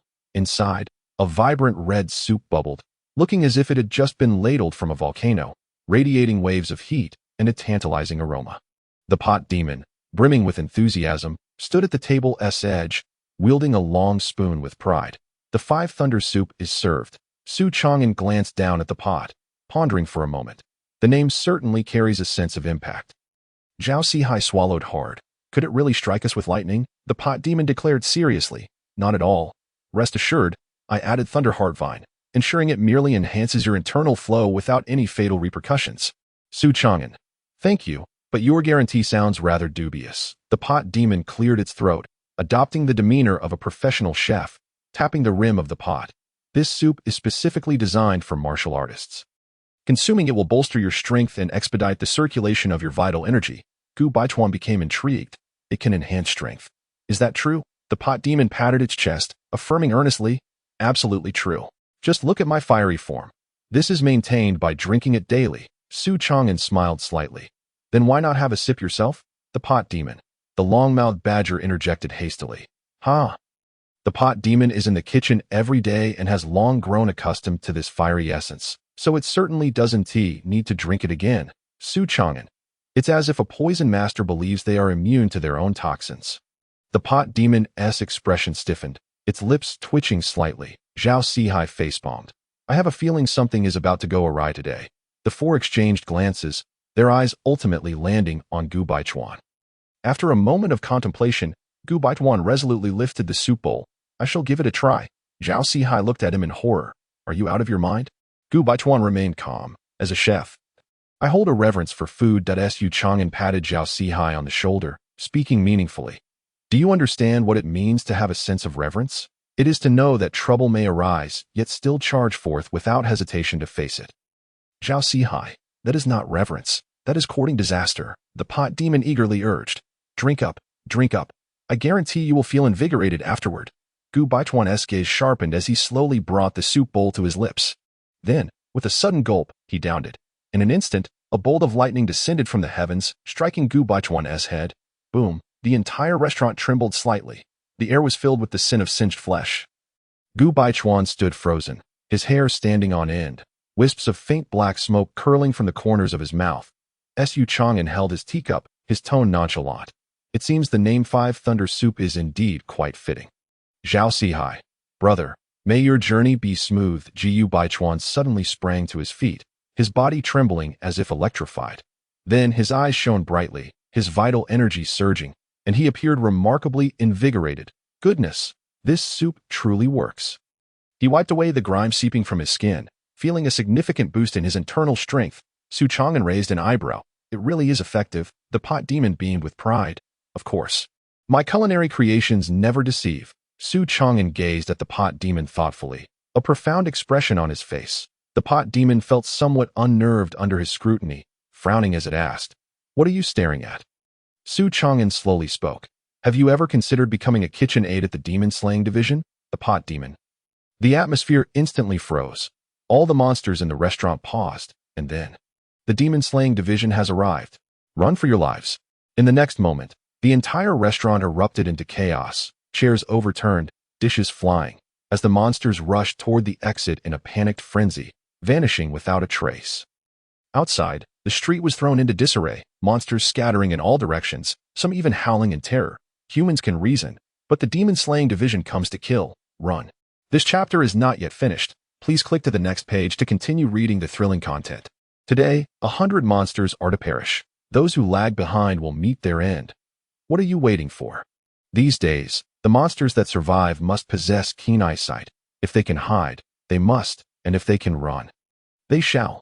In mere moments, all the monsters had fled the street, leaving behind a group of stunned ordinary citizens and a bewildered Xuan. Zhao Sihai stared blankly outside. Wait, is this really that exaggerated? Gu Baichuan couldn't help but stroke his chin. Is the reputation of the demon-slaying division that fearsome? Lu Qingshan remained silent, simply extending a hand to stop a monster that had attempted to flee. Help me. The pot demon flailed its limbs, eyes wide as saucers. Are you here to sacrifice me to the demon-slaying division? Please spare me. Xuan cast a sidelong glance. You're running rather slowly. The pot demon, on the verge of tears. My size is considerable. Turning around is slow. Xuan narrowed his eyes. The demon-slaying division only targets malevolent beings. as long as one doesn't break the law or harm others. They want to be pursued. Why are you running? The pot demon shouted in excitement. What do you understand? The last time the demon-slaying division sent someone, that individual nearly died upon returning. Xuan furrowed his brow. What do you mean? The pot demon, panting, recalled with great trepidation. Just a few days ago, the demon-slaying division dispatched personnel to investigate the ruins. That esteemed individual entered and only emerged after a day. However, upon returning from the ruins, he fell into a deep coma, pale-faced, his very essence in disarray, teetering between life and death. According to the rules of the demon-slaying division in the borderlands, for every slayer that dies, 100 nearby monsters must accompany them in death.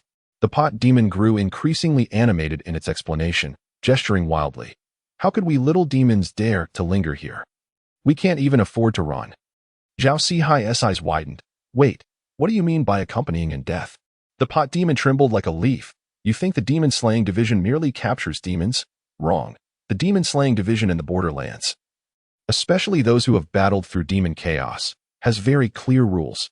If a slayer dies, then 100 monsters within 100 miles must be sacrificed, regardless of whether they are good or evil. Whether they have committed any crimes, they simply must kill enough to reach 100. This is the blood debt rule of the demon-slaying division. Zhao Sihai gasped in shock. Gu Baichuan rubbed the back of his neck, while Lu Qingshan maintained a cold demeanor, showing no reaction. Yu Chang'an's gaze flickered, his brow furrowing.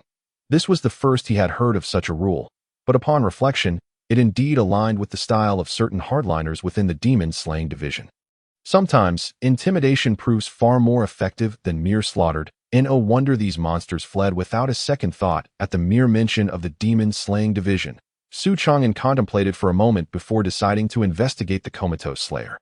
The headquarters of the demon-slaying division is located at the post station on the eastern side of the town, where the unconscious slayer had been placed in a room, his breath faint, as if he could expire at any moment.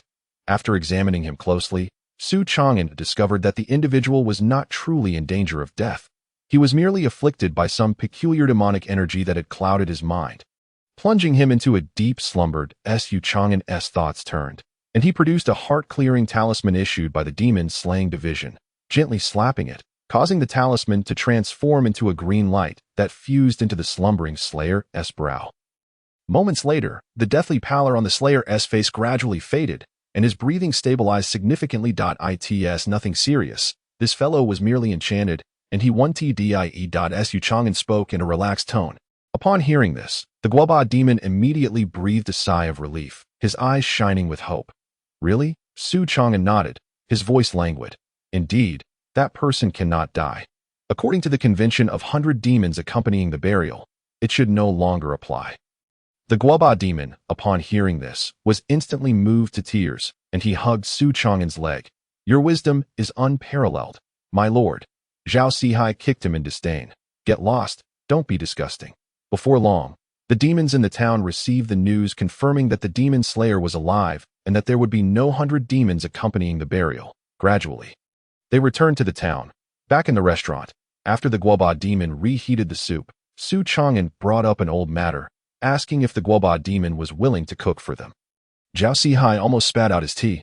Ha ha ha. Lao Su, are you serious? Su Chang'an shrugged. A soup with such effects, letting the demon slayers of the demon slayer division have a taste would undoubtedly be of great benefit. The Guoba demon stared at Su Chang'an in shock, speechless for a long while.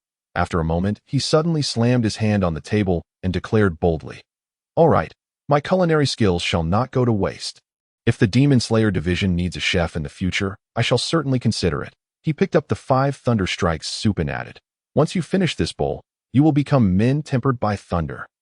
Su Chang'an smiled and lifted the bowl of 5 thunder strikes soup. Then let me express my gratitude to the chef. The others exchanged glances, and the atmosphere fell into a brief silence. Zhao Sihai suggested, How about we play rock, paper, scissors? Lu Qingshan replied, What a waste of time. We might as well take turns. Su Chang'an sighed helplessly, steeling himself to lift the soup bowl, and with determination. He tilted his head back and drank it down, gulped out in the next moment. Boom! A bolt of lightning struck above his head, illuminating the entire restaurant. Su Chang'an's entire being was enveloped in a flash of lightning.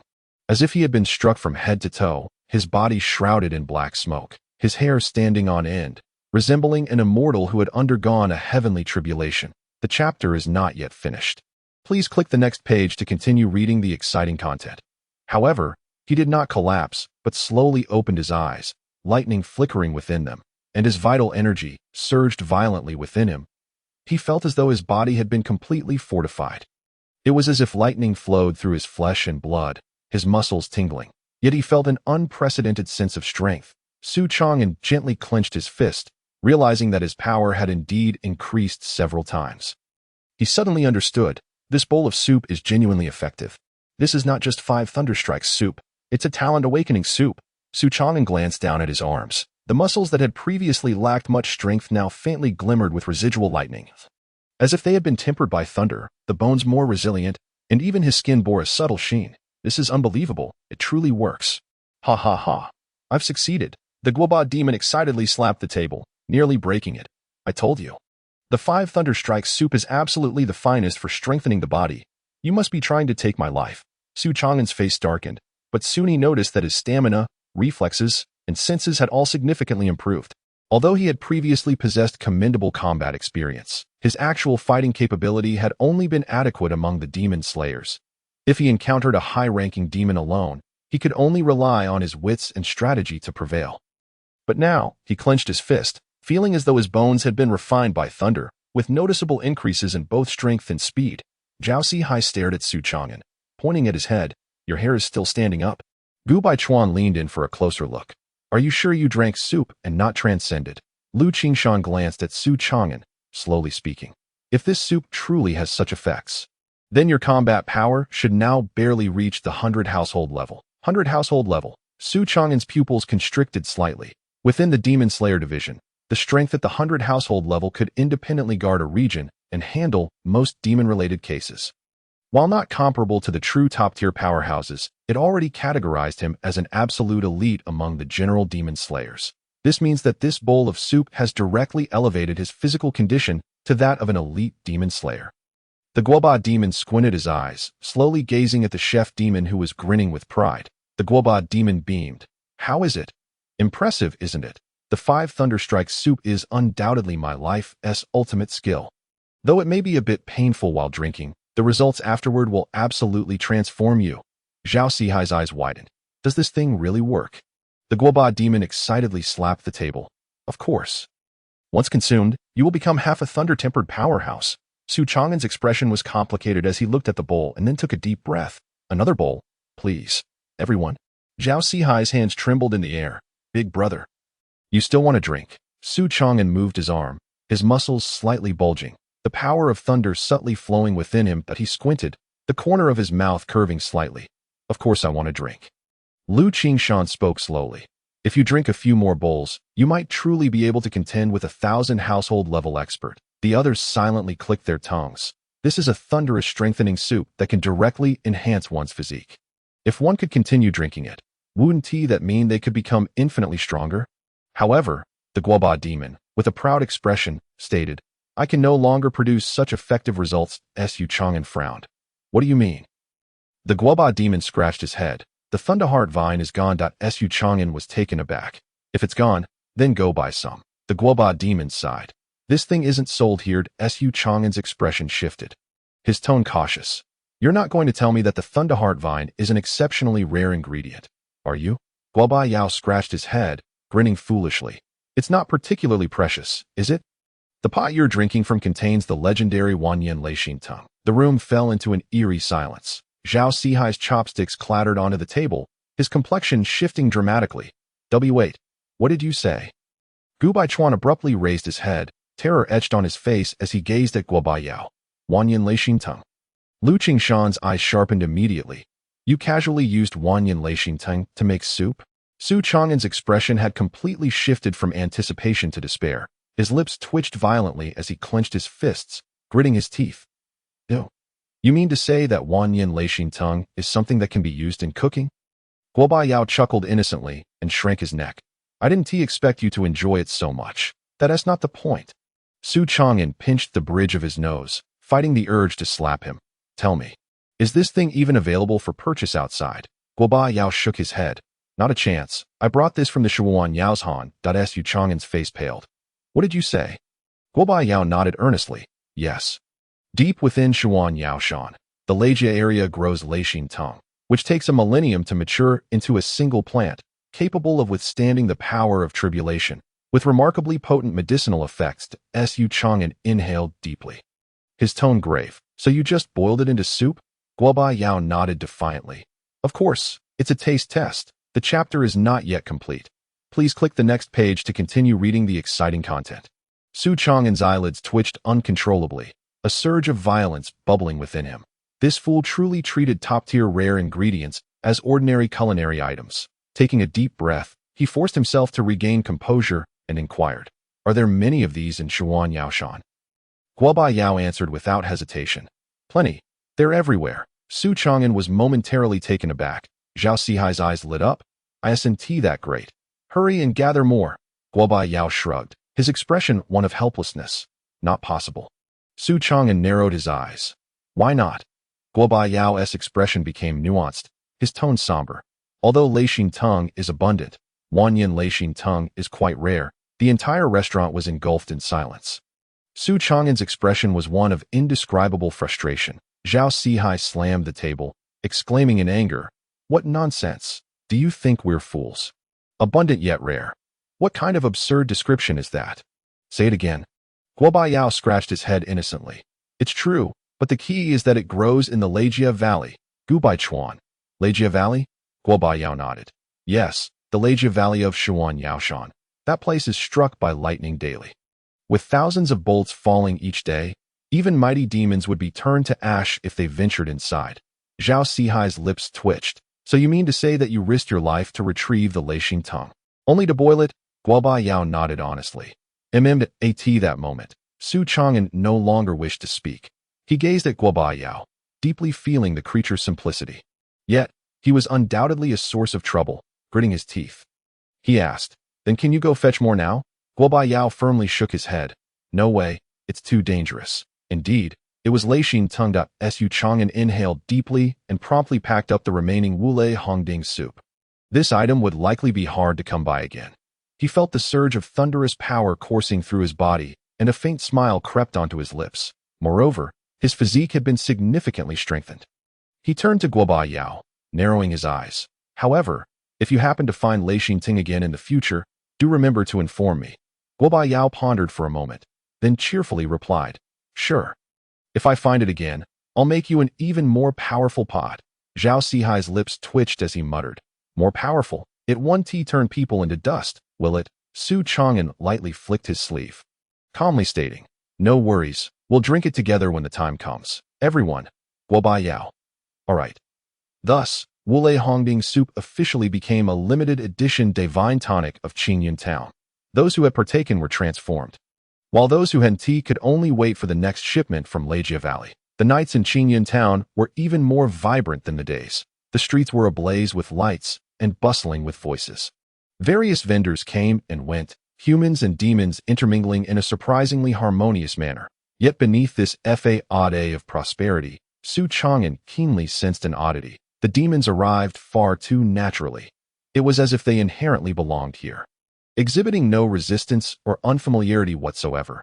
Moreover, demon migrations typically required a decree from powerful demon leaders, yet there were no particularly strong demon king-level beings in the vicinity of Qingyun Town.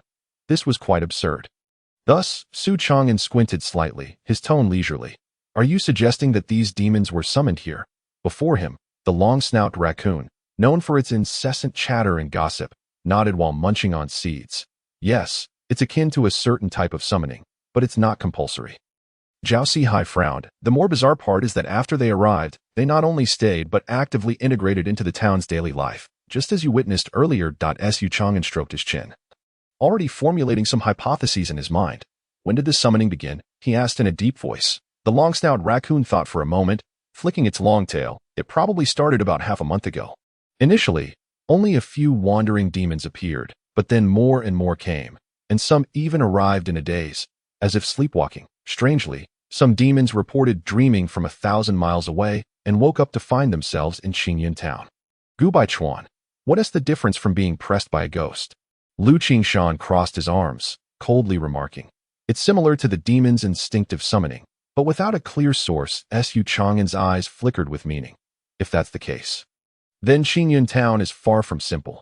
Zhao Sihai pondered for a moment, quietly asking, could the source of this summoning be related to that ruin outside the town? The long-snout raccoon jumped as if its tail had been stepped on, leaping 3 feet high. How did you know? Zhao Sihai. ISNT your reaction a confirmation. The long-snout raccoon's lips twitched, chuckling awkwardly. Hee, after all, the sealed ruins outside the town have always been an unsolved mystery in the demon realm. Su Chang'an's eyes sparkled. The sealed ruins that incapacitate demon hunters? Exactly. The long-snout raccoon excitedly began to explain. Legend has it that centuries ago, this place was once a habitat for the demon race. But then a group of formidable human cultivators arrived, claiming they were here to cleanse the demon threat. Among those cultivators was a powerful figure who cast a powerful seal, suppressing the demonic energy throughout Qingyun town. Since then, demons rarely approached until half a month ago when the seal suddenly weakened, and the demonic energy began to spread. We demons instinctively sensed that this place was suitable for living, and thus we came. Su Chang'an furrowed his brow, deep in thought that if that's the case, then the recent migration of demons was not man-made, but rather an instinctive influence from the weakening seal. The long-snout raccoon nodded vigorously. Yes. Yes, yes. Gu Baichuan frowned. Then the question arises, who broke the seal? Zhao Sihai mused. Or was it naturally weakened? Or intentionally broken? Silence fell over everyone. For these two scenarios imply vastly different possibilities. If it was a natural weakening, then perhaps it was merely the passage of time, causing the seal's power to diminish and the demonic energy to gradually leak out. This wouldn't be too serious a problem. At most, Qingyun town would become a new cohabitation site for humans and demons. However, if it was intentionally broken, then there might be a far greater conspiracy lurking behind it. Su Chang'an stroked his chin, slowly saying, it seems we need to investigate that sealed ruin. On the following morning, Su Chang'an and his companions set out early towards the ruins located outside Qingyun town. These remnants lie within a dense forest, 10 miles beyond the town, and from a vantage point, one can discern several weathered stone tablets inscribed with ancient runes, subtly emanating an air of otherworldly energy. As they approached, Zhao Sihai could not help but murmur, this place resembles a demon clan altar. Su Chang'an nodded in agreement. Indeed, it is an altar, and of considerable scale. Gu Baichuan ran his fingers over the carvings on the stone tablet, pondering. These markings do not appear to be the result of natural erosion. They seem more akin to deliberate slashes made by blades. Lu Qingshan inquired, does this imply that someone has been tampering with the seal? Su Chang'an crouched down, traced a line in the soil with his finger, and pinched a handful of earth, gently kneading it between his fingertips. Suddenly, a smile broke across his face. Not someone, but some demon. The group stared in confusion. What? Su Chang'an raised his gaze slightly towards the fissures in the stone tablet, and spoke slowly. The damage to this seal bears clear traces of demonic energy, indicating that a certain demon has meddled here. Moreover, the method employed is quite sophisticated. It did not directly destroy the seal but rather guided the seal's power to leak out. Consequently, the seal will not collapse instantaneously. Instead, it resembles a bucket with a hole, slowly seeping demonic energy. Zhao Sihai suddenly comprehended.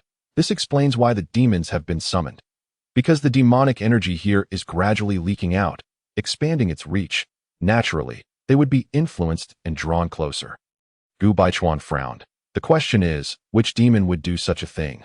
What could its intentions be? Su Chang'an pondered thoughtfully. Perhaps, once we identify the demon that damaged the seal, we will unveil this mystery. As they ventured further, Su Chang'an arrived at the end of the mountain path, slightly tilting his head upwards to gaze at the ancient ruins shrouded in a faint demonic aura. It was a long-buried ancient palace.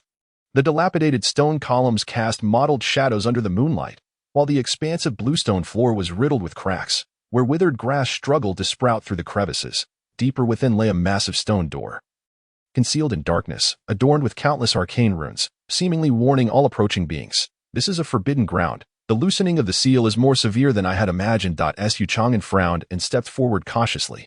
The air here felt even more eerie than that of the town, infused with an inexplicable allure that evoked a sense of familiarity within him. Not only the demons would be drawn here, humans would be unable to escape unscathed. Lu Qingshan stood nearby, his gaze sharp as an eagle's, surveying the surroundings, his hand resting on the hilt of his sword. He remarked softly, the demonic energy here is not intense. Yet it carries an unusual aura. Gu Bai Xuan, carrying the black iron pot on his back, looked around and mumbled, I have this nagging feeling that there is a fragrance here. Su Chang'an. Zhao Sihai. Lu Qingshan's lips twitched slightly. Are you hungry? Gu Baichuan nodded earnestly. It's the demonic energy. It possesses a faint fruity aroma, reminiscent of some ripe demonic flora. Su Chang'an contemplated for a moment. Casually brushed a patch of moss on the wall, and his fingertip collected a trace of fine powder. He delicately inhaled, his eyes darkening. Pollen from the dream goo flower. So that's it, Su Chang'an murmured. He suddenly looked up at the ancient stone door. This is not merely a ruin, but a sacred place that once belonged to the demon clan. Zhao Sihai appeared puzzled. What sacred place? Su Chang'an narrowed his eyes, pointing at the vines entwined on the walls of the ruins, which were adorned with numerous small dark purple flowers, their petals so thin that they seemed to dissipate at the slightest touch. That is the dream goo flower, a demonic plant capable of instilling a sense of belonging within the subconscious. All demons are instinctively drawn to the dream goo flower, regardless of their origins. They will hear the call and be irresistibly drawn to this area. Zhao Sihai gasped. So the demons of Qingyan Town were not summoned by anyone, but rather attracted by these flowers. Precisely, Su Chang'an replied slowly.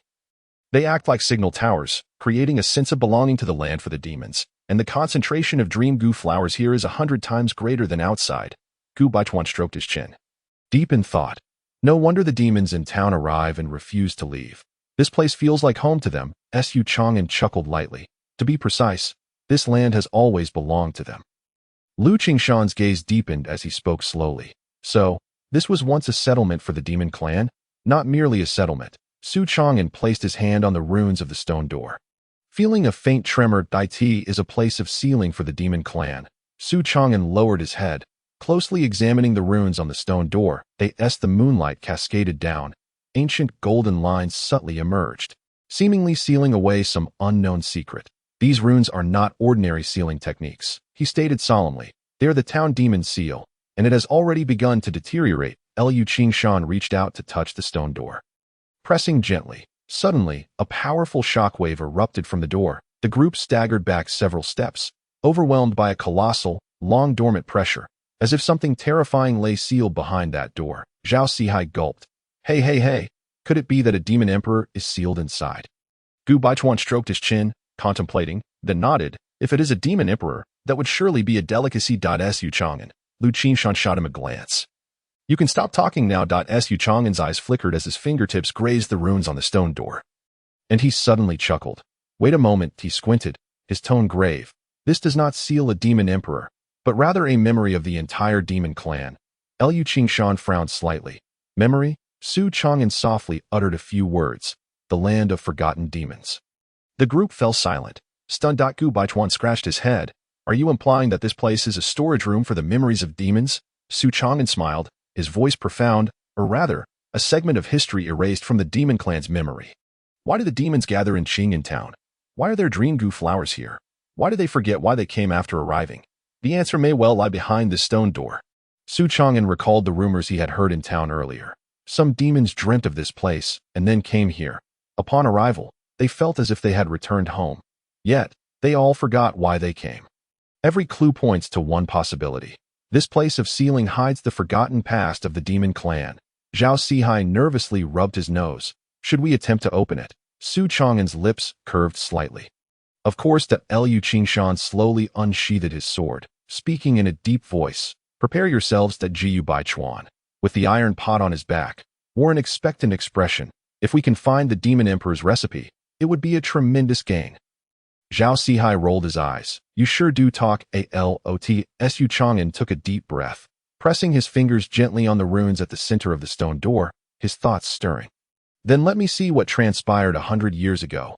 The night wind howled, carrying the coolness of the mountains, sweeping over this centuries-old slumbering ruin. Su Chang'an's palm rested on the center of the stone door's runes, feeling an extremely ancient resonance. Those runes seemed alive, trembling slightly, as if on the verge of awakening.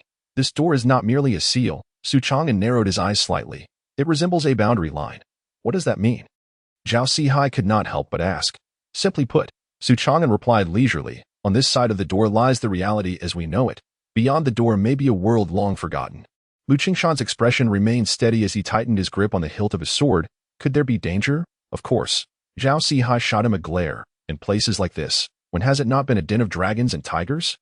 Gu Baichuan, however, was brimming with enthusiasm, patting the black pot on his back. Don't worry, no matter what we encounter, the four of us combined can be considered an adventure team with a chef buff.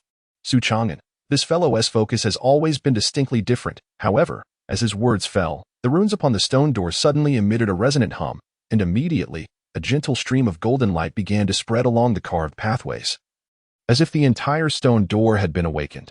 In an instant, a deep and ancient echo resonated in the ears of the crowd, seemingly emanating from a century prior. Those who enter this door must know the past.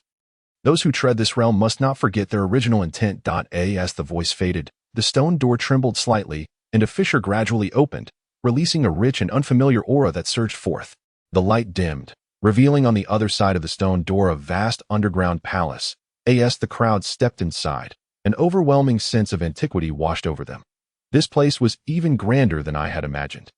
Zhao Sihai gazed around, his voice betraying a barely concealed astonishment. The entire underground palace was circular in layout, with a towering altar at its center, surrounded by stone tablets inscribed with runes and collapsed columns.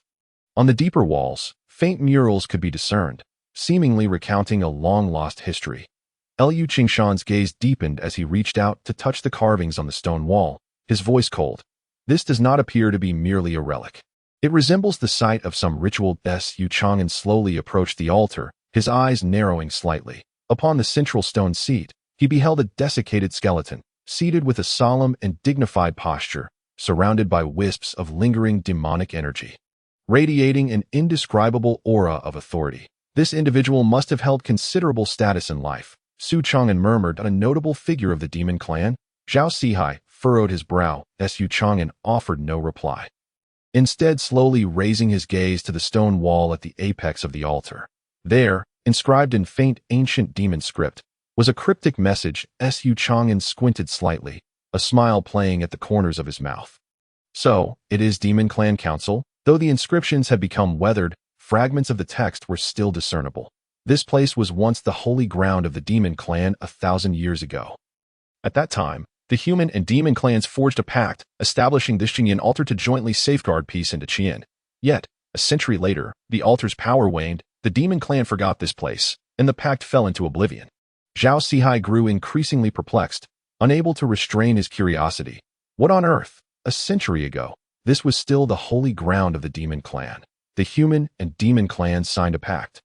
Su Chang'an chuckled softly. Do you think the demon clan only knows how to fight and kill? In truth, 1,000 years ago, the demon clan was not a monolith. In other words, he paused slightly, his eyes darkening. This once served as the neutral council within the demon clan, tasked with mediating relations between demons and humans. Liu Qingshan pondered. But then, this council vanished. It was forgotten, Su Chang'an replied, lightly brushing away the dust on the stone wall, revealing the final line of text. Oblivion is the most thorough seal. Zhao Sihai was taken aback. Are you suggesting that the demon clan did not willingly abandon this place, but rather that their memories were erased? An unusual silence enveloped the entire underground palace. If this account is true, it implies that the reason the demons in Qingyan town were summoned back by the Dream Gu flower was no mere coincidence. They originally belonged here. Yet, at some point a century ago, this relic was sealed, the demon clan's memories obliterated, and everything regarding the demon clan council was utterly forgotten. The question then arises. Who erased the demon clan's memories? Who sealed the altar of Qingyan town? Who quietly loosened the seal a century later? Su Chang'an gently traced the inscriptions on the stone wall, a contemplative glimmer flickering in his eyes. This question, he mused with a slight smile, perhaps requires inquiry into those who would prefer the demon clan remain oblivious. They may still be lurking in the shadows, observing all of this. Upon hearing this, the crowd's expressions turned grave. Liu Qingshan spoke solemnly. Are you implying that the force of this seal is not merely weakened by time, but that someone has interfered? It is possible. Su Chang'an nodded slowly. Yet, before he could finish, the entire underground palace suddenly trembled violently. Following that, the runes on the surrounding stone walls flickered, and a colossal shadow began to awaken, accompanied by a low, murmuring chant. This was a voice from 100 years ago. This was the murmuring of the forgotten point. One day, the memories of oblivion shall return. Boom! The entire underground palace shook, dust cascading down, as if something was stirring deep below. A massive shadow was cast upon the stone wall. grotesque and distorted, resembling a chaotic entity, or perhaps a lingering demon spirit struggling to escape its seal. This thing, in all appearances, did not seem benevolent. Zhao Sihai swallowed hard, instinctively taking 2 steps back. Just a moment ago, you were saying this was the holy ground of the Demon Clan Council, and now it has transformed into a ghostly apparition. Gu Baichuan frowned. Su Chang'an, are you concealing something from us again? Su Chang'an rolled his eyes in exasperation. If I wanted to hide something, I should at least first know the situation, right? Aren't you supposed to be the clever one? Zhao Sihai glared at him. Then analyze it for us. Su Chang'an's gaze sharpened slightly as he surveyed the surroundings. The runes throughout the underground palace were fracturing piece by piece, and amidst the flickering light, it became apparent that something long forgotten was awakening. That shadow was not a physical entity, but rather a distorted memory. A segment of sealed history was struggling to return. The shadow expanded wildly within the underground palace, and in an instant, everyone felt a wave of unfamiliar energy wash over them. In a daze, the entire scene of the underground palace transformed. The surrounding stone walls no longer appeared dilapidated, but instead radiated a splendorous and solemn aura. The altar was no longer adorned with a skeleton, but instead filled with rows of ancient demons clad in ceremonial garb. They conversed in hushed tones, their expressions grave and solemn. Zhao Sihai suddenly jolted awake, fearfully glancing around. What the hell? Have we traveled back to ancient times? No, it is a reflection of memory. Su Chang'an squinted, realizing that this shadow was likely a projection of history. It was restoring the demon clan's past memories. Indeed, the next moment, the crowd witnessed the demon leaders at the altar rising. As a figure clad in a purple robe and silver crown stood at the center, slowly stating, "The pact between humans and demons has been established for a century, yet now border conflicts erupt frequently. And tensions between humans and demons are escalating that if measures are not taken, the demon clan may once again plunge into turmoil.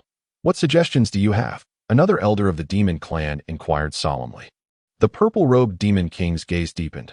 "I propose establishing the Demon Clan Council in Qingyun Town as a venue for negotiations, ensuring that relations between humans and demons do not completely shatter." The scene shifted, and the crowd observed the high-ranking demons engaging in fervent discussion. Yet at that moment, suddenly, bang, a dull thud echoed throughout the underground palace, and the entire image began to shake violently.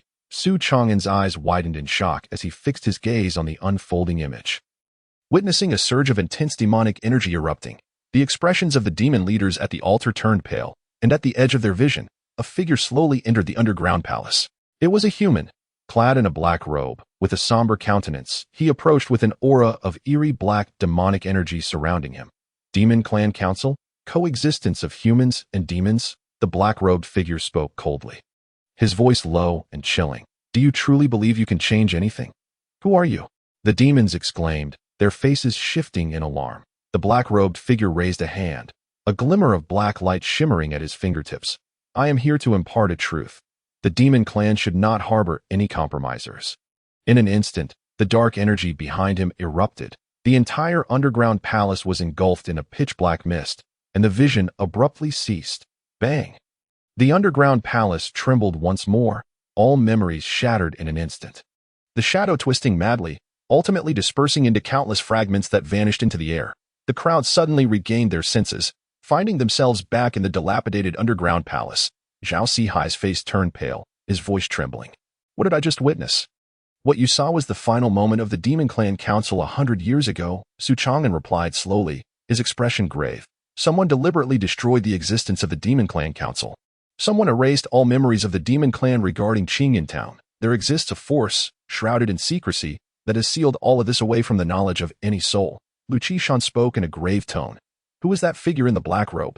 "For now, it remains unknown." Su Chang'an inhaled deeply, "but it is highly probable that he is the mastermind behind this entire seal. Gu Baichuan furrowed his brow. "This is indeed curious. The sealing took place a millennium ago. Yet now it is beginning to weaken, indicating that someone is attempting to unravel it." Zhao Sihai's expression shifted.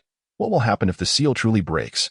A slight smile played at the corners of Su Chang'an's mouth, revealing a profound meaning that it would signify that the truths of a century past are on the verge of resurfacing. The entire underground palace fell into a profound silence. Yet, at this moment, all were acutely aware that matters could not possibly be so simple.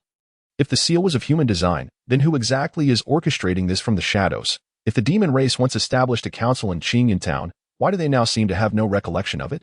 If the figure in black wishes to prevent the coexistence of humans and demons, where is he currently hiding? This place feels less like a council and more akin to a burial ground. Lu Qingshan murmured, his gaze sweeping over the surrounding stone tablets, each inscribed with ancient texts of the demon race, dating back at least a millennium as Yu Chang'an approached one of the stone tablets. His fingertips gliding over its surface, revealing obscured historical inscriptions. A millennium ago, the demon race made a solemn vow here, yet the covenant was never fully enacted before calamity descended upon them. A disgraceful mark that led the demons to forget this place and all that transpired here. Zhao Sihai gasped in shock. Are you suggesting that the memories of Qingyan Town were forcibly erased from the demons? It is evident. Su Chaman's smile widened slightly, and the individual responsible for this may be an entity even more formidable than the demons themselves. As Su Chanan observed the ruins, he ran his fingers over the Wanyashu.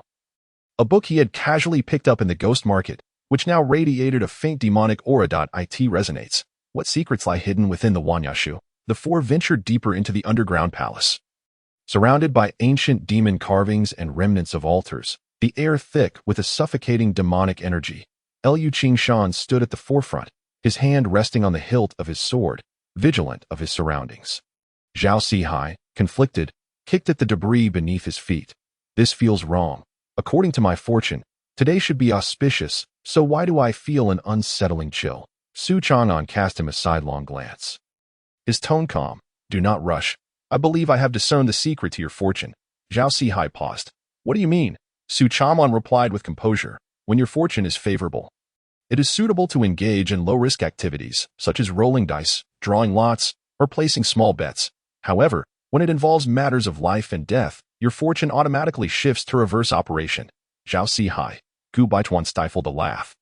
So, what you are implying is that Sihai's fortune is currently in the pits. Indeed. Su Chaman nodded earnestly.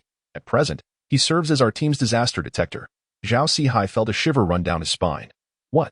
Su Chaman patted his shoulder, offering a gentle smile. We merely require your omen to predict the disaster. Zhao Sihai. What a nefarious application, Lu Qingshan remarked coolly. To put it simply, if you happen to step in dog waste today, we should probably make our exit.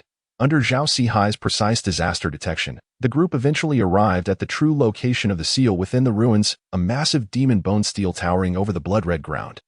Inscribed with ancient demon texts, with dark red light pulsing through its cracks, Su Chang'an's expression grew serious. This seal has indeed begun to fracture Haiti. That moment, a tremendous rumble echoed through the ruins. As an eerie shadow slowly materialized, its indistinct form twisting from within the fissures, cackling. It said, "You have finally arrived." The voice was low and hoarse, laced with excitement and mockery. Zhao Sihai felt a chill run down his spine. Did I just inadvertently foretell impending doom? Gu Baituan stepped back, clutching his iron pot. Surely, this cannot be the Demon King. Lu Qingshan's hand gradually pressed against the sword's hilt, his gaze sharp. At this moment, the four truly recognized that this was not merely a revival of demonic energy, but rather that someone was manipulating it. Su Chang'an's eyes narrowed, his voice grave. Who are you? The shadow slowly took shape, its inky black demonic energy swirling in the air, revealing a blurred, beastly visage. Its eyes glinting with a blood-red glow. This king, cackling, it continued.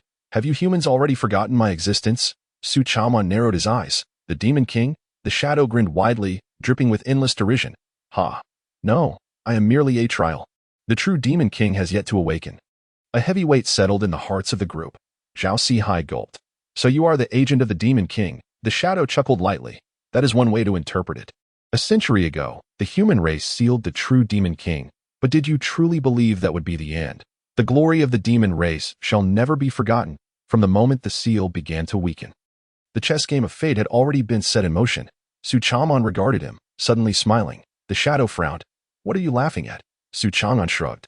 Oh, nothing. I just recalled that your demon race plans of rebellion have seemingly never succeeded. Not even once. The shadow. Gu Baituan struggled to contain his laughter. Indeed, the last rebellious demon king was reportedly struck down by a bolt of lightning from the emperor of Dakian. Zhao Sihai couldn't help but add. And the one before that was apparently betrayed by his own subordinates. The shadow. Lu Qingshan remarked coolly. So, Are you certain that this time you will prevail? The shadow. What is wrong with these humans? How can they joke about the Demon King while facing a crisis? The shadow let out a cold snort. Foolish humans, you will soon understand. Before the words could settle, a resounding boom erupted. The Wanyashu suddenly soared from Su Chang'an's embrace, hovering in the air, radiating blinding golden light. The shadow's expression shifted dramatically. What? The Wanyashu. Su Chang'an was taken aback. You recognize this object? The shadow's voice erupted in fury, filled with shock and rage. This is impossible. Why is it in your possession? Su Chang'an narrowed his eyes, a slow smile forming. It seems that this book in my hands is more significant than I had imagined. The shadow bellowed. That book does not belong to you. It belongs to the demon race. Su Chang'an smiled lightly. You say that, yet the book itself acknowledges me as its master. Now you come forth claiming it was ours all along. Who do you think would believe you? The shadow roared. You, with the Wanyashu erupting in radiant golden light. The atmosphere of the entire ceiling ruins shifted abruptly, the demonic energy swirling as if countless slumbering demon souls were whispering. The pages of the book, suspended in the air, began to turn slowly, each page shimmering with strange demonic texts, as if some ancient law was awakening. The shadow's gaze fixated on the book, its voice laced with overwhelming fury. Impossible. How could the will of the Wanyashu recognize a human? Su Chang'an narrowed his eyes, a slight smile on his lips, calmly stating, From your tone, it seems this book holds significant standing among the demon race. The shadow chuckled darkly, cackling. Do you think this is merely an ordinary demon text? No, this book embodies the will of all demons. Zhao Sihai's eyes widened in shock. So this book, is that formidable? Gu Baichuan clutched the iron pot tightly, his lips twitching. It sounds like a holy scripture capable of commanding the demon race. Su Chang'an glanced down at the book in his hands, pondering for a moment before suddenly laughing. If that is the case, your demon race's future may indeed be grim. The shadow. What do you mean? Su Chang'an sighed, shaking his head in regret. To be honest, for the demon race to carelessly leave such a crucial item in the ghost market is akin to the human race tossing the emperor's seal into a vegetable market. That I ask there a problem with your management? The shadow. Why can these humans, in such a tense moment, simultaneously engage in banter while driving others to madness? Lu Qishan could no longer contain himself and spoke calmly. Enough needless chatter. How do we deal with this entity? The shadow grinned broadly. Deal with me? Huh. You are not yet worthy to challenge my will. As the words fell, the entire ruin suddenly trembled violently, the fissures of the seal tearing wide open. And a surge of overwhelming demonic energy erupted from the abyss below. Boom. The shadow transformed into countless pitch-black tentacles amidst the demonic aura, surging violently towards Su Chang'an and the others. The seal had completely shattered. And an ancient, mysterious voice reverberated throughout the ruins. The trial of 10,000 demons. Only the strong may survive. Lu Qingshan furrowed his brow, his hand resting on the hilt of his sword. A trial? Zhao Sihai gazed around at the roiling demonic energy in shock. Could this possibly be a test? Gu Baichuan clutched his iron pot tightly, muttering under his breath.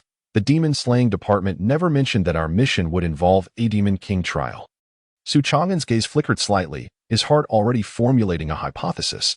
This was not a ceremony for the revival of the demon king, but rather a trial for the demon race to select their successor. The shadow grinned widely, its voice echoing throughout the ruins. You are indeed clever. This is precisely the trial of 10,000 demons. T.O. truly grasped the book of 10,000 demons. You must pass this trial. Su Chang'an snorted lightly, casually flipping through the pages. What are the contents of this trial? The shadow's form gradually materialized, a hint of mockery curling at the corners of its mouth. A gamble of life. Hearing this, Zhao Sihai's face turned pale, and he stumbled back 2 steps. A gamble of life? What kind of joke is this? I'm merely a fortune teller, not a life gambler. The shadow ignored him and continued. The trial of 10,000 demons consists of 3 phases: wisdom, strength, and fate. Su Chang'an narrowed his eyes. Oh, elaborate. The shadow grinned. The first phase is the trial of wisdom. You must solve the millennia-old riddle left by the seal of the Demon King to proceed to the next phase. The second phase is the trial of strength, where you will face the challenge of the strongest warriors of the demon race. The third phase, the trial of fate. Here, heaven's mandate will determine who lives and who dies. The shadow's tone turned ominous. In the first phase of the wisdom trial, You have 1 hour to decipher the millennia-old riddle left by the Demon King's seal, or else the trial will automatically fail. The ruins will completely sink, and you will be eternally buried here. Zhao Sihai twitched at the corner of his mouth. 1 hour? Do you think we are the diviners of the Tianji Pavilion? Su Chang'an disregarded him, focusing instead on the light screen ahead, his brow furrowed. In the center of the stone chamber stood a massive bronze mechanism, its surface engraved with ancient demonic texts and arcane symbols.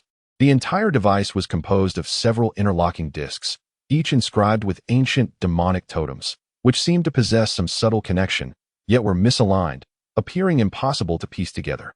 This was evidently a mechanical puzzle. It required adjusting these discs to restore them to their correct positions. A line of ancient text appeared on the light screen.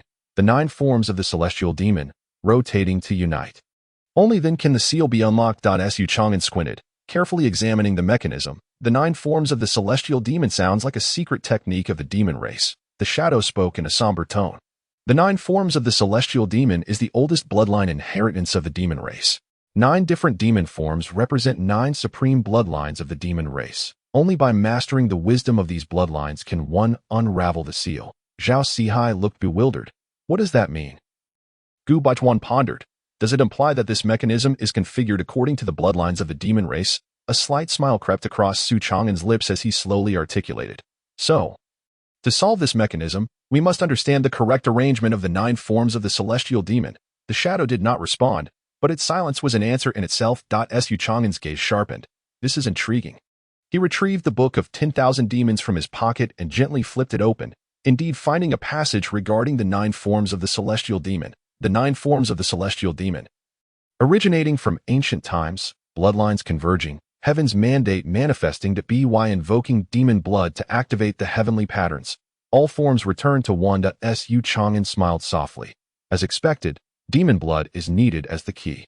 He turned to Lu Qingshan and said nonchalantly, "Go fetch some blood from the Guoba demon." The shadow exclaimed, "You shameless humans." 30 minutes later, Lu Qingshan returned, holding a vial containing a faintly crimson liquid that subtly exuded a hint of demonic energy. Gu Baichuan leaned closer to sniff. Raising an eyebrow, the blood of the Guoba demon smells rather fragrant, likely with a hint of cumin. Zhao Sihai interjected.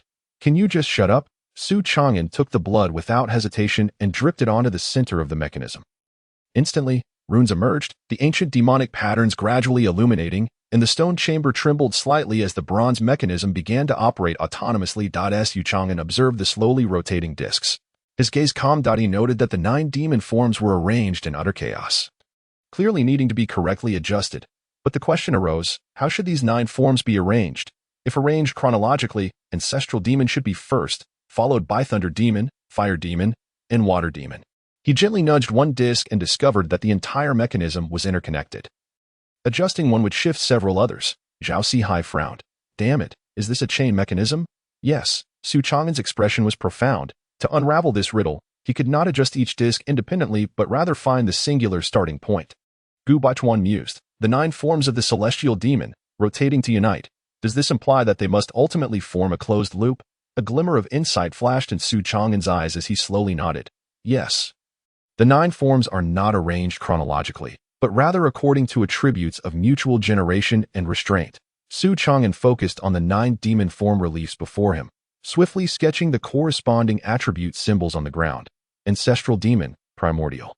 Thunder demon, lightning. Fire demon, flame. Water demon, current. Wind demon, gale. Wood demon, vitality. Metal demon, stalwart. Earth demon, stability. Shadow demon, shade. After a moment, he smiled faintly, his eyes revealing a hint of intrigue. This riddle tests not memory, but deductive reasoning. The array of the 9 demon forms is not based on chronological order, but according to the principles of the 5 elements generating and restraining one another. He inscribed the deductive formula on the ground. Thunder generates fire. Fire generates earth. Earth generates metal. Metal generates water. Water generates wood. Wood generates wind. Wind generates shadow. Shadow returns to ancestral. Ancestral gives rise to all forms, if arranged strictly according to the history of the demon race. The mechanism would fail to activate and instead trigger a backlash of the seal. Su Chang'an chuckled lightly as he reached out, sequentially adjusting the 9 discs to align them according to the correct logic of the 5 elements. Click, click, click. As the final adjustment was completed, the entire ruin shook, the 9 demon form reliefs illuminating one by one, ultimately converging into a complete seal of the Demon King. Boom. The stone door slowly creaked open. A ghostly blue beam shooting skyward, illuminating the entire sealed ruin. The wisdom trial has been conquered. The shadow gazed in astonishment, its voice low. You truly deciphered it? Xuan casually brushed off his sleeves. His tone relaxed. The trials of the demon race need not be completed solely by the demon race. Zhao Sihai patted Su Chang'an on the shoulder, admiration evident on his face. Old Su. Are you human or demon? How did you manage to solve this? Su Chang'an shot him a sidelong glance. Read more books. The shadow sneered. So what if you've broken the mechanism? The second phase is the trial of strength. Only if you survive will you truly have passed. Zhao Sihai's complexion drastically changed. Wait, I'm not a combatant. Su Chang'an remarked nonchalantly. You can choose to be the target. Zhao Sihai? How can you remain so calm? Because Su Chang'an smiled slightly and said slowly, we still have the blade of slaughter in Gu Baichuan, who can turn demons into dishes. Gu Baichuan grinned widely, patting the black pot on his back. The demon race trial? It's time to let them taste the power of pot-cooked cuisine. Lu Qingshan stood before the light array, silent, his gaze fixed ahead, slowly drawing his sword, murmuring, in the trial of the demon race, only slaughter reigns supreme. This battle shall be led by me. Before his words fell, the light array suddenly erupted. Roar. A colossal demonic figure shattered the seal, purple flame swirling, thunder crackling. It stood an imposing 30 feet tall, wielding 6 arms that grasped the colossal blade of thunder. With each step it took, the air trembled subtly, exuding an undeniable aura of oppression. Raising its head, it cast a chilling gaze upon Su Chang'an and the others, its burning purple pupils radiating an endless thirst for blood. Zhao Sihai's face paled instantaneously, his throat constricting painfully. Damn, how come your demonic warriors resemble ancient war gods? How are we supposed to contend with this? The shadowy figure smirked coldly, its voice dripping with an icy chill. This is the soul of an ancient warrior of the demon race. The Purple Flame Ghost General. During the era of the Demon Wars, he single-handedly vanquished hundreds of human cultivators at the Qi refining stage. Zhao Sihai's lips twitched involuntarily, instinctively taking a step back. Wait. Qi refining stage. Suddenly, he grasped the gravity of the situation, turning to Su Chang'an with rapid-fire words. Let us analyze this. The classification of the demon race's combat power. The demon soldiers, demon warriors, and demon generals correspond precisely to the human race's body refinement. Qi refining and Sea of Qi realms, right? Su Chang'an languidly nodded. Indeed. Zhao Sihai's forehead glistened with cold sweat. So this fellow is a demon general, equivalent to a human at the Sea of Qi realm? But among us, the strongest, Lu Qishan, is merely at the Qi refining stage. Zhao Sihai's speech grew increasingly frantic, his tone steeped in despair. How can we fight this? Is it possible that I am truly destined to perish here? Su Chang'an patted his shoulder, his voice calm.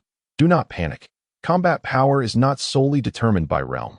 Zhao Sihai's eyes widened. Are you serious? Su Chang'an casually stroked his chin, gazing leisurely at the purple flame ghost general, and casually inquired, so what is its weakness? The shadowy figure sneered. You can only endure. That is the rule of the demon race's martial trials. Su Chang'an nodded slightly. Very well. He then turned to Zhao Sihai. You go. Zhao Sihai. Boom. Lu Qingshan transformed into a flash of lightning, the blade's radiance erupting as he launched a fierce assault against the purple flame ghost king, Gu Baichuan. Meanwhile, flipped his hand to reveal a spatula. Shouting, let us test my flame-braised demon, the purple flame ghost king?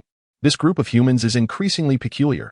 Lu Qingshan's swordplay reached unparalleled speed, each strike precisely aimed at the ghost king's vital points. While Gu Baichuan persistently interfered with his spatula, each time the ghost king raised its thunderous blade, his spatula would deftly strike at its joints, producing a resounding clang. Zhao Sihai crouched in a corner, his face ashen as he stared at the battlefield, muttering frantically, No, no, no. This situation is far too ominous. My fortune is surely about to collapse. Su Chang'an cast a glance at Zhao Sihai, a slight smile playing at his lips as he softly remarked, Do not fret. I shall gauge your fortune. Zhao Sihai jolted, retreating half a step in wariness. Why do I feel like your words carry ill intent? Su Chang'an lazily raised his hand, retrieving a copper coin from his pocket. Tossing it casually into the air and flicking it with his fingertip, the coin spun gracefully before landing steadily in his palm. Zhao Sihai blinked. What is this? Su Chang'an smiled. lifting the coin and explaining. This is the heavenly mechanism divination method passed down from the Earthmaster sect. A simple means to assess one's fortune. Tossing a coin? Assessing fortune? Zhao Sihai's brow furrowed deeper. You wouldn't be deceiving me, would you? Su Chang'an replied languidly. If you do not believe, you may try tossing a coin yourself. Zhao Sihai hesitated, gritting his teeth as he retrieved a piece of broken silver from his pocket, mimicking Su Chang'an's actions. However, the silver fell to the ground, rolling chaotically several times before finally coming to rest at the feet of the purple flame Ghost King. The Ghost King glanced down, casually lifting its claw engulfed in purple flames, and with a swift motion, crushed the silver into powder. Zhao Sihai. Su Chang'an raised an eyebrow. See, that is the manifestation of poor fortune. Zhao Sihai's mouth twitched violently. This isn't a matter of fortune. It's clearly that the monster is too formidable. Su Chang'an disregarded his protests, his gaze nonchalantly fixed upon the copper coin as he gently opened his palm to reveal the coin showing an ancient character for good fortune. He mused thoughtfully, chuckling softly. Not too shabby.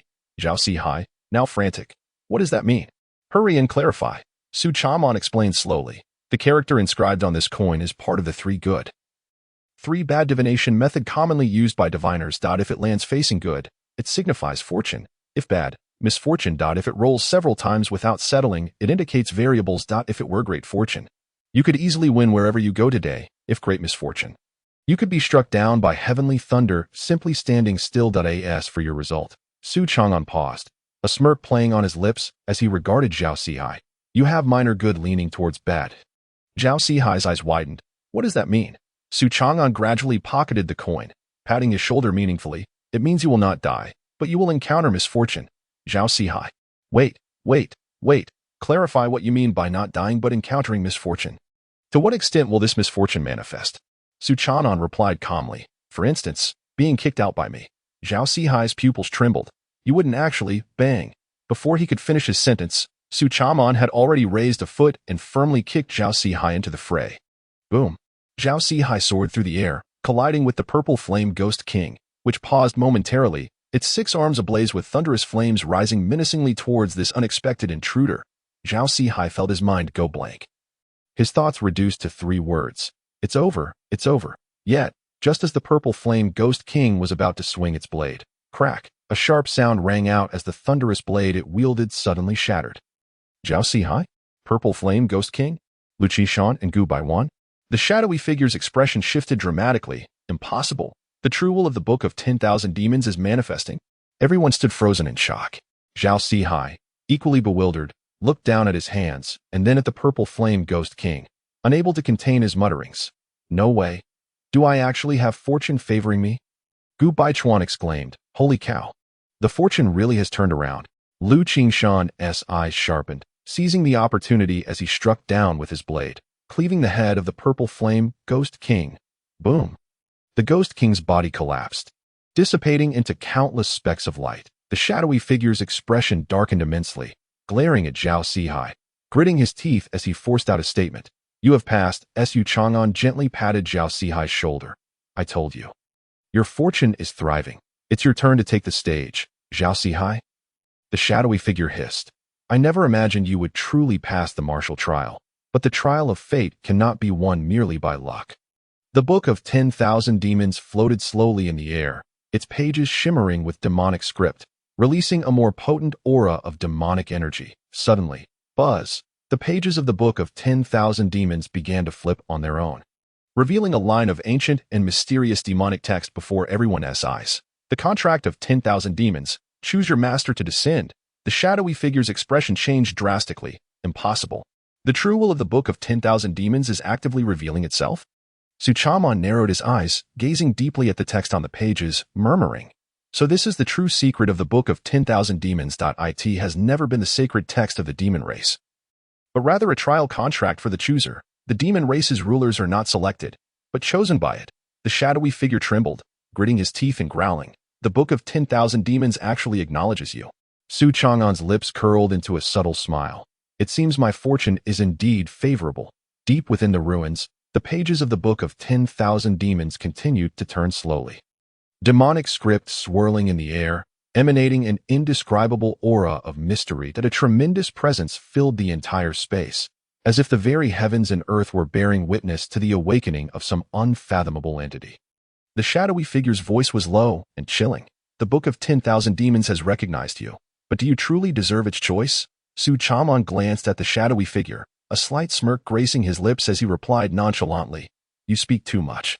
Can you simply state the content of the trial?" The shadowy figure paused, his expression darkening slightly, his voice growing ever more somber. "Very well. The trial of fate does not assess martial prowess or wisdom, but rather tests one's luck in gambling." Zhao Sihai's eyes suddenly gleamed with excitement as he patted Su Chang'an on the shoulder, exclaiming, "What the hell?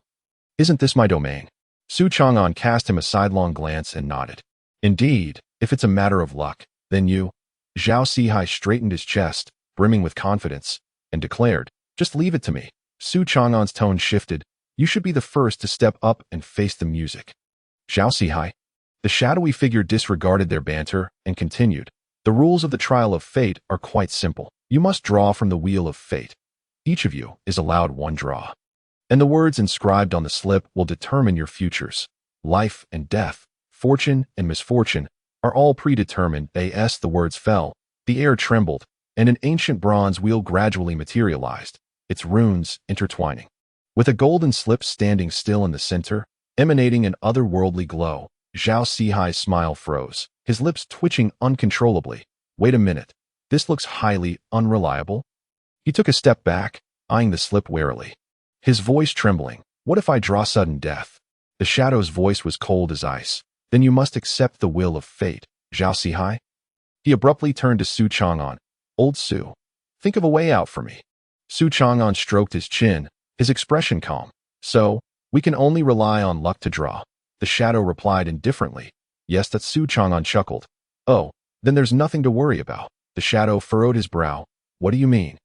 Without answering, Su Chang'an turned to Zhao Sihai, asking meaningfully, "How's your luck been lately?" Zhao Sihai was taken aback, glancing at his hands, frowning as he recalled. Throughout the journey, he had won bountifully at the Ghost Market's gambling den. Upon entering the ruins, he had avoided all traps, and just moments ago, when facing the purple flame ghost general, the opponent had even slipped and accidentally struck him. His eyes widened in realization. "Wait, my luck is off the charts?" Su Chang'an nodded approvingly. "Then you should draw first." "Zhao Sihai? What the hell? Why should I go first if I'm lucky?" Yet, Su Chang'an's gaze was resolute, as if to say that if he refused, he would be forced to go up. Gritting his teeth, Zhao Sihai inhaled deeply and trembled as he approached the wheel of fate, grasping the slip with cold sweat forming on his brow. "Heaven help me. Please don't let it be sudden death." Then, he yanked it out forcefully. "Great fortune. The heavens are with you. Luck is on your side." Boom. In an instant, the entire space shook violently, and a brilliant golden light erupted from the slip. Resembling 1,000 divine rays descending, an ethereal silhouette of an auspicious beast appeared, and harmonious chimes echoed throughout the ruins as a golden aura enveloped Zhao Sihai, with celestial runes swirling around him. Shadow? Su Chang'an? Lu Qishan and Gu Baiwan? Zhao Sihai was momentarily stunned, gazing down at the slip, his lips twitching madly. "Did I really draw heaven's protection?" The shadow's expression changed drastically, incredulously exclaiming, "Impossible. Heaven's protection is one of the strongest slips, historically only drawn by demon emperors." Zhao Sihai's eyes nearly popped out of his head as he couldn't help but curse. "Am I really the king of luck?" Su Chang'an squinted slightly, contemplatively stating, "It seems my luck measurement algorithm truly works." The shadow's face darkened to an extreme, suppressing his shock as he fixed his gaze on Su Chang'an, speaking in a low tone. "You cannot possibly have better luck than him." Su Chang'an ignored the shadow and slowly stepped forward. His gaze remained indifferent as he casually grasped the slip and gently drew it in the next instant. The entire ruins fell into a profound silence. The shadow's pupils constricted sharply, his expression changing wildly. "What? Unfettered destiny?" Lu Qingshan and Gu Baichuan were also taken aback, murmuring, "Unfettered destiny? What does that mean?" The shadow's expression fluctuated between dark and light, his voice trembling imperceptibly. "Unfettered destiny is the most unique fate slip from the Book of 10,000 Demons. It signifies that this person is not bound by any fate. Everything about him is decided by himself. The heavens cannot predict him. He does not exist within the heavenly path. Everyone. Zhao Sihai's lips twitched uncontrollably. Isn't this just a cheat? Su Chang'an squinted slightly at the slip in his hand, a faint smile forming. Oh, sounds rather appealing. The shadow gritted his teeth. In other words, your fate cannot be determined by any power. You can freely alter your luck. The entire venue fell silent for 3 seconds. Gu Baichuan suddenly burst out. What the hell? What kind of perverse luck is this? Su Chang'an smirked, lightly tapping the fate slip. Leisurely saying, so, if I want to have bad luck, I can. And if I want to have good luck, I can too. The shadow's expression darkened ominously. Theoretically, yes. Su Chang'an nodded with satisfaction. All right then, I have this gamble in the bag. Shadow. After a long silence, the shadow suddenly sneered. Indeed, you have passed the trial of fate. But do you really think this is merely a trial? Su Chang'an narrowed his eyes, his gaze sharp as he asked. What do you mean? The shadow slowly lifted his head, his eyes taking on a strange glint, a mocking smile curling at the corners of his lips. Have you ever wondered what the ultimate purpose of the trial of fate is?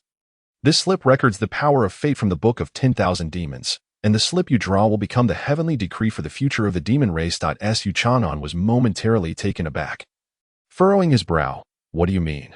The shadow chuckled softly. It means you have been chosen by the Book of 10,000 Demons as the destined ones for the demon race. Boom.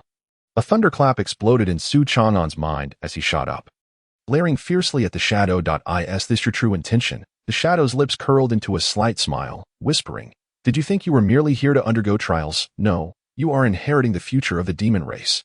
Su Chang'an's expression darkened, his eyes flashing with a dangerous light. The true aim of the Demon King is to make us the puppeteers of the demon race's fate. The shadow smiled faintly. From now on, the fate of the demon race is inextricably linked to you. The puppeteers of the demon race's future? Su Chang'an scoffed. I'm no savior. The air seemed to freeze at that moment. The shadow's deep voice echoed throughout the ruins. You have grasped the slip of fate. You have been recognized by the Book of 10,000 Demons. From this day forth, the future of the demon race intertwines with your fate. Su Chang'an stood before the fate slip, while Zhao Sihai's expression had turned to stone. Wait, what does the future of the demon race have to do with me? I'm just a gambler. Gu Baichuan, clutching the iron pot, muttered softly, I thought I was just here to cook. How did I become a participant in the fate of the demon race? Lu Qingshan remained silent, like a statue, though the corners of his eyes twitched slightly, evidently bewildered by the abrupt turn of events.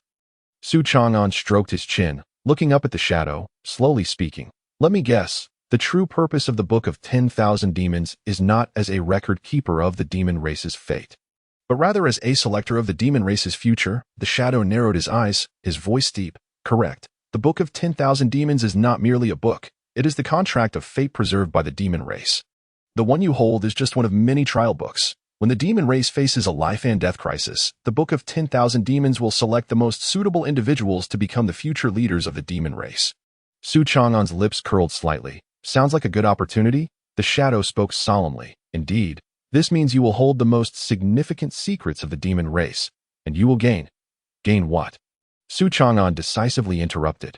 Have you all gone mad? By what right should I become the savior of the demon race, Shadow? The expression on Shadow's face darkened instantly as he spoke in a low voice. Do you comprehend the implications of this? If you refuse, it is tantamount to denying the future protection of the demon race. Su Chang'an let out a derisive laugh, his tone casual. Protection? Allow me to guess. The so-called protection merely implies that the demon race will side with me in some future conflict? Shadow furrowed his brows. Having grasped the uncertain fate decree, you are already the chosen one. To reject it is to defy destiny. Su Chang'an glanced at him indifferently, a teasing smirk playing at the corners of his mouth. Defy destiny? Your words sound rather grandiose, but in essence, isn't it just moral coercion? Shadow, you devised this scheme to find a suitable pawn, and lo and behold, you selected me. Su Chang'an chuckled lightly, spreading his hands. How fortunate that I happen to be someone who is not easily swayed by such tactics. Zhao Sihai could not help but interject. Indeed, he is a thoroughgoing scoundrel. Shadow's demeanor darkened further. If you refuse this mission, you will be regarded as an enemy of the demon race. Su Chang'an did not even lift his eyelids. Oh, so your logic dictates that one must either assist the demon race or be its enemy. Is there truly no opposition within the demon race? Do demons not hold differing perspectives? Shadow's expression finally shifted. The smile on Su Chang'an's lips deepened. You cannot find a suitable leader, so you randomly elevate someone? How desperate must the demon race be? Shadow fell silent for a moment, his voice slowly resuming. You are more formidable than I had anticipated. Shadow's figure began to distort, gradually transforming into a deep black rift, as if connecting to an unknown realm. Su Chang'an's pupils contracted slightly, his gaze fixed intently on the rift. Suddenly, an ancient and authoritative voice resonated from within. Since he is unwilling to accept, let him witness the cost of refusal. Boom! Deep within the ruins, a torrent of demonic energy surged forth, like a tempestuous sea, swiftly engulfing the entire underground palace. The vast earth trembled, and demonic patterns emerged upon the stone walls, as if the battle spirits dormant for millennia were awakening. Howling winds roared, and the demonic energy solidified into a palpable force, a deafening rumble reverberating throughout the space. The air grew scorching and heavy, as if even the soul were being crushed by an invisible pressure. At this moment, everyone, including Lu Qingshan, Gu Baichuan, and Zhao Sihai, instinctively took a step back, their throats feeling as if they were tightly constricted, not daring to breathe. The overwhelming aura of the demon, Su Chang'an's pupils shrank, a singular thought echoing in his mind. It's over, the true embodiment of misfortune. After navigating through the ruins, he had initially believed this to be a mere investigation task, yet here he was, face to face with a demon king. A demon king. In the hierarchy of the demon-slaying division, a demon king was at least a commander-level powerhouse, capable of confronting the divine warriors of the empire head-on. In other words, should a conflict arise today, not only would Su Chang'an himself be insufficient, but even 10 commanders from the demon-slaying division combined would be no match. Cold sweat trickled down Su Chang'an's neck as he swiftly assessed the surroundings. Lu Qishan remained silent, his hands firmly gripping the hilt of his sword, clearly in a state of readiness. Gu Baichuan tightly clutched his iron pot, his lips twitching, his expression fluctuating, while Zhao Sihai was already calculating escape routes. The entire underground palace was suffused with an intense sense of oppression, the demonic energy permeating the air, as if 1,000 troops were growling, the scent of blood and slaughter lingering on everyone's spine. At this moment, a colossal figure draped in purple robes slowly materialized from the fissure of the seal. I am the lord of 10,000 demons, the sun-eclipsing demon king. His deep voice resonated like rolling thunder. As the demonic energy intertwined in the void, coalescing into a blazing black sun that illuminated the entire underground palace, casting the world into darkness. The voice of the demon king was both authoritative and indifferent. You have rejected my gift, so I shall let you witness for yourself whether you can survive this calamity without the protection of the demon race. The wheel of fate turns. The game begins. Su Chang'an, let me see if your uncertain fate can truly defy all. The demonic might reverberated, akin to mountains collapsing. At this moment, all demonic energy was completely under his control, as if the world contained only him, and all rules were dictated by him, even without actively releasing killing intent. Merely standing there, the presence of the sun-eclipsing demon king was akin to an insurmountable chasm, enough to make ordinary demons tremble and not dare to look directly. Su Chang'an could clearly see Lu Qingshan's knuckles turning white, Zhao Sihai's breathing becoming rapid, and Gu Baichuan's forehead glistening with cold sweat. They all sensed the threat of death, and naturally, Su Chang'an felt fear as well. However, fear aside, he could not lose face, nor could he afford to lose his life. Thus, while swiftly calculating his possible escape routes, he endeavored to regulate his breathing, attempting to maintain as calm an expression as possible. He could not show weakness. Once the momentum faltered, there would be no hope left. Therefore, Su Chang'an exhaled softly, a slight smile gracing his lips, his tone leisurely. Sun-eclipsing demon king. Sounds quite impressive. Lu Qingshan, Gu Baichuan, Zhao Sihai, jabbing him in the back, whispering fiercely, don't say anything reckless. A demon king can kill you without reason. The sun-eclipsing demon king's gaze narrowed slightly, his sun-like demonic eyes surveying Su Chang'an with an air of scrutiny. Human, are you not afraid of me? Su Chang'an raised an eyebrow, his mind racing with counter-strategies, yet his voice remained nonchalant. Afraid? Naturally afraid, but more afraid of dying without knowing why. He gently extended his hand, gesturing to their surroundings. You see, we just entered the ruins, and we haven't even grasped the situation, yet suddenly you summoned such a heavyweight demon that he shrugged, his tone nuanced. You wouldn't have come out specifically to greet us, would you? An eerie silence enveloped the underground palace. Liu Qingshan's lips twitched slightly. Gu Baichuan wore an expression of here we go again, while Zhao Sihai had despaired, covering his forehead. They knew Su Chang'an was once again spouting nonsense. The sun-eclipsing demon king fixed his gaze on Su Chang'an, the demonic light in his eyes flickering, as if pondering something. After a moment, he slowly spoke. You are quite the talent, but Su Chang'an smiled faintly. His tone unhurried. I am flattered. However, you are the first demon king to say so. He shrugged, his voice laced with a hint of helplessness. Most humans merely label me as this brat has a big mouth. Zhao Sihai, exploding in a low, furious whisper. That's because you do have a big mouth. The sun-eclipsing demon king glanced at him, seemingly intrigued by his composure, and after a moment's contemplation, he spoke blandly. If I wished to kill you, could you escape? Su Chang'an raised his eyelids slightly, a meaningful smile gracing his lips. Not necessarily Liu Qingshan, Zhao Sihai. Gu Baichuan could not help but ask in a low voice. Where does your confidence come from? Su Chang'an sighed lightly, a tone of regret coloring his words. Because you lot run slower than I do. Liu Qingshan, Gu Baichuan, Zhao Sihai. Zhao Sihai nearly fainted on the spot. Are you planning to sell out your teammates? The sun-eclipsing demon king studied the young man before him, the demonic light in his eyes shimmering with inscrutable brilliance, then suddenly broke into a gentle smile. How amusing. The black sun began to rotate slowly, the demonic energy receding, and the pressure within the underground palace abruptly diminished. Since you have made it this far, it signifies that fate has already drawn you into this game. The sun-eclipsing demon king's voice was deep, resonating like a mighty bell. I have a proposition that would assist me in returning to the demon realm in exchange for your lives. Su Chang'an. He decisively turned to Zhao Sihai. Hurry. Check our household registration to see if it states human or demon race. Did we wander into the wrong place? Zhao Sihai. At that moment, he desperately wished to kick Su Chang'an into the demon king's mouth. The air froze for an instant. Liu Qingshan, Gu Baichuan, and Zhao Sihai held their breaths in unison. This is a demon king. Does Su Chang'an truly possess not an ounce of survival instinct?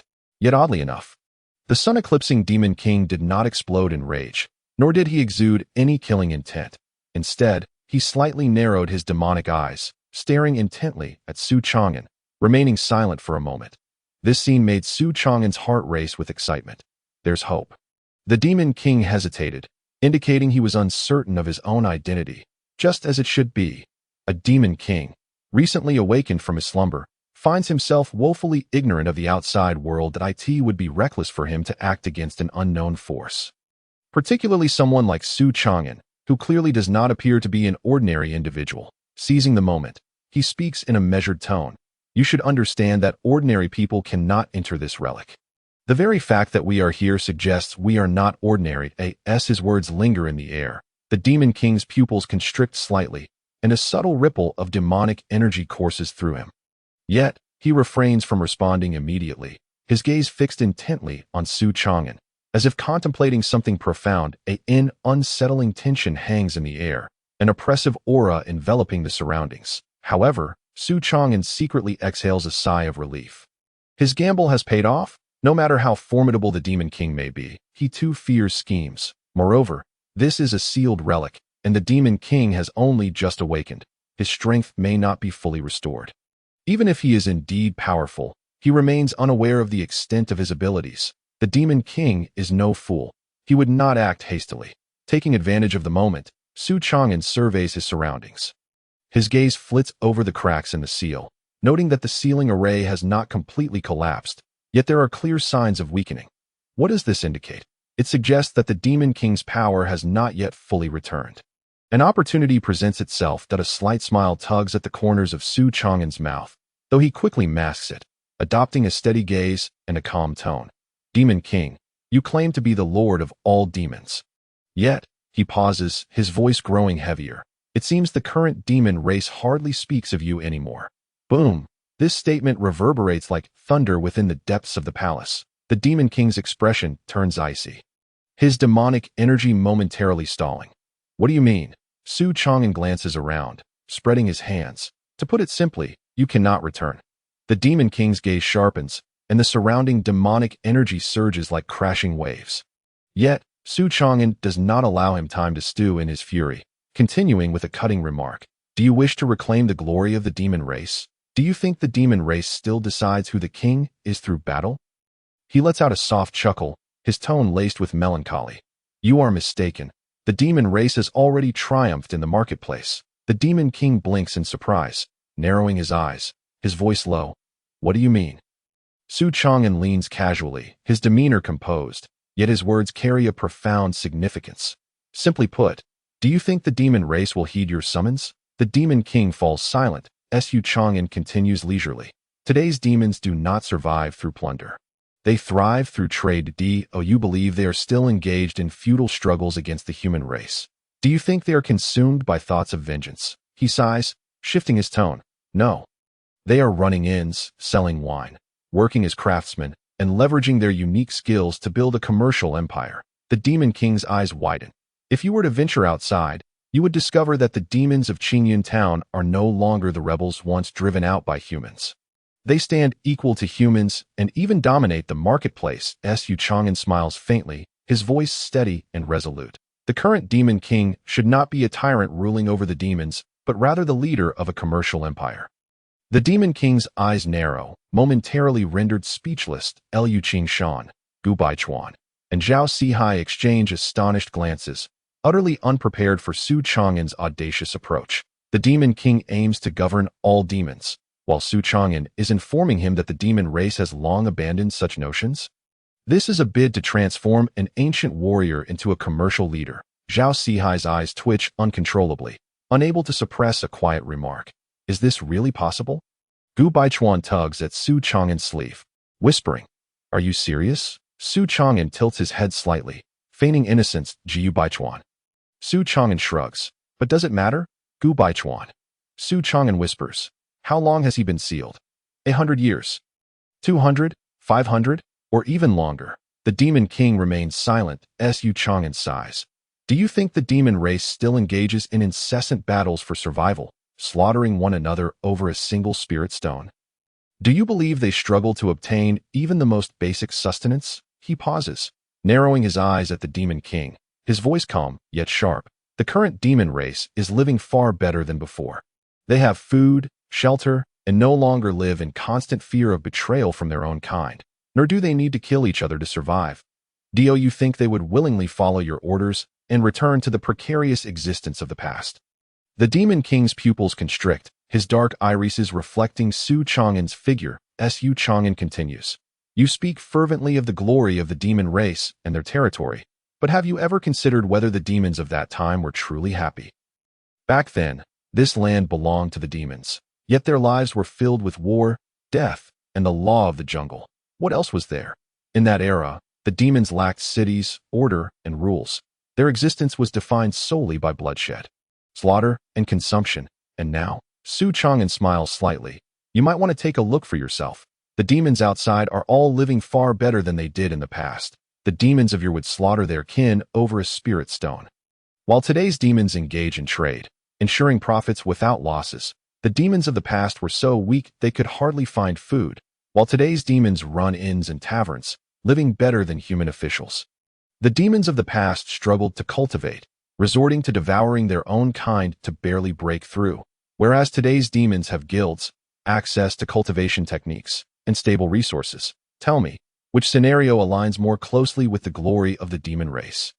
The entire palace falls into a profound silence. Lu Qingshan, Gu Baichuan, and Zhao Sihai dare not utter a word, their breaths growing shallow. They all recognize that Su Chang'an is challenging the demon king with his words. Moreover, the demon king has not erupted in immediate rage, which speaks volumes. He is contemplating. After a long moment, the demon king speaks slowly, his voice low. But have you considered that the current demon race has lost its most fundamental strength? Su Chang'an smiles nonchalantly. Oh, then do enlighten me. What is the foundation of the demon race? The demon king replies earnestly. Strength. The very cornerstone of the demon race is strength. The current demons are complacent on the resources provided by humans. And should the humans turn against them, they would be utterly defenseless. Su Chang'an shrugs. So you propose that the demon race return to the past, to live once more under the constant threat of annihilation? The demon king remains silent, yet his eyes convey a deep-seated belief. However, Xuan is well prepared. Demon king, have you forgotten something? The demon king furrows his brow slightly. What? Xuan's smile fades, his expression serene. You are still bound. You are merely experiencing a loosening of your seal, leaking a fraction of your aura, barely capable of projecting yourself here. If a true human expert were to arrive, such as the chief of the demon-slaying division or a certain celestial master from a Taoist sect. Xuan lightly brushes off his sleeve. How long do you think you would survive? Roar. In an instant, the entire underground palace trembled violently, as if the very heavens and earth were gasping and shuddering beneath the wrath of the eclipsing sun demon king. The pitch-black demonic flames surged abruptly, akin to molten lava erupting, so ferocious it seemed poised to tear apart the fabric of time and space, incinerating all in its path. Arrogance. A roar erupted, seemingly from the depths of antiquity. The obsidian eyes of the demon king reflected Xuan, flames of fury swirling within, murderous intent soaring to the heavens. He had never endured such provocation. Beneath the seal, he remained the demon king. Still the exalted sovereign of the solar eclipse. Are you daring to challenge me? His voice resonated like thunder, every word striking like war drums, distorting the air in waves, causing the stone columns to shatter with a resounding crash. Boom! A cataclysmic surge of demonic energy shot skyward, the black flames coalescing into an immense, unparalleled silhouette of the black sun, mirrored upon the vaulted ceiling of the underground palace, as dark as an abyss. Enveloping the entire space, in that moment, everyone felt the true weight of the demon king's oppression. Bang, bang, bang. The surrounding stone columns exploded one after another.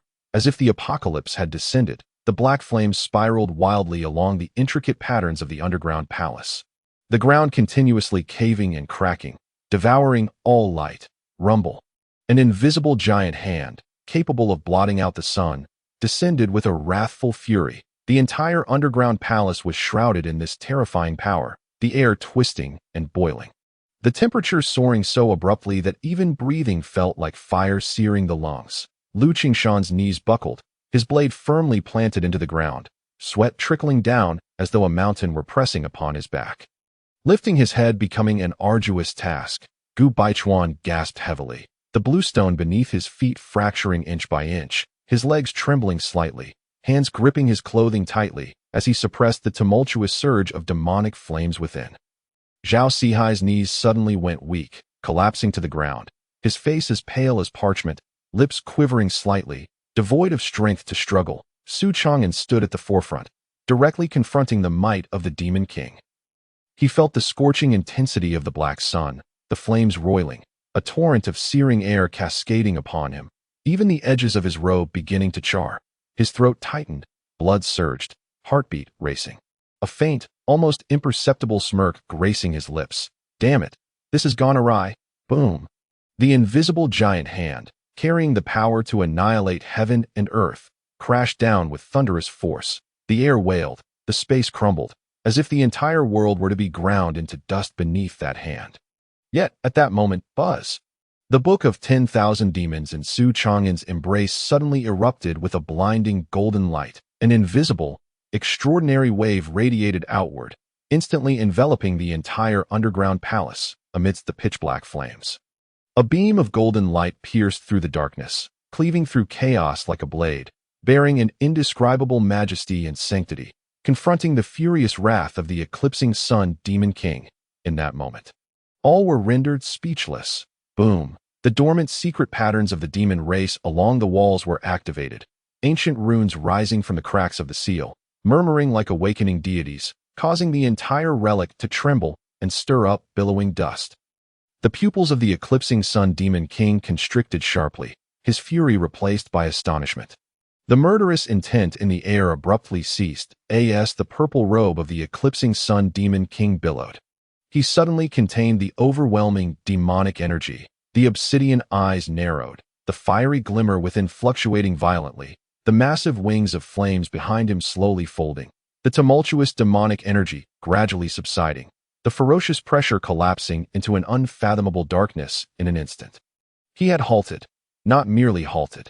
Even his demonic might swiftly retracted, The temperature around plummeted. The scorching sensation in the air vanished. All the burning demonic flames extinguished gradually, and silence reclaimed the underground palace. His gaze fixated intently upon the book of 10,000 demons suspended in midair, his purple robe swirling, demonic energy undulating. This was not merely an ancient tome of the demon race. In that moment, he finally comprehended that his awakening from the seal today was not due to the will of the demon race, nor was it because the time had come, but rather because this book had actively unlocked the seal. The eclipsing sun demon king's expression darkened. The book of 10,000 demons.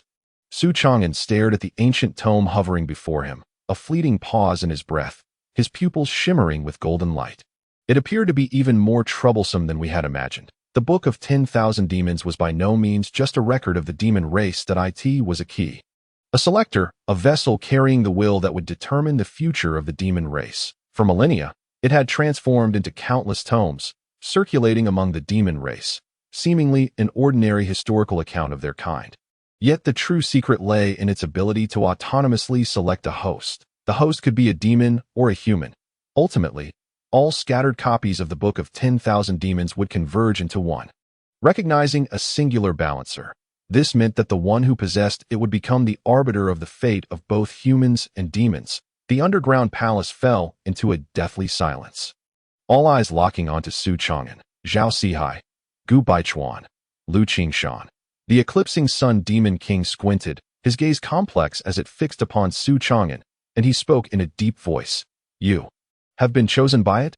Xuan regarded the ancient tome suspended before him, pausing for a moment before extending his hand to beckon gently. The book of 10,000 demons effortlessly landed in his palm. The pages flipped open, the secret patterns of the demon race flowing like a tide, golden light illuminating his fingertips, as if melding entirely with him that it had recognized its master. Within the underground palace, an eerie stillness prevailed. The Lu Qingshan, Gu Baichuan, and Zhao Sihai all fixed their gazes upon Xuan. Zhao Sihai, Gu Baichuan, Lu Qingshan. The eclipsing sun demon king spoke solemnly. You have become the host of the book of 10,000 demons? Xuan remained silent for a moment. Exhaling lightly, he looked down at the book in his hands, his fingertips gently tracing the ancient patterns, and softly remarked, Could it be that it's because I'm too handsome? Zhao Sihai's mouth twitched, rolling his eyes. Spare us your narcissism. The aesthetic of this wretched book cannot possibly be that absurd. Gu Baichuan nodded seriously. If it had any discernment, it would not have chosen you. Xuan, Lu Qingshan coldly interjected. Put away your banter. Take this seriously. You should be contemplating what to do next. Xuan narrowed his eyes slightly, his gaze sweeping across the demon race symbols emerging within the underground palace. Xuan, clutching the book of 10,000 demons, scanned the demon race symbols manifesting on the walls of the underground palace, a sense of indescribable pressure surging within him. His fingertips grazed the pages. A thought emerging in his mind. If the true purpose of the book of 10,000 demons is to select a host capable of balancing the human and demon races, then what does balance truly mean? Is it to allow the demon race to rise, standing above humanity? Or to enable humanity to utterly suppress the demon race, maintaining the current order? Or perhaps, true balance signifies erasing the boundaries of race, allowing humans and demons to coexist without conflict. Would this decision rest upon his shoulders? Xuan gazed at the ancient tome in his hands, golden lights swirling across the pages, as if narrating a mission that could not be resisted. He exhaled softly. My lord demon king, it seems you are in for a disappointment. The eclipsing sun demon king narrowed his eyes, the black sun flames surging quietly in the depths of his pupils. His tone heavy. What do you mean? Xuan smiled faintly, his gaze profound. You speak of the demon race rising to reclaim their glory, yet it appears that the fate of the demon race is no longer in your hands. Boom. He slowly raised his hand, gently opening the book of 10,000 demons. In an instant, golden runes surged forth wildly, the demon race engravings along the walls fully awakening, forming intertwining streams of light akin to the stars of the firmament. Illuminating the entire underground palace, the ancient demonic energy was completely suppressed at that moment. All demon runes lit up, the entire relic seemingly controlled by an invisible hand, the demonic energy retracting, the sealing runes resonating. As golden light filled the underground palace, forming a complete secret formation of the demon race. The eclipsing sun demon king's expression shifted, his eyes wide with shock. He lowered his voice. This book can actually suppress demonic energy? Xuan gently flipped the pages, golden light illuminating his face. So, do you still believe you can represent the demon race? The eclipsing sun demon king's pupils constricted. For the first time, a sense of wavering emerged deep within. The power was too astonishing that it could not only suppress demonic energy, but also influence the entire seal of the demon race. The air remained silent, the underground palace enveloped in an unspoken stillness. After a long while, the eclipsing sun demon king spoke slowly. So, what you mean is, Xuan shrugged. Quite simple. You were once the demon king, but you have been cast aside by the times. The eclipsing sun demon king's gaze turned icy, the demonic energy around him surging slightly. Yet in the end, he did not erupt again, but instead squinted, remaining silent. Xuan smiled indifferently, continuing. Since the Book of 10,000 Demons has chosen a new balancer, then perhaps you should consider adapting to the new rules. The demon king fixed his gaze upon Xuan, his eyes dark and profound, as if weighing something. For a long while, he closed his eyes, slowly exhaling. Indeed, the times have changed. He opened his eyes, his tone no longer filled with the fury of moments ago, but instead imbued with a hint of genuine contemplation. So, could you enlighten me as to what it is that you truly desire?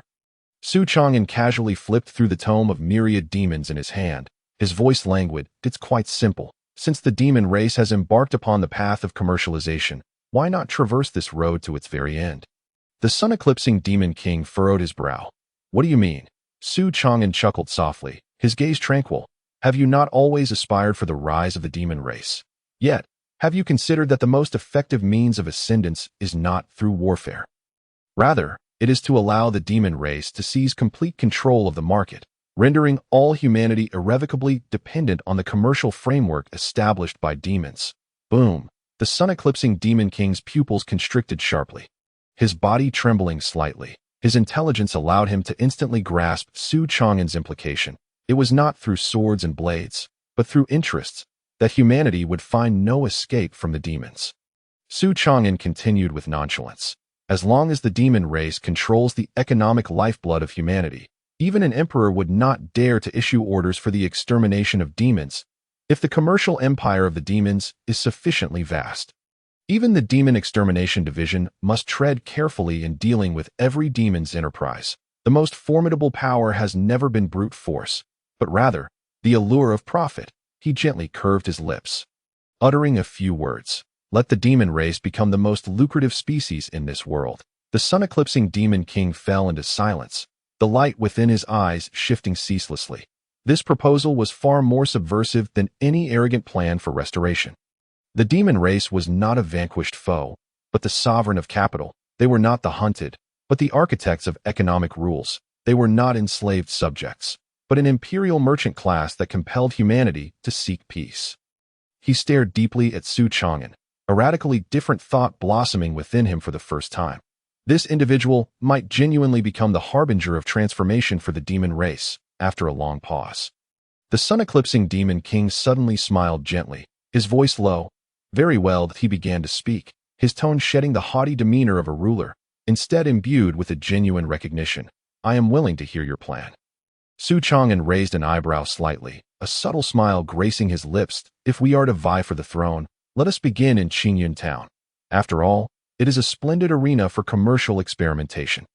The sun-eclipsing demon king's gaze flickered, yet he offered no reply. Merely snapping his fingers, the torrent of demonic energy surged forth like a tidal wave, instantly engulfing Xuan and the others. In an instant, the heavens shifted hues, and the space warped like ripples.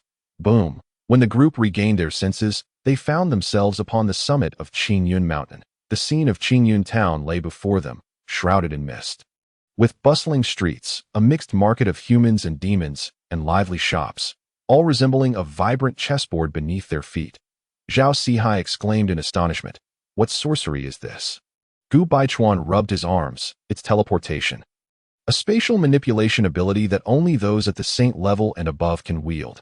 A demon king cannot achieve this alone. It must be a teleportation array. Lu Qingshan remained silent, cautiously surveying the surroundings. Ever vigilant, standing atop the mountain, Xuan clasped his hands behind his back, facing the wind, squinting as he scrutinized the Qingyun town below at a commercial marvel where demons and humans coexist. But is this equilibrium truly stable? A glint of sharpness flashed in his eyes. Qingyun town was indeed an excellent testing ground. Yet, this town was far more than mere harmonious coexistence. Its economy, resources, and power dynamics were riddled with undercurrents. Far more intricate than it appeared on the surface. The economic lifeblood of commerce was the true chessboard determining the fate of the throne. Atop Qingyun Mountain, the sun-eclipsing demon king stood with his hands clasped behind him. Gazing down at Qingyun town, the town bustled with activity, throngs of people flowing continuously, the market thriving, cries of vendors ringing in the air.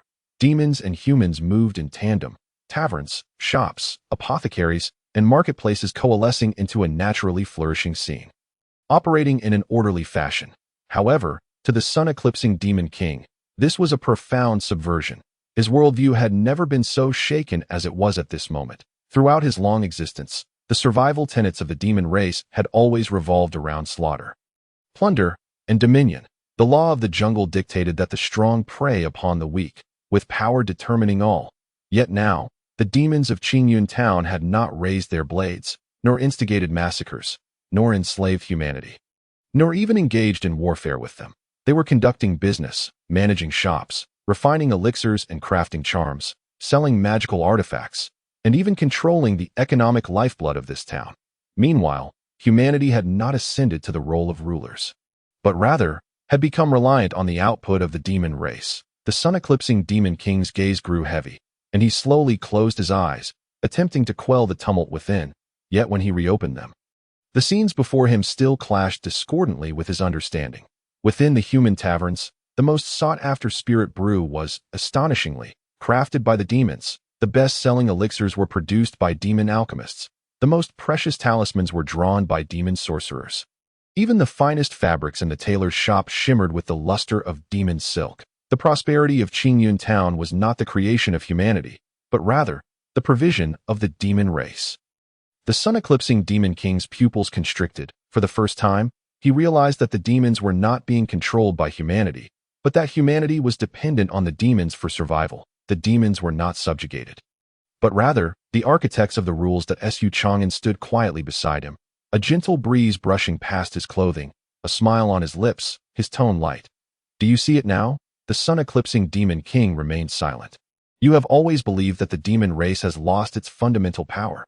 Yet here, the demons do not need to rely on brute force to render humanity unable to extricate themselves from their grasp. Xuan casually pointed towards several core shops in the town, his tone leisurely yet imbued with an undeniable force. Do you think the demons are working for humanity? In truth, it is they who are reaping the profits. Do you think the demons are inferior? These creatures are, in fact, the most irreplaceable entities in this town. Do you think that only blades can ensure the survival of the demon race? They do not even need to wield weapons to control the entire market. The sun-eclipsing demon king slowly clenched his fists, complex emotions flickering in his gaze. The survival tenets of the demon race, which he had once held with unwavering conviction, were beginning to crumble at this moment. Xuan smiled serenely, his tone calm, yet each word sharp as a blade. In the past, the demon race only understood slaughter, leading to their own extinction. Today, the demon race has learned to master the rules. They are no longer wanderers, but the strategists of the market. That he paused, slowly turning to meet the demon king's gaze, his expression keen as a knife. Do you still believe that the demon race can only rise through war? The sun-eclipsing demon king did not respond, yet his silence spoke volumes. That he found himself unable to refute the truth laid bare in Qingyun town. That Xuan smiled gently, his tone tranquil yet tinged with a hint of coldness.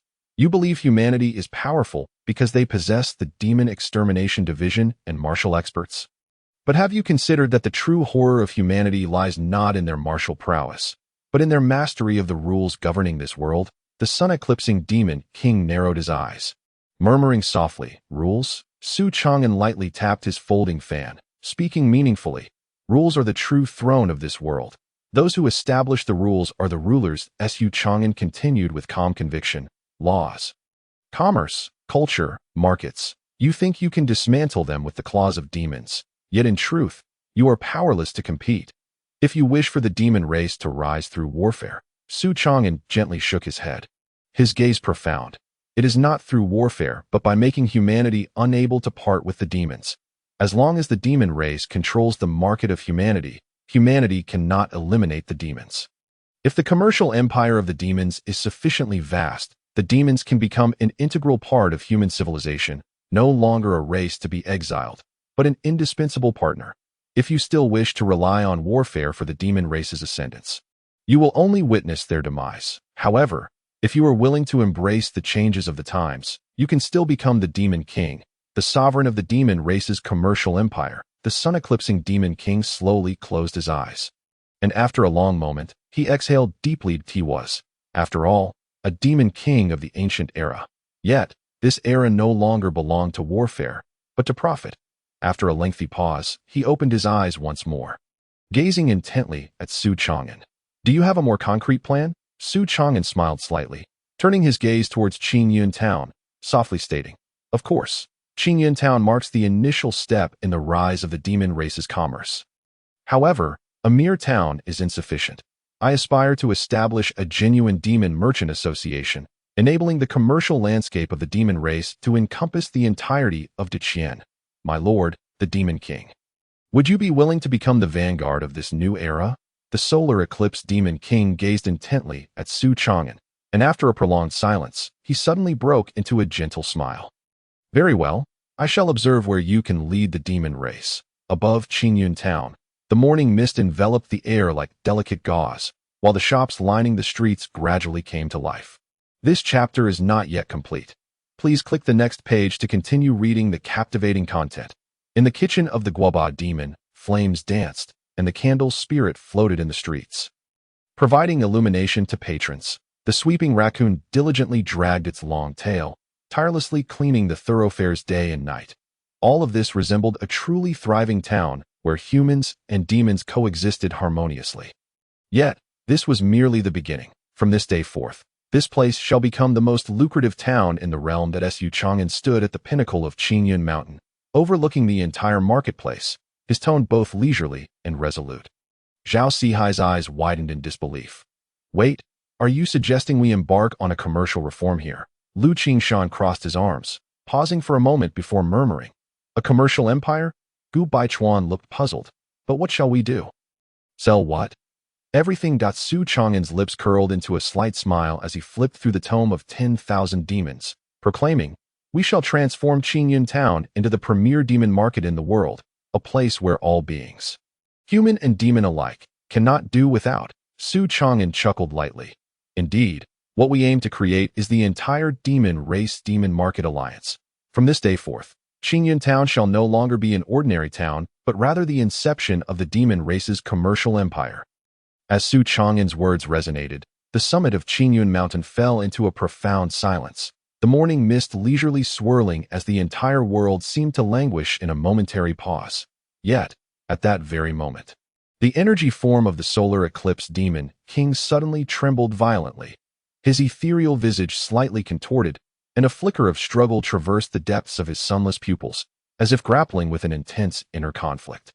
The four exchanged glances, their expressions shifting as they cautiously regarded the demon king, only to find that he did not escalate his fury, nor did his demonic energy expand. He seemed engulfed in an unspeakable silence. The stillness was palpable, a silence as heavy as death itself. An oppressive atmosphere pervaded the air. Suddenly, a low and intricate sigh reached the ears of the four. Alas, that sound bore the weight of 1,000 burdens upon the heart. Infused with profound resignation and tinged with an indescribable sense of shame, Zhao Sihai instinctively took a half-step back, murmuring, What is wrong with him? Gu Baichuan cast a skeptical glance at Xuan, wondering if the demon king was perhaps taken aback by Xuan's persuasive prowess. Lu Qingshan remained silent, quietly observing the demon king's reaction, clearly realizing that this matter was far from simple. Xuan raised an eyebrow, his gaze penetrating. My lord, what do you mean by this? Your tone of sighing suggests a hint of, he paused, subtly adding, a reminiscence of some less than glorious past. Boom, the energy form of the demon king quaked violently. As if Su Chang'an's words had struck a precise nerve, his sunless pupils constricted abruptly, and his previously trembling head jerked uncontrollably. Has it been seen through? The Demon King's countenance, if an energy form could possess a countenance, darkened. His throat subtly bobbing as he appeared to engage in a profoundly arduous internal struggle. He wished to speak, but found himself at a loss for words, his fists clenched and released. His entire form wavering as even his demonic energy became unstable. This spectacle resembled a stubborn elder, clearly bearing the weight of a guilty conscience, yet unwilling to confess. Noticing this, Su Chang'an's interest piqued. He crossed his arms and leisurely regarded the Demon King. "My lord, it seems you indeed have something to convey." The Demon King remained silent, his gaze fixated on the distant Qingyun town. His purple robe fluttering gently in the morning breeze, his form appearing almost translucent, as if the turmoil within had begun to affect his energy stability. After a few breaths, he finally closed his eyes. Inhaled deeply, as though steeling himself for a momentous revelation. Then, he abruptly opened his eyes. "Do you think the human race sealed Qingyun town out of fear of the demon race's might?" He began slowly, his tone grave and intricate, as though he had swallowed a heavy bitter fruit. "Wrong. The true reason lies in the fact that we, the demon race, sealed it ourselves." Everyone stood in stunned silence. The demon race sealed it themselves? The Demon King nodded with a complex expression, speaking in a low tone. "A millennium ago, a sage of our race proposed a theory that reverberated throughout the world. Why does the human race thrive, while the demon race languishes in the shadows? The answer is singular. Commerce." Su Chang'an raised an eyebrow. "That sounds quite reasonable." The Demon King hesitated for a moment, as if weighing whether to continue. He slightly tilted his head, appearing somewhat sheepish, yet ultimately, he gritted his teeth and pressed on.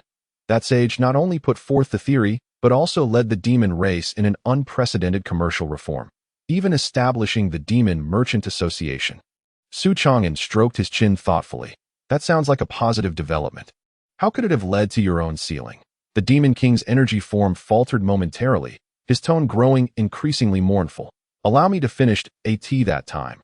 Our first commercial reform as the demon race was brewing wine. Given that human taverns were ubiquitous and wine culture served as the core of human socialization, we, the inherently gifted demon race, should have excelled in this domain." Su Chang'an nodded.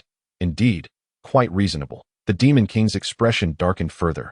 "Thus, we summoned the most formidable brewer in the demon realm, the wine-gourd demon." Su Chang'an felt an ominous premonition arise. And then, the Demon King spoke with a heavy heart. "They concocted an unprecedented drunken dream wine.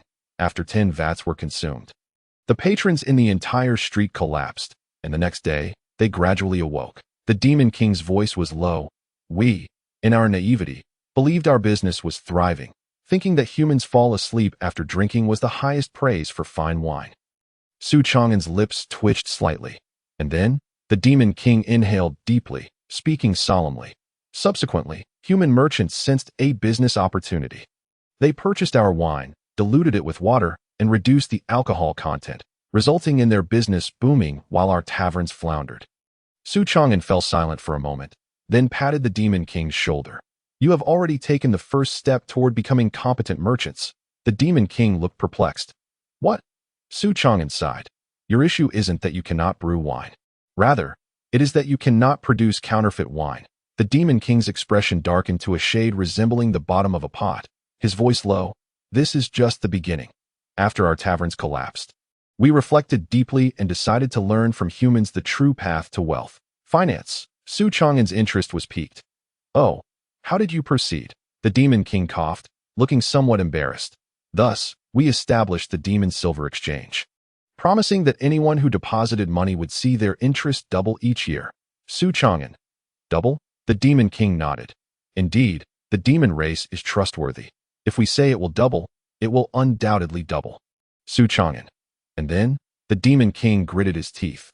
"The first year, everyone deposited 100 taels of silver, and by year's end, we paid out 200 taels. The second year, they deposited 100 taels, and by year's end, we paid out 400 taels. The third year, they deposited 100 taels, and by year's end, we paid out 800 taels." Su Chang'an paused for a moment, softly uttering, "So, you inadvertently constructed a Ponzi scheme, and then dug yourselves into a hole until you declared bankruptcy? The Demon King's energy form trembled slightly, and after a moment of silence, he admitted, "Yes," but Xuan buried his face in his hands. Exhaling a long sigh. "I suddenly comprehend why you felt the need to seal Qingyun town." The Demon King inhaled deeply, seemingly preparing to disclose the most humiliating aspect. "After our failures in the tavern and the exchange, we resolved to transition to the safest industry." Xuan stroked his chin. "Surely, that couldn't go awry?" The Demon King's expression soured considerably. "Initially, there were indeed no issues. Our demon inns offered soft beds and delectable meals. And to attract patrons, we even introduced a buy one get one free promotion. Stay one night and receive a second night for free. No, it was stay one night and receive a small ghost to take home." Xuan. "In our inn, we have employed a group of soul-guiding spirits, whose primary purpose is to assist our guests in clearing their minds and refining their souls once they have succumbed to slumber. However, the outcome was rather unexpected. Upon awakening, the guests discovered they had been escorted home by a ghost." The Demon King bore a visage of profound anguish. After a moment of silence, Xuan cast a penetrating gaze upon him. "Very well. It seems you indeed need to seal away this chapter of history." Standing at the heart of the ruins, Xuan regarded the depths of the Demon King's eyes and suddenly smiled. "So, you seek to seal this memory out of fear of its dissemination?" The Demon King remained silent for a moment before nodding. "Indeed, that author's note. The concept of the inn is that the Demon Clan's establishment hired soul-guiding spirits with the intention of providing premium sleep services, aiding guests in clearing their cluttered thoughts, soothing their minds, and ensuring deeper, more stable sleep. However, a significant problem arose. As human guests drifted into slumber, their souls became lighter and more relaxed, and the method employed by the soul-guiding spirits involved gently coaxing the souls to return to their rightful places. Unfortunately, these spirits were overly dedicated, with some inadvertently guiding the guests' souls out of their bodies and sending them home. Can you imagine the scenario? Guests sleeping in the Demon Clans and awaken to find themselves standing at their doorstep, accompanied by a ghost gently informing them, "Esteemed guest, you have been safely delivered, guests." This is precisely why the Demon King's expression was one of torment. What was intended as a premium service devolved into a supernatural horror incident, scaring all the guests away and leading to the complete closure of the Demon Clans. The morning breeze swept over the peak of Qingyun Mountain. The air felt noticeably heavier than before. The energy form of the Demon King trembled slightly, and a trace of unnatural hesitation flickered within the depths of his sun-like eyes, even hinting at a desire to evade the conversation. Casually, he turned his head to gaze into the distance, and after a brief silence, his throat bobbed subtly, as if grappling with whether to continue speaking. Xuan fixed his gaze upon him, his tone laced with an eerie calm. "My Lord Demon King, your expression reveals that the tale of the collapse of demon merchants is far from over." The phantom of the Demon King paused abruptly, his fists clenching slightly. A faint smile tugged at the corners of Xuan's mouth. "Pray, do share. I am fully prepared for what is to come." Zhao Sihai exchanged a glance with Gu Baichuan, and even the typically reticent Lu Qingshan exhibited a rare flicker of intrigue, clearly captivated by the commercial dark history of this once mighty Demon King. The Demon King took a deep breath, seemingly resigned to his fate, and sighed heavily. "Very well, since we have come this far, I shall speak candidly." That he closed his eyes, lost in a moment of recollection, before slowly continuing. "After the collapse of taverns, pawnshops, inns, and pharmacies, our Demon Clan, reflecting upon our misfortunes, resolved to thoroughly study the commercial empire of the human race, in search of an infallible business venture." Xuan raised an eyebrow. "Oh, what did you choose?" The Demon King opened his eyes and slowly uttered two words. Usually that on the peak of Qingyun Mountain, an oppressive silence enveloped the AI. Xuan's mouth twitched involuntarily, barely stifling a laugh. "You lot are hopeless. I need a moment to process this." Zhao Sihai stared in disbelief at the Demon King, his mouth agape. "The Demon Clan ventured into usury? This is even more ruthless than the bounties placed upon you by the Exorcism Bureau back in the day." Gu Baichuan stroked his chin, pondering seriously. "You didn't happen to face another mishap, did you?" The Demon King's expression darkened considerably, his eyes radiating a complex mix of shame and fury. "Mishap?" He gritted his teeth. "We didn't just face a mishap. We buried the entire operation." Xuan fought to suppress his amusement, striving to maintain a facade of sympathy. Please, elaborate, the Demon King continued, his tone heavy. At that time, we gathered a cadre of financial elites from our kind and established Demon Gold Exchange. Offering lending services, we initially believed that usury was a surefire way to profit. Yet, to our dismay, every penny lent out was irretrievably lost. Xuan raised an eyebrow. What on earth happened? The Demon King's voice grew increasingly somber. Laced with deep-seated anger, we discovered that the human lending market is a complex system. It isn't merely about interest rates, but rather involves credit risk. That's Xuan. The Demon King lamented. The humans had long since developed an entire suite of debt evasion techniques. Xiao. The Demon King clenched his jaw. Our demon debt contracts explicitly stipulated that borrowed funds must be repaid, or else one would incur the wrath of the Demon King. We believed such threats were sufficient. Yet, what transpired? Human merchants borrowed money and simply vanished. Xuan. Xiao. The Demon King tightened his fists, his voice low. It was then that we realized the rules of commerce among humans were not grounded in reason. They not only evade debts, but have meticulously crafted a comprehensive set of evasion techniques. They forged identities, established shell companies, borrowed funds, and then vanished into thin air. After signing promissory notes, they would declare bankruptcy the very next day, preemptively reporting to the authorities to request debt forgiveness. Some even specialized in how to go bankrupt while borrowing money, resulting in dozens of businesses simultaneously declaring poor management and shuttering their doors overnight. Xuan fell into a prolonged silence, slowly articulating, I understand. You were thoroughly exploited by capital. The Demon King's voice was subdued, his tone dripping with bitterness.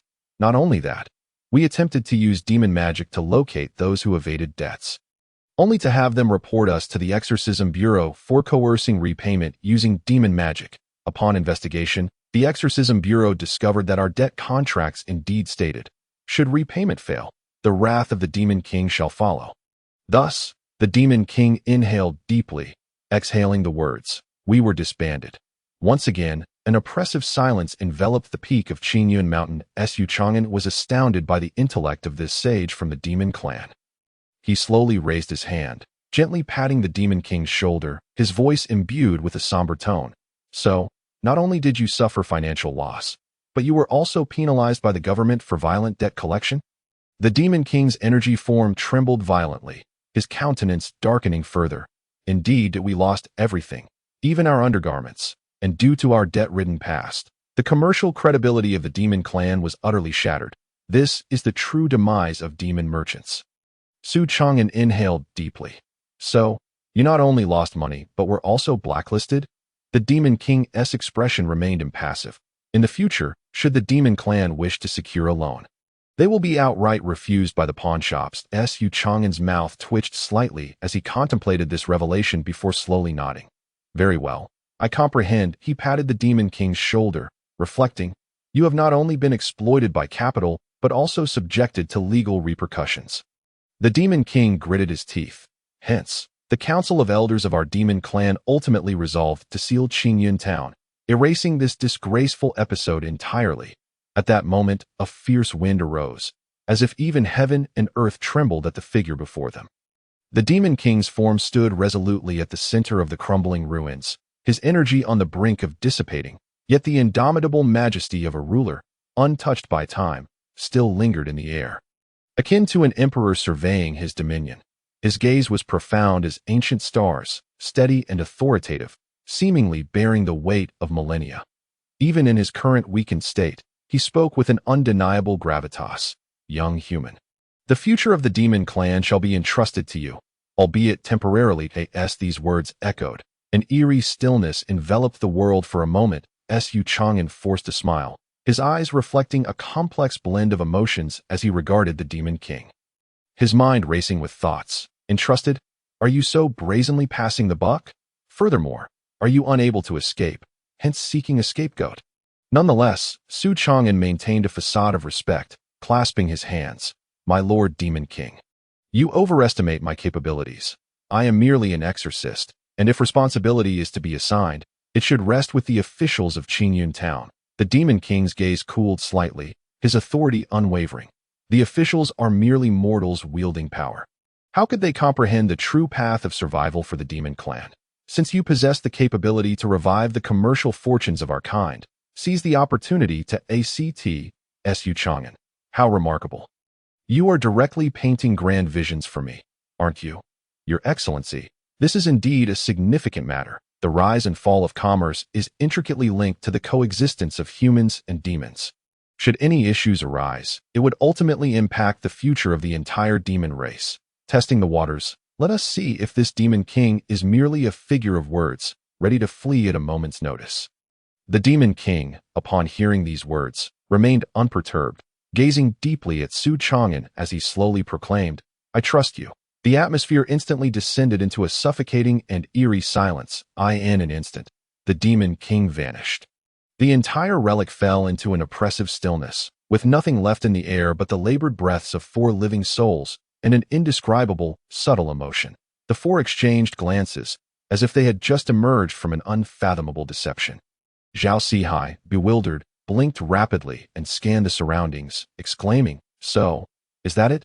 Gu Baichuan fixated on the ground, where not a trace of energy remained from the seal, contemplating, completely gone, utterly extinguished, not even a ripple of resurrection left behind. Lu Qingshan remained silent for a moment before slowly saying, "Something feels off." Xuan, brushing the dust from his sleeves, replied nonchalantly, "What feels off?" "Everything feels off." Zhao Sihai abruptly turned, his eyes narrowing. "In what way?" Xuan looked up, his gaze profound, a faint smile playing at the corners of his mouth as he softly spoke. "To put it simply, we have not only fallen into a trap, perhaps we have stepped into the scheme of an Oscar-winning actor." "Complete with a shadowy supporting role." "Oscar-winning actor?" Zhao Sihai echoed, utterly confused. Xuan sighed with a hint of melancholy, his expression complex as he elaborated. "Have you ever seen a demon king whose seal has loosened? Not rushing out to cause chaos, but rather sitting obediently and waiting for someone, only to later shift the blame." The air fell silent for 3 seconds. Gu Baichuan's mouth fell slightly agape, as if struck by lightning. His eyes wide with shock. Could it be that the catastrophic commercial collapse of the demon realm a millennium ago was orchestrated by him? Zhao Sihai clasped his head in disbelief, his complexion paling. No way could it really be. Lu Qingshan's brow furrowed deeper, his eyes heavy with thought. If it was he, then what he entrusted to us earlier. Zhao Sihai took a deep breath, his expression grave. "Are you saying he wants us to clean up his mess?"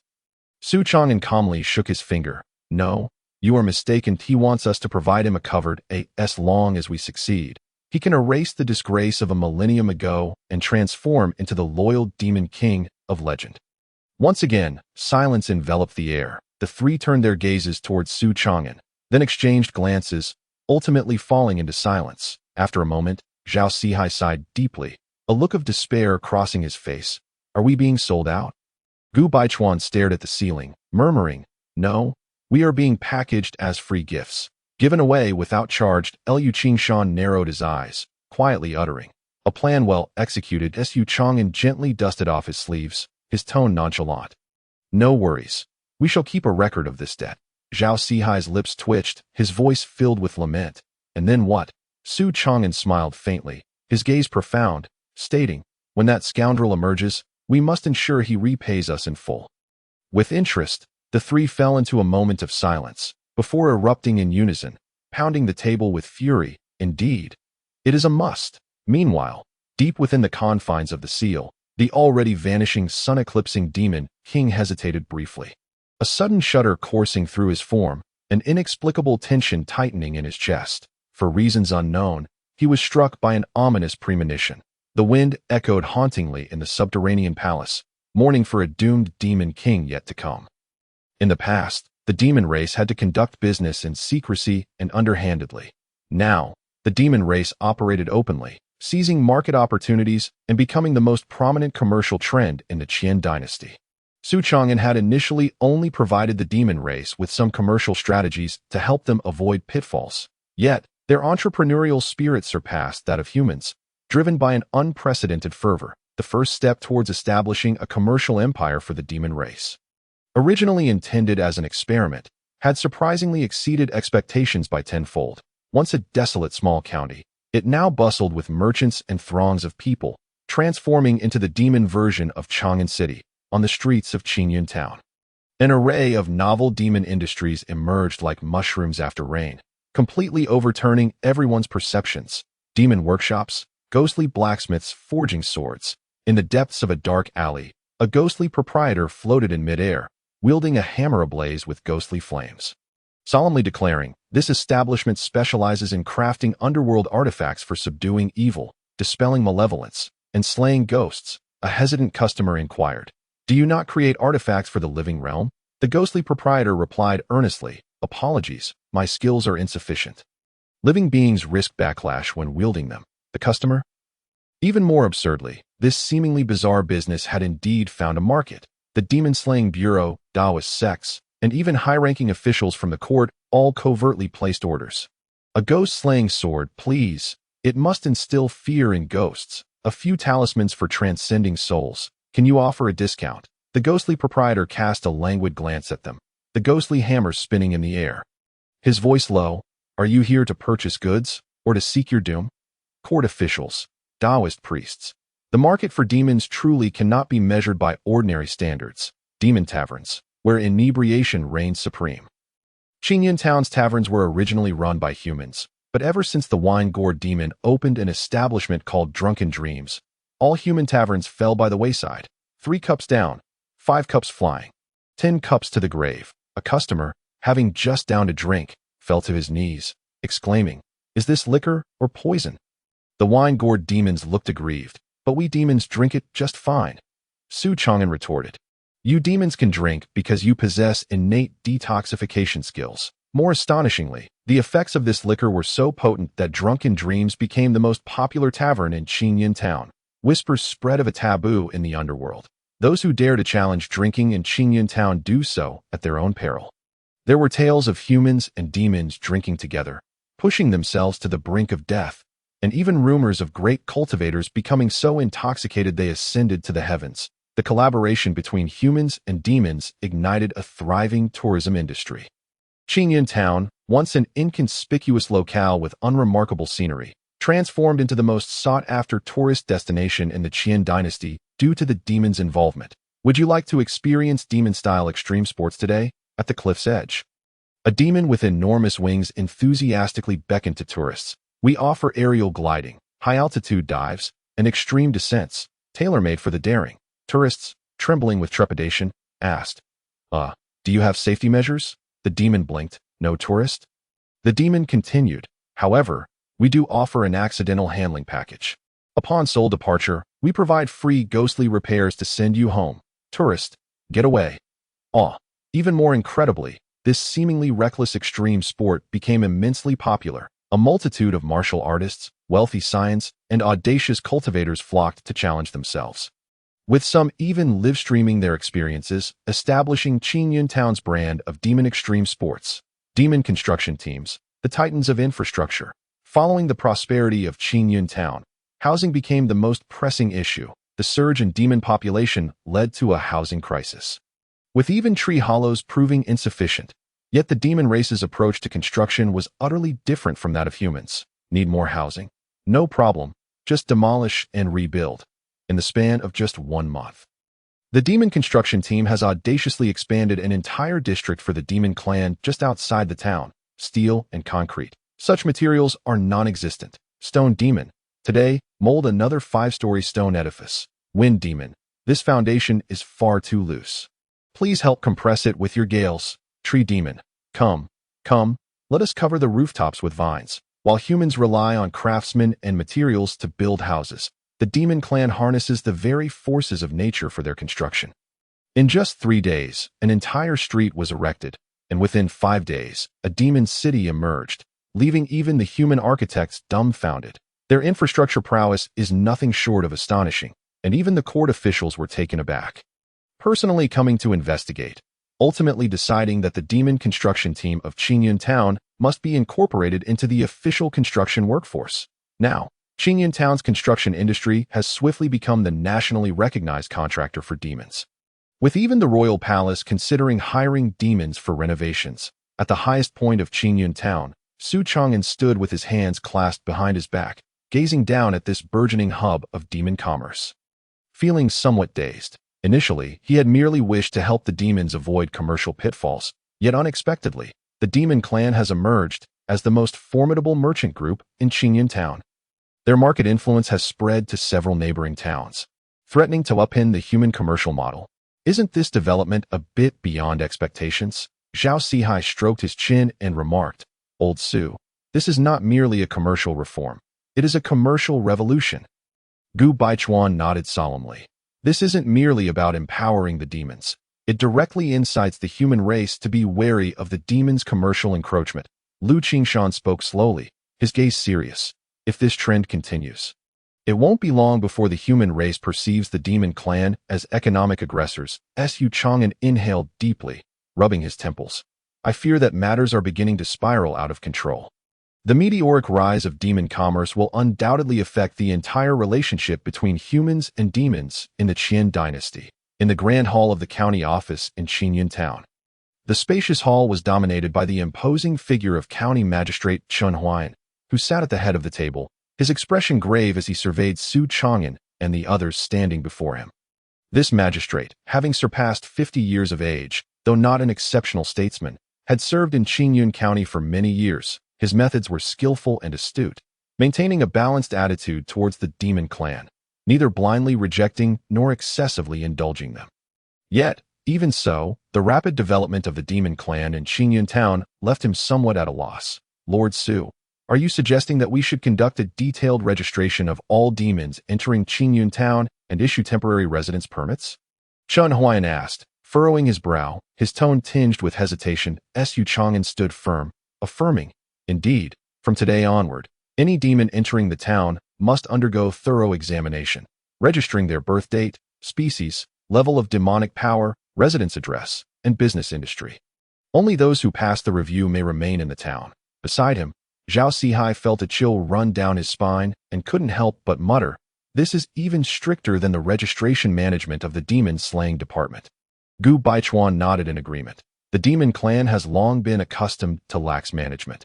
If they wish to establish themselves in human towns, rules must be enforced. Lu Qingshan remained silent, his deep gaze clearly indicating his agreement with this measure.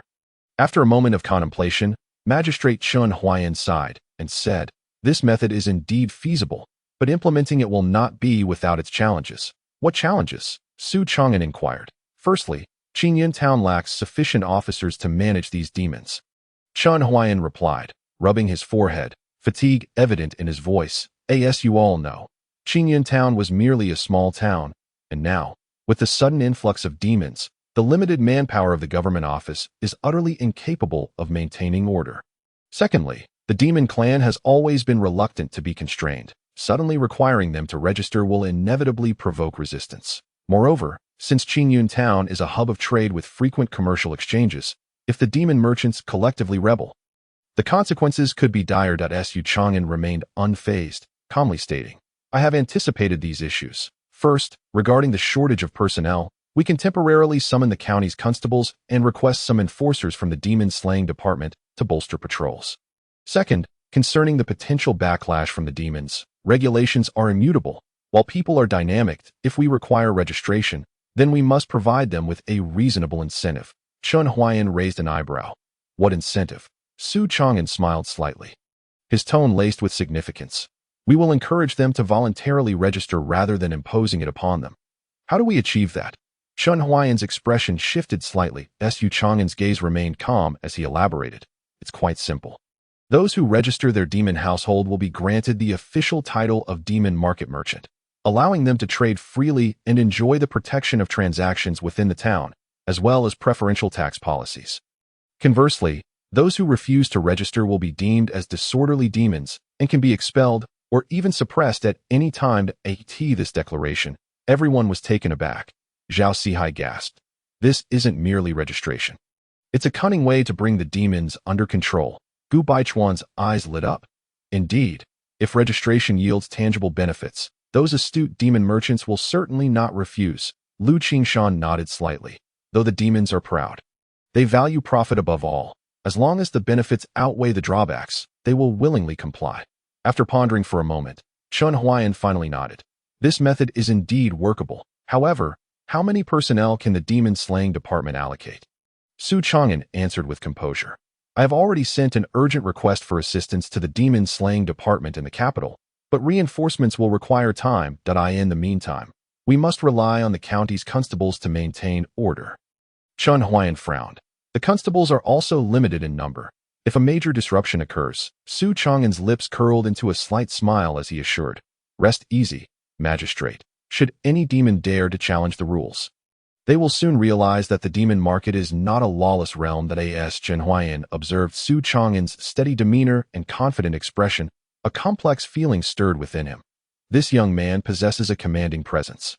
With this thought, he resolutely stood and declared, very well, I shall fully support this initiative. The county's constables will be temporarily reassigned at your discretion, and we shall implement the registration forthwith. Su Chang'an smiled slightly. Thank you, magistrate. The rapid expansion of demon commerce has already begun to affect the human merchants of Qingyun Town. After discussing the registration of demons, Chun Huayan sighed and shifted the subject. Currently, numerous human merchants have approached me, expressing grievances that their businesses are nearly untenable due to the encroachment of the demon clan. Su Chang'an raised an eyebrow. What are their demands? They seek policies that can safeguard the interests of human merchants. Chun Huayan replied solemnly, for ultimately, Qingyun Town remains a human settlement. If the demons were to completely dominate the commercial market, the balance within the town would be irrevocably shattered. Su Chang'an nodded slightly. Indeed, some restrictions are necessary. The demon merchants are not entirely unwelcome, but certain core industries must remain under human control. His tone was steady. At the very least, the four fundamental industries, grain, textiles, ironware, and medicinal herbs, must be governed by humans. Zhao Sihai exclaimed, are you effectively locking down the four economic lifelines? Locking down? No, Su Chang'an shook his head. This is termed market ownership. The demons may engage in commerce, but humans must retain control over essential survival resources to ensure that humans always have a foothold. He chuckled lightly. Otherwise, once the demons completely dominate all industries, human merchants will become mere vassals, and only then will true conflicts arise. Chun Huayan pondered for a moment, then nodded decisively. I will issue a decree in the name of the county office. But during implementation, we may face opposition from the demon merchants. Su Chang'an replied nonchalantly. Rulemakers are never universally liked. His lips curled into a smirk, and a glimmer of depth flickered in his gaze. However, as long as we make the demons believe that this is their opportunity rather than a constraint, they will not only refrain from opposition, but may even actively cooperate. Chun Huayan was momentarily taken aback. Are you suggesting? Su Chang'an chuckled lightly. It's quite straightforward. Since we are restricting the demons' access to these industries, we shall provide them with compensation. We can open up special industries, such as demon wine, demon medicine, demon talismans, demon workshops, and demon theaters, allowing them to perceive that they have gained exclusive commercial territory. In this way, the demon merchants will naturally adhere to the rules, believing that they have acquired a unique commercial advantage. Chun Huayan's pupils constricted as he regarded Su Chang'an with newfound respect. This young man possesses a remarkably profound strategic mind. His tone was filled with a sense of awe, as he remarked that one must not only manage Qingyun Town, but also tame the entire commercial entity of the demon clan. Su Chang'an offered a faint smile. His tone relaxed. You flatter me, Sir County Magistrate. However, if we wish for harmonious coexistence between humans and demons, it is imperative to establish a genuine equilibrium. Upon returning to the inn, Su Chang'an penned a formal letter requesting support from the Demon Slayer Division, Datio, Lord Feng Qingyi, headquarters of the Demon Slayer Division, the capital. The rise of the demon clan's commerce in Qingyun Town has reached a point of near uncontrollability. The conflict of interests between humans and demons is imminent, and we urgently require the aid of the Demon Slayer Division. Please dispatch elite forces immediately to stabilize the situation. It would be best to send officials well-versed in economic disputes, particularly someone skilled in the laws governing both realms. Respectfully, Su Chang'an, head of the Demon Slayer Division in Qingyun Town. After completing the letter, Su Chang'an meticulously reviewed it, feeling that the wording struck a perfect balance. Highlighting the seriousness of the issue without allowing Feng Qingyi to think he was merely stirring trouble, he sealed the letter and beckoned a bird demon from the express courier service at the NS entrance. Take this to the capital, and do so swiftly. The bird demon flapped its wings with excitement, eyes gleaming with pride. Fear not. I am the first demon express courier of Qingyun Town. I guarantee delivery within half a day, Su Chang'an thought to himself. In this day and age, even demons have express delivery now. What have I created? In Qingyun Town, at the Red Armor law firm, the streets of Qingyun Town crisscrossed each other, and in the most prosperous areas stood the Red Armor law firm. The first legitimate litigation institution established by the demon clan in Qingyun Town, symbolizing the order of demon society. In the realm of the 100,000 demon mountains, strength reigns supreme, might makes right. However, in Qingyun Town, brute force is no longer the sole solution. The demon lord, Qi Jiajian, is a rare litigator among demons, akin to a human lawyer, enjoying a high reputation within the demon community. The hall was spacious and bright, adorned with various laws and contract templates from the demon clan, alongside records of classic cases. The law firm did not embody the chaotic stereotype often associated with demons. Rather, it exuded an air of rigor and rationality. Clad in striking red armor, Qi Jiajian stood tall, arms crossed over his chest, eyes sharp, exuding the calm authority of one accustomed to power, possessing a unique lineage. He was born with the innate ability to enforce his words as law. Should he utter certain judgments during litigation, he could influence the flow of demonic energy, compelling the demon clan to comply. Upon seeing Su Chang'an, a glimmer of sharpness flickered in his eyes. Su Chang'an of the Demon Slayer Division, Qi Jiajian's voice was deep and slightly hoarse, as if worn from countless years of litigation. What brings you here? Do you seek my assistance in a lawsuit? Su Chang'an chuckled lightly and took a seat. Not quite. However, with the recent surge of demons in Qingyun Town, including numerous formidable demon generals and lords, these individuals are unruly and dismissive of authority. If we do not impose some regulations, Qingyun Town may soon become a battlefield. Qi Jiajian smiled slightly, a glint of amusement in his gaze. It is indeed rare for someone from the Demon Slayer Division to consult me, a demon litigator, on matters of public order. Su Chang'an shrugged. Qingyun Town is neither the territory of the Demon Slayer Division nor solely yours. It is a commercial hub we are jointly cultivating that I simply wish to ensure the stability of order here.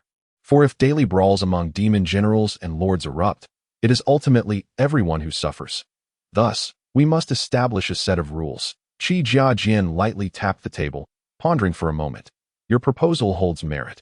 However, merely relying on a piece of legislation may not suffice to convince those high-ranking demons to comply. Therefore, I will need to leverage your prestige to demonstrate that in Qingyun Town, rules are the greatest authority.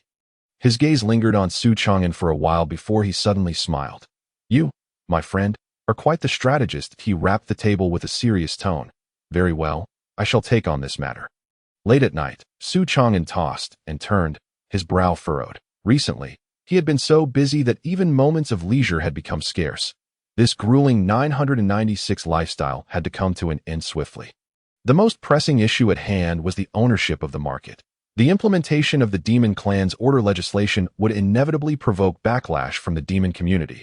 They were accustomed to a laissez-faire approach to trade, and persuading them to accept human-style regulations would not be an easy feat. A shift in strategy was required to propel this initiative forward. Step 1. Legislative framing, capitalizing on the Demon Merchant Association. As the Demon Merchant Association was established, relevant policies would be promulgated, primarily aimed at safeguarding the interests of the demon clan, making it appear as if the legislation was for their benefit rather than a constraint. Core concept: joint governance between humans and demons, restrictions on humans, prohibition on the trade of demons, and forbidding the enslavement or ownership of demons as pets, with severe penalties for violators, restrictions on demons, prohibition on involvement in the core economic lifelines of Deqian, money houses, ticket offices, grains, medicines, munitions, etc. Superficially, this would protect the demon clan, but in reality, it was to prevent them from overstepping human boundaries, thereby averting the court's wariness. Step 2. Demon safety legislation, establishing a stable environment. Qingyun Town would no longer be a place where demons lived in constant uncertainty, but rather a haven for them. Introducing the Secret Spider and Flowing Sound Butterfly Surveillance System. Secret Spider. Its web could capture images, providing judicial evidence. Flowing Sound Butterfly. Capable of storing voices to prevent unfounded claims during disputes. Implementing strict policies. Any instance of fighting would result in immediate execution. The demon clan had no objections, as the survival rules of the 100,000 demon mountains were far harsher. In fact, they welcomed it. Step 3. Membership strategy. Encouraging voluntary contributions from demons. The demon clan was averse to taxation and management, and direct collection would surely provoke backlash. However, by adopting a different approach, voluntary membership with symbolic fees, each merchant would merely need to pay 1 or 2 silver coins as a membership fee for the association, without any coercion.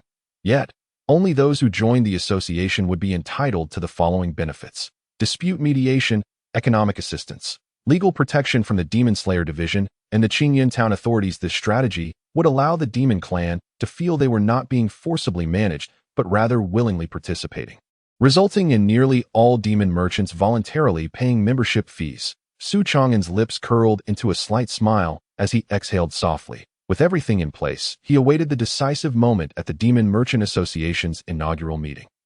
In Xuan Town, at the venue for the establishment of the Demon Merchant Association, the first official meeting of the Demon Merchant Association was grandly convened in Xuan Town. The demon merchants of the town gathered together. From the earliest settlers like Guobai Yao, Candle Ghost, and Sweeping Rat, to the later entrants such as Bone Tremor Bear, Spirit Silk Spider, Tide Language Clam, Food 100 Flavors, and Wind Cutting Swallow, all were spirited and unable to contain their excitement. Today marked a historic moment for the commercial development of Xuan Town. The Demon Merchant Association was officially established. According to the rules, the association required a president. Let us elect one. In an instant, the hall buzzed with discussion. Demons murmured among themselves, each offering their opinions. Yet before they could argue for long, suddenly, a voice rang out. "I propose Xuan." The statement struck like thunder, plunging the entire hall into a momentary silence, followed by a wave of enthusiastic agreement. Yes, without Lord Su, we would not be where we are today. Indeed, his commercial planning has allowed the demon clan to rise again. Moreover, the most crucial point is that he is intelligent. We need him. Who could be more suited to be the president of the Demon Merchant Association than him? The atmosphere in the venue grew exuberant, and nearly all the demons unanimously agreed. Xuan should be the president. However, seated at the front, Xuan nearly spat out his drink. "Who am I? Where am I? What do you intend to do? Wait. Xuan hastily waved his hands, his tone earnest. "Can we discuss this matter?" The demons paused in confusion. "Discuss what?" Xuan sighed lightly, speaking earnestly. "Have you considered that the president of the association bears significant responsibilities? One must constantly worry about commercial development and oversee major industries, manage accounts, formulate plans, and preside over meetings. Most importantly, he gazed deeply at the demons, articulating each word. This work is quite exhausting." The crowd fell into silence for a moment as Xuan leisurely sipped his drink and continued, "And I am but a mere human. How could I compare to the talents of our demon clan?" The demons nodded in contemplation that Xuan pressed on. "The president of the association should be a powerful, charismatic, and commanding grand demon. Behold me, powerless and lacking even the strength to bind a chicken. Should a monster create havoc, would I then be expected to persuade them away with mere words?" He surveyed the surroundings, his gaze sweeping among the myriad of demons. And finally, a subtle smile graced his lips as he declared, "Thus, I nominate Demon Lord Qi Jiajiang." The demons immediately nodded in agreement. Demon Lord Qi Jiajiang, the foremost legal expert in the demon realm, with formidable demonic power and a defense that rivals that of a demon king. In the commercial sphere of the demon race, he not only boasts exceptional martial prowess, but is also well-versed in business regulations, making it impossible for anyone to pull tricks under his watch. He is truly the one to suppress the Commerce Guild. Consequently, Demon Lord Qi Jiajiang was unanimously elected as the president of the Demon Commerce Guild, while Xuan was bestowed with the honorary title of president, a nominal position devoid of real power, merely a figurehead to receive accolades without obligations. Xuan nodded in satisfaction. This is indeed a reasonable division of labor. As the conference proceeded into its latter half, Demon Lord Qi Jiajiang and Xuan collaboratively established the commercial order and core regulations for Xuan Town. With the guild's formation, the first order of business was to formulate the fundamental law of the Demon Commerce Guild. Seated in a high position, Qi Jiazhang announced in a resounding voice. The first clause, co-governance between humans and demons, sharing commerce. Su Chang'an slowly rose, his tone calm. The prosperity of Qingyun Town is built upon the national system of the human race. Humans are forbidden from buying and selling demons, nor may demons be treated as pets. Upon hearing this, many demons displayed expressions of surprise, some even showing signs of excitement. Within the borders of Deqian, although the demon-slaying division ostensibly prohibited the trade of demons, there had always been clandestine dealings in demon slavery. Now, Su Chang'an had officially established the equal trading law between humans and demons, effectively affirming the commercial status of demons on a legal level. And what of the demons? A demon general inquired solemnly from the audience. Su Chang'an replied with a composed smile. Humans may not buy and sell demons. And naturally, demons are also prohibited from participating in the four major economic lifelines of the humans: financial institutions, pharmaceuticals, grain, military supplies, and taxation. These are vital to the foundation of Deqian and cannot be interfered with by foreign races. The audience erupted in a clamor. Su Chang'an observed the agitated demon merchants, a slight smile playing on his lips as his voice grew somber. If demons encroach upon these domains, then Qingyun Town shall no longer be a hub of commerce, but a place of self-destruction. If you wish to profit, you must adhere to the rules of this establishment. In an instant, the demons fell silent, many merchants deep in thought, gradually revealing expressions of acceptance. The second clause, the Demonic Order Act. The Secret Spider Surveillance System. Establishing the Secret Spider Surveillance System. Does this not imply that every move of our demon race will be monitored by humans? A demon lord spoke gravely. Who will ensure that we are not the targets of such scrutiny? Another demon general frowned. Su Chang'an chuckled coldly. This is not surveillance. It is protection. Who among you wishes to return to the 10,000 demon mountains, living in constant fear of being killed by enemies at any moment? The rules of Qingyun Town are designed to provide you with a stable commercial environment, not to revert to the bloody laws of the demon realm. I demand that any demon engaging in malicious conflict, murder, or coercive trading within Qingyun Town shall be executed upon discovery. A profound silence enveloped the room. Then, suddenly, a voice broke through. Support! A demon general exclaimed. I wholeheartedly endorse this proposal. Another demon lord chimed in. Many high-ranking demons displayed expressions of agreement. Not all demons revel in bloodshed. They too yearn for a stable life. Qi Jiajiang rose abruptly, his gaze sharp as he declared, I support this law. The third clause, membership fees for the guild shall be voluntary. Regarding the matter of guild fees, Su Chang'an stated plainly, 1 tael of silver, to be paid voluntarily by any demon wishing to join the guild. There shall be no compulsion. The demon merchants exchanged glances. 1 tael of silver was hardly a concern, and gaining entry to the guild for greater market protection was an undeniably profitable venture. No objections were raised by the demons. With this, the Demon Commerce Guild was officially established, and all core regulations were enacted. Following the conclusion of the guild conference, Qingyun Town's commercial landscape embarked on a journey of orderly development. Qi Jiajiang stood beside Su Chang'an, casting a complex glance his way as he remarked, Your methods are indeed formidable. Su Chang'an replied with an easy smile, lifting his teacup for a gentle sip. Rules are never enforced by force.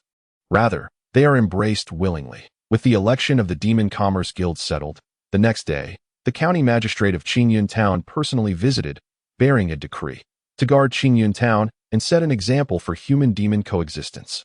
Su Chang'an is appointed as the honorary mayor of Qingyun Town. In that moment, the entire Qingyun Town was abuzz. Shops eager to curry favor immediately set off fireworks in celebration, and various demon clans offered congratulatory gifts. The tavern's drunken dragon snake delivered an entire vat of a millennium-old intoxicating brew. The barber demon personally crafted the most fashionable hairstyle for Su Chang'an, which he declined. The thousand-handed ape thumped his chest, proclaiming, Sir, I shall handle all your shoulder and neck massages henceforth. The secret spider assured, all commercial secrets shall be known to you first. Even the feng shui master, Liu Li Miao, meowed twice, circling Su Chang'an with a solemn expression, stating, Your fortune is exceptionally prosperous. This honorary title of mayor shall surely become genuine in due time. Su Chang'an felt a chill run down his spine. Please, do not speak such ill omens. That night, the Demon Commerce Guild, along with the prominent demons of the town, hosted a grand celebration banquet for Xuan. The main street of Qingyun town was completely transformed into a banquet venue, overflowing with an array of delicacies, demon specialties, and exquisite spirits, as demons and humans alike toasted in celebration of this historic moment. Mayor Su, please. The drunken dragon snake presented a cup of wine with grandiosity. Come, I toast to you. Su Chang'an smiled as he raised his cup, drinking merrily with the demons. Zhao Sihai, inebriated and wide-eyed, wrapped an arm around the shell of Qi Jiajiang, exclaiming, "Your shell is remarkably sturdy. If only it could be used as a pot, the dishes would surely be fragrant." Qi Jiajiang scowled. "If you dare, I shall have you expelled from the guild." Nearby, Gu Baichuan savored demon barbecue with gusto, gazing up at the fireworks illuminating the night sky, reflecting, "How did I never consider that the demon business could grow so grand?" Lu Qingshan added nonchalantly, "Perhaps it is due to your lack of insight." After the Demon Merchant Conference, Qingyun Town finally found its footing, with commercial order receiving unprecedented regulation.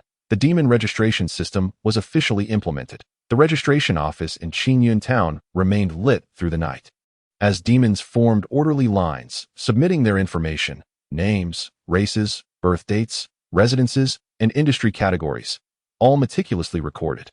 Each demon received a personalized temporary residence document, equivalent to an official identification in Qingyun Town. Once, demons came and went like the wind, with no knowledge of their neighbors from day to day, but now, everything was systematically managed, with every shop and workshop traceable. The secret spider surveillance system was comprehensively deployed, countless secret spiders quietly nestled in the corners of streets, their webs interlacing like transparent silk, glimmering faintly in the air. They could capture images and store footage, immediately reporting any instances of brawling, fraud, or malicious price inflation to the governing authorities from that moment on. The public order of Qingyun Town stabilized to an extent that many demons found astonishing. Once, demons could only struggle to survive amidst chaos. But now, even the act of stealing was nearly impossible to escape the watchful eyes of the secret spiders. Demons withdrew from the core industries of humans in sectors such as finance, grain, and military supplies, vital to the foundation of Deqian. Every demon merchant exited, shifting their focus to other fields. However, Su Chang'an did not allow the demons to suffer losses. Industries such as alchemy, talismans, and magical artifacts remained open to them. In fact, within the realms of talismans and alchemy, the demons' unique skills and products flourished spectacularly in Qingyun Town. It can be said that the commercial activities of demons not only faced no suppression, but rather experienced a more regulated, orderly development. Qingyun Town had finally found its path, and Su Chang'an could finally breathe a sigh of relief, welcoming the long-awaited opportunity for leisure at last. Rest was within reach. He languidly stretched his limbs and meandered onto the bustling streets. The thoroughfare was alive with the clamor of merchants from the demon race, their calls rising and falling like the tide in front of the braised rice demoness stall. A throng of eager patrons awaited their turn to savor skewers of demon beast meat. Within the upscale boutique of the Spirit Silk Spider, affluent human merchants scrutinized luxurious robes woven from demon silk. A diligent sweeping raccoon, with its elongated tail, meticulously cleaned the streets, leaving the ground gleaming brighter than a human face.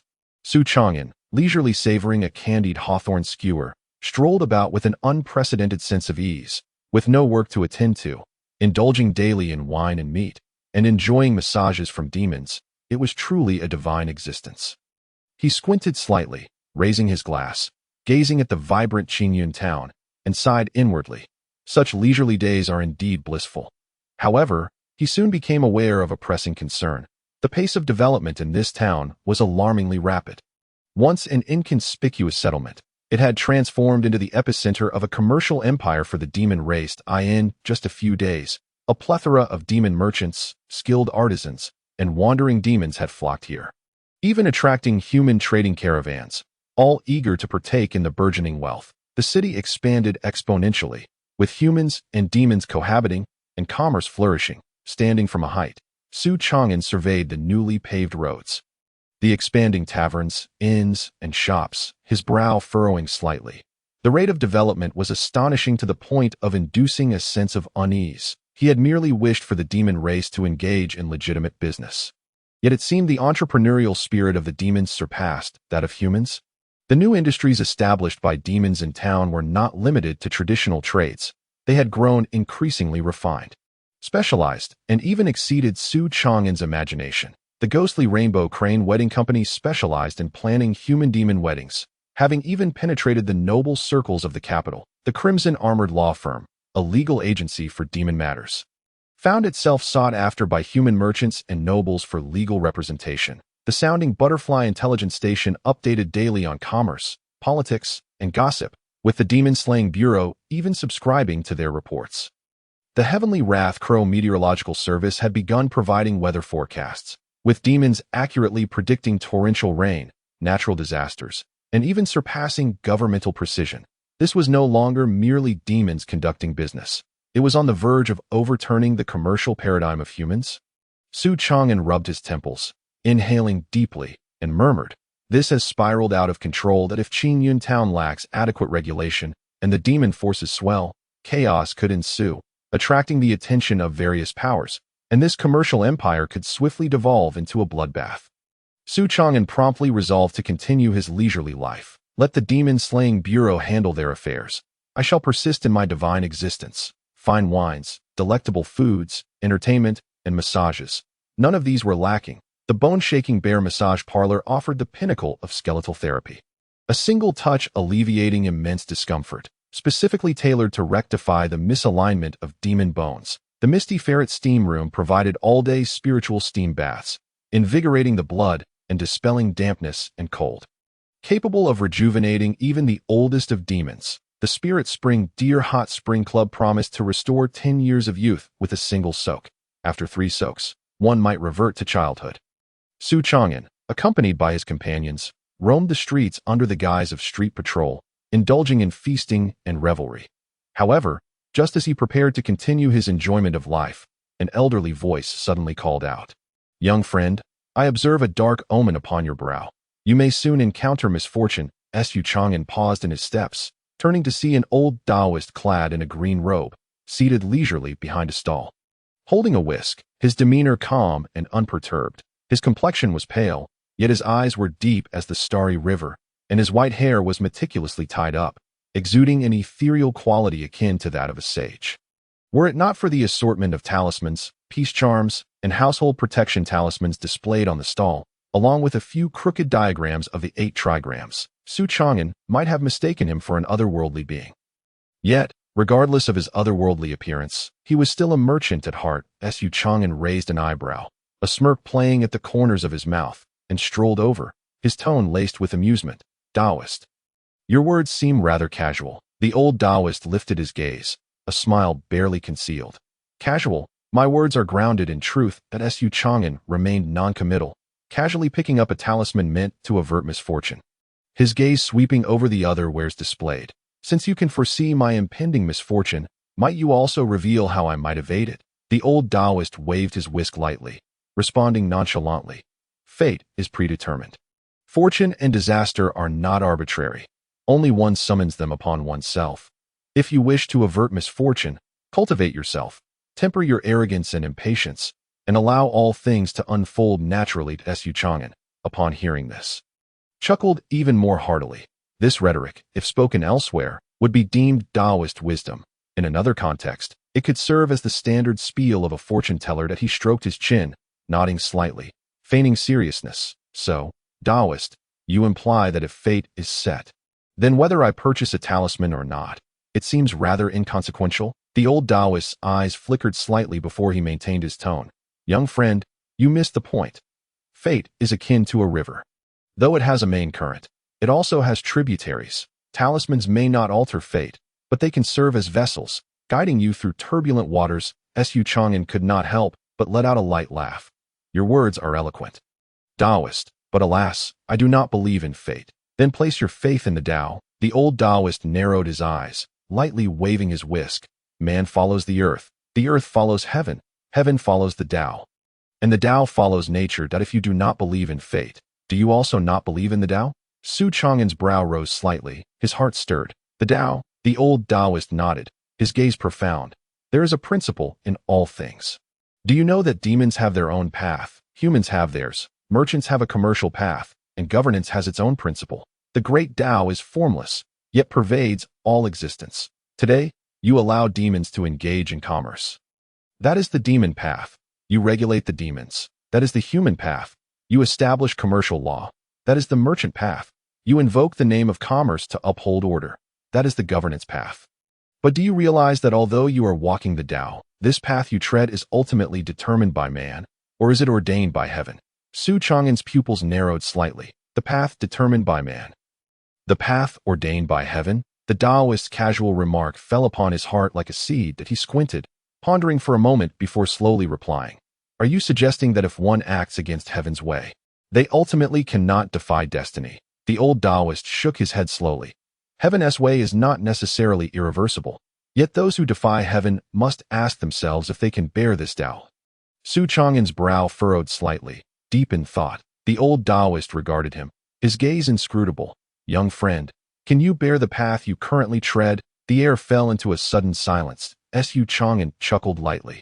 Taoist, you seem to know more than what is laid out upon your stall. The old Taoist smiled faintly, shaking his whisk non-committally, his voice serene. I am but a wandering practitioner, occasionally fortune-telling to make a living. If you do not believe, there is no need to concern yourself. Su Chang'an was silent for a moment, then suddenly smiled, producing several pieces of silver from his sleeve and placing them casually on the table. Very well. Since you speak so mysteriously, I shall not press you. This silver shall purchase a few talismans as a gesture of support for your Tao. The old Taoist was momentarily taken aback before he smiled gently, collecting the silver with a sweep of his sleeve. Young friend, you are indeed generous. Although your brow may be dark, you cannot suppress the radiance within. This calamity, while perilous, also holds opportunity, like transforming misfortune into fortune. Su Chang'an's lips curled upward as he replied. Then I shall borrow your auspicious words. That he then selected a few talismans from the old Taoist's stall before continuing his stroll. The old Taoist remained stationary, watching Su Chang'an's retreating figure, his eyes narrowing thoughtfully as he murmured softly, Destiny. That night, Su Chang'an sat in the courtyard, gazing at the bright moon in the night sky, suddenly recalling the old Taoist's words. Can you bear the path you currently tread? He squinted, raising his hand to examine the chain talisman resting in his palm, lost in contemplation. Just then, an unexpected figure appeared. Su Chang'an looked at Su Yihan, who was leisurely sipping tea at a stall. Shouldn't you be in the capital? Although Su Chang'an had dispatched a distress signal, Su Yihan had arrived far too swiftly. Su Yihan took a deliberate sip of tea. I was sent here on a mission. Whose order? Su Chang'an inquired. Feng Qingyi. Su Yihan replied. That Su Chang'an frowned. What happened to her? Su Yihan set down his teacup, his tone indifferent. The commotion you've caused has attracted the attention of the upper echelons of the demon-slaying bureau. Su Chang'an fell silent for a moment, jesting. They wouldn't think I'm a traitor, would they? Not exactly. Su Yihan's lips curved slightly, but your actions have indeed prompted them to reassess your position. After all, not every demon slayer can command a legion of demons to obey willingly. Su Chang'an stroked his chin, pondering. So, what do they want me to do? Su Yihan glanced around Qingyun town, producing a document, and spoke slowly. From now on, you will be responsible for overseeing the coexistence experiment between humans and demons in Qingyun town, if order can be maintained here, along with a stable business model. The Demon Slayer Division will regard it as a pilot project and promote it throughout the entire realm of Deqian. Su Chang'an raised an eyebrow. Is the Demon Slayer Division truly willing to accept such an endeavor? Su Yihan replied with a faint smile. They may not wish to accept it, but they are eager to observe how you will proceed. This is your opportunity, as well as your trial. The night in Qingyun town remained brilliantly illuminated and bustling with life. In the shops, transactions between demons and humans flourished. Within the taverns, a cat demon bartender was serving a glass of fiery liquor to patrons. On the streets, a toad demon was rhythmically striking a gong, calling out, Special tonight, fortune-telling at a discount of 20%, plus a free demon suppression talisman. Amidst this lively atmosphere, an unsettling stillness loomed at the town's entrance. Before Su Chang'an and Su Yihan could finish their tea, they received a report of a case that Su Yihan, accompanied by a few scouts from the Demon Slayer Division, stood before a grotesquely mutilated corpse. The air was saturated with a heavy stench of blood, seeping into the crevices of the bluestone pavement, forming a bizarre pattern of crimson stains. What an unwelcome gift! Su Chang'an cast a resentful glance at Su Yihan. His eyes filled with accusations of being a harbinger of misfortune, but Su Yihan cleared his throat, casually pushed back his robe sleeves, crouched down to examine the body, and spoke in a calm tone. This corpse is anything but ordinary. Speak plainly. It's rather troublesome that a moment of silence enveloped everyone before Lu Qingshan and Gu Baichuan joined in, scrutinizing the body intently. Yet, the more they looked, the more peculiar it became. A bloodless manuscript. The corpse was covered in bloodstains. However, the most bizarre aspect was that, while the traces of blood were distinctly visible, no written characters could be discerned whatsoever. Zhao Sihai trembled slightly. Am I seeing things? What sort of demon sorcery is this? Lu Qingshan gently pressed his hand against the corpse's skin, frowning as he remarked. Odd. The temperature of the body does not seem to indicate it has been dead for long. Yet the blood has completely coagulated. Jiu Baichuan stroked his chin. This does not resemble an ordinary murder case. Indeed, not. Su Chang'an crossed his arms, his gaze sharply scanning the corpse. After a 3-second silence, he slowly declared, "This is not a bloodless manuscript, but rather a deception of perception." Everyone suddenly turned their heads. What do you mean? Su Chang'an narrowed his eyes and began to analyze step by step. Have you not noticed that?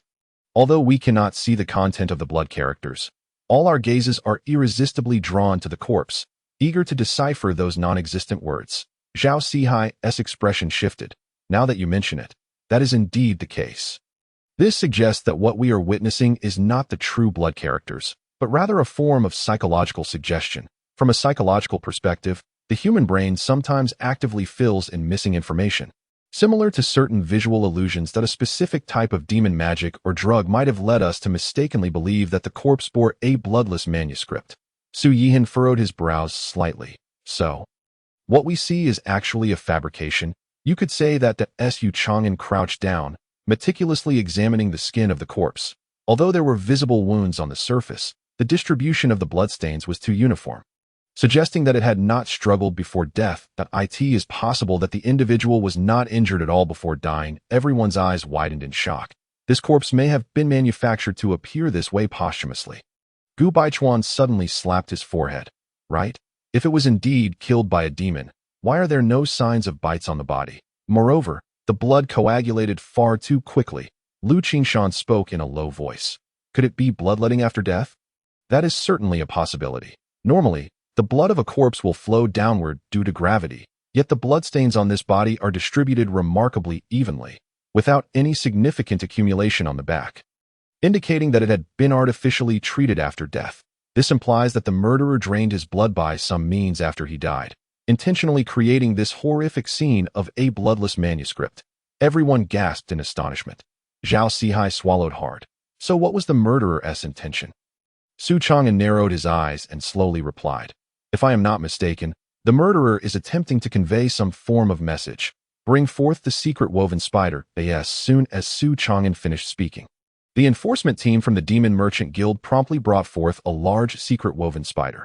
This particular demon spider possesses a unique ability to record events occurring in its vicinity using its silk and can archive and replay them within a certain range. The secret woven spider slowly crawled around the corpse, its slender legs lightly touching the stone slabs, and an intricate web of images began to materialize in the AI. In the images, a figure cloaked in black gradually appeared beside the corpse, his hand waving slightly, causing an apparent ripple in the air. Yet the most peculiar aspect was his face, which remained completely obscured. Su Yihan squinted, his voice low. This is veil of breath, specifically used to obscure recording-type demonic techniques. Su Chang'an's expression grew serious. It seems this murderer is even more formidable than we anticipated. Continue. Simultaneously, the recordings from the flowing sound butterfly began to play. A low, murmuring voice echoed through the air. All is silent. Broken, yet reborn. Just then, the county magistrate rushed in with a constable, his face ashen. Lord Su, we have uncovered the identity of this corpse. Su Chang'an glanced at him. Who? The magistrate gritted his teeth. The owner of the largest pawnshop in Qingyun town. Li Yuanchang. The case of the bloodless manuscript in Qingyun town sent shockwaves throughout the town. However, for the demons, it was merely an everyday occurrence, causing only a slight decline in enthusiasm among the human populace. Beneath the night sky, the pawnshop's doors stood wide open, the interior dimly lit, and the air was permeated with a faint mixture of aged wood and the smell of blood. Li Yuanchang's corpse had already been collected. Yet his staff appeared pale, their eyes betraying their fear. What was the last transaction made by Manager Li? Su Chang'an approached the counter and casually opened the ledger. An unusual transaction record immediately caught his attention. A jade box. Priced at 5,000 taels. Zhao Sihai's eyelids flickered. 5,000 taels? Such a high price? Gu Baichuan gasped. To purchase something so valuable, they still resorted to pawning it. They followed the attendant to Manager Li Yuanchang's room. However, the room remained pristine, with only one anomaly. A faint scratch mark on the desk, as if something had been hastily dragged across it. Zhao Sihai furrowed his brows. The jade box is missing. Did the murderer take it? Su Chang'an surveyed the room, his gaze landing upon an old wooden cabinet in the corner, a faint smile crossing his lips. No, it is likely that the deceased hid it himself. He approached the cabinet, flung open the door with a snap, and gently pressed at the bottom of the cabinet. Click. The tropes of past films have not deceived me. Su Chang'an was taken aback. A hidden compartment at the bottom of the cabinet popped open, revealing an object wrapped in black cloth. Zhao Sihai, quick-witted, snatched the black cloth, trembling as he unveiled it, drawing in a sharp breath. A jade box. Entirely emerald green and subtly exuding a demonic aura, lay quietly within. Su Chang'an picked up the jade box, gently stroking it with his fingertip, narrowing his eyes. The residual demonic aura is impure. This object has been held by someone for an extended period. That Gu Baichuan quickly grasped the implication, his expression shifting. Are you suggesting that this should rightfully belong to the demon race? Su Chang'an nodded slightly, his gaze turning cold. It is not that the demon race initiated the transaction, but rather that it was stolen and found its way into the human realm. Zhao Sihai exclaimed. So, Li Yuanchang was killed not for purchasing it, but for knowing something? Su Chang'an chuckled softly, his eyes deep. Or rather, he knew who had stolen it. Liu Qingshan stared at the jade box, speaking solemnly. But why would the murderer create such a terrifying scene of a bloodless manuscript? Su Chang'an responded slowly. Because killing Li Yuanchang was merely a means. Their true objective was to deliver a warning to someone. Zhao Sihai suddenly froze, a possibility flashing through his mind, swallowing hard. Are you implying that the target is not this jade box, but another living person? In the deepening twilight, the streets of Qingyun town are softly illuminated by the gentle glow of lanterns, casting a warm light upon the bustling merchants who pass by. Unbeknownst to them, within an inconspicuous tea house, several figures are gathered around a table, engaged in hushed conversation. At the center of their discourse lies a jade box. Its cold, ethereal sheen glimmering in the candlelight, as if whispering secrets of a forgotten past. If I am not mistaken, Su Chang'an lightly tapped the table with his fingers and spoke softly, asserting that the true value of this jade box lies not in its material, but rather in its former ownership by a significant figure of the demon clan, Gu Baichuan.